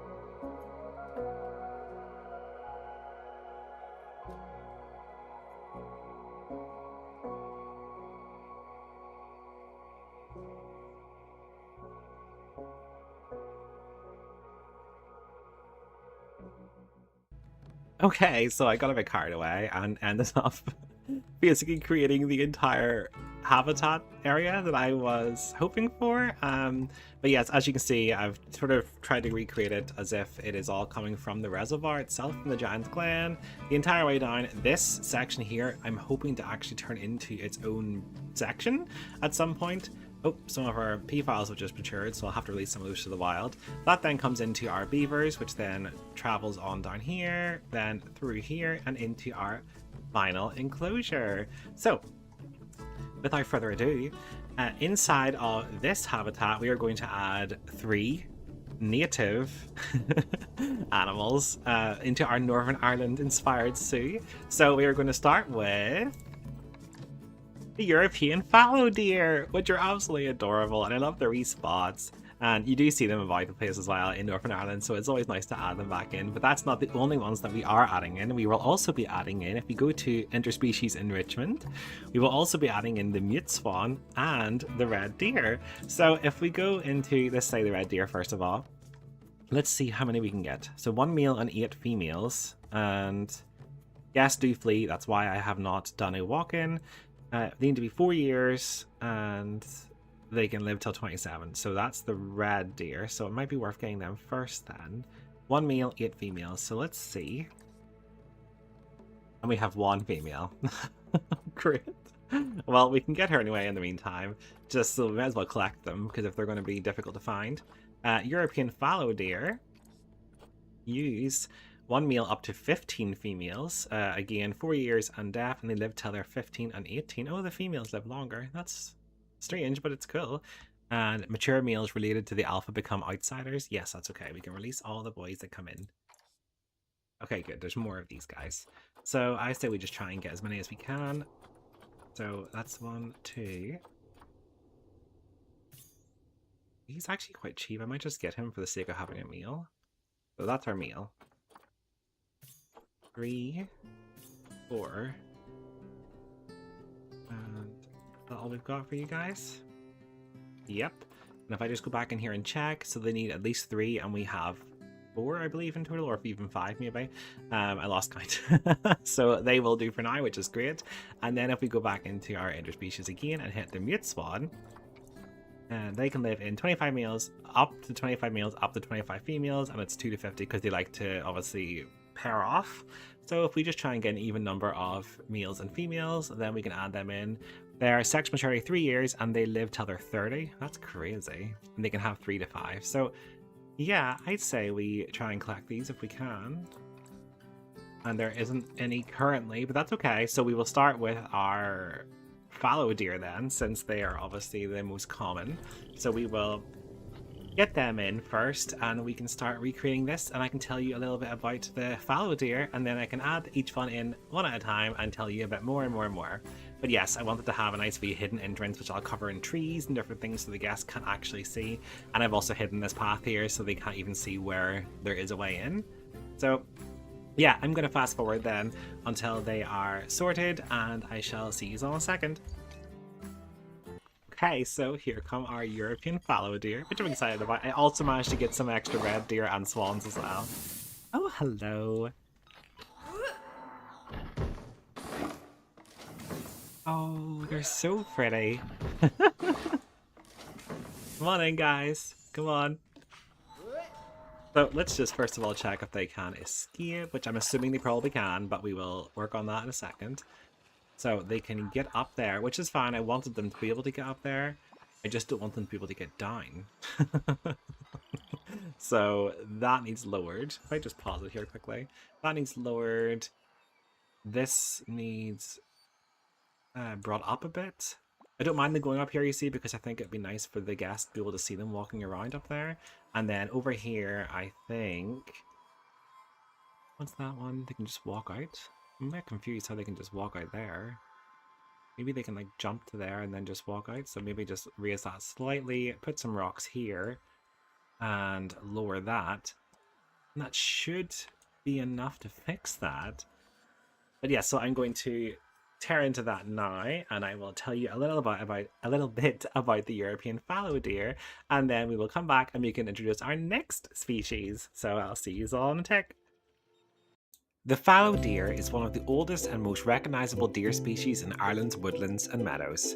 With their distinctive spotted coats and elegant, sweeping antlers, fallow deer prefer open glades and forest edges, places where sunlight breaks through the trees and long grasses offer both food and safety. They live in small herds, often changing groups throughout the year, and they're incredibly adaptable. You'll find them grazing on grasses and leaves, browsing on low branches, and even foraging for acorns in the autumn months. In Ireland, fallow deer have been part of the landscape for hundreds of years, shaping the way young forests grow. Their grazing helps maintain natural clearings, creates habitats that benefit birds, insects, and wildflowers. And in old Irish stories, fallow deer were often described as gentle messengers of the forest, creatures that appeared at the edge of the trees as quiet reminders of peace, patience, and the presence of nature. Here, in this meadow, their calm movement brings a soft rhythm to the landscape, completing the balance at the heart of Fermanagh Forest.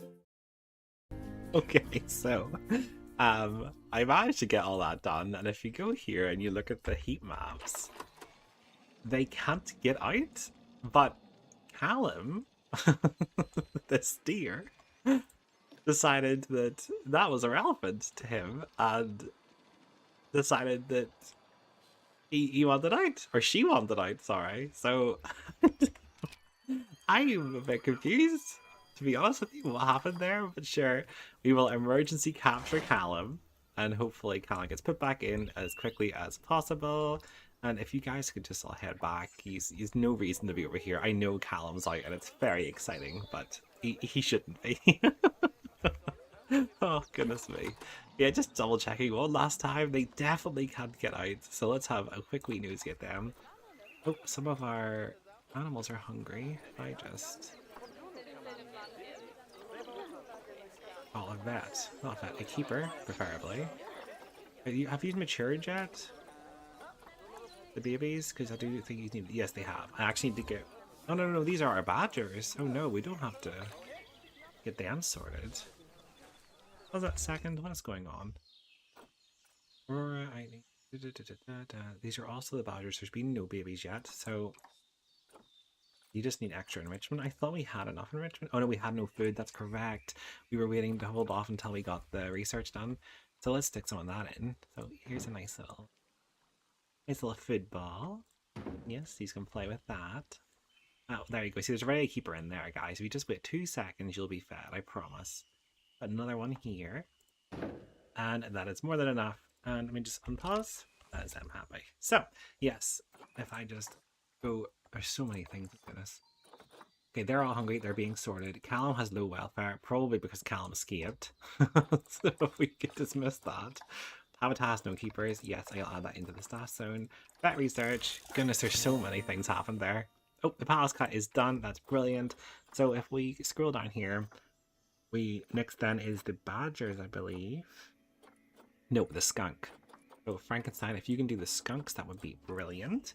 And I also think we have an award. Yes, breed, exhibit animals. That is great. Happy days. Okay, so everything's good. And I believe Callum is getting delivered right now. Hello, Callum. Please don't escape again. So funny. I don't even know how you got out, but you did. But yeah, this place is massive. It's 21,000 square meters and they only need 675. So yes, they are definitely doing well. Before I do up their actual habitat though, in terms of what they like, I'm going to add in our next animal then. So back to our animal trading. If we go to here, let's get our red deer in next. Yep, red deer, and our big meal. And we'll send them to quarantine. And then, once they come in, I can tell you a little bit about them. And then, last but not least, we will add in our mute swans. So I'll see you all in a second. Okay, so here come our red deer, which I'm very excited about. I can't wait to see the meal, because he's going to be massive. Oh, hello. Hello, friend. Welcome to your new life. Let's just check. You have more than enough space. Yep, you're good. You just need enrichment. That's good, though. We knew that already. Just need to double check as well. You can't escape. Last thing we need is another escape artist. Nope, they are good as well, which means that the swans definitely can't escape. Morning, guys. Welcome to your new home. Oh, look at you digging already. You trying to escape? Oh no, you just thought she died and you can't bothered. Oh, where are you going? Okay. Oh goodness, just got trampled by our red deer. Oh my goodness, the camera and everything's broke.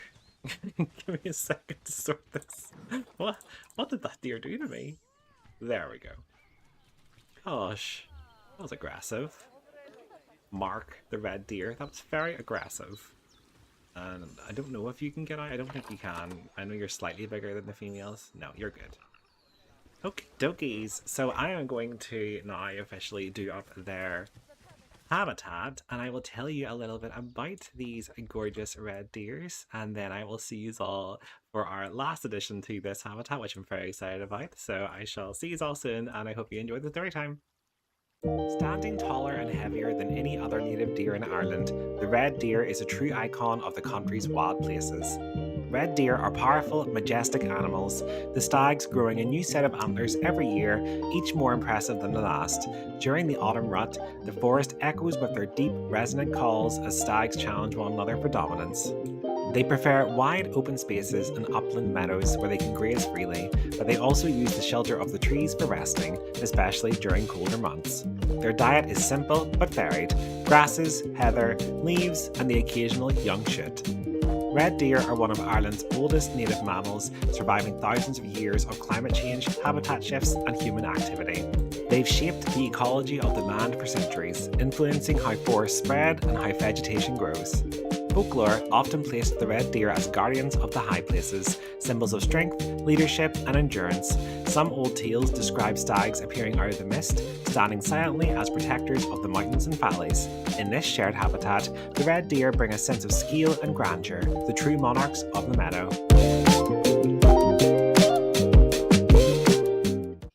Okay, so I think that's definitely looking a lot more foresty edge. And last but not least then, let's get in our final animal. And before I do that, actually, I'm just going to see if I can get a couple more. Yep. One. We can indeed. So let's get you. Let's get you. Get you. Let's get you. How many do we have? So one female, two female. Sort by species, that'll be easy.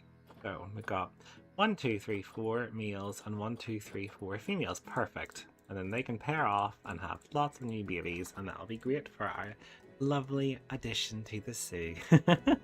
So once again, I will get these guys, not into the alpacas.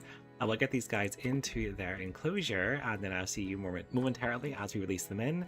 Hopefully they like this, and then I will do up the final part of this whole habitat, bringing in some hard shelter and enrichment and different things, and while I'm doing that I will tell you about the swans, of course. But for now, let's get our gorgeous swans in. So I shall see you all soon.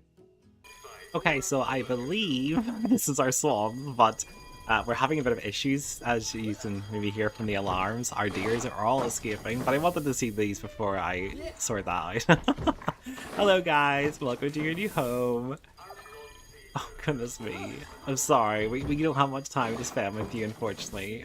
We have escape artists everywhere. So I'm a wee bit unsure why they keep jumping out, to be honest with you. Like, I've added extra rocks, I'm really trying my best, and whenever I go into the heat map here, they don't seem to be able to get out. So I'm just so confused as how they're all doing this. Maybe it's just a glitch and they will fix themselves. I don't know, but we're going to have to wait and see. But yes, let's go back to our little gorgeous... Look at him just walking off. Oh, sorry, her. Look at her. Hello, where are you going? You fell off already with these deers. Trust me, so am I. Sorry, you have to live with this. So, terrain. You don't like the long grass. We can sort that easy enough. Just add in some more short grass for you, because they also like short grass. And then just some hard shelter. And you know what, guys? This wee area you're in, it might be nice to build some sort of a little hut. So I'm going to do that now, and I'm going to tell you all a little bit about the mute swans. So I shall see you all soon, and hopefully in the meantime, no more deers manage to escape. See you soon.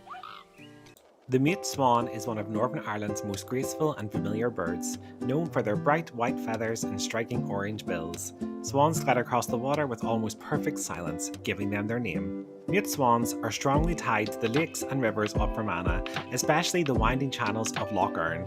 They feed on aquatic plants beneath the water's surface, using their long necks to reach vegetation other birds can't. Swans are also famous for their strong bonds. Many form partnerships that last for years, returning to the same nesting spot each season.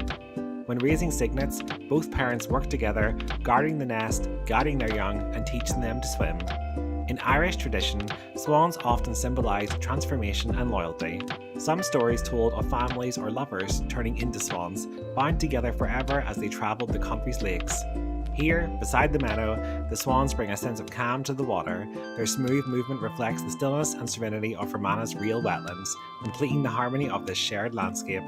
This habitat is inspired by the real landscapes found around Castle Caldwell Forest Park and the island-dotted shores of Lough Erne, where gentle hills roll down into quiet lakes and rivers. These forest edges are some of the richest wildlife areas in Northern Ireland, home to birds, deer, and countless small mammals that thrive where water meets woodland. At one side of this habitat lies a wide, calm stretch of water, a tribute to the winding channels of Lough Erne and the moat-like wetlands around Enniskillen. Here, the mute swans glide through the reeds, feeding on aquatic plants just beneath the surface. Their elegant movement brings a sense of stillness to the water, mirroring the real wetlands that inspired this part of the design.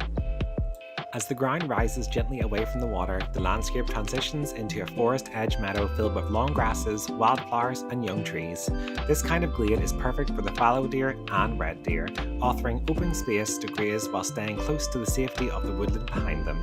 At the back of the habitat, a large hill rises above the trees, a natural feature inspired by the slopes surrounding Fermanagh's lakes and uplands.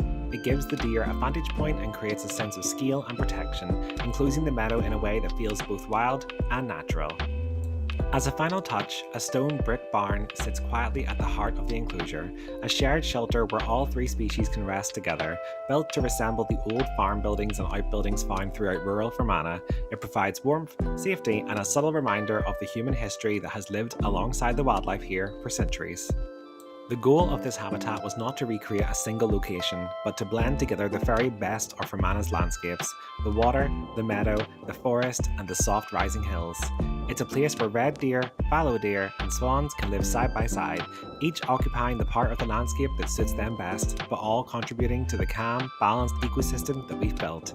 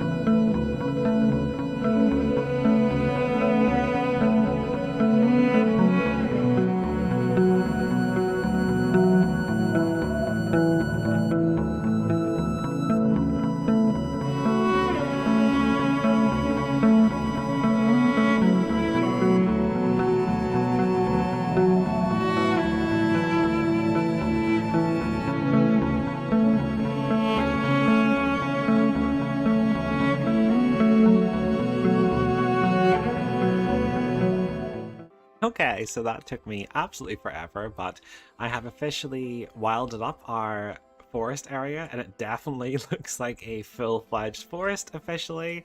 I've also added in our Fermanagh Forest sign, which I think is really cute, and I added some of the animals obviously that we've also added in here. But yes, let's go have a nosy then at our finished habitat of our lovely Caldwell Meadows. I also have a sign for it. Yep, there we go. Caldwell Meadow. And this is just to represent basically the end of our Fermanagh Forest, which is a bit of a bittersweet thing because it's sad that we're ending another area so quick, but it is also exciting because it means then that we get to start our next area, which I have been really excited for. So I suppose that's maybe time then to reveal what that's going to be.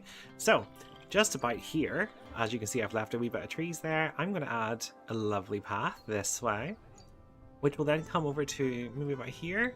And in this section, we are going to have our lovely Christmas town, which will be based on my hometown, Antrim. So I can't wait for that, and it's going to be really exciting and cute and cozy and festive, and it's just, oh, it's going to be good. Oh goodness, what's wrong? You're hungry? Why are you hungry? Oh, you're stuck. Oh goodness. Goodness. There. Is that better? No? Your space is not good. You don't have enough climbing space. You should. Has this maybe glitched out? Let's see. Sometimes if you like delete a climbing piece and then re-put it back in, it sometimes sort of resets everything. Yeah, there we go. Okay, good. I don't know why that happens. And yes, I know you're hungry, but if you go have some food, you will be much happier. I actually just realized there it said about the quality of food. So if we go into our zoo, let me pause it, and we go to our animals, we can actually go to habitats. Where is it? Good. And we can see which quality we can get. So now that we've actually researched a lot of this, we could probably put their quality up. So 3, put it all up to 3 where we can. Oh, badgers haven't been done yet. Neither have the deers. Highland cattle sorted. The bear is 3. Yep. And basically what this does is it increases the welfare of the animals that are eating it, and it makes it more like natural to them. Actually better go check up on them because we have our little kittens and I haven't looked at them in a while, so we'll do that in a second. Just want to make sure everyone is getting the best possible food they can because it's only fair. There we go. And there we go. Grade 2. Oh, is the Timberwolf still being researched? Is that why? Yes, I know, Tegan. What else is wrong? Pet research. Feed research. Yeah, Timberwolf's still being done. That's okay. That's still good. So we're getting through that rightly. High amount of litter. So there is litter in there. That's not terrible. We could maybe do with adding a bin in though, just in case. Because that could just be the problem, is people are being a bit of a turd. They're going into our habitats and just throwing stuff everywhere, which is extremely ignorant, but unfortunately it does happen in this game. We also had a big litter issue over here, but I did add in lots of bins there and it seems to be clearing itself up quite well, which is great. Let's also just check then our staff before we end the episode, because I want to make sure everyone is trained up, and I also want to make sure everybody has an efficient workload where possible. So if I untick everybody, so our vets are completely fine. Our keepers, you have a high workload, but that's because you're not fully trained in the Newry Nights, because this one is fully trained. Mothman's fully trained in the Newry Nights, and he is doing great. Laverne, actually, I'm going to rename you. So you're in Newry Nights, which means that you need to be a ghosty type thing. Let's call you the Ghoul. And if we go on down, yep, all very good. Our educators are having the best time ever. Energy's low, but you're still got a good workload. Low workload, so Dracula has a low, but that's okay though, that makes sense because actually, since it is low, I suppose I could maybe also add... wonder if it's worth adding the Newry Nights mechanic into our Fermanagh Forest, because that's bigger. Or maybe I should just put him into everything. No, I'll just leave it Newry Nights for now. That's okay. Or let me know in the comments actually what you think. These are all good. And our fenders are all good except Dolly and Carla and a couple. Okay, so there's a couple of these aren't doing good, but then other ones have low workloads, so I feel like they just need to work that out themselves for obviously whereabouts they're wanting to work, because obviously they can currently go wherever they need to. So I think that's more of a them issue. We also need to sort out some more of our animals because things are maturing. And we have adopted 5 out of 4 habitat species, which is great. So we close that. I might just let it. We've sorted that. Let's go over to our chickens. Are you doing a space? Yous are starting to run low again. So let's go to see. And animals. I might just put the chickens on contraceptives. I feel like it might be time because they are breeding like crazy. Hey, and Solo Dotty Nugget. I need you to stay on contraceptives. We do by age, is that a thing? Oh, maturity, yes. Let's go the other way. Okay, good. So, yeah, if they're all on contraceptives, then we can release, to another sue or sell these ones that have just grown up, which is great, and that will give us all a nice little break from the incessant chicken. Like, look at that. They breed so much. Quick trade, 381, that's always nice. So that should be them sorted if I hit play. Animal has escaped. Oh my goodness. Oh my goodness, please don't be something bad. I have no words. I have no words. I suppose this is my own fault for not checking if they could escape. Of all the things that I thought would escape, I didn't think it would be a swan. Well, it's official. Every single animal in this habitat has officially escaped, guys. So, what is this? Jumpable. Oh, goodness me. If we just add some rocks, I think, in probably the best bet. That's all walkable. And it's because of here. It is walkable, isn't it? Yeah, walkable. Goodness. Gosh, I just... Did you have to escape? It's so funny. Right, you haven't actually escaped yet, so I can move you. So I'm just going to chuck you back over here. And that will do you. Then I'm going to quickly fix this up. And then I will do a lovely flyover of this area. Don't forget to leave some names and different things as well. Suggestions for our new animals and some of the remaining animals, because there's still quite a lot that don't have any names, and it's always nice to get that in there. And also don't forget that if you are a first-time subscriber and you've commented for the first time, I can add you in then to our staff rota and you'll be in the zoo. And I do plan to eventually add in an area to honor my subscribers, but we will get to that eventually. But for now, I think that is more than enough for this episode, and I've really enjoyed the Fermanagh Forest. It's really, really nice, and if I turn off this, it came together so well. Like, it looks like a forest, which is just great. So yes, I think that is more than enough for this episode, and I hope you enjoy the flyover, and I will see you all soon.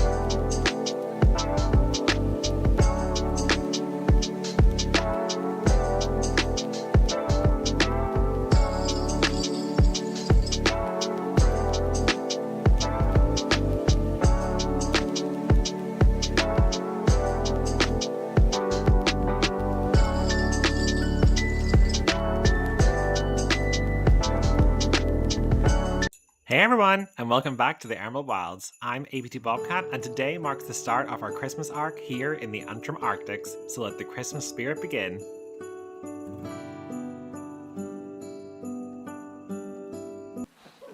Okay, so starting off on a great note today, our little fox Lucy is about to have some babinos. Well, supposedly, the last time we waited for someone to have babies took forever, so let's see what happens. Is this you? You gonna have some babies? No? Oh, twins. Wonder if they have them in the burrow, actually.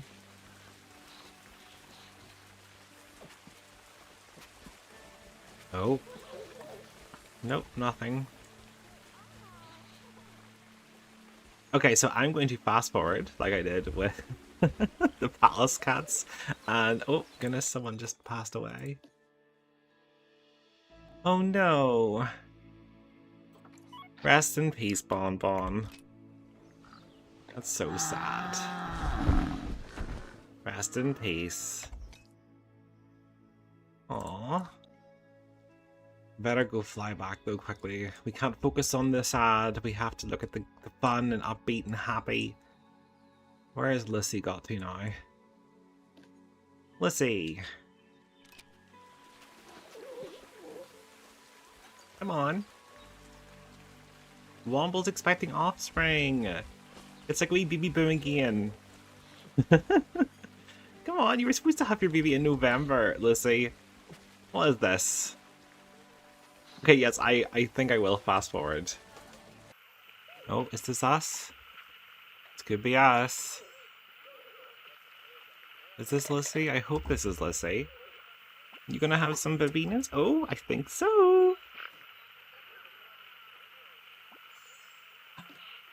Oh, look at the little baba. It's so fluffy. Oh, twins. Hello. Just the twins? Triplets? Oh, Lissy is on the ball with having these babies. Oh, my quad! Jeepers, Lissy. Well done. Earned yourself a treat after that. Oh, they're so cute. And that wee one's coming out now. Let's see. Oh, I'm excited. This is going to be so cute. Oh, look at you, look at you, look at you. And your little boy. Aw, you're adorable.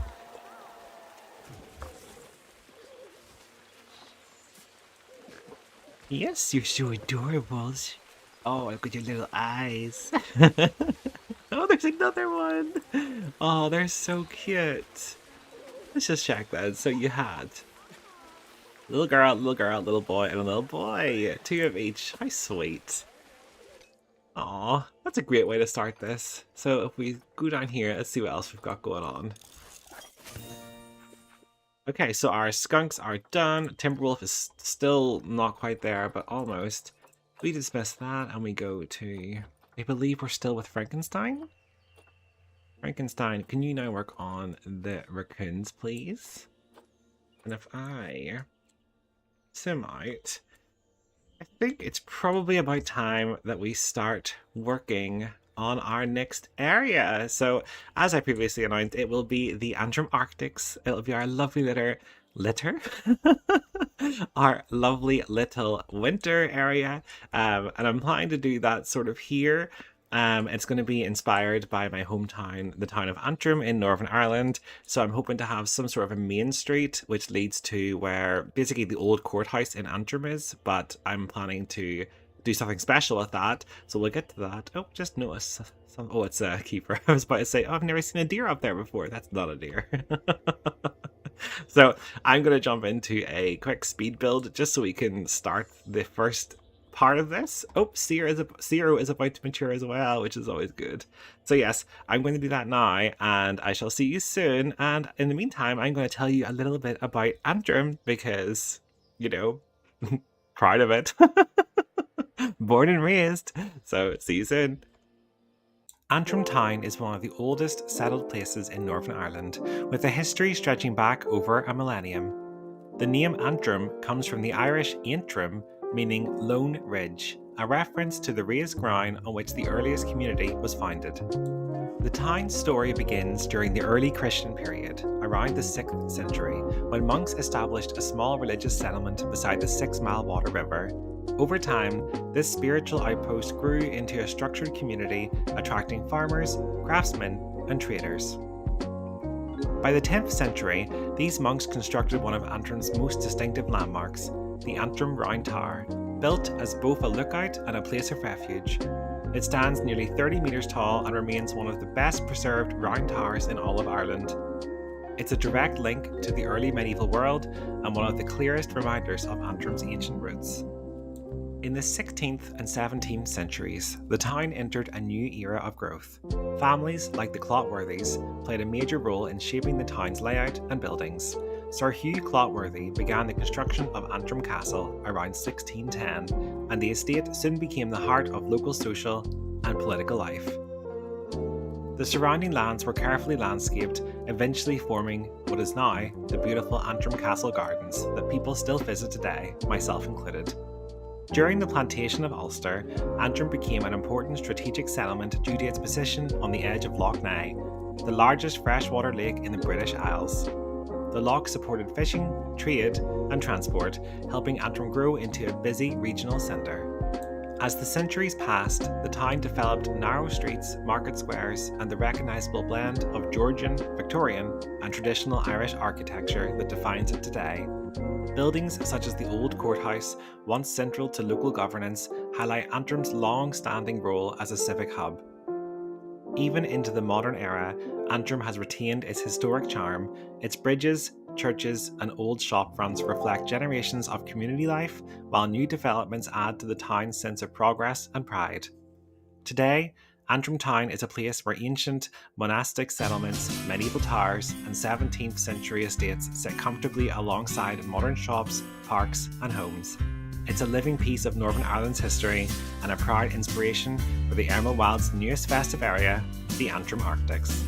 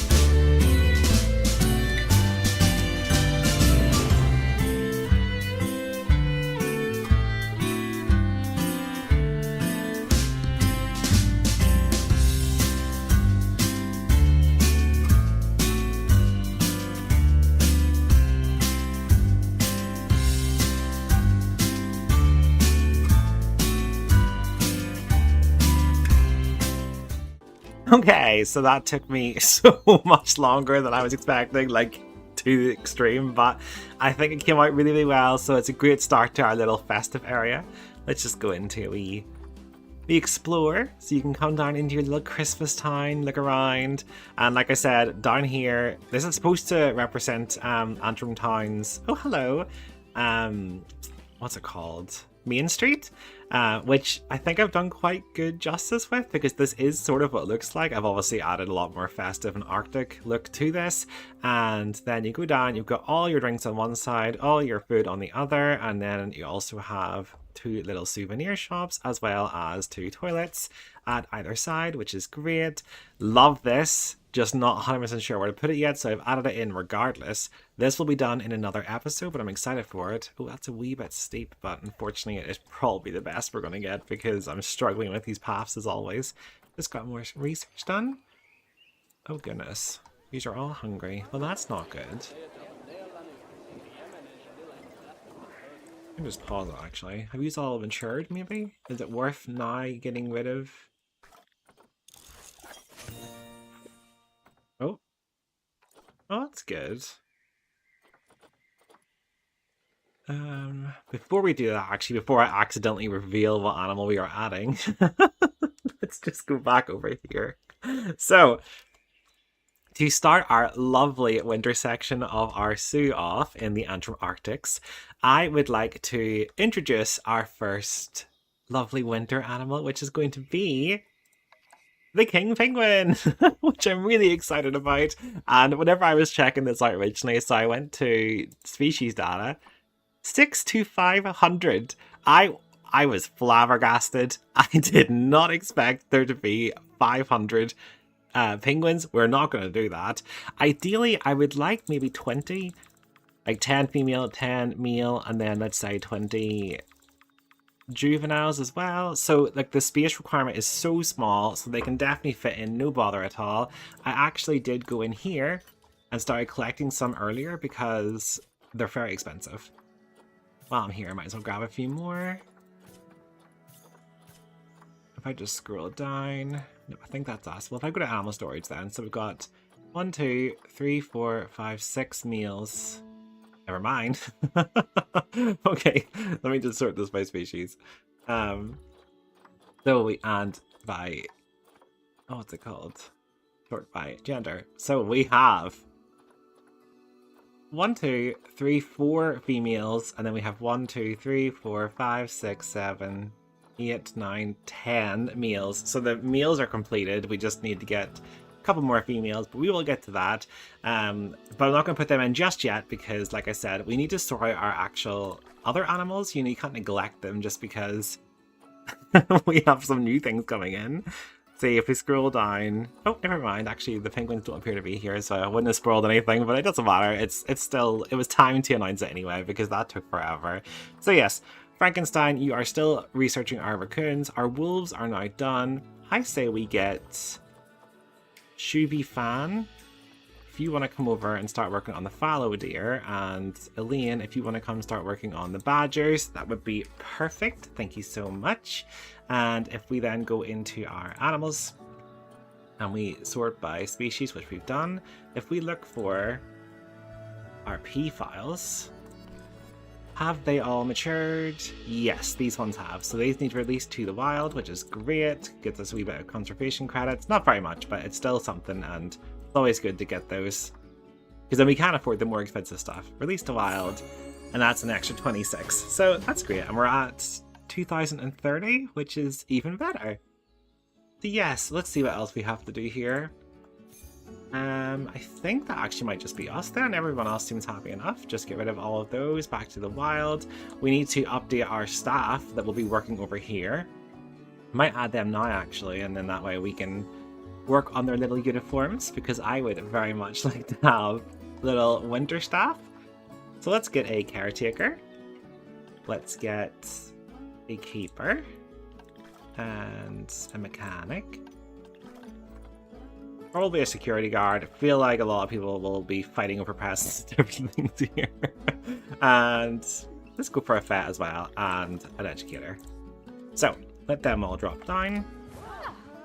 There we go. And if we go to work zones and I click start a new work zone, let's add all that in and add all of these in our lovely new shopping area. And let's change the name to Antrim. Oh, goodness me.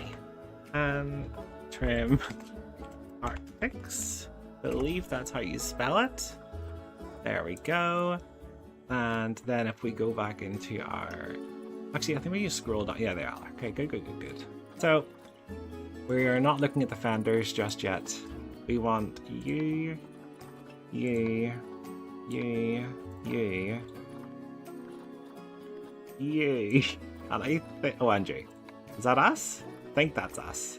And you guys will officially be working in the Antrim Arctic, which is great. And so, yes, let's gosh, I cannot speak. Let's zoom in then. So, if you go over here, you can actually customize, like, specifically these ones rather than customizing all of them together. And I would like you to be wearing lots of red and lots of green where possible. Elves. They're perfect. There we go. And same with you. We want reds and greens.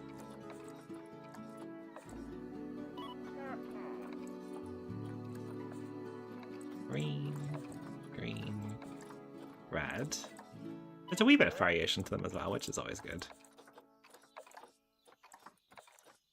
And I would like to name all these guys as well after festive things where possible. So if any of you in the comments have some ideas of what to name those, please let me know, because I think it'd be funny.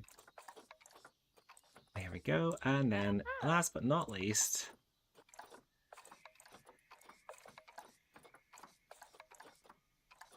there, perfect. And you know what? For the sake of it, since we're here, we will name you. You can be called, you could be Mrs. Claus. Actually, no, maybe that would be an animal name. Oh, this is hard. You could be called Snowflake. Snowflake. I know, you don't want your name changed, but that's life, unfortunately. So, you officially work here. What do you think?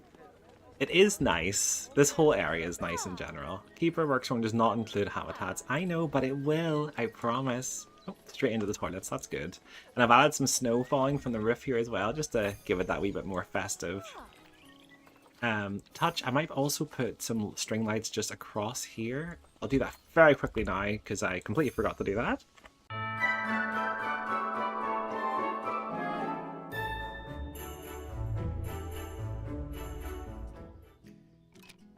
And that is looking so much better. In Antrim, they actually do this between the buildings as well during Christmas. I'll see if I can get a photograph next time I'm in. But it's always nice just to bring this all together. Oh, goodness me, just collapsed there. I'm not sure what happened. I wonder if we can turn it to nighttime actually and see what this all looks like. If I can remember how to do that. There we go. Let's put you up tonight.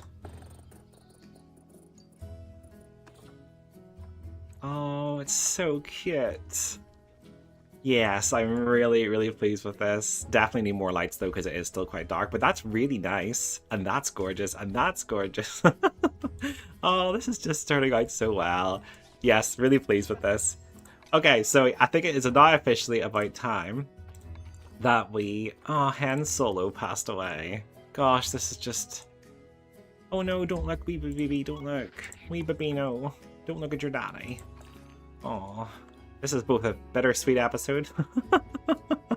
But yes, I am going to tear into our lovely King Penguin habitat now. I would like a few things added. So there is a bridge that comes from the Antrim town centre off slightly that goes over the 6 Mile River.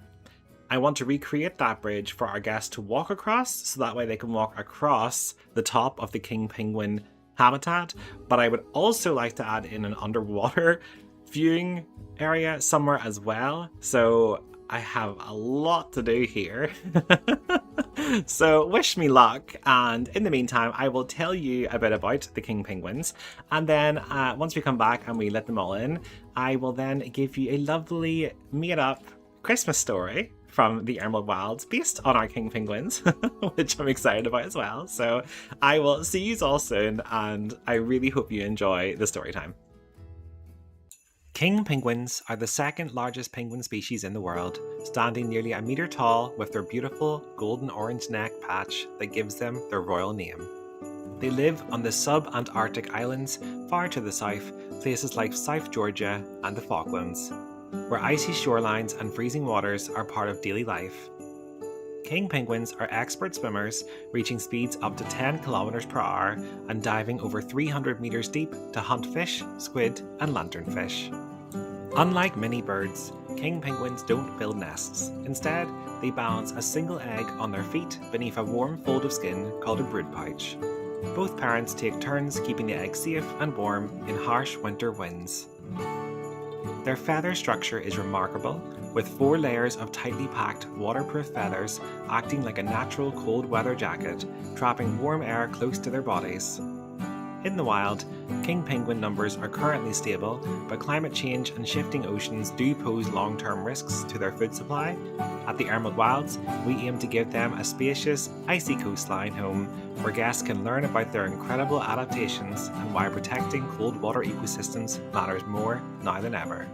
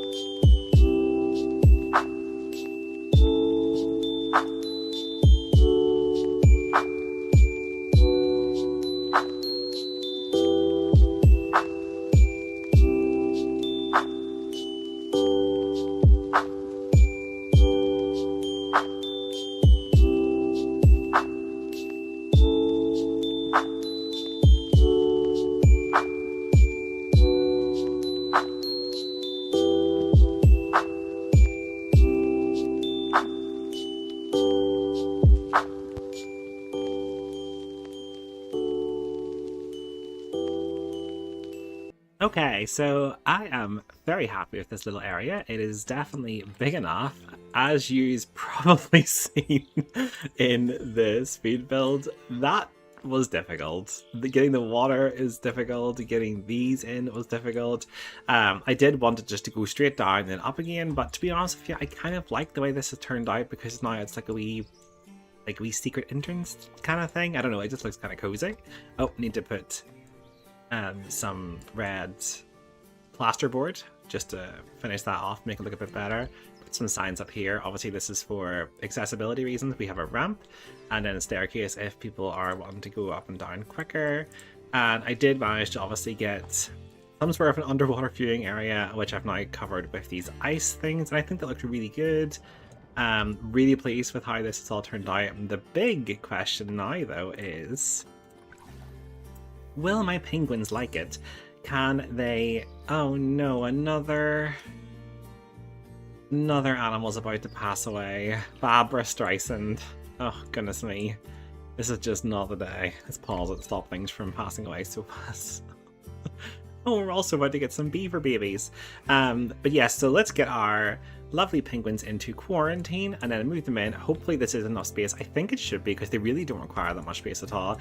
I also had to take out the bridge. I just could not get that to work at all for the life of me, so I'm actually going to add that in maybe in the next habitat, or I have an idea of where I want to add that now anyway because I've thought about it, but just in case anybody was looking forward to the bridge, I could not get it to work for the life of me in this area. So yes, animal training. If we go... I think I need 2 more females. Come on, females.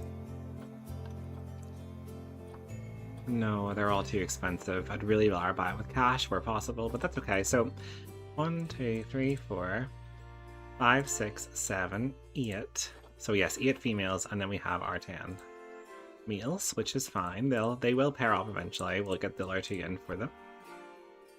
So send to Sue. And I believe this big one here... Oh, there's no path. Well, that would be smart. Path... Could just get a wee simple path, just to be honest. From what I'm planning to do here, maybe get that a wee bit wider. Like that? Is that I think that's pretty centered. Yeah, I'm okay with that. Yes, sorry, go back into that and get all of our penguins back in. Also, our pigs will soon be moving back in as well, because unfortunately all of our animals are starting to get on there in years, but that is part of life, so we will get that sorted when the time comes. So in there. And then I will wait for these to go through quarantine. In the meantime, however, if we have babies born, I will stop and show you that. And I will also go to Barbara when the time unfortunately comes. So yes, I shall see you all soon when these are in. If not, then it'll be for one of the other 2 things. So see you soon. Rest in peace, Barbara Streisand. You will be missed. You were iconic. Oh, I think she's sitting down, so I'm hoping this could be her. Wait. Chipper, you're no longer pregnant. Did she have her babies in the water? Oh, I'm very, very confused. Or is she literally about to do it, maybe? Is this it? I'm not sure. Oh, get out of her way. She's busy, clearly. I have no idea what's happening. Did you have a baby? Did you have a baby? You did have a baby, but where did your baby go? What? What? Is that you? Are you the baby? Hello, Dallin. Gosh, that was odd. It was very weird. But yes, we officially have a little baby. Oh, look at the wee face. Wee chub chub. Oh, you're so cute. Straight to the water. I don't know how your mummy got you way over there. She must have pushed a lot harder than she thought and you flew across the... But that's okay. These things happen. I also need to pause it again quickly because I've just saw something else which we need to go check on straight away, which is our palace cats. It looks like the babies are maturing, which means they will be released to the wild because otherwise they're going to fight with their parents. So let's see here. Oh, they haven't matured yet. They're about to mature. So whenever that does, I will come back and get that sorted. In the meantime, yes, I shall see you for our lovely introduction of our penguins. Okay, so I was too busy trying to get these female penguins in that I didn't realize they had arrived. Hello, welcome to your new home, Hannah. So first things first, let's just check terrain, size. You've got more than enough. You've got more than enough shallow water and more than enough deep water, which is great. So now for the big thing. Can you escape? You actually cannot escape, and you can get everywhere. You can even get up on the ice floaties. This is perfect. Really, really pleased with this. Hello. Look at them go. Run, guys, run. Okay, so I'm going to fix up their habitat a bit then, and then after that I will... Well, sorry, during that, I will tell you a little Christmas story about our king penguins, and then I shall show you around, and that will probably do us. So yes, enjoy this Christmas story. On the very first morning of December, the Underwood Wilds lay quiet under a sparkling blanket of snow. Lights twinkled on every tree, and the park felt like it had taken its first breath of Christmas. Down by the icy coastline of the Antrim Arctics, a small group of king penguins gathered at the edge of their new home. They'd never seen anything quite like this place. Glowing garlands hung above the water, snowy lanterns lined the walkways, and somewhere in the distance, faint Christmas music drifted on the breeze. Among the group was a young penguin named Pippin, the most curious of them all. Pippin stared up the snowy path, watching as flakes drifted slowly around him. The path seemed to shimmer, an invitation. Without hesitating, Pippin took a step forward, and then another, and soon the little penguin began his very first waddle through winter. He wobbled past sparkling trees, sliding a little on the frosty boards and pausing to look at every glowing light and hanging bauble. Behind him, the other penguins watched, and one by one, they joined in. Soon, an entire parade of penguins waddled happily up the snowy walkway, bobbling their heads in perfect rhythm. The keepers couldn't believe their eyes. The king penguins had discovered the magic of Christmas all on their own. At the top of the path stood a small festive sign that read, "Welcome to the Antrim Arctics, where winter begins." Pippin nuzzled the sign gently, letting out a happy little chirp. He'd made it, and in that moment, with the snow swirling around him and fairy lights glowing overhead, the Emerald Wilds had its very first Christmas tradition. Every December, the king penguins take their joyful waddle through winter, exploring the lights, decorations, and everything the season brings. And if you visit just at the right moment, you might even catch Pippin leading the parade, the tiniest penguin with the biggest Christmas heart. Okay, so that is them all 100% as far as I know. Oh, slow it down a wee bit, goodness me. Oh, that's nice. So much nicer once you see it like that. Oh, serious injury. Oh, we're also about to... Okay, hang on. Pause. Serious injury. Why? What's wrong with you? Adult population is 4. Your babies have grown up. Okay, that's okay. Young adult, and adult. So the 2 young adults will need to be released to the wild. So if I just exit out of that, hit you, you are the adult. Okay, so Fat, come to you, please. Young adult, you need to go to the wild. And adult, where is your other baby? Adult. There we go. Oh, come on, don't hide in the ferns. Just, you have to accept it. I know it's not fun, but trust me, you will enjoy it, I promise. Okay, that's that. How about you guys? How are you doing? Adult population. To be fair, yous are starting to also not get enough food. Why is that? Oh, it could just be because the keeper's just not done it yet. That's okay. So we will get our vet on that now. We're also about to have more babies. Oh my goodness me, this is a busy day. So let me just fast forward this. Here she comes. We're all waiting patiently. Come on, don't be shy.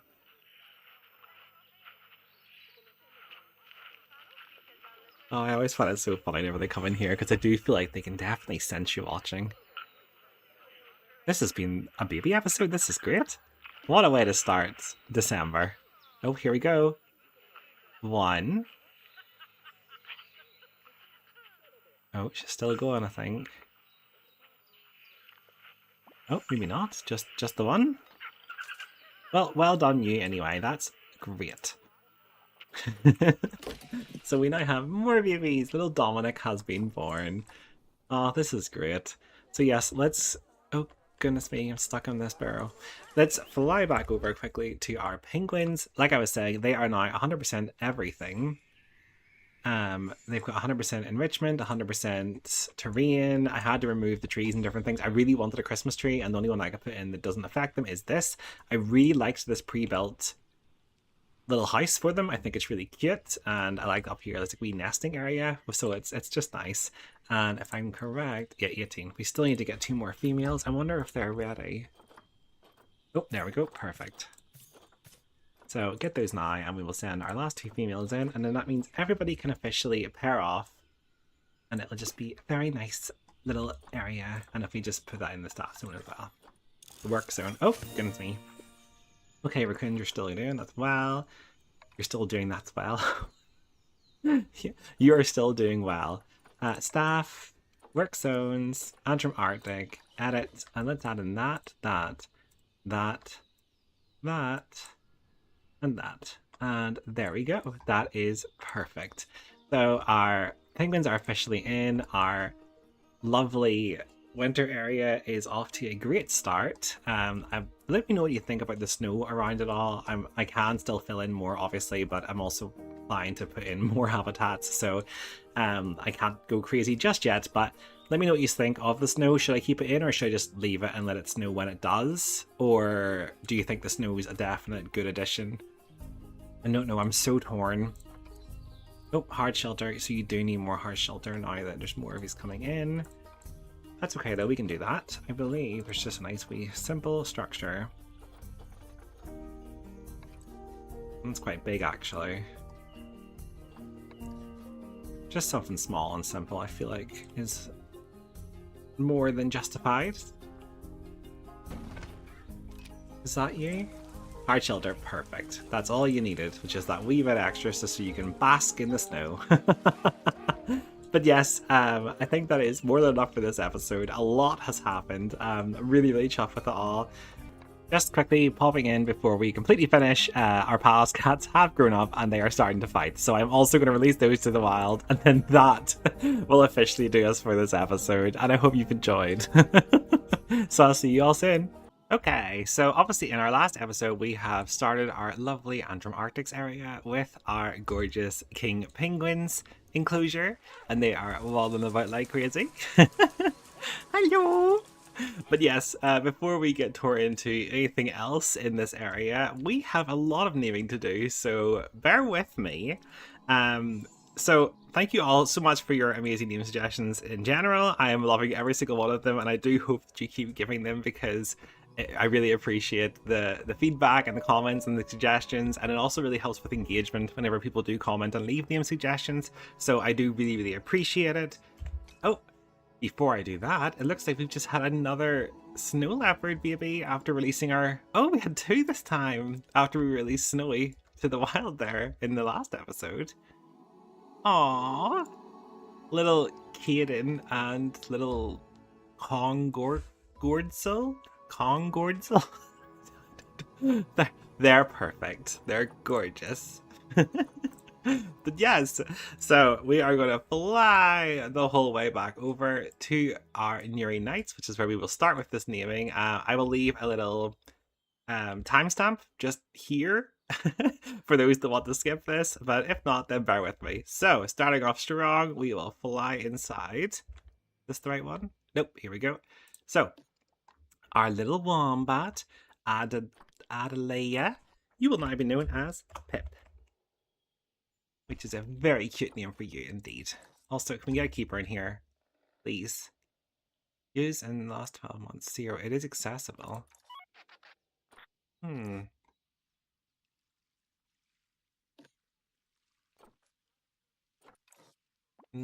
be honest, guys, I'm a bit worried that these wee guys aren't getting fed enough.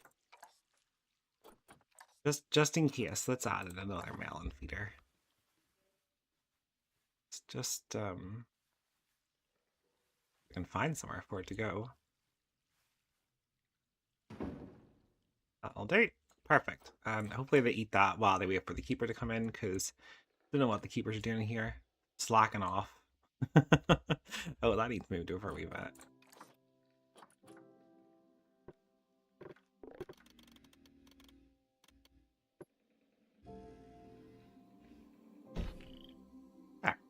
There. Perfecto.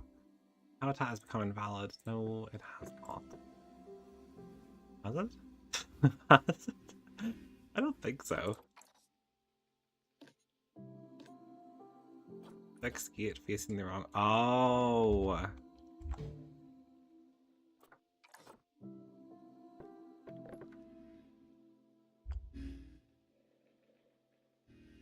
Come on, turn around. You got this.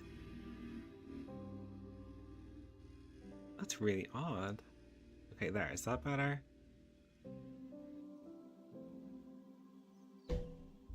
Just double check. There we go. Okay, perfect. That's what we're looking for. Nice, easy, you know, transitions. Totally. Yep.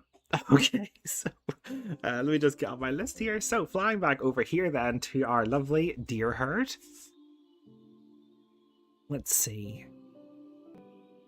So, the stag, I believe we are going to keep our red deer stag named Mark because supposedly it is fate, and I agree. So, why is everyone so hungry? Come on, keepers, what are you doing? So, we have Mark. Let's go to. Is this Jack? Oh, that's the other one. So yes, you're our European fallow deer male. You are now going to be called Bambi, of course. And who is this? Janet. You will now officially be known as Fern. Little Robin over here. You are going to be known as Maple.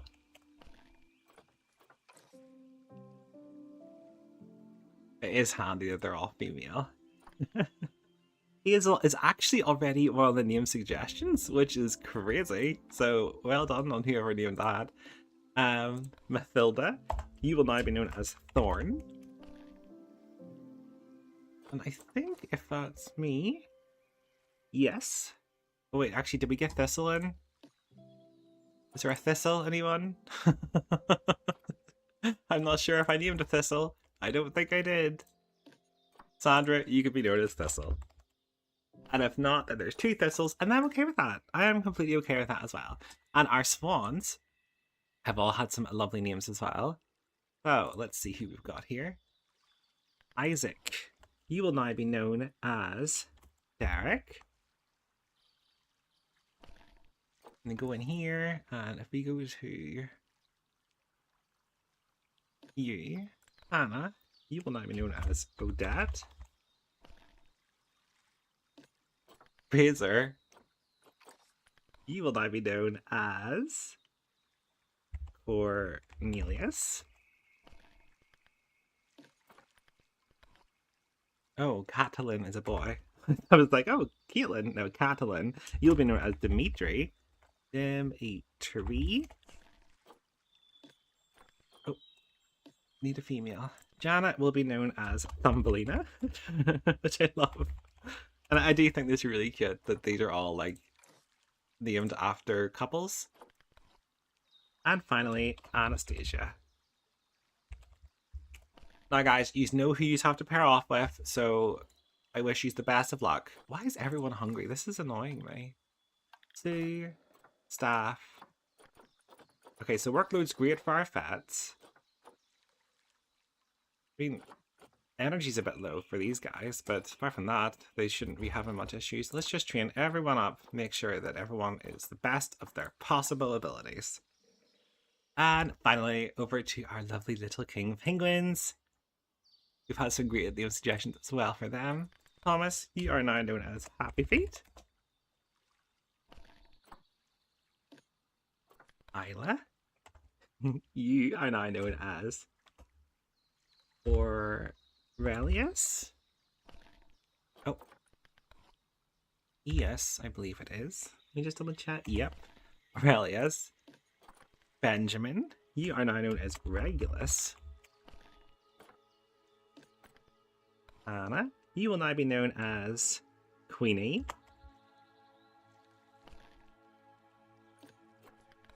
Mia, you will now be known as Lady Frosting.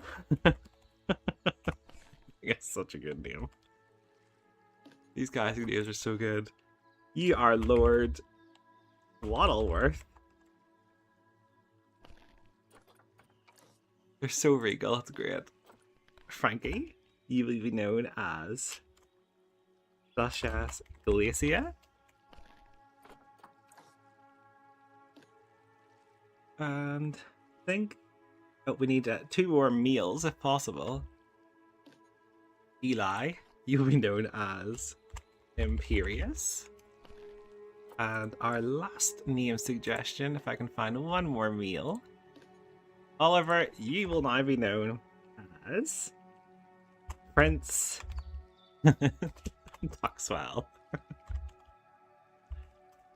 Oh, goodness me. They are the most royal penguin court I have ever seen. Just look at them all. Look. Look how regal they're standing now with their new titles of Lord and Duchesses and Prince, and oh, look at them. You're so cute. Do we not have them all in yet? Oh, we don't. We still have 2 more E's moved in. That's okay though. I'll move them in soon. And last but not least, quick shout out to a first time commenter, Evanox. Evanox, I believe I have said that correct. So Evanox, since you commented on the Antrim Arctics and obviously you seem to really enjoy it, I have decided to name you after our little elves. So Elf Evanox, I think that's right. Perfect. Elf Evanox, welcome to the team and thank you so much for your comment. I really appreciate it. Workload is low over here, so these guys get to have a nice chill time. But yes, now that all of that is finally out of the way, we can actually get tore into our proper episode. So let's go see what we've got here. High amount of litter, that's not great. That's just the staff area, I understand that. There's 2 wee bits of litter there. Again, staff area. Oh my goodness me, there's a lot of litter here. What's going on? Is there no bins in this area? Did I really forget bins? Probably. No, well, we got bins here. Maybe we just need some more. Although maybe it's just because it's getting so crowded officially, and obviously this place is very, very small for the amount of people that are walking through. Might actually worth maybe getting some extra caretakers if we are having some issues. So caretakers, let's just add in 3 extra caretakers, and I'm hoping that will take care of that problem, so then we don't have anyone complaining anymore, which would be great. And if we go to our vet, let's see how we're doing there. Raccoons are doing well. European badger is finally up 1, so that is good. We can dismiss you now. We've got that sorted, we hope. Keeper hut small. People are having to queue. I understand. Yeah, that would make sense. This place is very big for 1 keeper hut. That could actually be the problem as why animals are so hungry. It could maybe be worth adding in a 2nd keeper hut somewhere. I wonder if we could add one in here. Let's see. Do we have any space? To be honest, we've actually researched all of the workshop stuff, so we could just demolish. Have we? Did we just double check? Go in here, go to mechanic research, adjust the North America theme and the transport rides. So if we just get these transport rides, if we just research these last 2 things, I can then just swap out this workshop for another keeper hut, and that should solve that problem. So once that's done, we'll get that sorted. Oh, we got another challenge! We have bred lots of new animals. Oh, speaking of breeding, actually, we've got some more stuff to sell. Quick trade, 3,000 is always great. Perfect! Okay. So, finally, back over here. I have a few things that I would like to sort of work on in this episode. So I do like these. I think they're really cute. However, at night, if I show you whenever it is a bit darker, the lights themselves, I think they're cute. It's just, they don't give off that much light. So I'm considering maybe adding like wee lanterns hanging from these pillars and adding some Christmas lights up of those, but I will do that during one of the speed builds. I think that would be nicer and maybe fit the aesthetic a lot better. I'm also planning to start working on this. Gosh, listen to the penguins, they're so loud. Our lovely building here that will be designed after our old... Oh my goodness, what's the building called? I knew this. Our old courthouse, I believe it is. Isn't this? Or City Hall? Down at the bottom of Antrim. I'll put up a photo if I can find one for you. Oh look at them using the wee staff room. That's cute. I'm glad you guys are enjoying yourselves. So yes, I am going to tear into this now, and I hope you enjoy the speed build. The courthouse, the old courthouse, that's what it's called. And I will hopefully give you some information about the old courthouse while I'm doing this. So I shall see you all soon. The old courthouse is one of the most recognisable and historic buildings in Antrim town. Standing proudly at the heart of the town centre, it has watched over Antrim life for more than 3 centuries. The building dates back to 1726, when it was constructed as the main civic centre for the area. At the time, courthouses served many roles. They were places for legal proceedings, public meetings, announcements, and even markets. The design of the old courthouse reflects the Georgian architecture of the period, balanced, symmetrical, and built to last. For generations, people from all across the region would travel here to settle disputes, resolve local matters, or hear the latest news from the town. The courthouse became a symbol of order, community, and governance during a time when Antrim was growing rapidly around the nearby castle estate. As the centuries passed, the building saw enormous change, including periods of disrepair or restoration. One of the most significant events in the history occurred in 1996 when a fire caused major damage to the structure. Many feared the old courthouse might be lost forever. But thanks to extensive restoration work, the building was beautifully rebuilt and reimagined. Today, it no longer serves as a courthouse, but instead stands as a lively community hub. It now hosts events, exhibitions, and live performances, blending its long history with a modern purpose. Its iconic facade, bright windows, and central clock remain a reminder of Antrim's enduring heritage. For locals, it's a landmark deeply tied to memory and identity, a building that has stood through conflict, change, and renewal. In the Emerald Wilds, the old courthouse stands as a charming tribute to Antrim's town past, a piece of local history brought to life in the new snowy streets of the Antrim Arctics.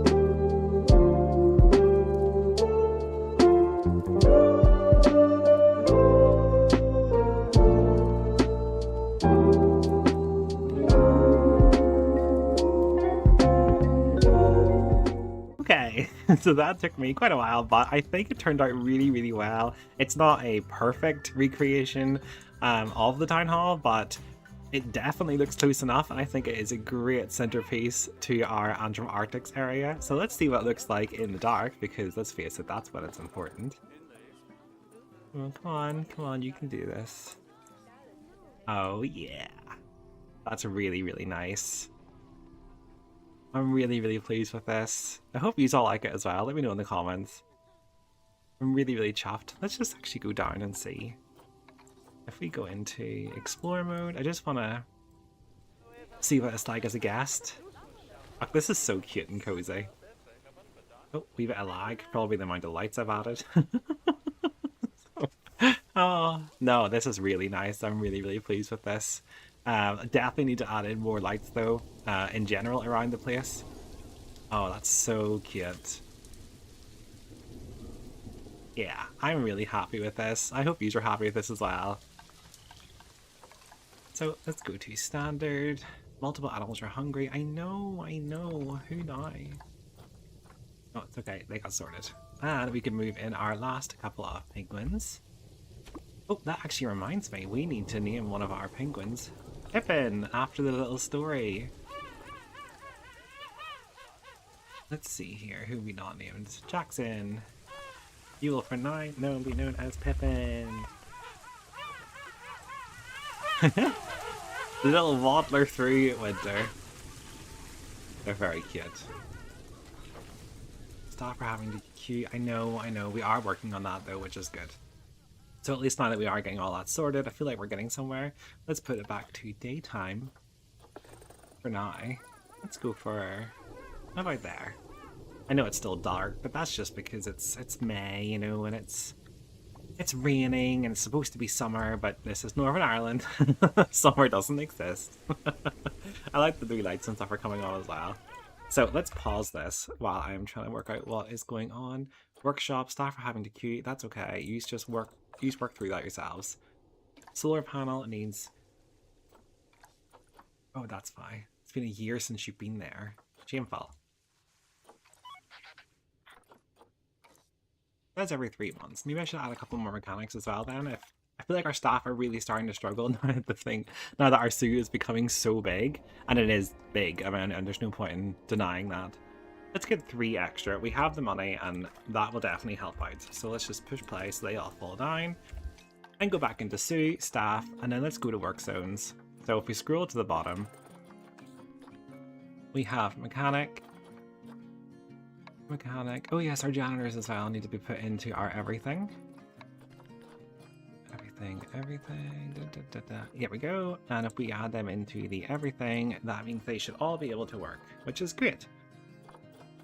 And then we just have loads of vendors, and I'm just sort of letting them do what they want. I'm not gonna annoy the vendors too much.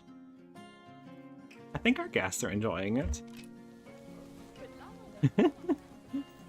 Oh, you all cold? Oh, that's right, actually. We need to add in some wee heaters for the guests. Completely forgot about that. Sure, we can do that whenever we are fixing up these lights. I did try and edit these posts, but unfortunately you can't because they are just a single piece. So I'm going to have to actually create my own for what I want, which is fine. I don't mind doing that. I'm just letting you know why I haven't done it yet. Also, do you think this wee thing here looks okay? I worry it looks a wee bit out of place, but once you fill all of the area in with trees and different things, I think it will sort of all come together. I've just noticed, where are you going? What on earth? You know what? Enjoy, guys, enjoy. We have security though, so if you get too far and you go somewhere you shouldn't be, you might be asked to leave, but you know, that is a risk you are willing to take. So, I think it is about time that we announce our next animal.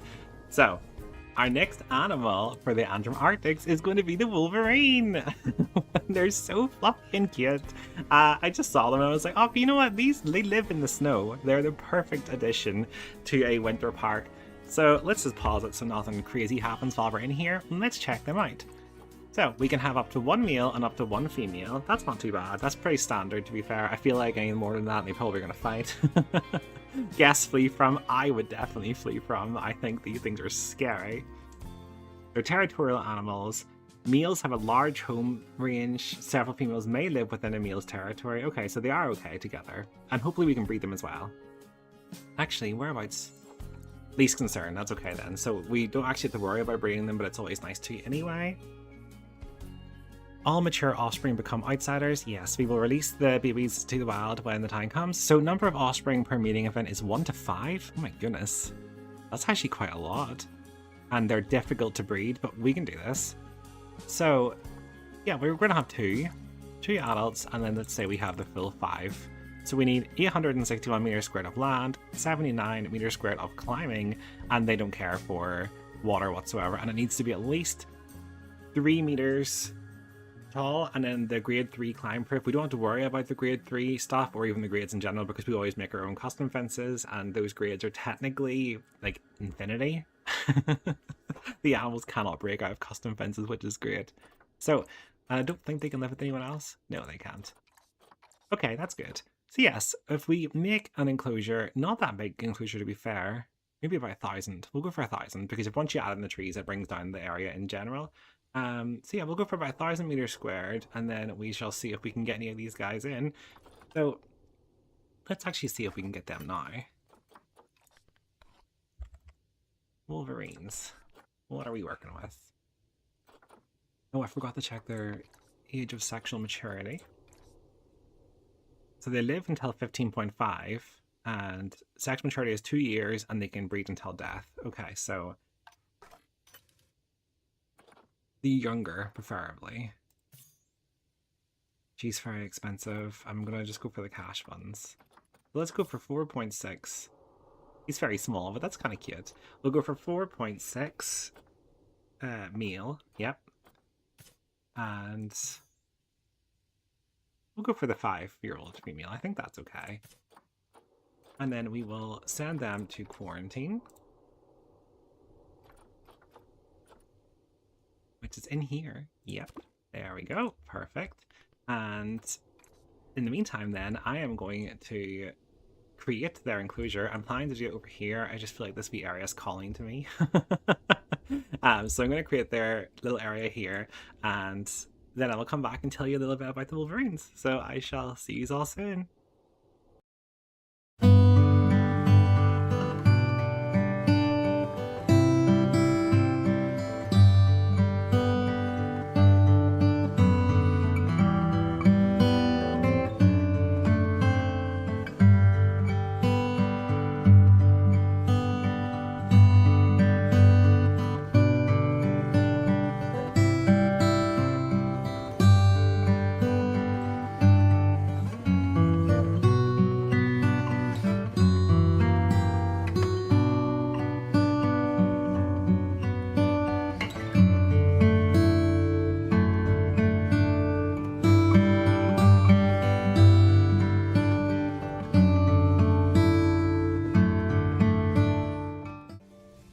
Okay, I think that looks cute. It's like a wee Christmas snow globe type thing. I would have put the big glass over the top of it, but then I realized that if it did actually snow, you would not be able to see the animals, which would be a shame. So let's just fast forward to get our Wolverines in. I'm excited. They're going to be so cute, and hopefully not too mischievous.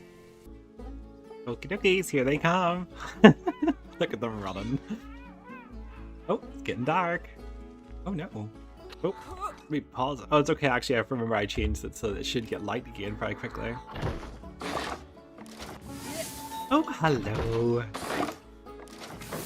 Thanks, guys. Appreciate it. Oh, let me pause it before you run away. Oh, you're so cute. And you know what? Let me see your wee stats. For your genetics saying that you are small, you are still bigger than your lovely missus here. So you've nothing to worry about. Size isn't everything. Oh, they're very cute. And I think they'll like this. I hope they'll like this. I mean, size is already great. They just need the climbing enrichment. So let's push H and then go into our habitat and traversable area. Can they escape? No, they cannot, which is absolutely perfect. So they want some short grass, basically just short grass and snow. So I'm going to cover it. To be honest with you, I think I just want snow. I love the snow in this game. I think it's gorgeous. And if Wolverines like the snow, then that's my perfect excuse to have some snow. So let's just cover their entire enclosure in snow. And are they happy with that? No, because the cooler is not in, and therefore it is not actually counting. Cooler. And if I just sink that into the ground right there, and hit play, hopefully that will chill this whole place down for them. And we'll get some nice snow. Let's speed it up a wee bit. Come on, snow. Also, yes, while we were... Oh, Need more colours than that by the looks of things. While we were waiting for that, I did go ahead and add lights around this enclosure. I will show you that now. Look, as you can see, I have added little gorgeous twinkly lights, which are randomly turning on and off, but that's okay. There! They're much happier in this. Okay, so I actually think they might need a bit of grass as well as the snow, but that's okay, we can do that easy enough. So let's go to grass, turn down the size, because we don't need it to be that bad. So let's just sprinkle some patches of grass here and there. We can add in the trees and the grassy parts, makes sense. So do that there, a bit more here. Oh, they actually need a lot more than I thought. Hang on. If we do maybe just like the back section, a short grassy sort of section. There, that's them, a wee bit happy with that. And then we can merge that in as well with some long grass.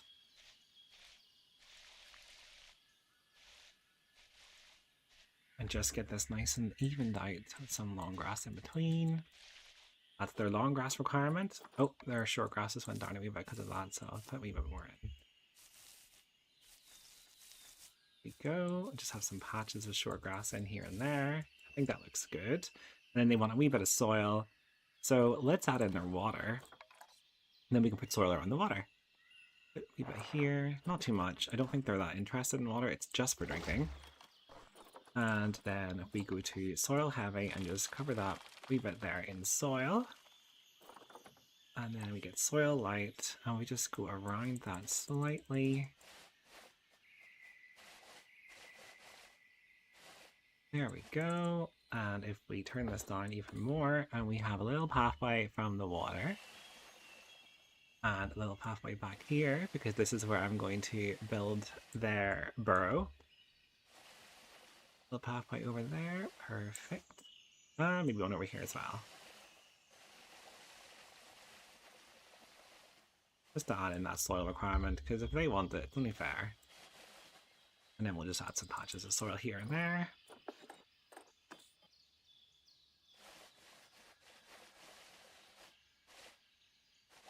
There! That seems to be them happy in their strange looking strange looking circle, but you know, if they like it, then that's all that matters. That really is. So let's see what else they need. They do need a lot of plants and coverage, but we will get to that because we need to put in their climbing enrichment first. So I am going to tear on with their climbing enrichment and various things and tell you a little bit about them. So bear with me and enjoy the story time. Wolverines are one of the most remarkable animals of the northern forests. Despite their small size, they are incredibly powerful and resilient, perfectly adapted to survive in freezing winter conditions. Their thick, frost-resistant fur, strong jaws, and wide, snowshoe-like paws allow them to move effortlessly through deep snow. Although they belong to the same family as weasels and otters, wolverines often behave more like miniature bears. They are fearless explorers, capable of travelling long distances each day as they search for food. Wolverines are scavengers and opportunistic hunters, feeding on small mammals, birds, berries, and carrion. Their keen sense of smell helps them detect food hidden beneath layers of snow and ice. Wolverines are solitary by nature, making large territories across northern Canada, Alaska, Scandinavia, and Russia. They rely heavily on snowpack for denning, where females give birth to their kits during the coldest months of the year. Because of this, changing climates and reduced snowfall can threaten their populations by disrupting the stability of their dens. Here in the Emerald Wilds, our goal is to recreate the snowy forests these animals depend on, providing space to climb, dig, explore, and express their natural behaviour. Wolverines may be small, but they are one of winter's toughest survivors and an essential part of the northern wilderness. Okie dokes, so that is them officially in, and they are officially at 100%, which is great. 99%, never mind. Close enough though. Let's just see what's bringing them down slightly. Oh, just their nutrition, but we'll get that up as we increase their research and things like that. Animal welfare has protected. Oh no. Oh no, are you stuck? Well, let me just move you over here and see if that fixes you.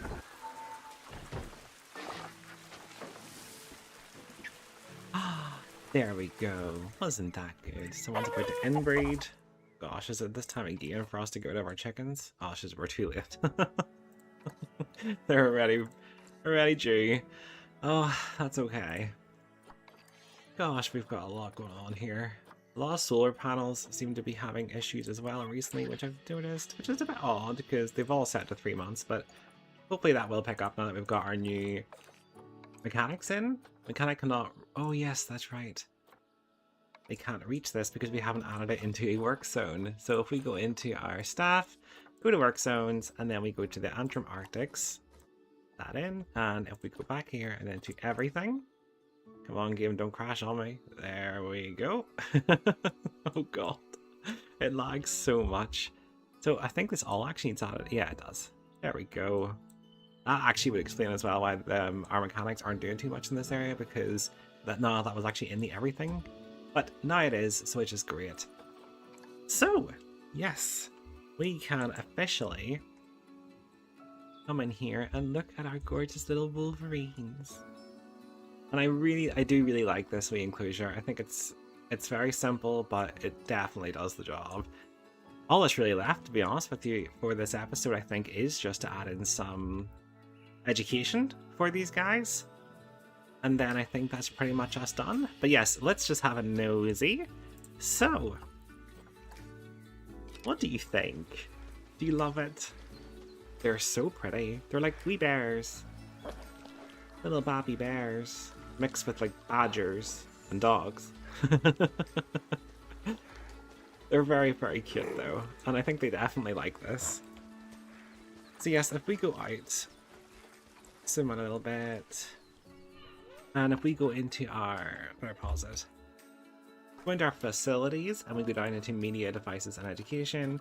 If we add in, I'll just add in a default one for now, but I will customize all of these before the end of this area, as I always do. So let's say you can go by here. And if we change that to Wolverine, that is perfect. And then if we X out of that and get another one, I'd like one up here. I wonder actually if there's enough space up here. Align to grids. Oh. Not sure if I'm liking how this is turning out already. Deselect. I wonder, can we... I do that...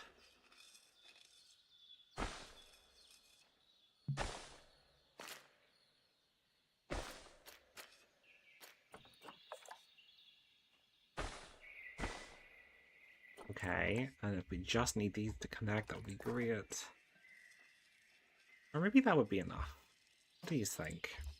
We could add, you see, if you go into facilities, back into the education section, we could actually add like a seating area and have someone come and do talks. I think I will. I haven't really added this shit into this zoo yet, so I just think it would be a really nice wee addition. So let's do just there for now. Yeah, I think that works.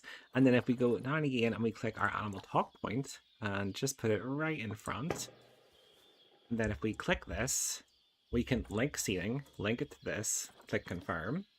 We can change it to Wolverine talk. And then we can select the species by, there we go, in here, Wolverine. And if we do this in, let's say, December, for example. Oh, right, it's December. Maybe not then. We'll do it in February. That'll give our educator a chance. They've got no power at the minute, but we can definitely get that in easy enough if we just go in here, back to utilities, and add in a nice wee solar panel somewhere. Somewhere it's handy to get to. Honestly, just here might work.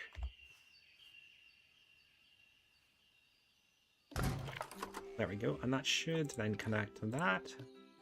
Yep, there we go. So all we have to do now is just go back into our work zones and add that in to our Antrim Arctics area, as well as our everything area. Oh, there we go. And then if we just assign specifically the educator that's in the Antrim Arctics to that talk, then she will go around there and she can tell them all about it, which is really cute. And she might be able to feed them as well if they climb up on top. They sometimes throw food over, and that's why I did that. I just thought that would be a really, really good view. So if I go in here, back to explore. So if you're up here and they're climbing up around here, and I've added some enrichment to sort of entice them up, you can get a really, really good view. And then of course, like I said, you can then also walk up here, take her seat, and the educator will come over here and she will, or he will, do a talk on the wolverines, and that will definitely increase our education rating, because currently that's actually the lowest thing we have. We're on 4 stars out of 5, but once we get to that, that's 5 out of 5 across the board, which is perfect. So the last thing we have to add in then is our donation box, and I say we add, honestly, we could probably add one just here, so that way they can donate straight away after the talks. Let's change that to more festive colors.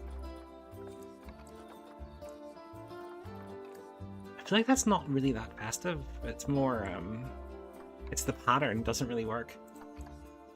We could just go for red, like a wee Santa box. I mean, that works. Yeah, we'll go for red and white. I feel like it's standard, but it looks like a wee Santa box, and I quite like that. But if we come back down here, and we can add one just here as well, and I actually forgot to do the same over here, so let's add a couple in here as well. Put one in this corner. We can put one up here, and we can put one up here. And actually inside here would be good as well. Good wee shout. Put it on this here to try and get rid of that wee rock that I couldn't get rid of. There, that's good.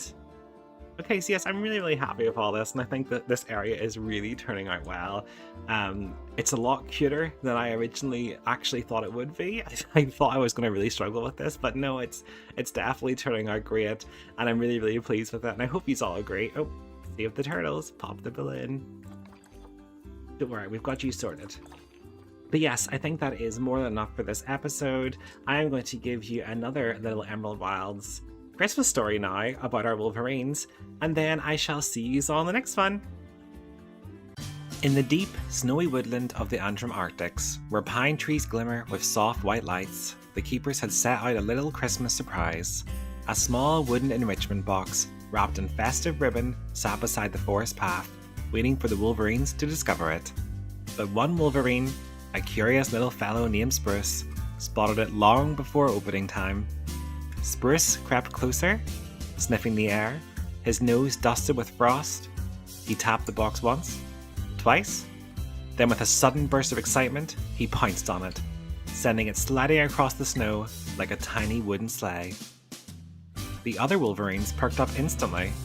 Soon the whole forest was alive with chaos and laughter, or at least what sounded like laughter. Wolverines darted between trees, diving into snowdrifts, popping out again with snowy whiskers and twinkling eyes. Each time the box bumped into a rock or tree root, the ribbons jingled merrily. Eventually, Spruce and his friends managed to break the box open, releasing pine cones, feathers, and festive scents into the crisp December air. The wolverines rolled and tumbled through it all, creating their own Christmas celebration in the glowing woodland.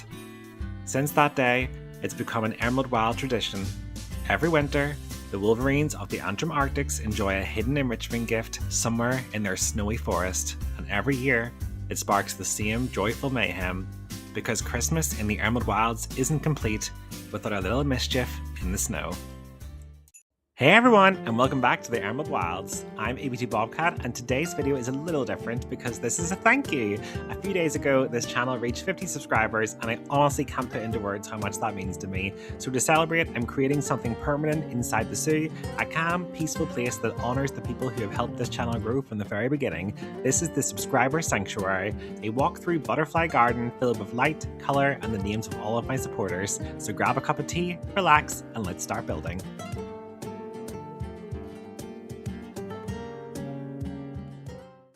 I start off by placing the walk-through butterfly exhibit on a flat piece of land that I carved out just behind the Antrim Arctics. I wanted to make sure everything was built on the same level.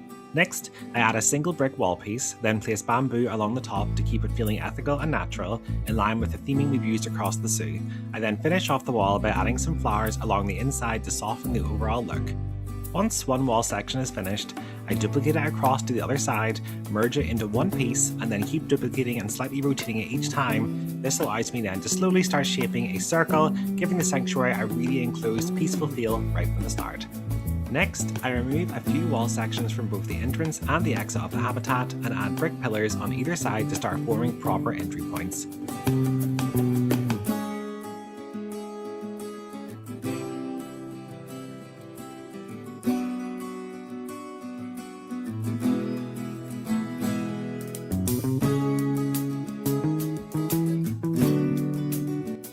After a bit of fiddling with different plant pots, I set it on a circular clay pot and slightly merge it into the tops of the pillars to give them a more garden-y feel.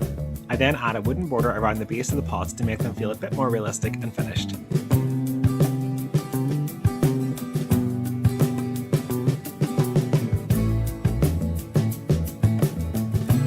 Finally, I add a couple of flowers to the pots and then attach hanging baskets to the outside of each pillar, just to make both the entrance and the exit feel more welcoming.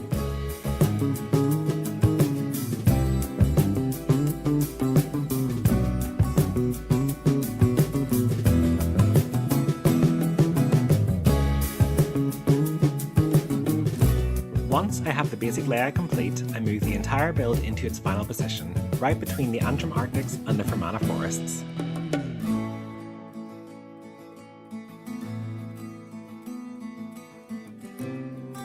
After I'm happy with this placement, I add the title for the subscriber sanctuary to both the entrance and the exit, and to help the text stand out, I duplicate the letters slightly behind themselves, creating a simple drop shadow effect.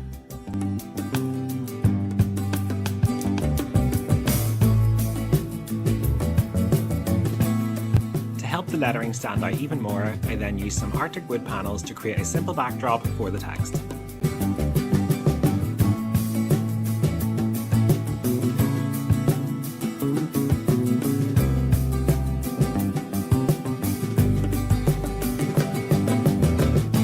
Next, I head over to the exhibit trading section and pick up some Malabar rose butterflies before adding them into the habitat. I then remove the exterior of the habitat using the customize options so I can really see what I'm working with. Once that's done, I then start adding flowers throughout the entire space, mixing in a few trees and patches of grass to really bring this area to life.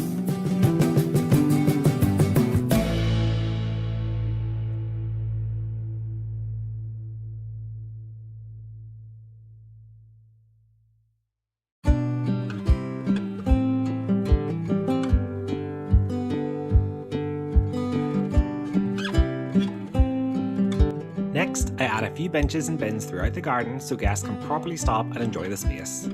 I then add some string lights to the entrance and exit just to give it that celebratory feel, and then finally I cover the pillars with butterfly lights, trying to tie the whole theme together.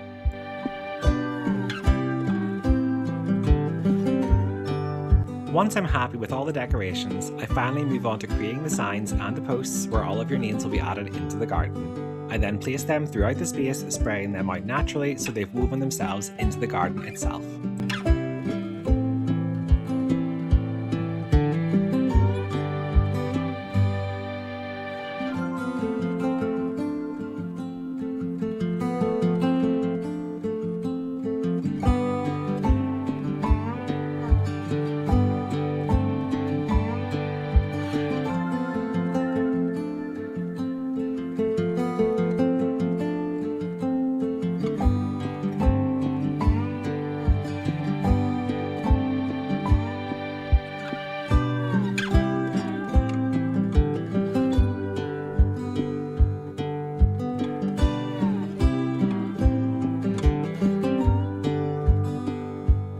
Finally, I add two large 50 signs above the entrance and the exit, marking the first milestone. I also then add a large sign into the garden to honour all of our private subscribers so everyone here is represented.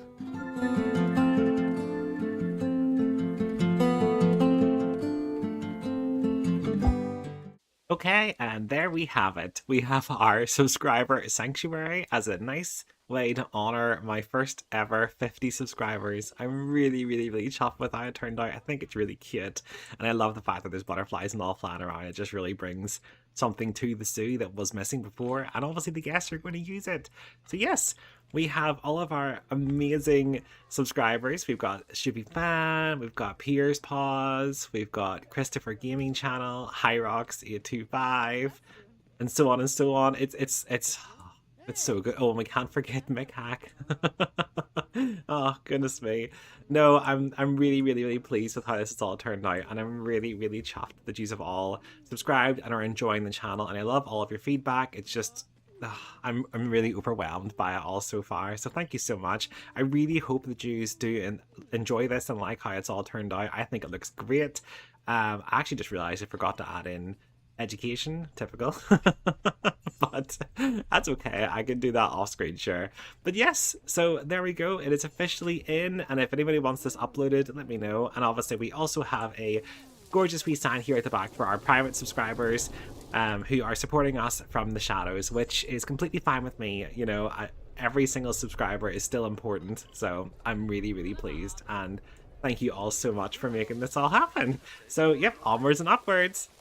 Okay, so the last time we were here, we got our lovely wolverines all set up with their little circular habitat over here.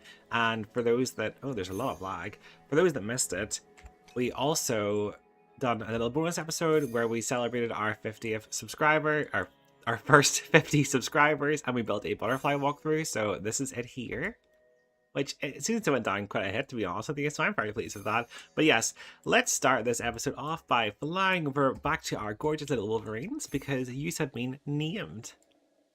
I'm also not really sure why they keep dumping the food like on the floor, because they do have food trays. Maybe if I try moving this, let's put this here, and we'll see if the keeper can sort that instead. But yes, so we have, so I know Spruce is the one from the Christmas story. However, after talking to one of my commenters, I've decided that Spruce will be the name of the baby if we're lucky enough to have a baby Wolverine. So for now, I'm going to rename Spruce Sisu. I believe that's how you pronounce it. Sisu. It's a Finnish word. And it basically means endurance and determination. You know, things like that. And I think that really suits the Wolverines. So thank you so much for that name suggestion. I think it's lovely. And you will now be known as Wilma, which is another Finnish name. And I think that just suits them both so well. Look at the little cuties eating off the floor. That's okay. Whatever your keeper's doing, I'll have to talk to them. Also, we are going to have to name a couple of our elves because we've had first-time commenters. So, Snowflake, you can stay for now. Are you named yet? Nope. So, Kim, you will now be known as Elf. So if I butcher these names, I'm so sorry. I think it's Kikirinha? Kikirinha? I think that's how you pronounce it. Kikirinha? Kikirinha? Kikirinha. We'll just go for Kikirinha. I think that works. And yes, so thank you so much for your comment. I really appreciate all the comments I get. And let's see if we can find another wee elf. Hello, Yvonne. You will now officially be known as Elf Sophija. There we go. And finally, if we find one more person, maybe it'd just be easier to go into our actual staff. Someone knows it. Antrim Arctics. So we've got Elf Sophija. Scroll down here. We have Elf Evanox. We have, there we go, Educator. Elf. And you will be now known as RR Ravenflies. Perfect. And we have all of our little elves named officially, I think. Antrim Arctics, Elf, yep. Oh, our security guard needs named. So hopefully we get another commenter and we can name that. If not, you guys can suggest a name. I really don't mind. And yes, so that is our sort of daily chores sorted and completed, which is always good. So, our raccoon's about to mature. Aw, means you're going to get released to the wild, but we'll wait till that pops up. And yes, I treated out a couple of our Japanese macaques and some of our cranes and just various animals sort of to sort out the populations because everything was going to be a bit crazy. I also needed the credits to get our next animal, which I will reveal soon enough. However, if you can see here, I've actually deleted all of the lights because... Oh, I think I missed one. Yes, delete that. I really want to create my own lights. I feel like those ones are nice, but they don't really suit the sort of vibe I'm going for. I also need to add in bins because our guests are, well, they're disgusting. Like, look at that. This is shameful. And they're, look at those. They're just like, oh, we're so cool. No, you're littering. Littering is not cool. In fact, you're a staff member.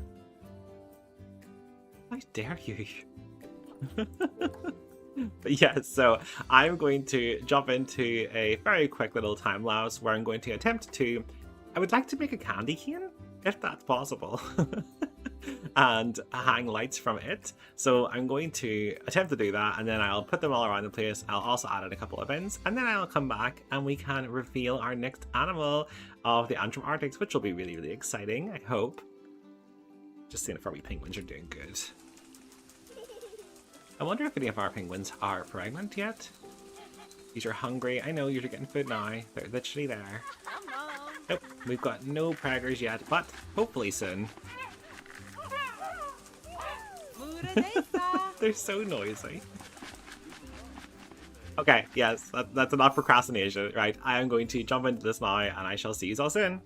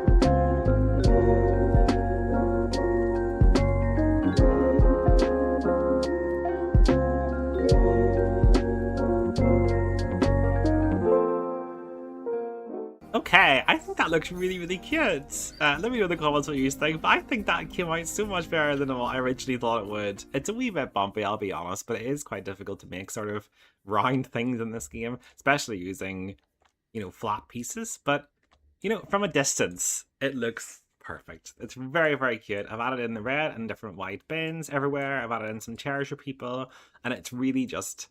it really helped this area, I think, come together. I have actually chose to keep this bit down in here. If I can just really explore for a second. So if you walk down here, I've decided to keep the very bottom of this actually, you know, quite dark. It's more so just because I don't really want the glare of the lights. See, you can sort of see it there, but I do need something. So maybe delete this one, actually. Or is that too dark? No, that's perfect. It's just because it'd be a lot easier, obviously, to see the penguins flying around in there, flying around, swimming around, diving around, if there's no glare on the windows. So I just thought down here is like a wee nice cool rest sort of area. I really like down here. I think it's cute. But yes, so that is our lovely lights in. I do think they turned out quite well. Wee bit weird looking at the top because of the bumps, but again, you know, it's quite difficult to do. So I'm happy. I think it looks good, and it definitely brought this whole area together. And I really love this now. Like, how cute is that? You walk in here and you just instantly like, I'm in Christmas land. And I used Snowflake as our tester for the height. So thank you very much for that, Snowflake. I appreciate you. But yes, it is officially time to announce our next animal. So, for our next animal, I wanted to go for the biggest animal that we have ever had in the zoo so far. So, without further ado, the next animal joining the Emerald Wilds and the Antrim Arctics is going to be the polar bear, which I'm excited about. And complete disclosure, I did buy a male and a female earlier because they are very expensive, and there only was 2 in the shop, and I just thought, right, this is going to have to do. I don't really have much of a choice, so I'm okay with that. So, let's see here. I think they only need one male, 1 female, 1 to 2. They have up to 3 babies. They become sexually mature at 7 and they go sterile at 30. They live till 35, so they will probably live the entire length of the rest of this series. I can't imagine that we'll go on for another 35 years. But then again, you never know. So yes, let's see. I think that, yeah, they need so much space. So 2 of them needs almost 4,000 just land, and then they need 1,080. What is that, deep water or just normal water? It's just normal water. Okay, so they can dive those, so I wouldn't mind a wee bit of deep water as well. And they can also have up to 3 children. Jeepers. So we were talking about 6,000 or 7,000 square meters for their habitat, which is absolutely gigantic. However, we are over here, and if you look, I don't know if you can see, maybe I should turn up the daytime again. Completely forgot to do that. Yes, I think that's a bit easier for you to see. So you can actually see the outline of our zoo here. This is as far as you can possibly build. So I was thinking that for the next 2 builds, I'm going to do 1 here, 1 here, and I'm thinking the polar bears should be over here somewhere, because there's plenty of space to do it, and I feel like there's a lot of sort of area to work on. Oh, just realized I haven't flattened this out after making our lovely subscriber sanctuary, so let's just flatten that a wee bit. Looks a wee bit odd, but fuck, sure, it's fine. We'll just flatten it completely. Oh, no, that just made everything worse. You know what? We'll just leave it. Who knows? It might even be incorporated into our polar bears. But yes, I also really like the idea of our polar bear habitat being over here, because obviously people go up here and they can sit down to watch the educational talks on the wolverines, but it also means they can walk up here and they could look this direction into the polar bears. I would also like an underwater viewing gallery where possible, again similar to our penguins, but it's very, very tedious and difficult to get water in this game to work, especially with paths and things, but I am going to try. I'm also planning to add another very special monument from Antrim into their enclosure, the Antrim Round Tower. So whenever I build this habitat, I'm then going to start building the Round Tower, which I will then obviously give you a story time about and tell you sort of the history and the folklore around that. Once that's done, we will then get our polar bears into our gorgeous little zoo, and then I'll tell you about the polar bears, and then finally we can end with a little Christmas story. So yes, if we go to animal trading, oh, there's a couple more. As you can see, look, okay, that one's quite cheap, I will be honest. It's 240, but they're not exactly the cheapest of animals, especially given that we've only got 1,670. But yes, go to animal storage. If we have Sakari, and Yukarnat, our 2 lovely polar bears, they are going to be our new breeding pair. So if I just send them into the quarantine now, and then I get started on this massive habitat, then we can get them in. I'll tell you a couple of story times and we will go from there. So I shall see you all soon, and I hope you enjoy the story time.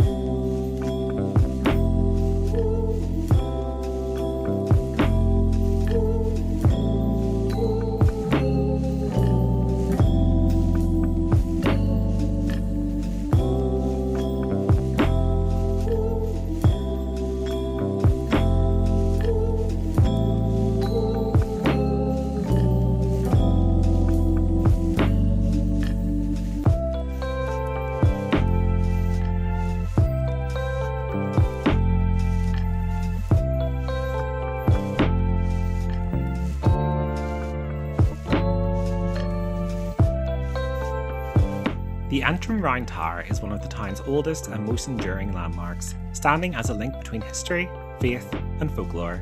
Built around the 10th century, the tower was part of an early Christian monastic settlement. Structures like this were common across medieval Ireland, serving as bell towers, places of refuge, and symbols of monastic life. Its tall, circular design wasn't just distinctive, it was practical. The rounded shape helped the tower withstand harsh weather, while raised doorways offered protection during times of danger. Constructed from local stone and tapering gently towards the top, round towers were designed to last, and many still stand today. Over time, legend became intertwined with this tower's history. Local folklore tells of a woman, often described as a witch, who was said to have built the tower herself. According to the story, when the tower was completed, she leapt from the top, landing on a nearby boulder, now known as the Witch's Stone. The stone is said to bear impressions of her knee and elbow, and folklore claims it's always holding water. In reality, historians believe the Witch's Stone is a Bullen stone, a carved stone once used by monks for grinding grain or holding holy water. While the legend is a colourful piece of local storytelling, the true origins of the tower lie firmly in Ireland's early Christian past. Today, the Antrim Round Tower stands as a reminder of how history and folklore often blend together, ancient stone shaped not only by time, but by the stories passed down through generations. Okay, I think this looks pretty good. It's massive. My biggest worry is that the polar bears won't be able to get in and out of this den, or might not be able to get in and out of here. Or they just going to escape in general. Like over here is a bit low, so they probably can. In fact, I might just raise a couple of these up now before we put them in, just to save ourselves hassle in the long term, because let's face it, they're going to jump out of that. Let's go for that. Okay, so let's get our polar bears in. This is something, but I actually really like how it turned out, and I really wanted to have some sort of like a faux Arctic ice wall at the back, and I think I've done that justice. Once the snow and everything's in, it'll look a lot better, I hope. So let's get our animals in. Oh my goodness me, I completely forgot. I have to wait for them to go through quarantine. I didn't unpause that the entire time. Okay, I'm going to fast forward, and then I will come back once they are ready to come in. Here they come. Oh, they're definitely going to be able to get out. I can feel it already. Oh, look at them. Oh, let's just get our brightness up a bit. Very, very dark. I can barely see in here. There. Not better. Hello, Sakiri. Oh, aren't you just gorgeous? Oh, no, stop. Before you start running rampant, I need to make sure you can escape. So we go, push H to go into our heat maps, then go to habitat, traversable area, scroll out. Oh, we did it. We actually did it. So, they can get everywhere. Is there enough room? No. The room has been greatly reduced by the rocks and different things.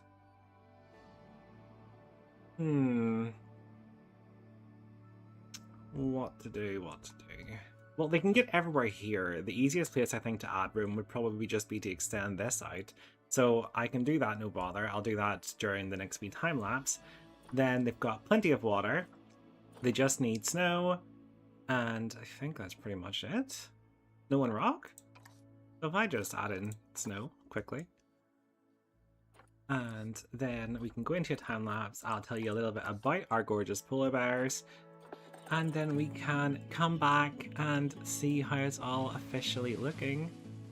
So let's just cover this whole place in snow. I'm really shocked that there's not enough space, I will be honest, but, you know, these things happen. Oh, need to be careful because the Wolverine don't like too much snow. So let's just do that all here, and then if we go into habitat and click coolers, let's just cover this entire place in coolers. Speaking of coolers, we're actually going to need heaters at some point for our guests. We don't want them freezing. Just realized there we haven't actually done that yet. So let's just cover this whole area.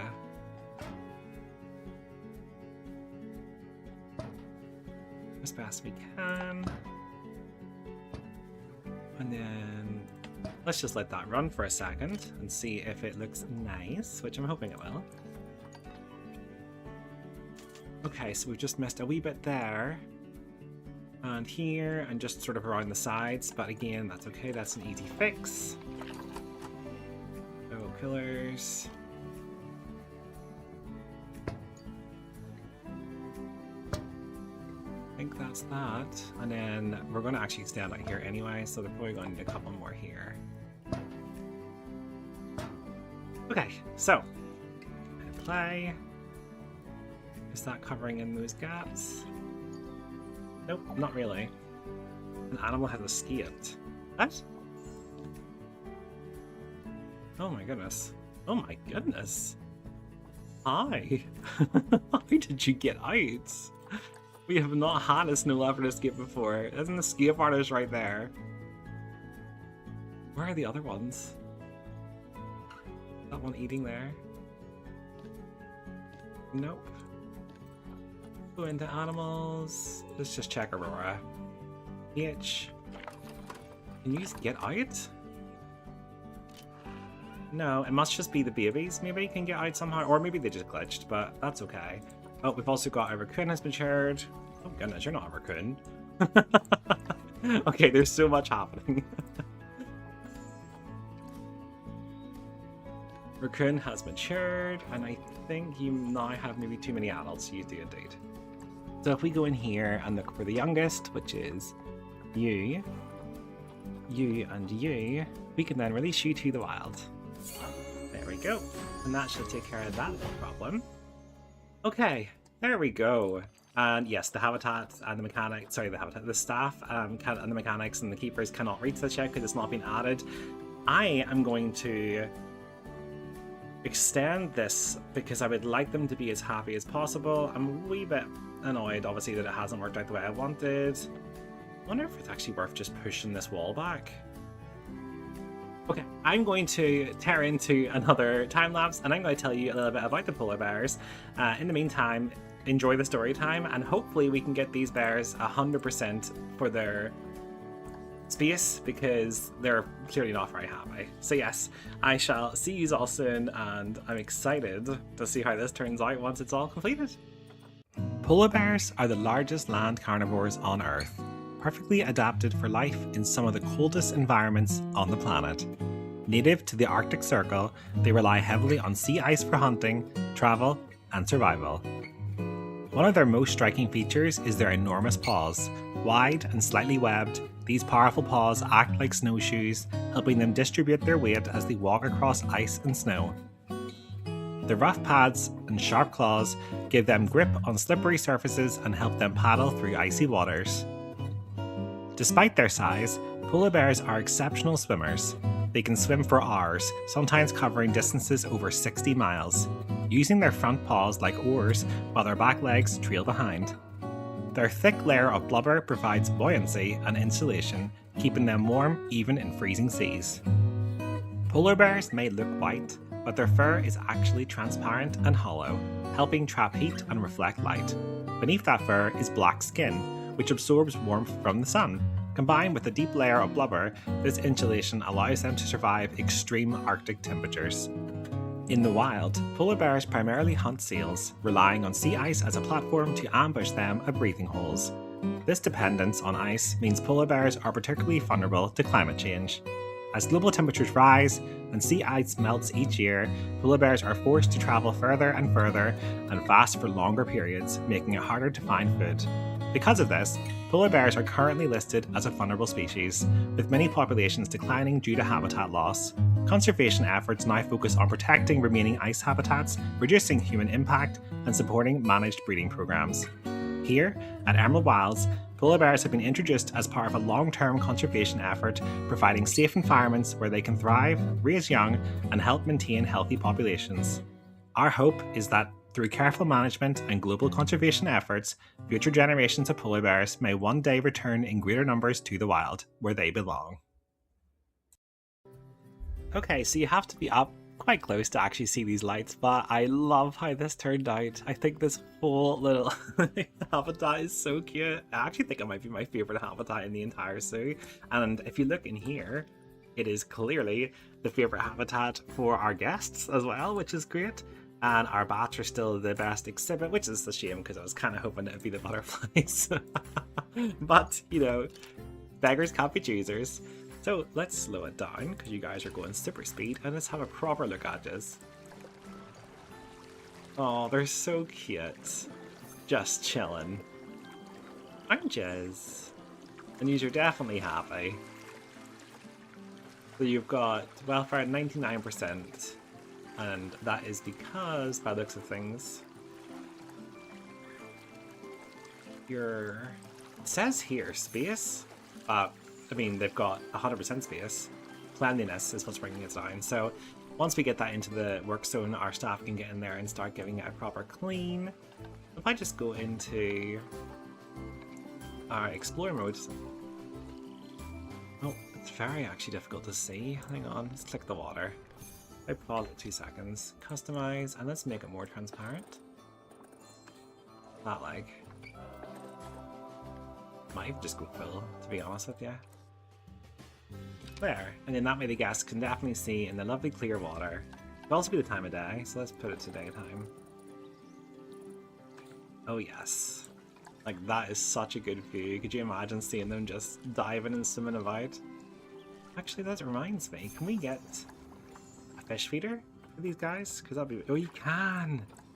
This is so good. If I put one here, and another one over here, then hopefully that will encourage them to come and dive for their food in front of the guests, which is really, really good. Oh, I'm really chuffed with this now.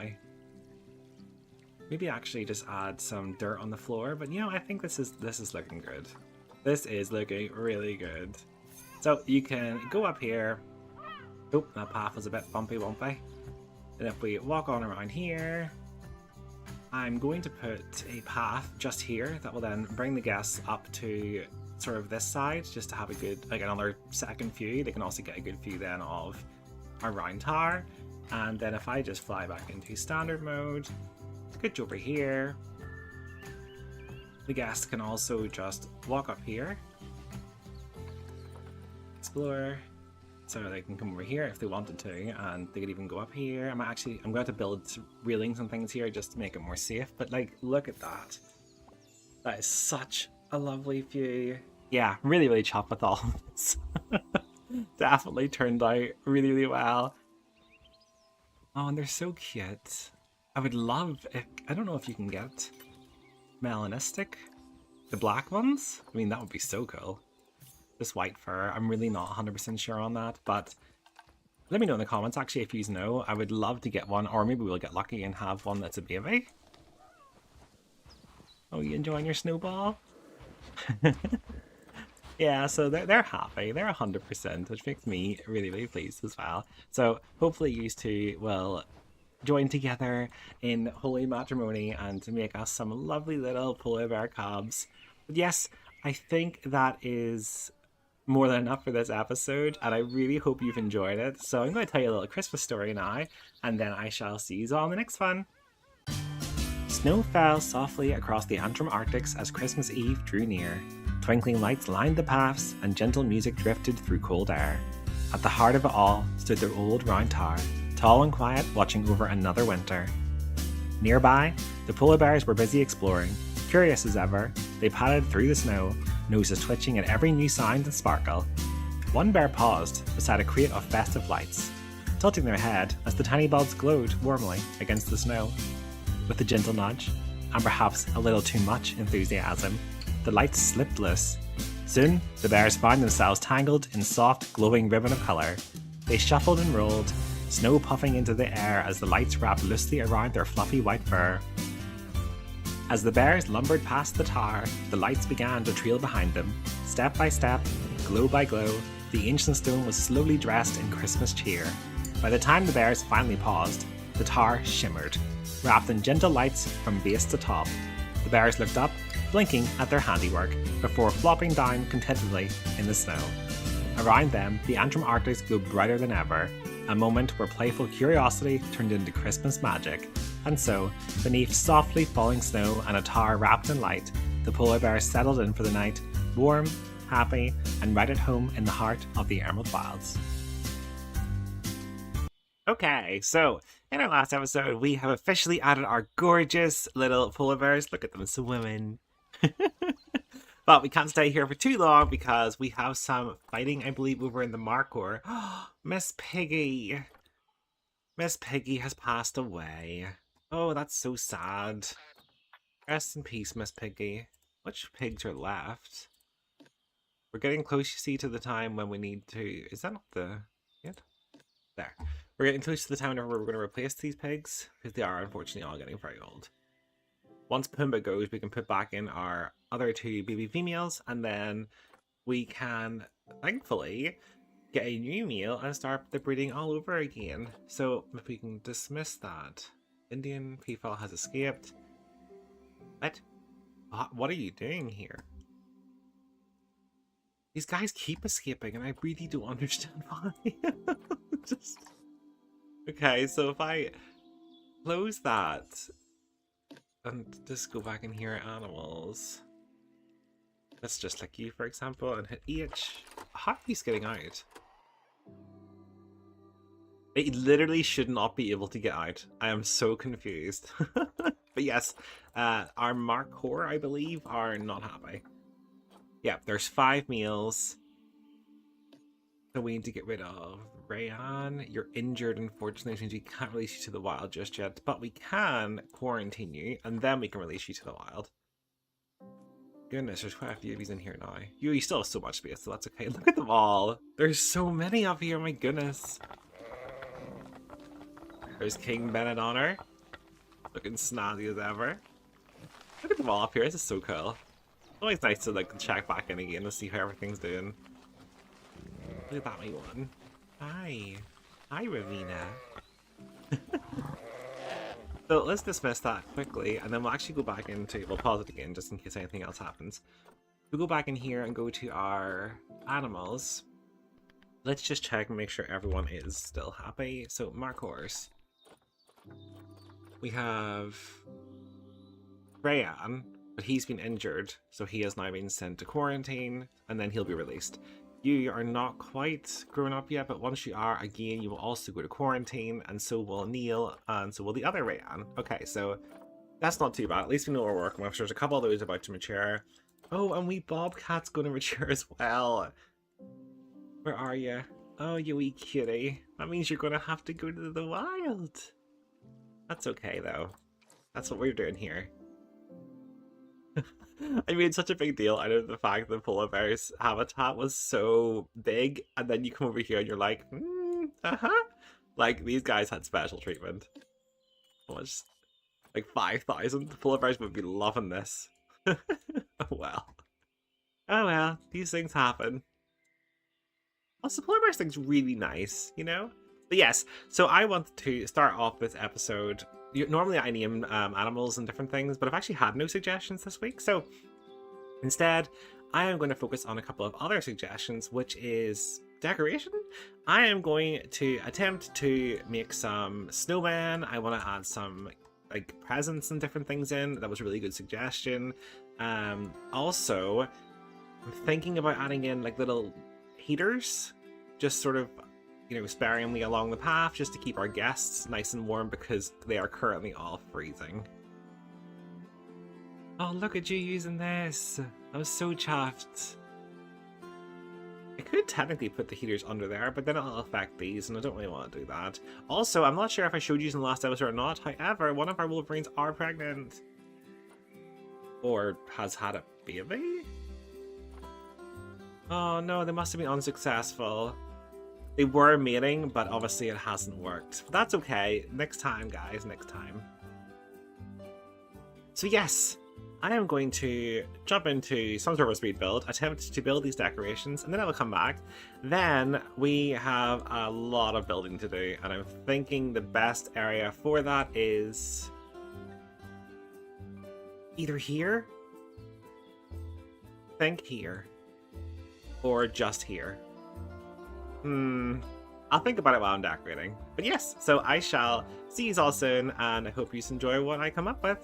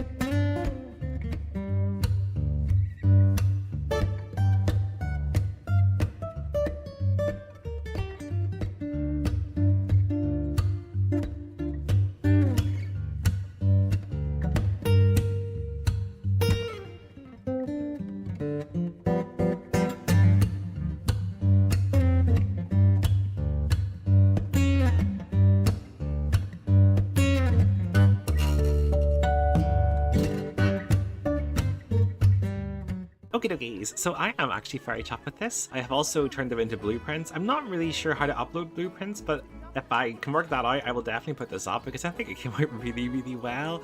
And the wee BB versions with their big badonkadonks. But yes, I definitely think this has improved the area. The reason it's not fully decorated just yet is because I actually have a plan for next episode which will sort of enclose this entire area, and so I don't really want to spoil that just yet, of what the actual idea is. So we're going to just continue from obviously where we are today, and then next episode I will completely revamp this, I promise. I did try and add little like Santa houses on top of these, but it blocks them off and stops them from working, which is really irritating. Is that every year? No, we don't want that. Every 3 months, please. Every 3 months, please, so we don't have any breakdowns. Yes, so I'm tempted to actually swap them out with maybe even windmills or something, like the wind turbines, because I think that doesn't matter if they get covered or not. Also, I'm not sure if you saw it in the speed build, but I did add little snow machine thingies to the top of these. Yeah, so he kind of like shoots them out from his head.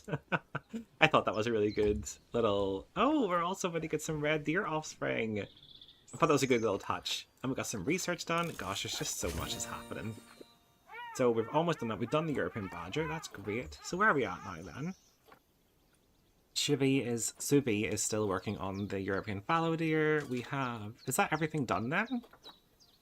Just our beavers. Okay, so we'll do our beavers and red deer next. So if I can get...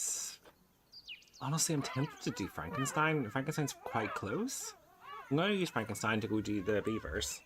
And then we can work on the rest of those. That's good. Is there a research center in here? Did I add one in? Vet, staff room, quarantine keeper, transfer. I didn't.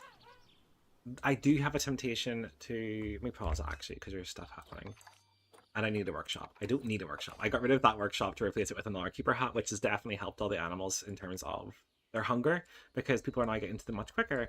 Yeah, I'm really tempted to add in like a wee research section here somewhere, because you see, the closer the research building is to the animal, the faster the research gets done, because the staff member has to basically go into the enclosure, look at them, then they go back and they sit and Google all to do with the animals in order to sort of learn more about them. I'm just trying to see where I could put that. I'm actually really tempted just to slot one here, just in behind. Oh, have I not got rid of that? If we go to staff buildings, we get rid of Arctic. Doesn't need to be Arctic. Actually, to be fair... Oh, no. Delete. If we go back to research... Where was that Arctic one again? Arctic Center Research Small... See, like, I mean, that kind of blends. Kind of, but not very, actually. I mean, it's not terrible. We could just attach it onto the side. Oh, I don't know. Maybe we can squidge that in a wee bit more, just so that we've got sort of that wee tower bit. That's not too bad. Because we've used that same roof, it's just that it's not stone that's being used, it's... Well, we'll put this here for now, and then at some point I will replace all of these wooden bits with the same sort of stone. I wonder if I can just do that quickly. I always do this, and it never turns out quick, and then the episode's like 100 times longer than what I expected it to be. Let's see. Is it the... I don't think it is the dry stone. It's the rustic stone. Or the European rustic. There we go. So if I just... Okay, I can't even put that into the same place, which is really annoying. Oh, that's so annoying. Can I get rid of the grid size? There we go. Yes, that is much better. Okay, I'm just going to quickly do that then. It just makes sense to me anyway. Maybe keep that one wood. Why not? Change up a bit and maybe keep up here wood as well. Maybe not this one. Where else do I not want? This here. Okay, so if we just put in a door. Where's the doors? There we go. Turn you, and we'll just match you up like that. And then we have a window over here. Oh. Why is that not going on well? That's really, really strange that that's decided it doesn't want to match up with the same thing. Oh, we're getting there, we're getting somewhere.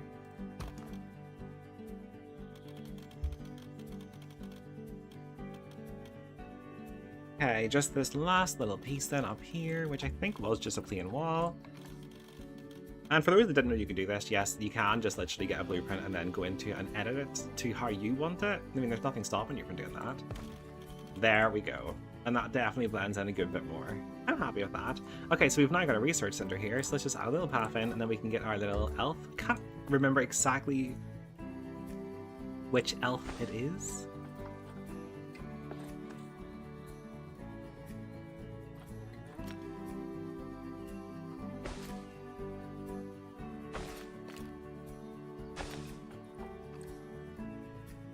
Gosh, sorry about that. I had like a coughing fit, so I had to mute the mic. It was just casually dying in the background. But yes, so it doesn't look too bad. It's a wee bit bumpy there. I might fix that at some point, maybe even just add in some steps. But yes, let's add that into the work zone, and then we can get our new elf keeper over here to, you know, start doing that. Staff, work zones, Antrim Arctics.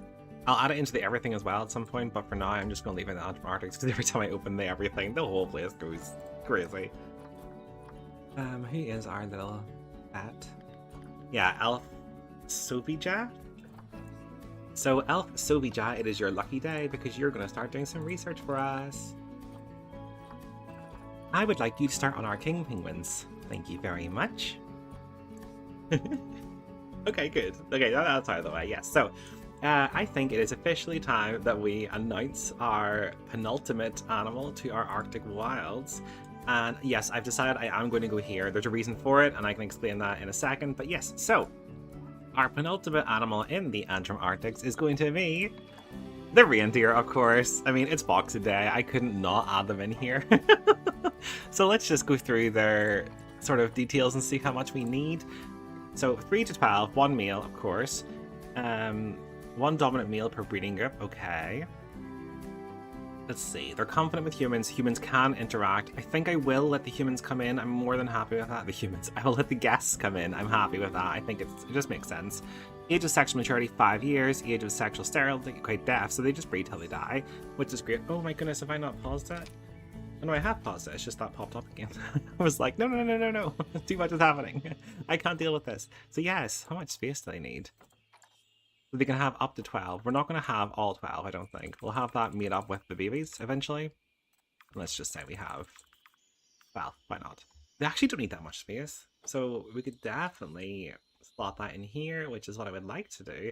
And the reason that I want this area here is because as part of their build, another Antrim sort of area that I wanted to talk about today is actually called the Deerpark Bridge. It is located inside the castle grounds, and it basically connects the castle grounds sort of area across to where our leisure centre is. I think that's probably the best way to explain it. But the bridge itself is really, really nice. So I'm going to try to recreate that, and then that is going to lead out this direction to hopefully our next area, because I like to keep everything nice and linear.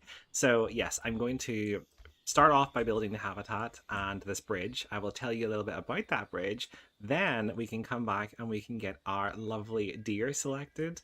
I would love to get an albino one, but I don't know if that's going to happen. It's probably very, very unlikely. Let's just quickly have a nosy. I really can't see it happening. No. But while we're here, sure, we'll just grab a couple. So let's just do them by appeal. You're the best. Okay, so your size, that's cute though. You're small. We'll just have, I'm thinking maybe just 3 females and then 1 male. And I think that is probably more than enough because I'd like to breed them up and have like a family unit. But yes, so I really hope you enjoy this story time as I tell you a little bit about the Deerpark Bridge. And in the meantime, please enjoy the speed build. I'll see you all soon.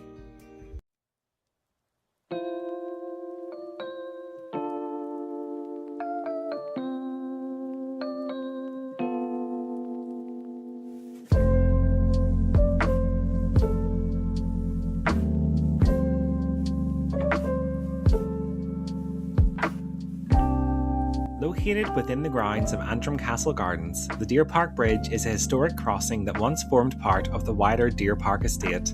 The bridge spans the 6-mile water and played an important role in connecting walking routes and parkland areas used by the Mazarine family and visitors to the estate.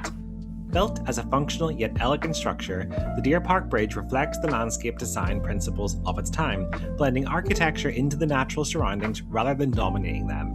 Its stonework and gentle arches were designed to complement the river and the woodland, creating a peaceful transition between paths. The bridge also takes its name from the nearby Deerpark, an enclosed area historically used for managing deer within the estate. These parklands were both practical and symbolic, representing status, land management, and a close relationship between people and nature.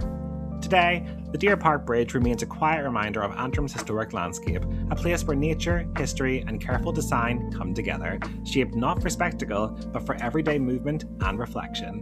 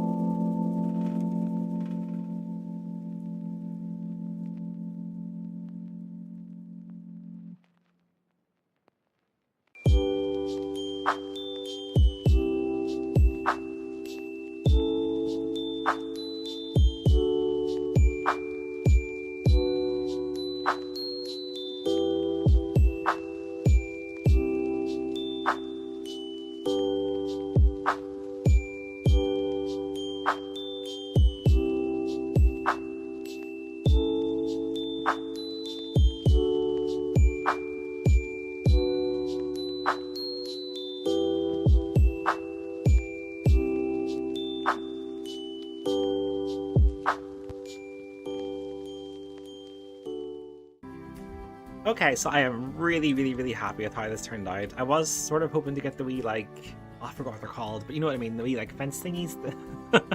The castle, is it, like, bombardment or something? I feel like it is. But yes, I was hoping to get those because that is what's on the actual bridge, but there's none that really match that. So I feel like this, though, does it justice. So I've also then added in, I'm hoping the reindeers can walk through here. I'm really hoping. They might not be able to, though, because it is quite small. But if it needs to be, I can obviously adjust the bridge. And this is going to be their little hut where they can get some shelter. And obviously guests can also come in here and have some heat and warmth. And, you know, they can also learn a wee bit about the reindeers whenever I put these in. So yeah, I think this will all come out really, really well. And I love the fences. They're all very festive. Oh, he's still about to mature. I keep seeing it. I'm like, oh my gosh. But yes, so before I do that, I'm letting it run a wee minute because I want to see if I can get a lovely meal for our herd.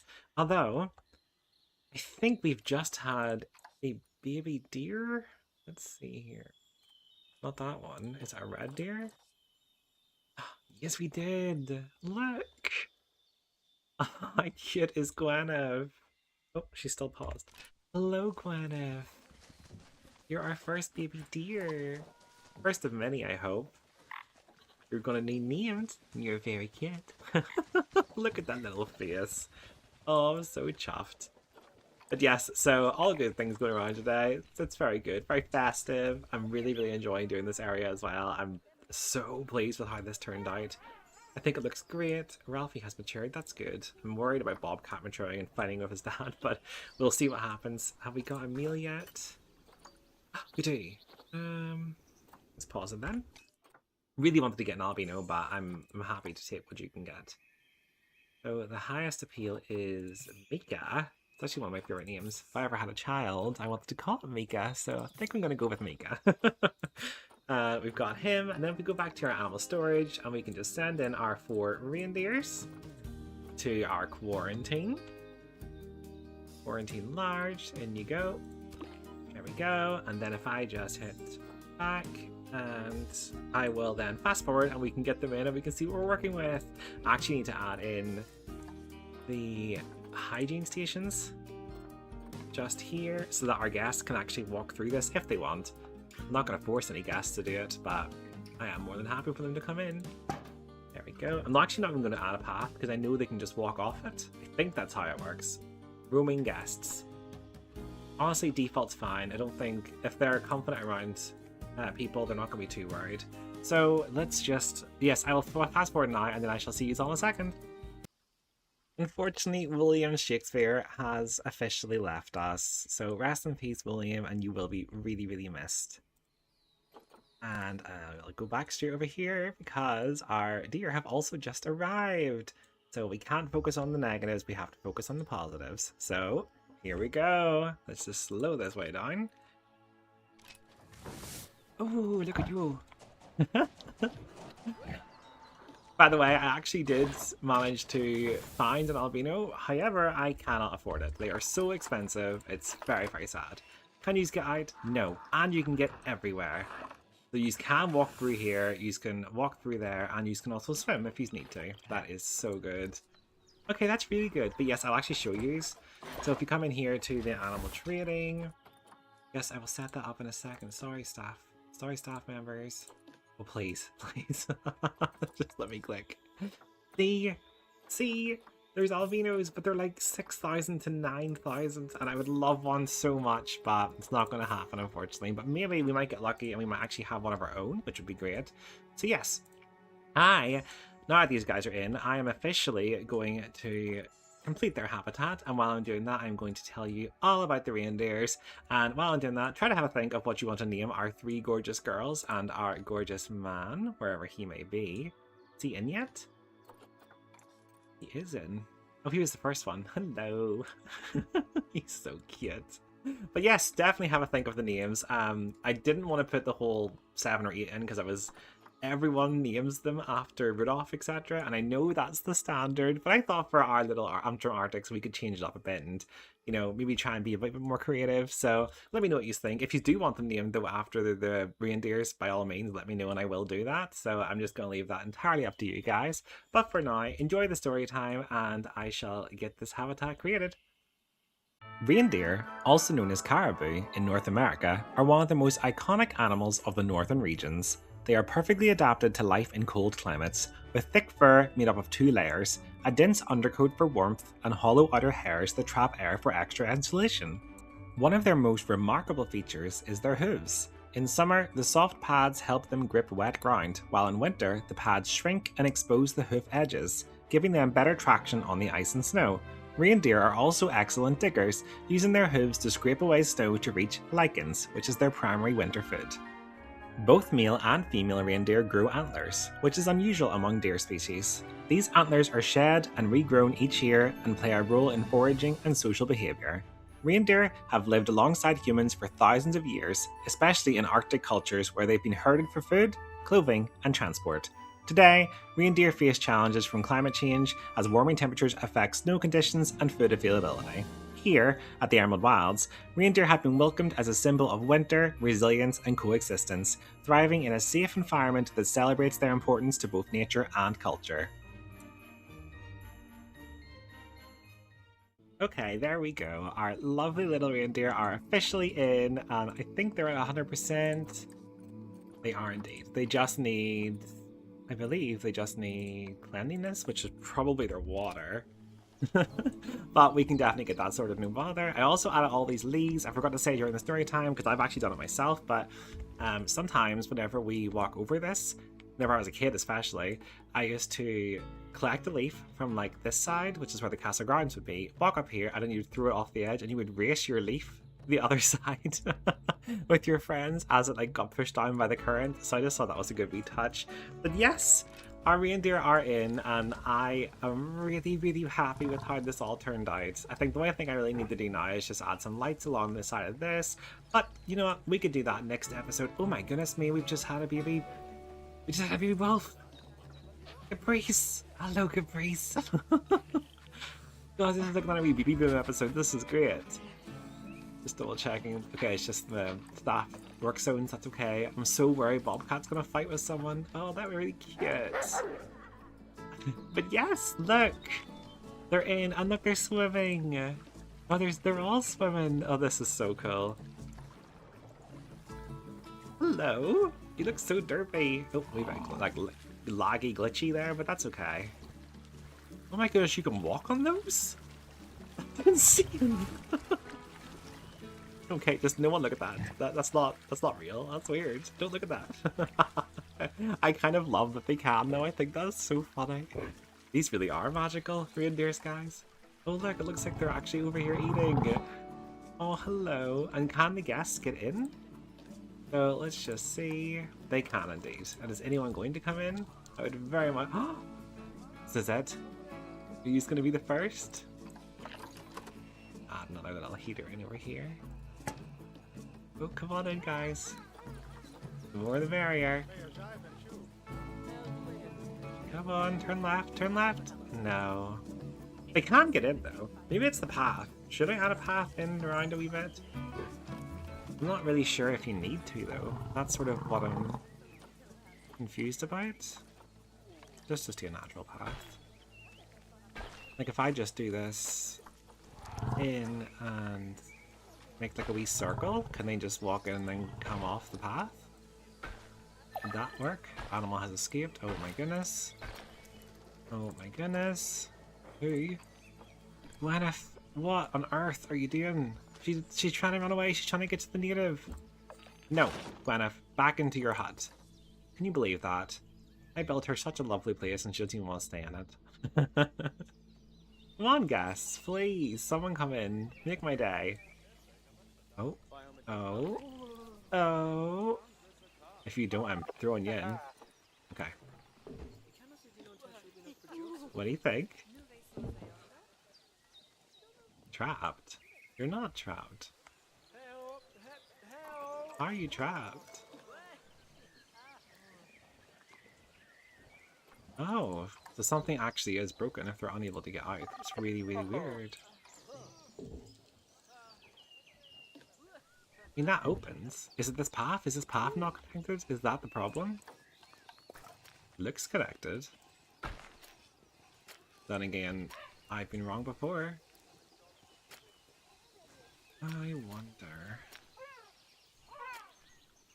It could be this path. It really could be. I'm actually thinking it is. No, look, it's definitely connected, isn't it? They can definitely get in there. I'm really, really confused. Oh, we dotty. I'm very, very unsure as to what is happening. We can maybe add in another. Edit barrier. Go to gasket. Gasket plates. Or not. Barrier. Gasket. Let's say if we go here. Let's just go here. In the corner. Sort of. No, I don't really like the corner though. Let's go here. Okay. We try this. And then I can remove this wall. Okay, it doesn't look great, but we can fix that. And then if we go to pathing... Where are you going? Please don't tell me you can get out past that. He's like, what is this? What is this weird... Sorry, she, I think it's a she. What is this weird contraption?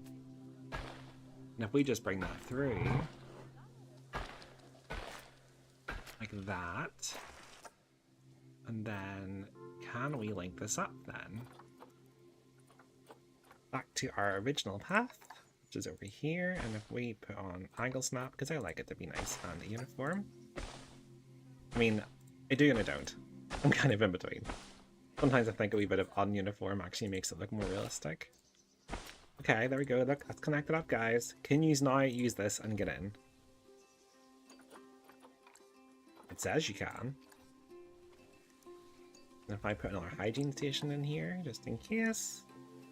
Don't want our animals getting sick. Can we just scoot this over? Excellent. Come on, let me think it. Go. That's not as bad. And close that. Still a wee bit strange looking, but it's not terrible. Oh, that baby Dottie's just passed away. Gosh, so many animals are passing away today. This is so sad. Come on, guys. Make my day. Someone please go in there. Or even in here. I mean, this is cute. Into the little bed area. I'm not sure, but, you know, fingers crossed that someone does eventually come in. I mean, there's not that many guests in this area in general because it's quite far from the entrance. Although, in our next area, I'm planning to add a new entrance, which will be great. So, yes, we shall see how that all goes. Ugh, I'm really annoyed that I can't see anybody, but fingers crossed. Sorry, I need to use you for a second. I know you love balloons. Can you just go here?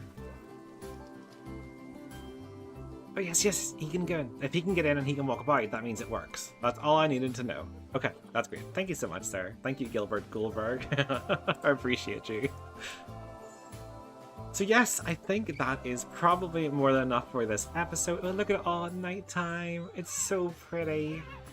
Yes, this is more than enough for this episode. Merry Christmas once again, and I hope you all have a really good Boxing Day, and I shall see you all next week for the final episode of the Antrim Arctics, so I can't wait to see you all then. By the time winter settled over the Antrim Arctics, the river beneath Deerpark Bridge ran fast and clear, carrying fallen leaves from the snowy woodland beyond. Each year, when the lights came on and the snow softened the ground, the reindeers would gather near this bridge, not to rest, but to play. They would nose through the drifts beneath the trees, choosing the brightest fallen leaves they could. One by one, they'd step carefully to the edge of the bridge and drop their leaves into the rushing water below. The leaves would spin and dart through the rapids, racing one another downstream. Bells chimed softly as the reindeer trotted along the riverbank, watching closely, nudging each other as their chosen leaf surged ahead or disappeared around the bend. Visitors soon noticed this tradition. Children would search the snow for a leaf of their own, holding it tight until the reindeer were ready. When the moment came, leaves would fall together, human and reindeer joining the race beneath the bridge. No one ever kept score. The joy was in the watching, the laughter and the shared moment as winter rushed past and Christmas lights reflected on the water. And so, each year, when the reindeer are near and the river runs fast, it's said that the leaf race begins again. a small Antrim Arctics tradition where winter, wildlife, and Christmas magic meet beneath the bridge. Okay, so in our last episode, we have added in our lovely reindeers. Look, there they are, looking gorgeous as always.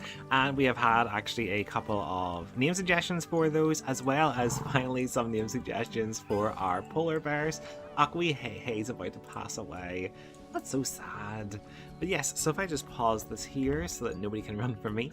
Let's go in here. So, Carnet, our male, you will now be known as Bernard or Bernard. And unfortunately, there's no real female name that was suggested, but I kind of like Lorik. I think it could be both. So yes, Lorik and Bernard, you are officially our polar bear couple, and you are looking gorgeous as always. We also, oh wait, hang on, Neil, oh yes, I need to keep track of that.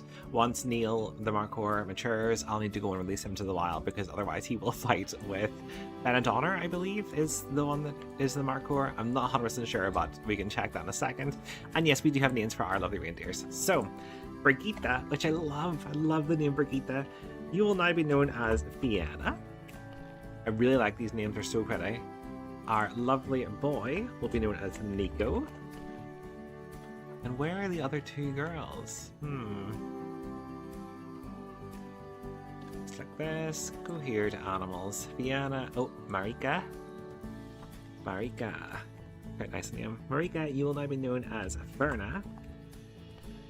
And finally, if I can find this last female, is she in here? Nope. Oh, that's rotten. Could really do with getting replaced. Actually, can our staff get in there?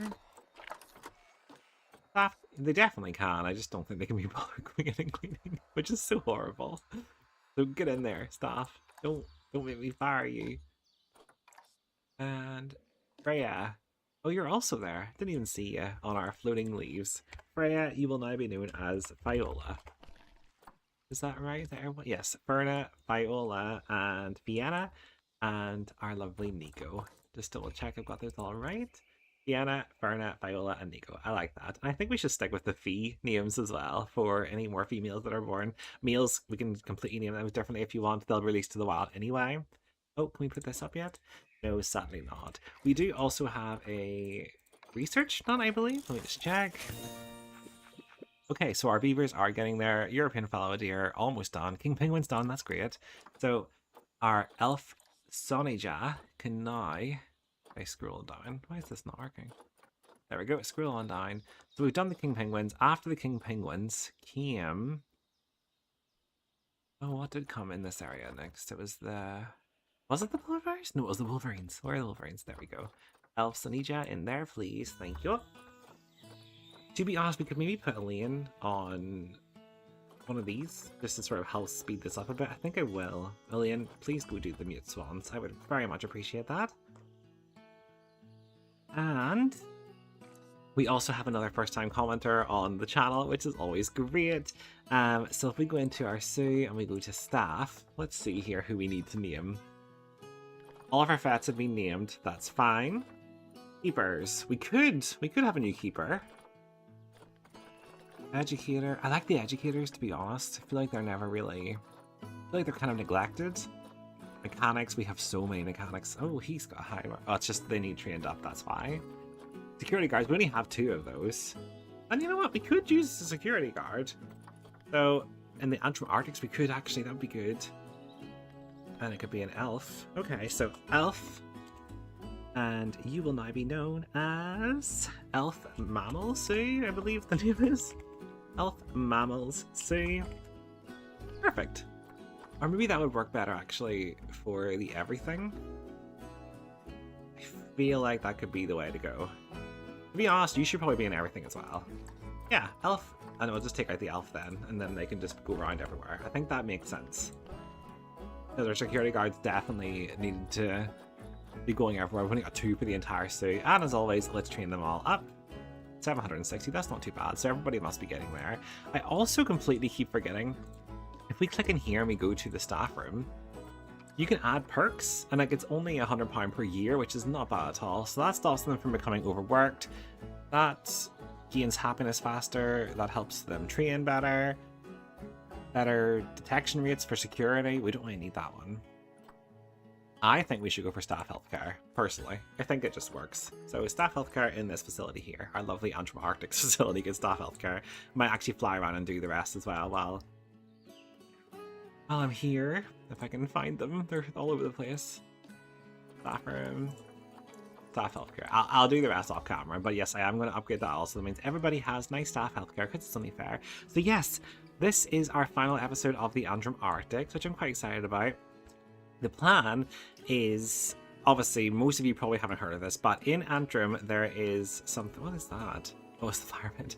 In Antrim there is something called the Barbican Gate.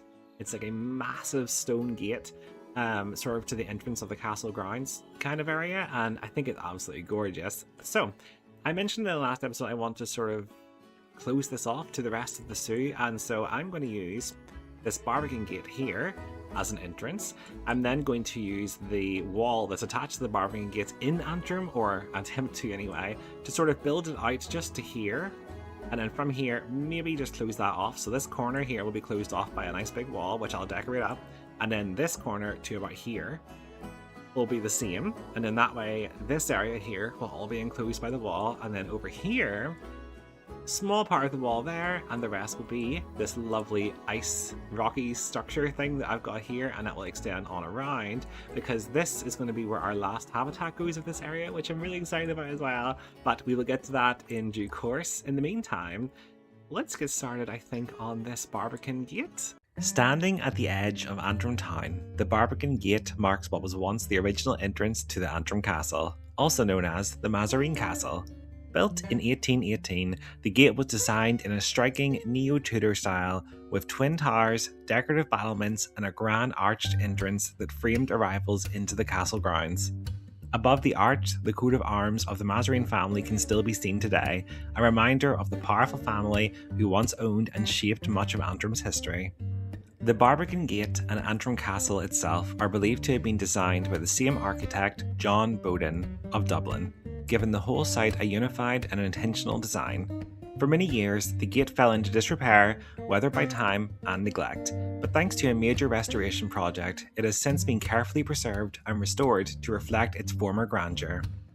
Just beside the gate is a lower archway that once allowed horses and coaches to pass through, leading down towards the 6 Mile Water, where travellers would stop to water their horses before continuing their journey.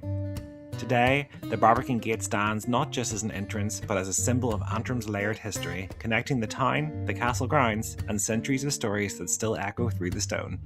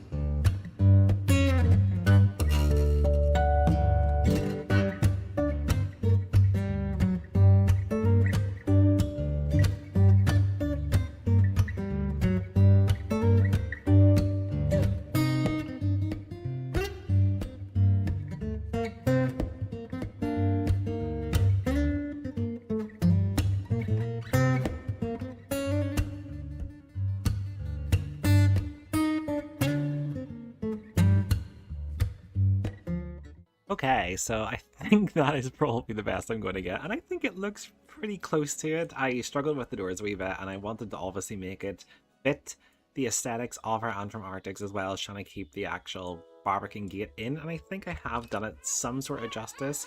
Might have to put some gas barricades here and here just to stop gas from walking through that, but apart from that, I think it looks pretty good, and I'm really happy with how this little sign and all has turned out. So I'm not going to bore you with the entire build, but before we... Oh, Hey Hey has passed away. Rest in peace, Hey Hey. You will be missed. That's so sad. But yes, if we come back over here again, I'm not going to bore you with the actual full build. I will do that off screen before the final reveal of how this all turns out, and I will build, like I said, this on up. I'm thinking about incorporating our R into this building and allow maybe the staff just to walk in between it. I think that's pretty cool, and it sort of hides it from the guests as well.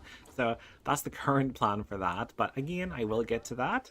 In the meantime, however, I think it is officially time that we reveal our final addition to the Antrim Arctics. So this animal is technically controversial in terms of if it's winter or not. I believe it is.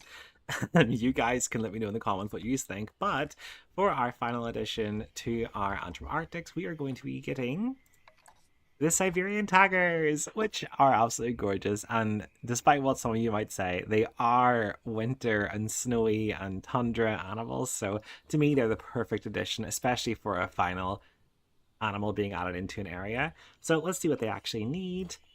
Go in here. So it is 1 to 2. No more than that. They're usually solitary, but I would like to breed them where possible. They are confident with humans, which is good. You don't need to have any one-way glass, although I might put it in anyway, just because I like the animals to be as comfortable as they possibly can. They live till they're 18, and they sexually mature at 4 years old, and they can have 4 cubs, so that would be pretty cool.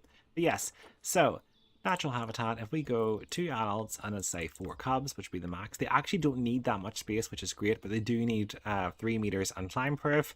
So the grade 3 is irrelevant because whenever we use our custom fences, it's pretty much grade infinity. It can't actually be destroyed, which is great, but we will have to try and stop them from being able to jump out or climb up.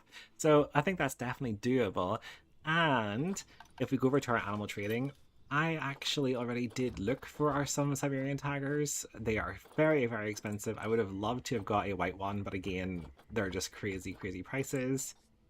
Just checking here in case there's another cheap one, but I can't see it. I mean, that one there is quite cheap, to be fair, for what it is, but we don't have the credits anymore because I actually already got them earlier. So, oh my goodness, I didn't even realize her age. She's 21.5, which means she can't breed. Okay, that's a shame because she had such good stats. She was actually really cheap. That's why I grabbed her, you say. She was only worth, I think I got her for 200 and something credits, which was amazing. But unfortunately, yes, she can't even breed, so we will have to pick another female. So let's see here. We go price low to high, preferably. 318. Biology, you're 7. We could grab her if we just get rid of this one. So we will trade. No, we don't want to trade. We will release you to the wild. There you go. Yep, that brings us up to 437, and then we go back into animal trading, and hopefully she's still there. She is. We've got choice, actually. That's better fertility, and slightly younger, so I say we go for her. There we go. And if we then stick our 2 lovely Siberian Tigers into quarantine, I can then get started on building this habitat. So I'm going to basically use some of these walls, build that around a bit, like I was saying earlier, and then we will extend this other wall out this direction. But in the meantime, I am going to attempt to have them in. I think this is enough space. It definitely is, because that there is enough space for them, and there's plenty of space here as well. Just need to smooth that out. I like the idea of the guests being able to sort of walk here and then like look over, maybe even down at them. Plus that's a nice wee view there. But yes, so I'm going to tear into that, and then I will see you soon once we are ready to bring our lovely Siberian Tigers back in, and then I can tell you a little bit about them all. So I shall see you all soon.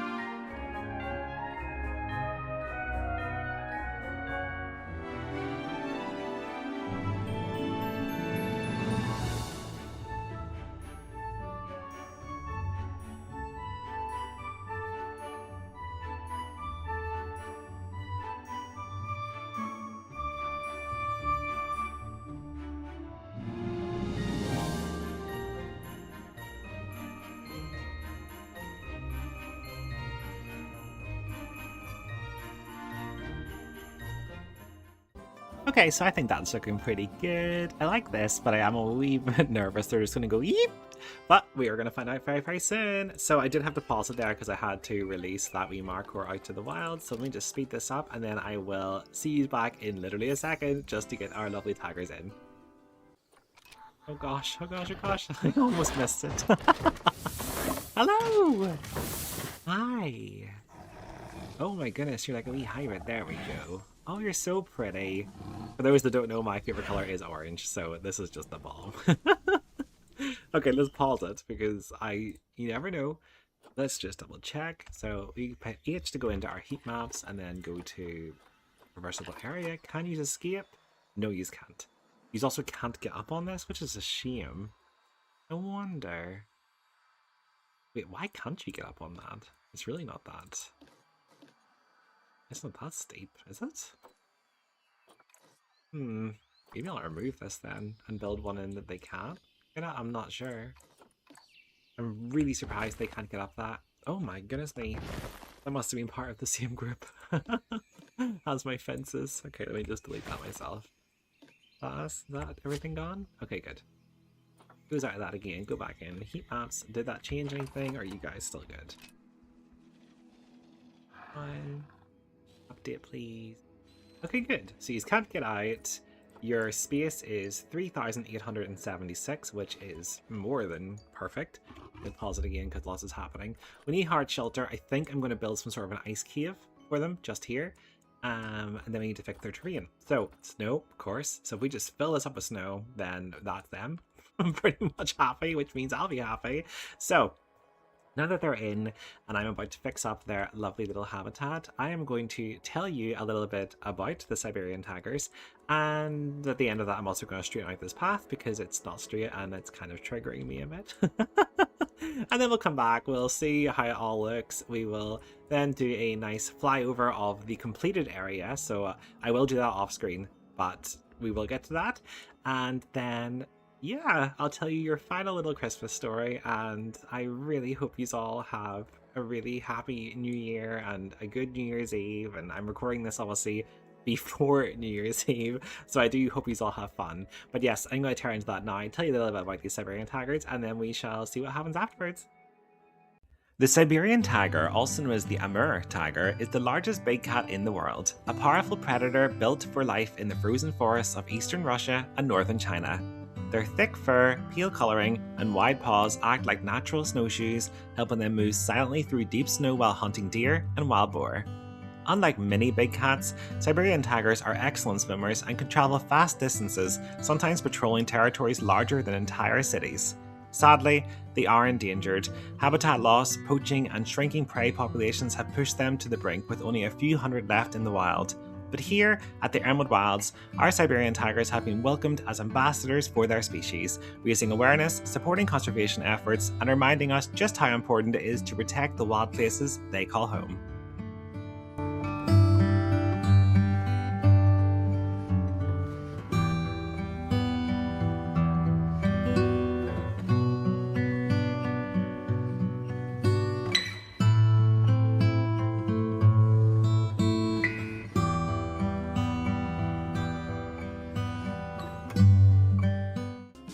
So that is our lovely, gorgeous Siberian Tigers officially in, and they're all happy, and they've got 100% in everything. And Lorik is expecting offspring!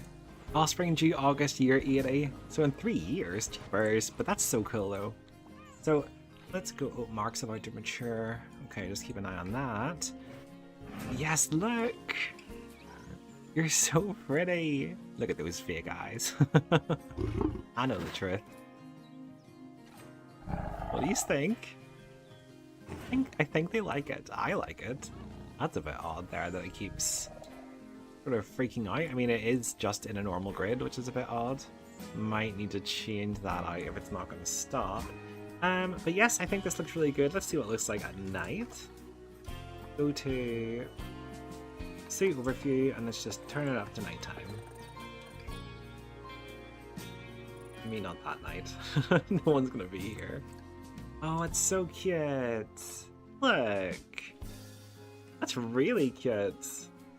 Oh, didn't realize there that they're blocked off. I suppose I could just lift that up, actually. There we go. Perfect. And exit that, exit that. But yeah, look, see, so they've got 100% everything there, 100% here, just about. I was struggling to get the coverage up. And they've got lots of enrichment. So, yep, I am more than happy. Oh, I better check, actually, if they can get out, because they can climb. H. Traversable area? Nope, yous are good. Okay, so, yes, this has turned out so well. And it really sort of brought this whole area here just together. So, to finish this episode off, I am now going to go and refab this entire place off screen, and then I'm going to ship back in again and we'll do a flyover and we can talk through everything together, and then I will finish it with a nice little Christmas story, and then we can move on to our next area, which you are still voting on currently, so I'm excited to see how that turns out. Although currently, from when I'm recording, the reptiles seems to be winning, so that's exciting. But yes, so I shall see you all very soon. In fact, you know what? I'm going to tell you the Christmas story now, and then once she's come back... Oh, pause it. Once she's come back, I can then show you what I've been up to in the meantime. We have another meal has just grown up. Oh, come on. Why don't you let me see the meal? Ryan. Sorry, Ryan. Oh, you're already hurt. Darn. If you don't get them before they're hurt, you can't just release them to the wild. So we have to wait for him to go through the quarantine and different things and get all healed up. And then we can come back and get him sorted. Let's also just check all these. Got some research completed. Happy days. Oh, fallow deer are done. That's perfect. Oh, Suvi Fan, you can now start working on the red deer. Thank you very much. Dangerous fighting. Yep, we've got that sorted. Chipper is hungry. Don't worry, the staff are on their way. I might have to take off one of these, Elaine, just for now, so she can go and heal up our Markhor that's been injured. And then we need to add in our lovely Siberian tigers. I was about to call them saber-tooth tigers. With the name of our habitat. Siberian tiger. And add that into the work zone, and then yeah, I'm so excited. So yes, I am going to tell you a little Christmas story now, and then whenever we come back, this whole area will be done, and I'm excited to show you what I've got planned. So please enjoy this last wee Christmas story, and I shall see you off very soon. Snow lay quiet in the Antrim Arctics as the final night of the year arrived. The lights still glowed softly along the stone walls, but the air felt different now, calmer, slower, as if the world itself was pausing to take a breath. Beyond the Barbican Gate, deep among the pines and ice cliffs, the Siberian tigers moved silently through the snow, their striped coats blended into the winter forest as they padded across frozen ground, leaving only faint tracks behind them. As midnight approached, one tiger climbed a rocky rise and looked out across the Arctics. Below, the lights shimmered gently, reflected in ice and stone, not bright with excitement, but warm with memory. The season of celebration was fading, making way for something quieter. When the year finally turned, nothing dramatic happened.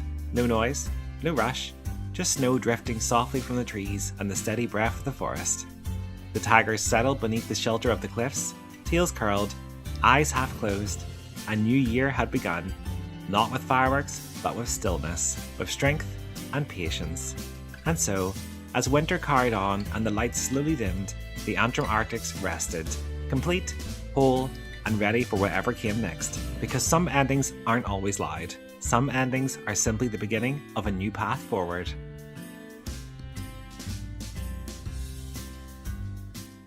And we are back.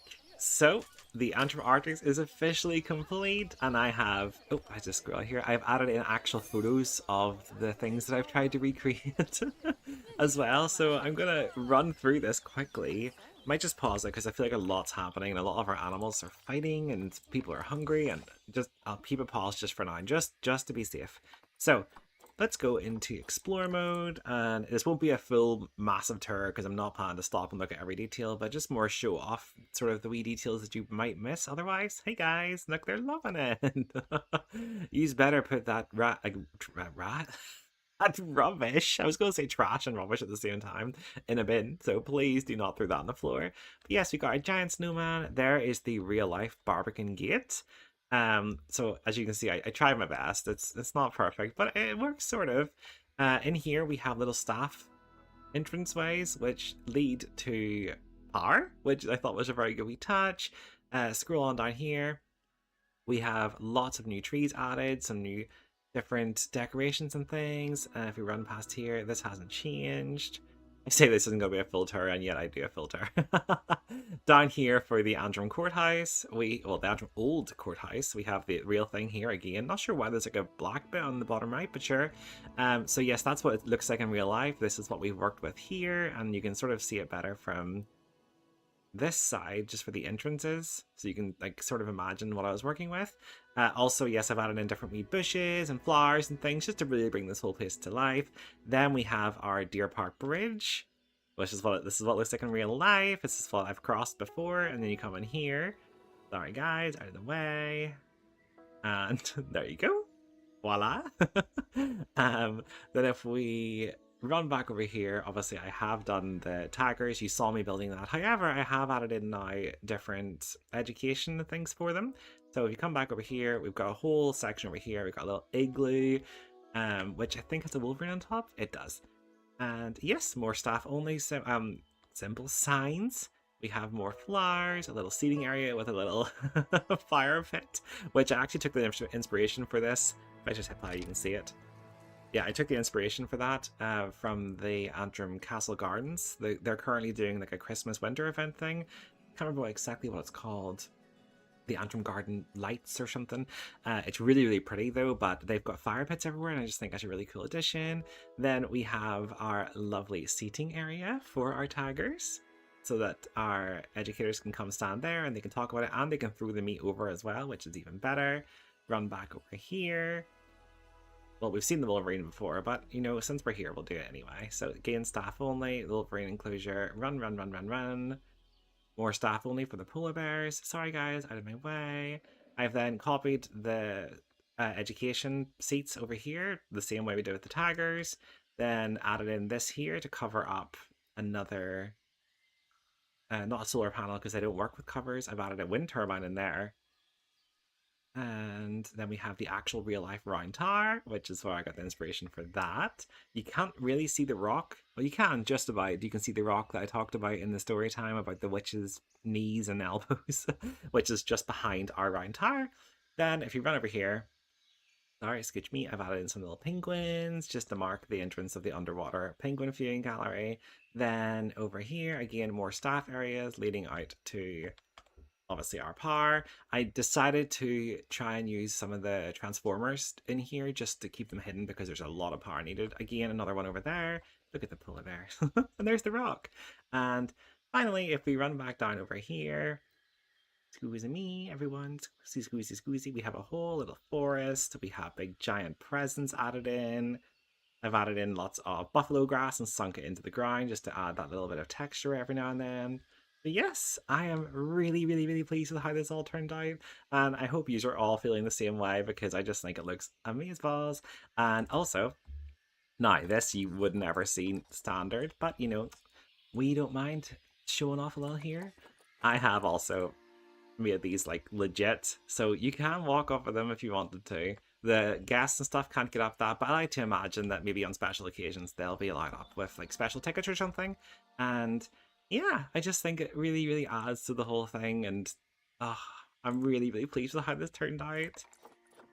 Look how pretty it is. It's gorgeous. It's just all nice and lit, and oh, it's so festive. But yes, I cannot wait to see what happens over here. So far, I think currently the polls, the reptile, I believe, the reptiles are winning. So again, if you haven't voted, make sure to vote, and we shall then announce that very, very soon. Oh, exciting times. But yes, I think that is more than enough, and I shall see you all in the next one. And that brings us to the end of the Antrim Arctics. From snowy builds and festive lights to reindeer traditions, polar bears, and now our Siberian tigers, this area has been such a special part of the Emerald Wilds, and I've loved building it all with you.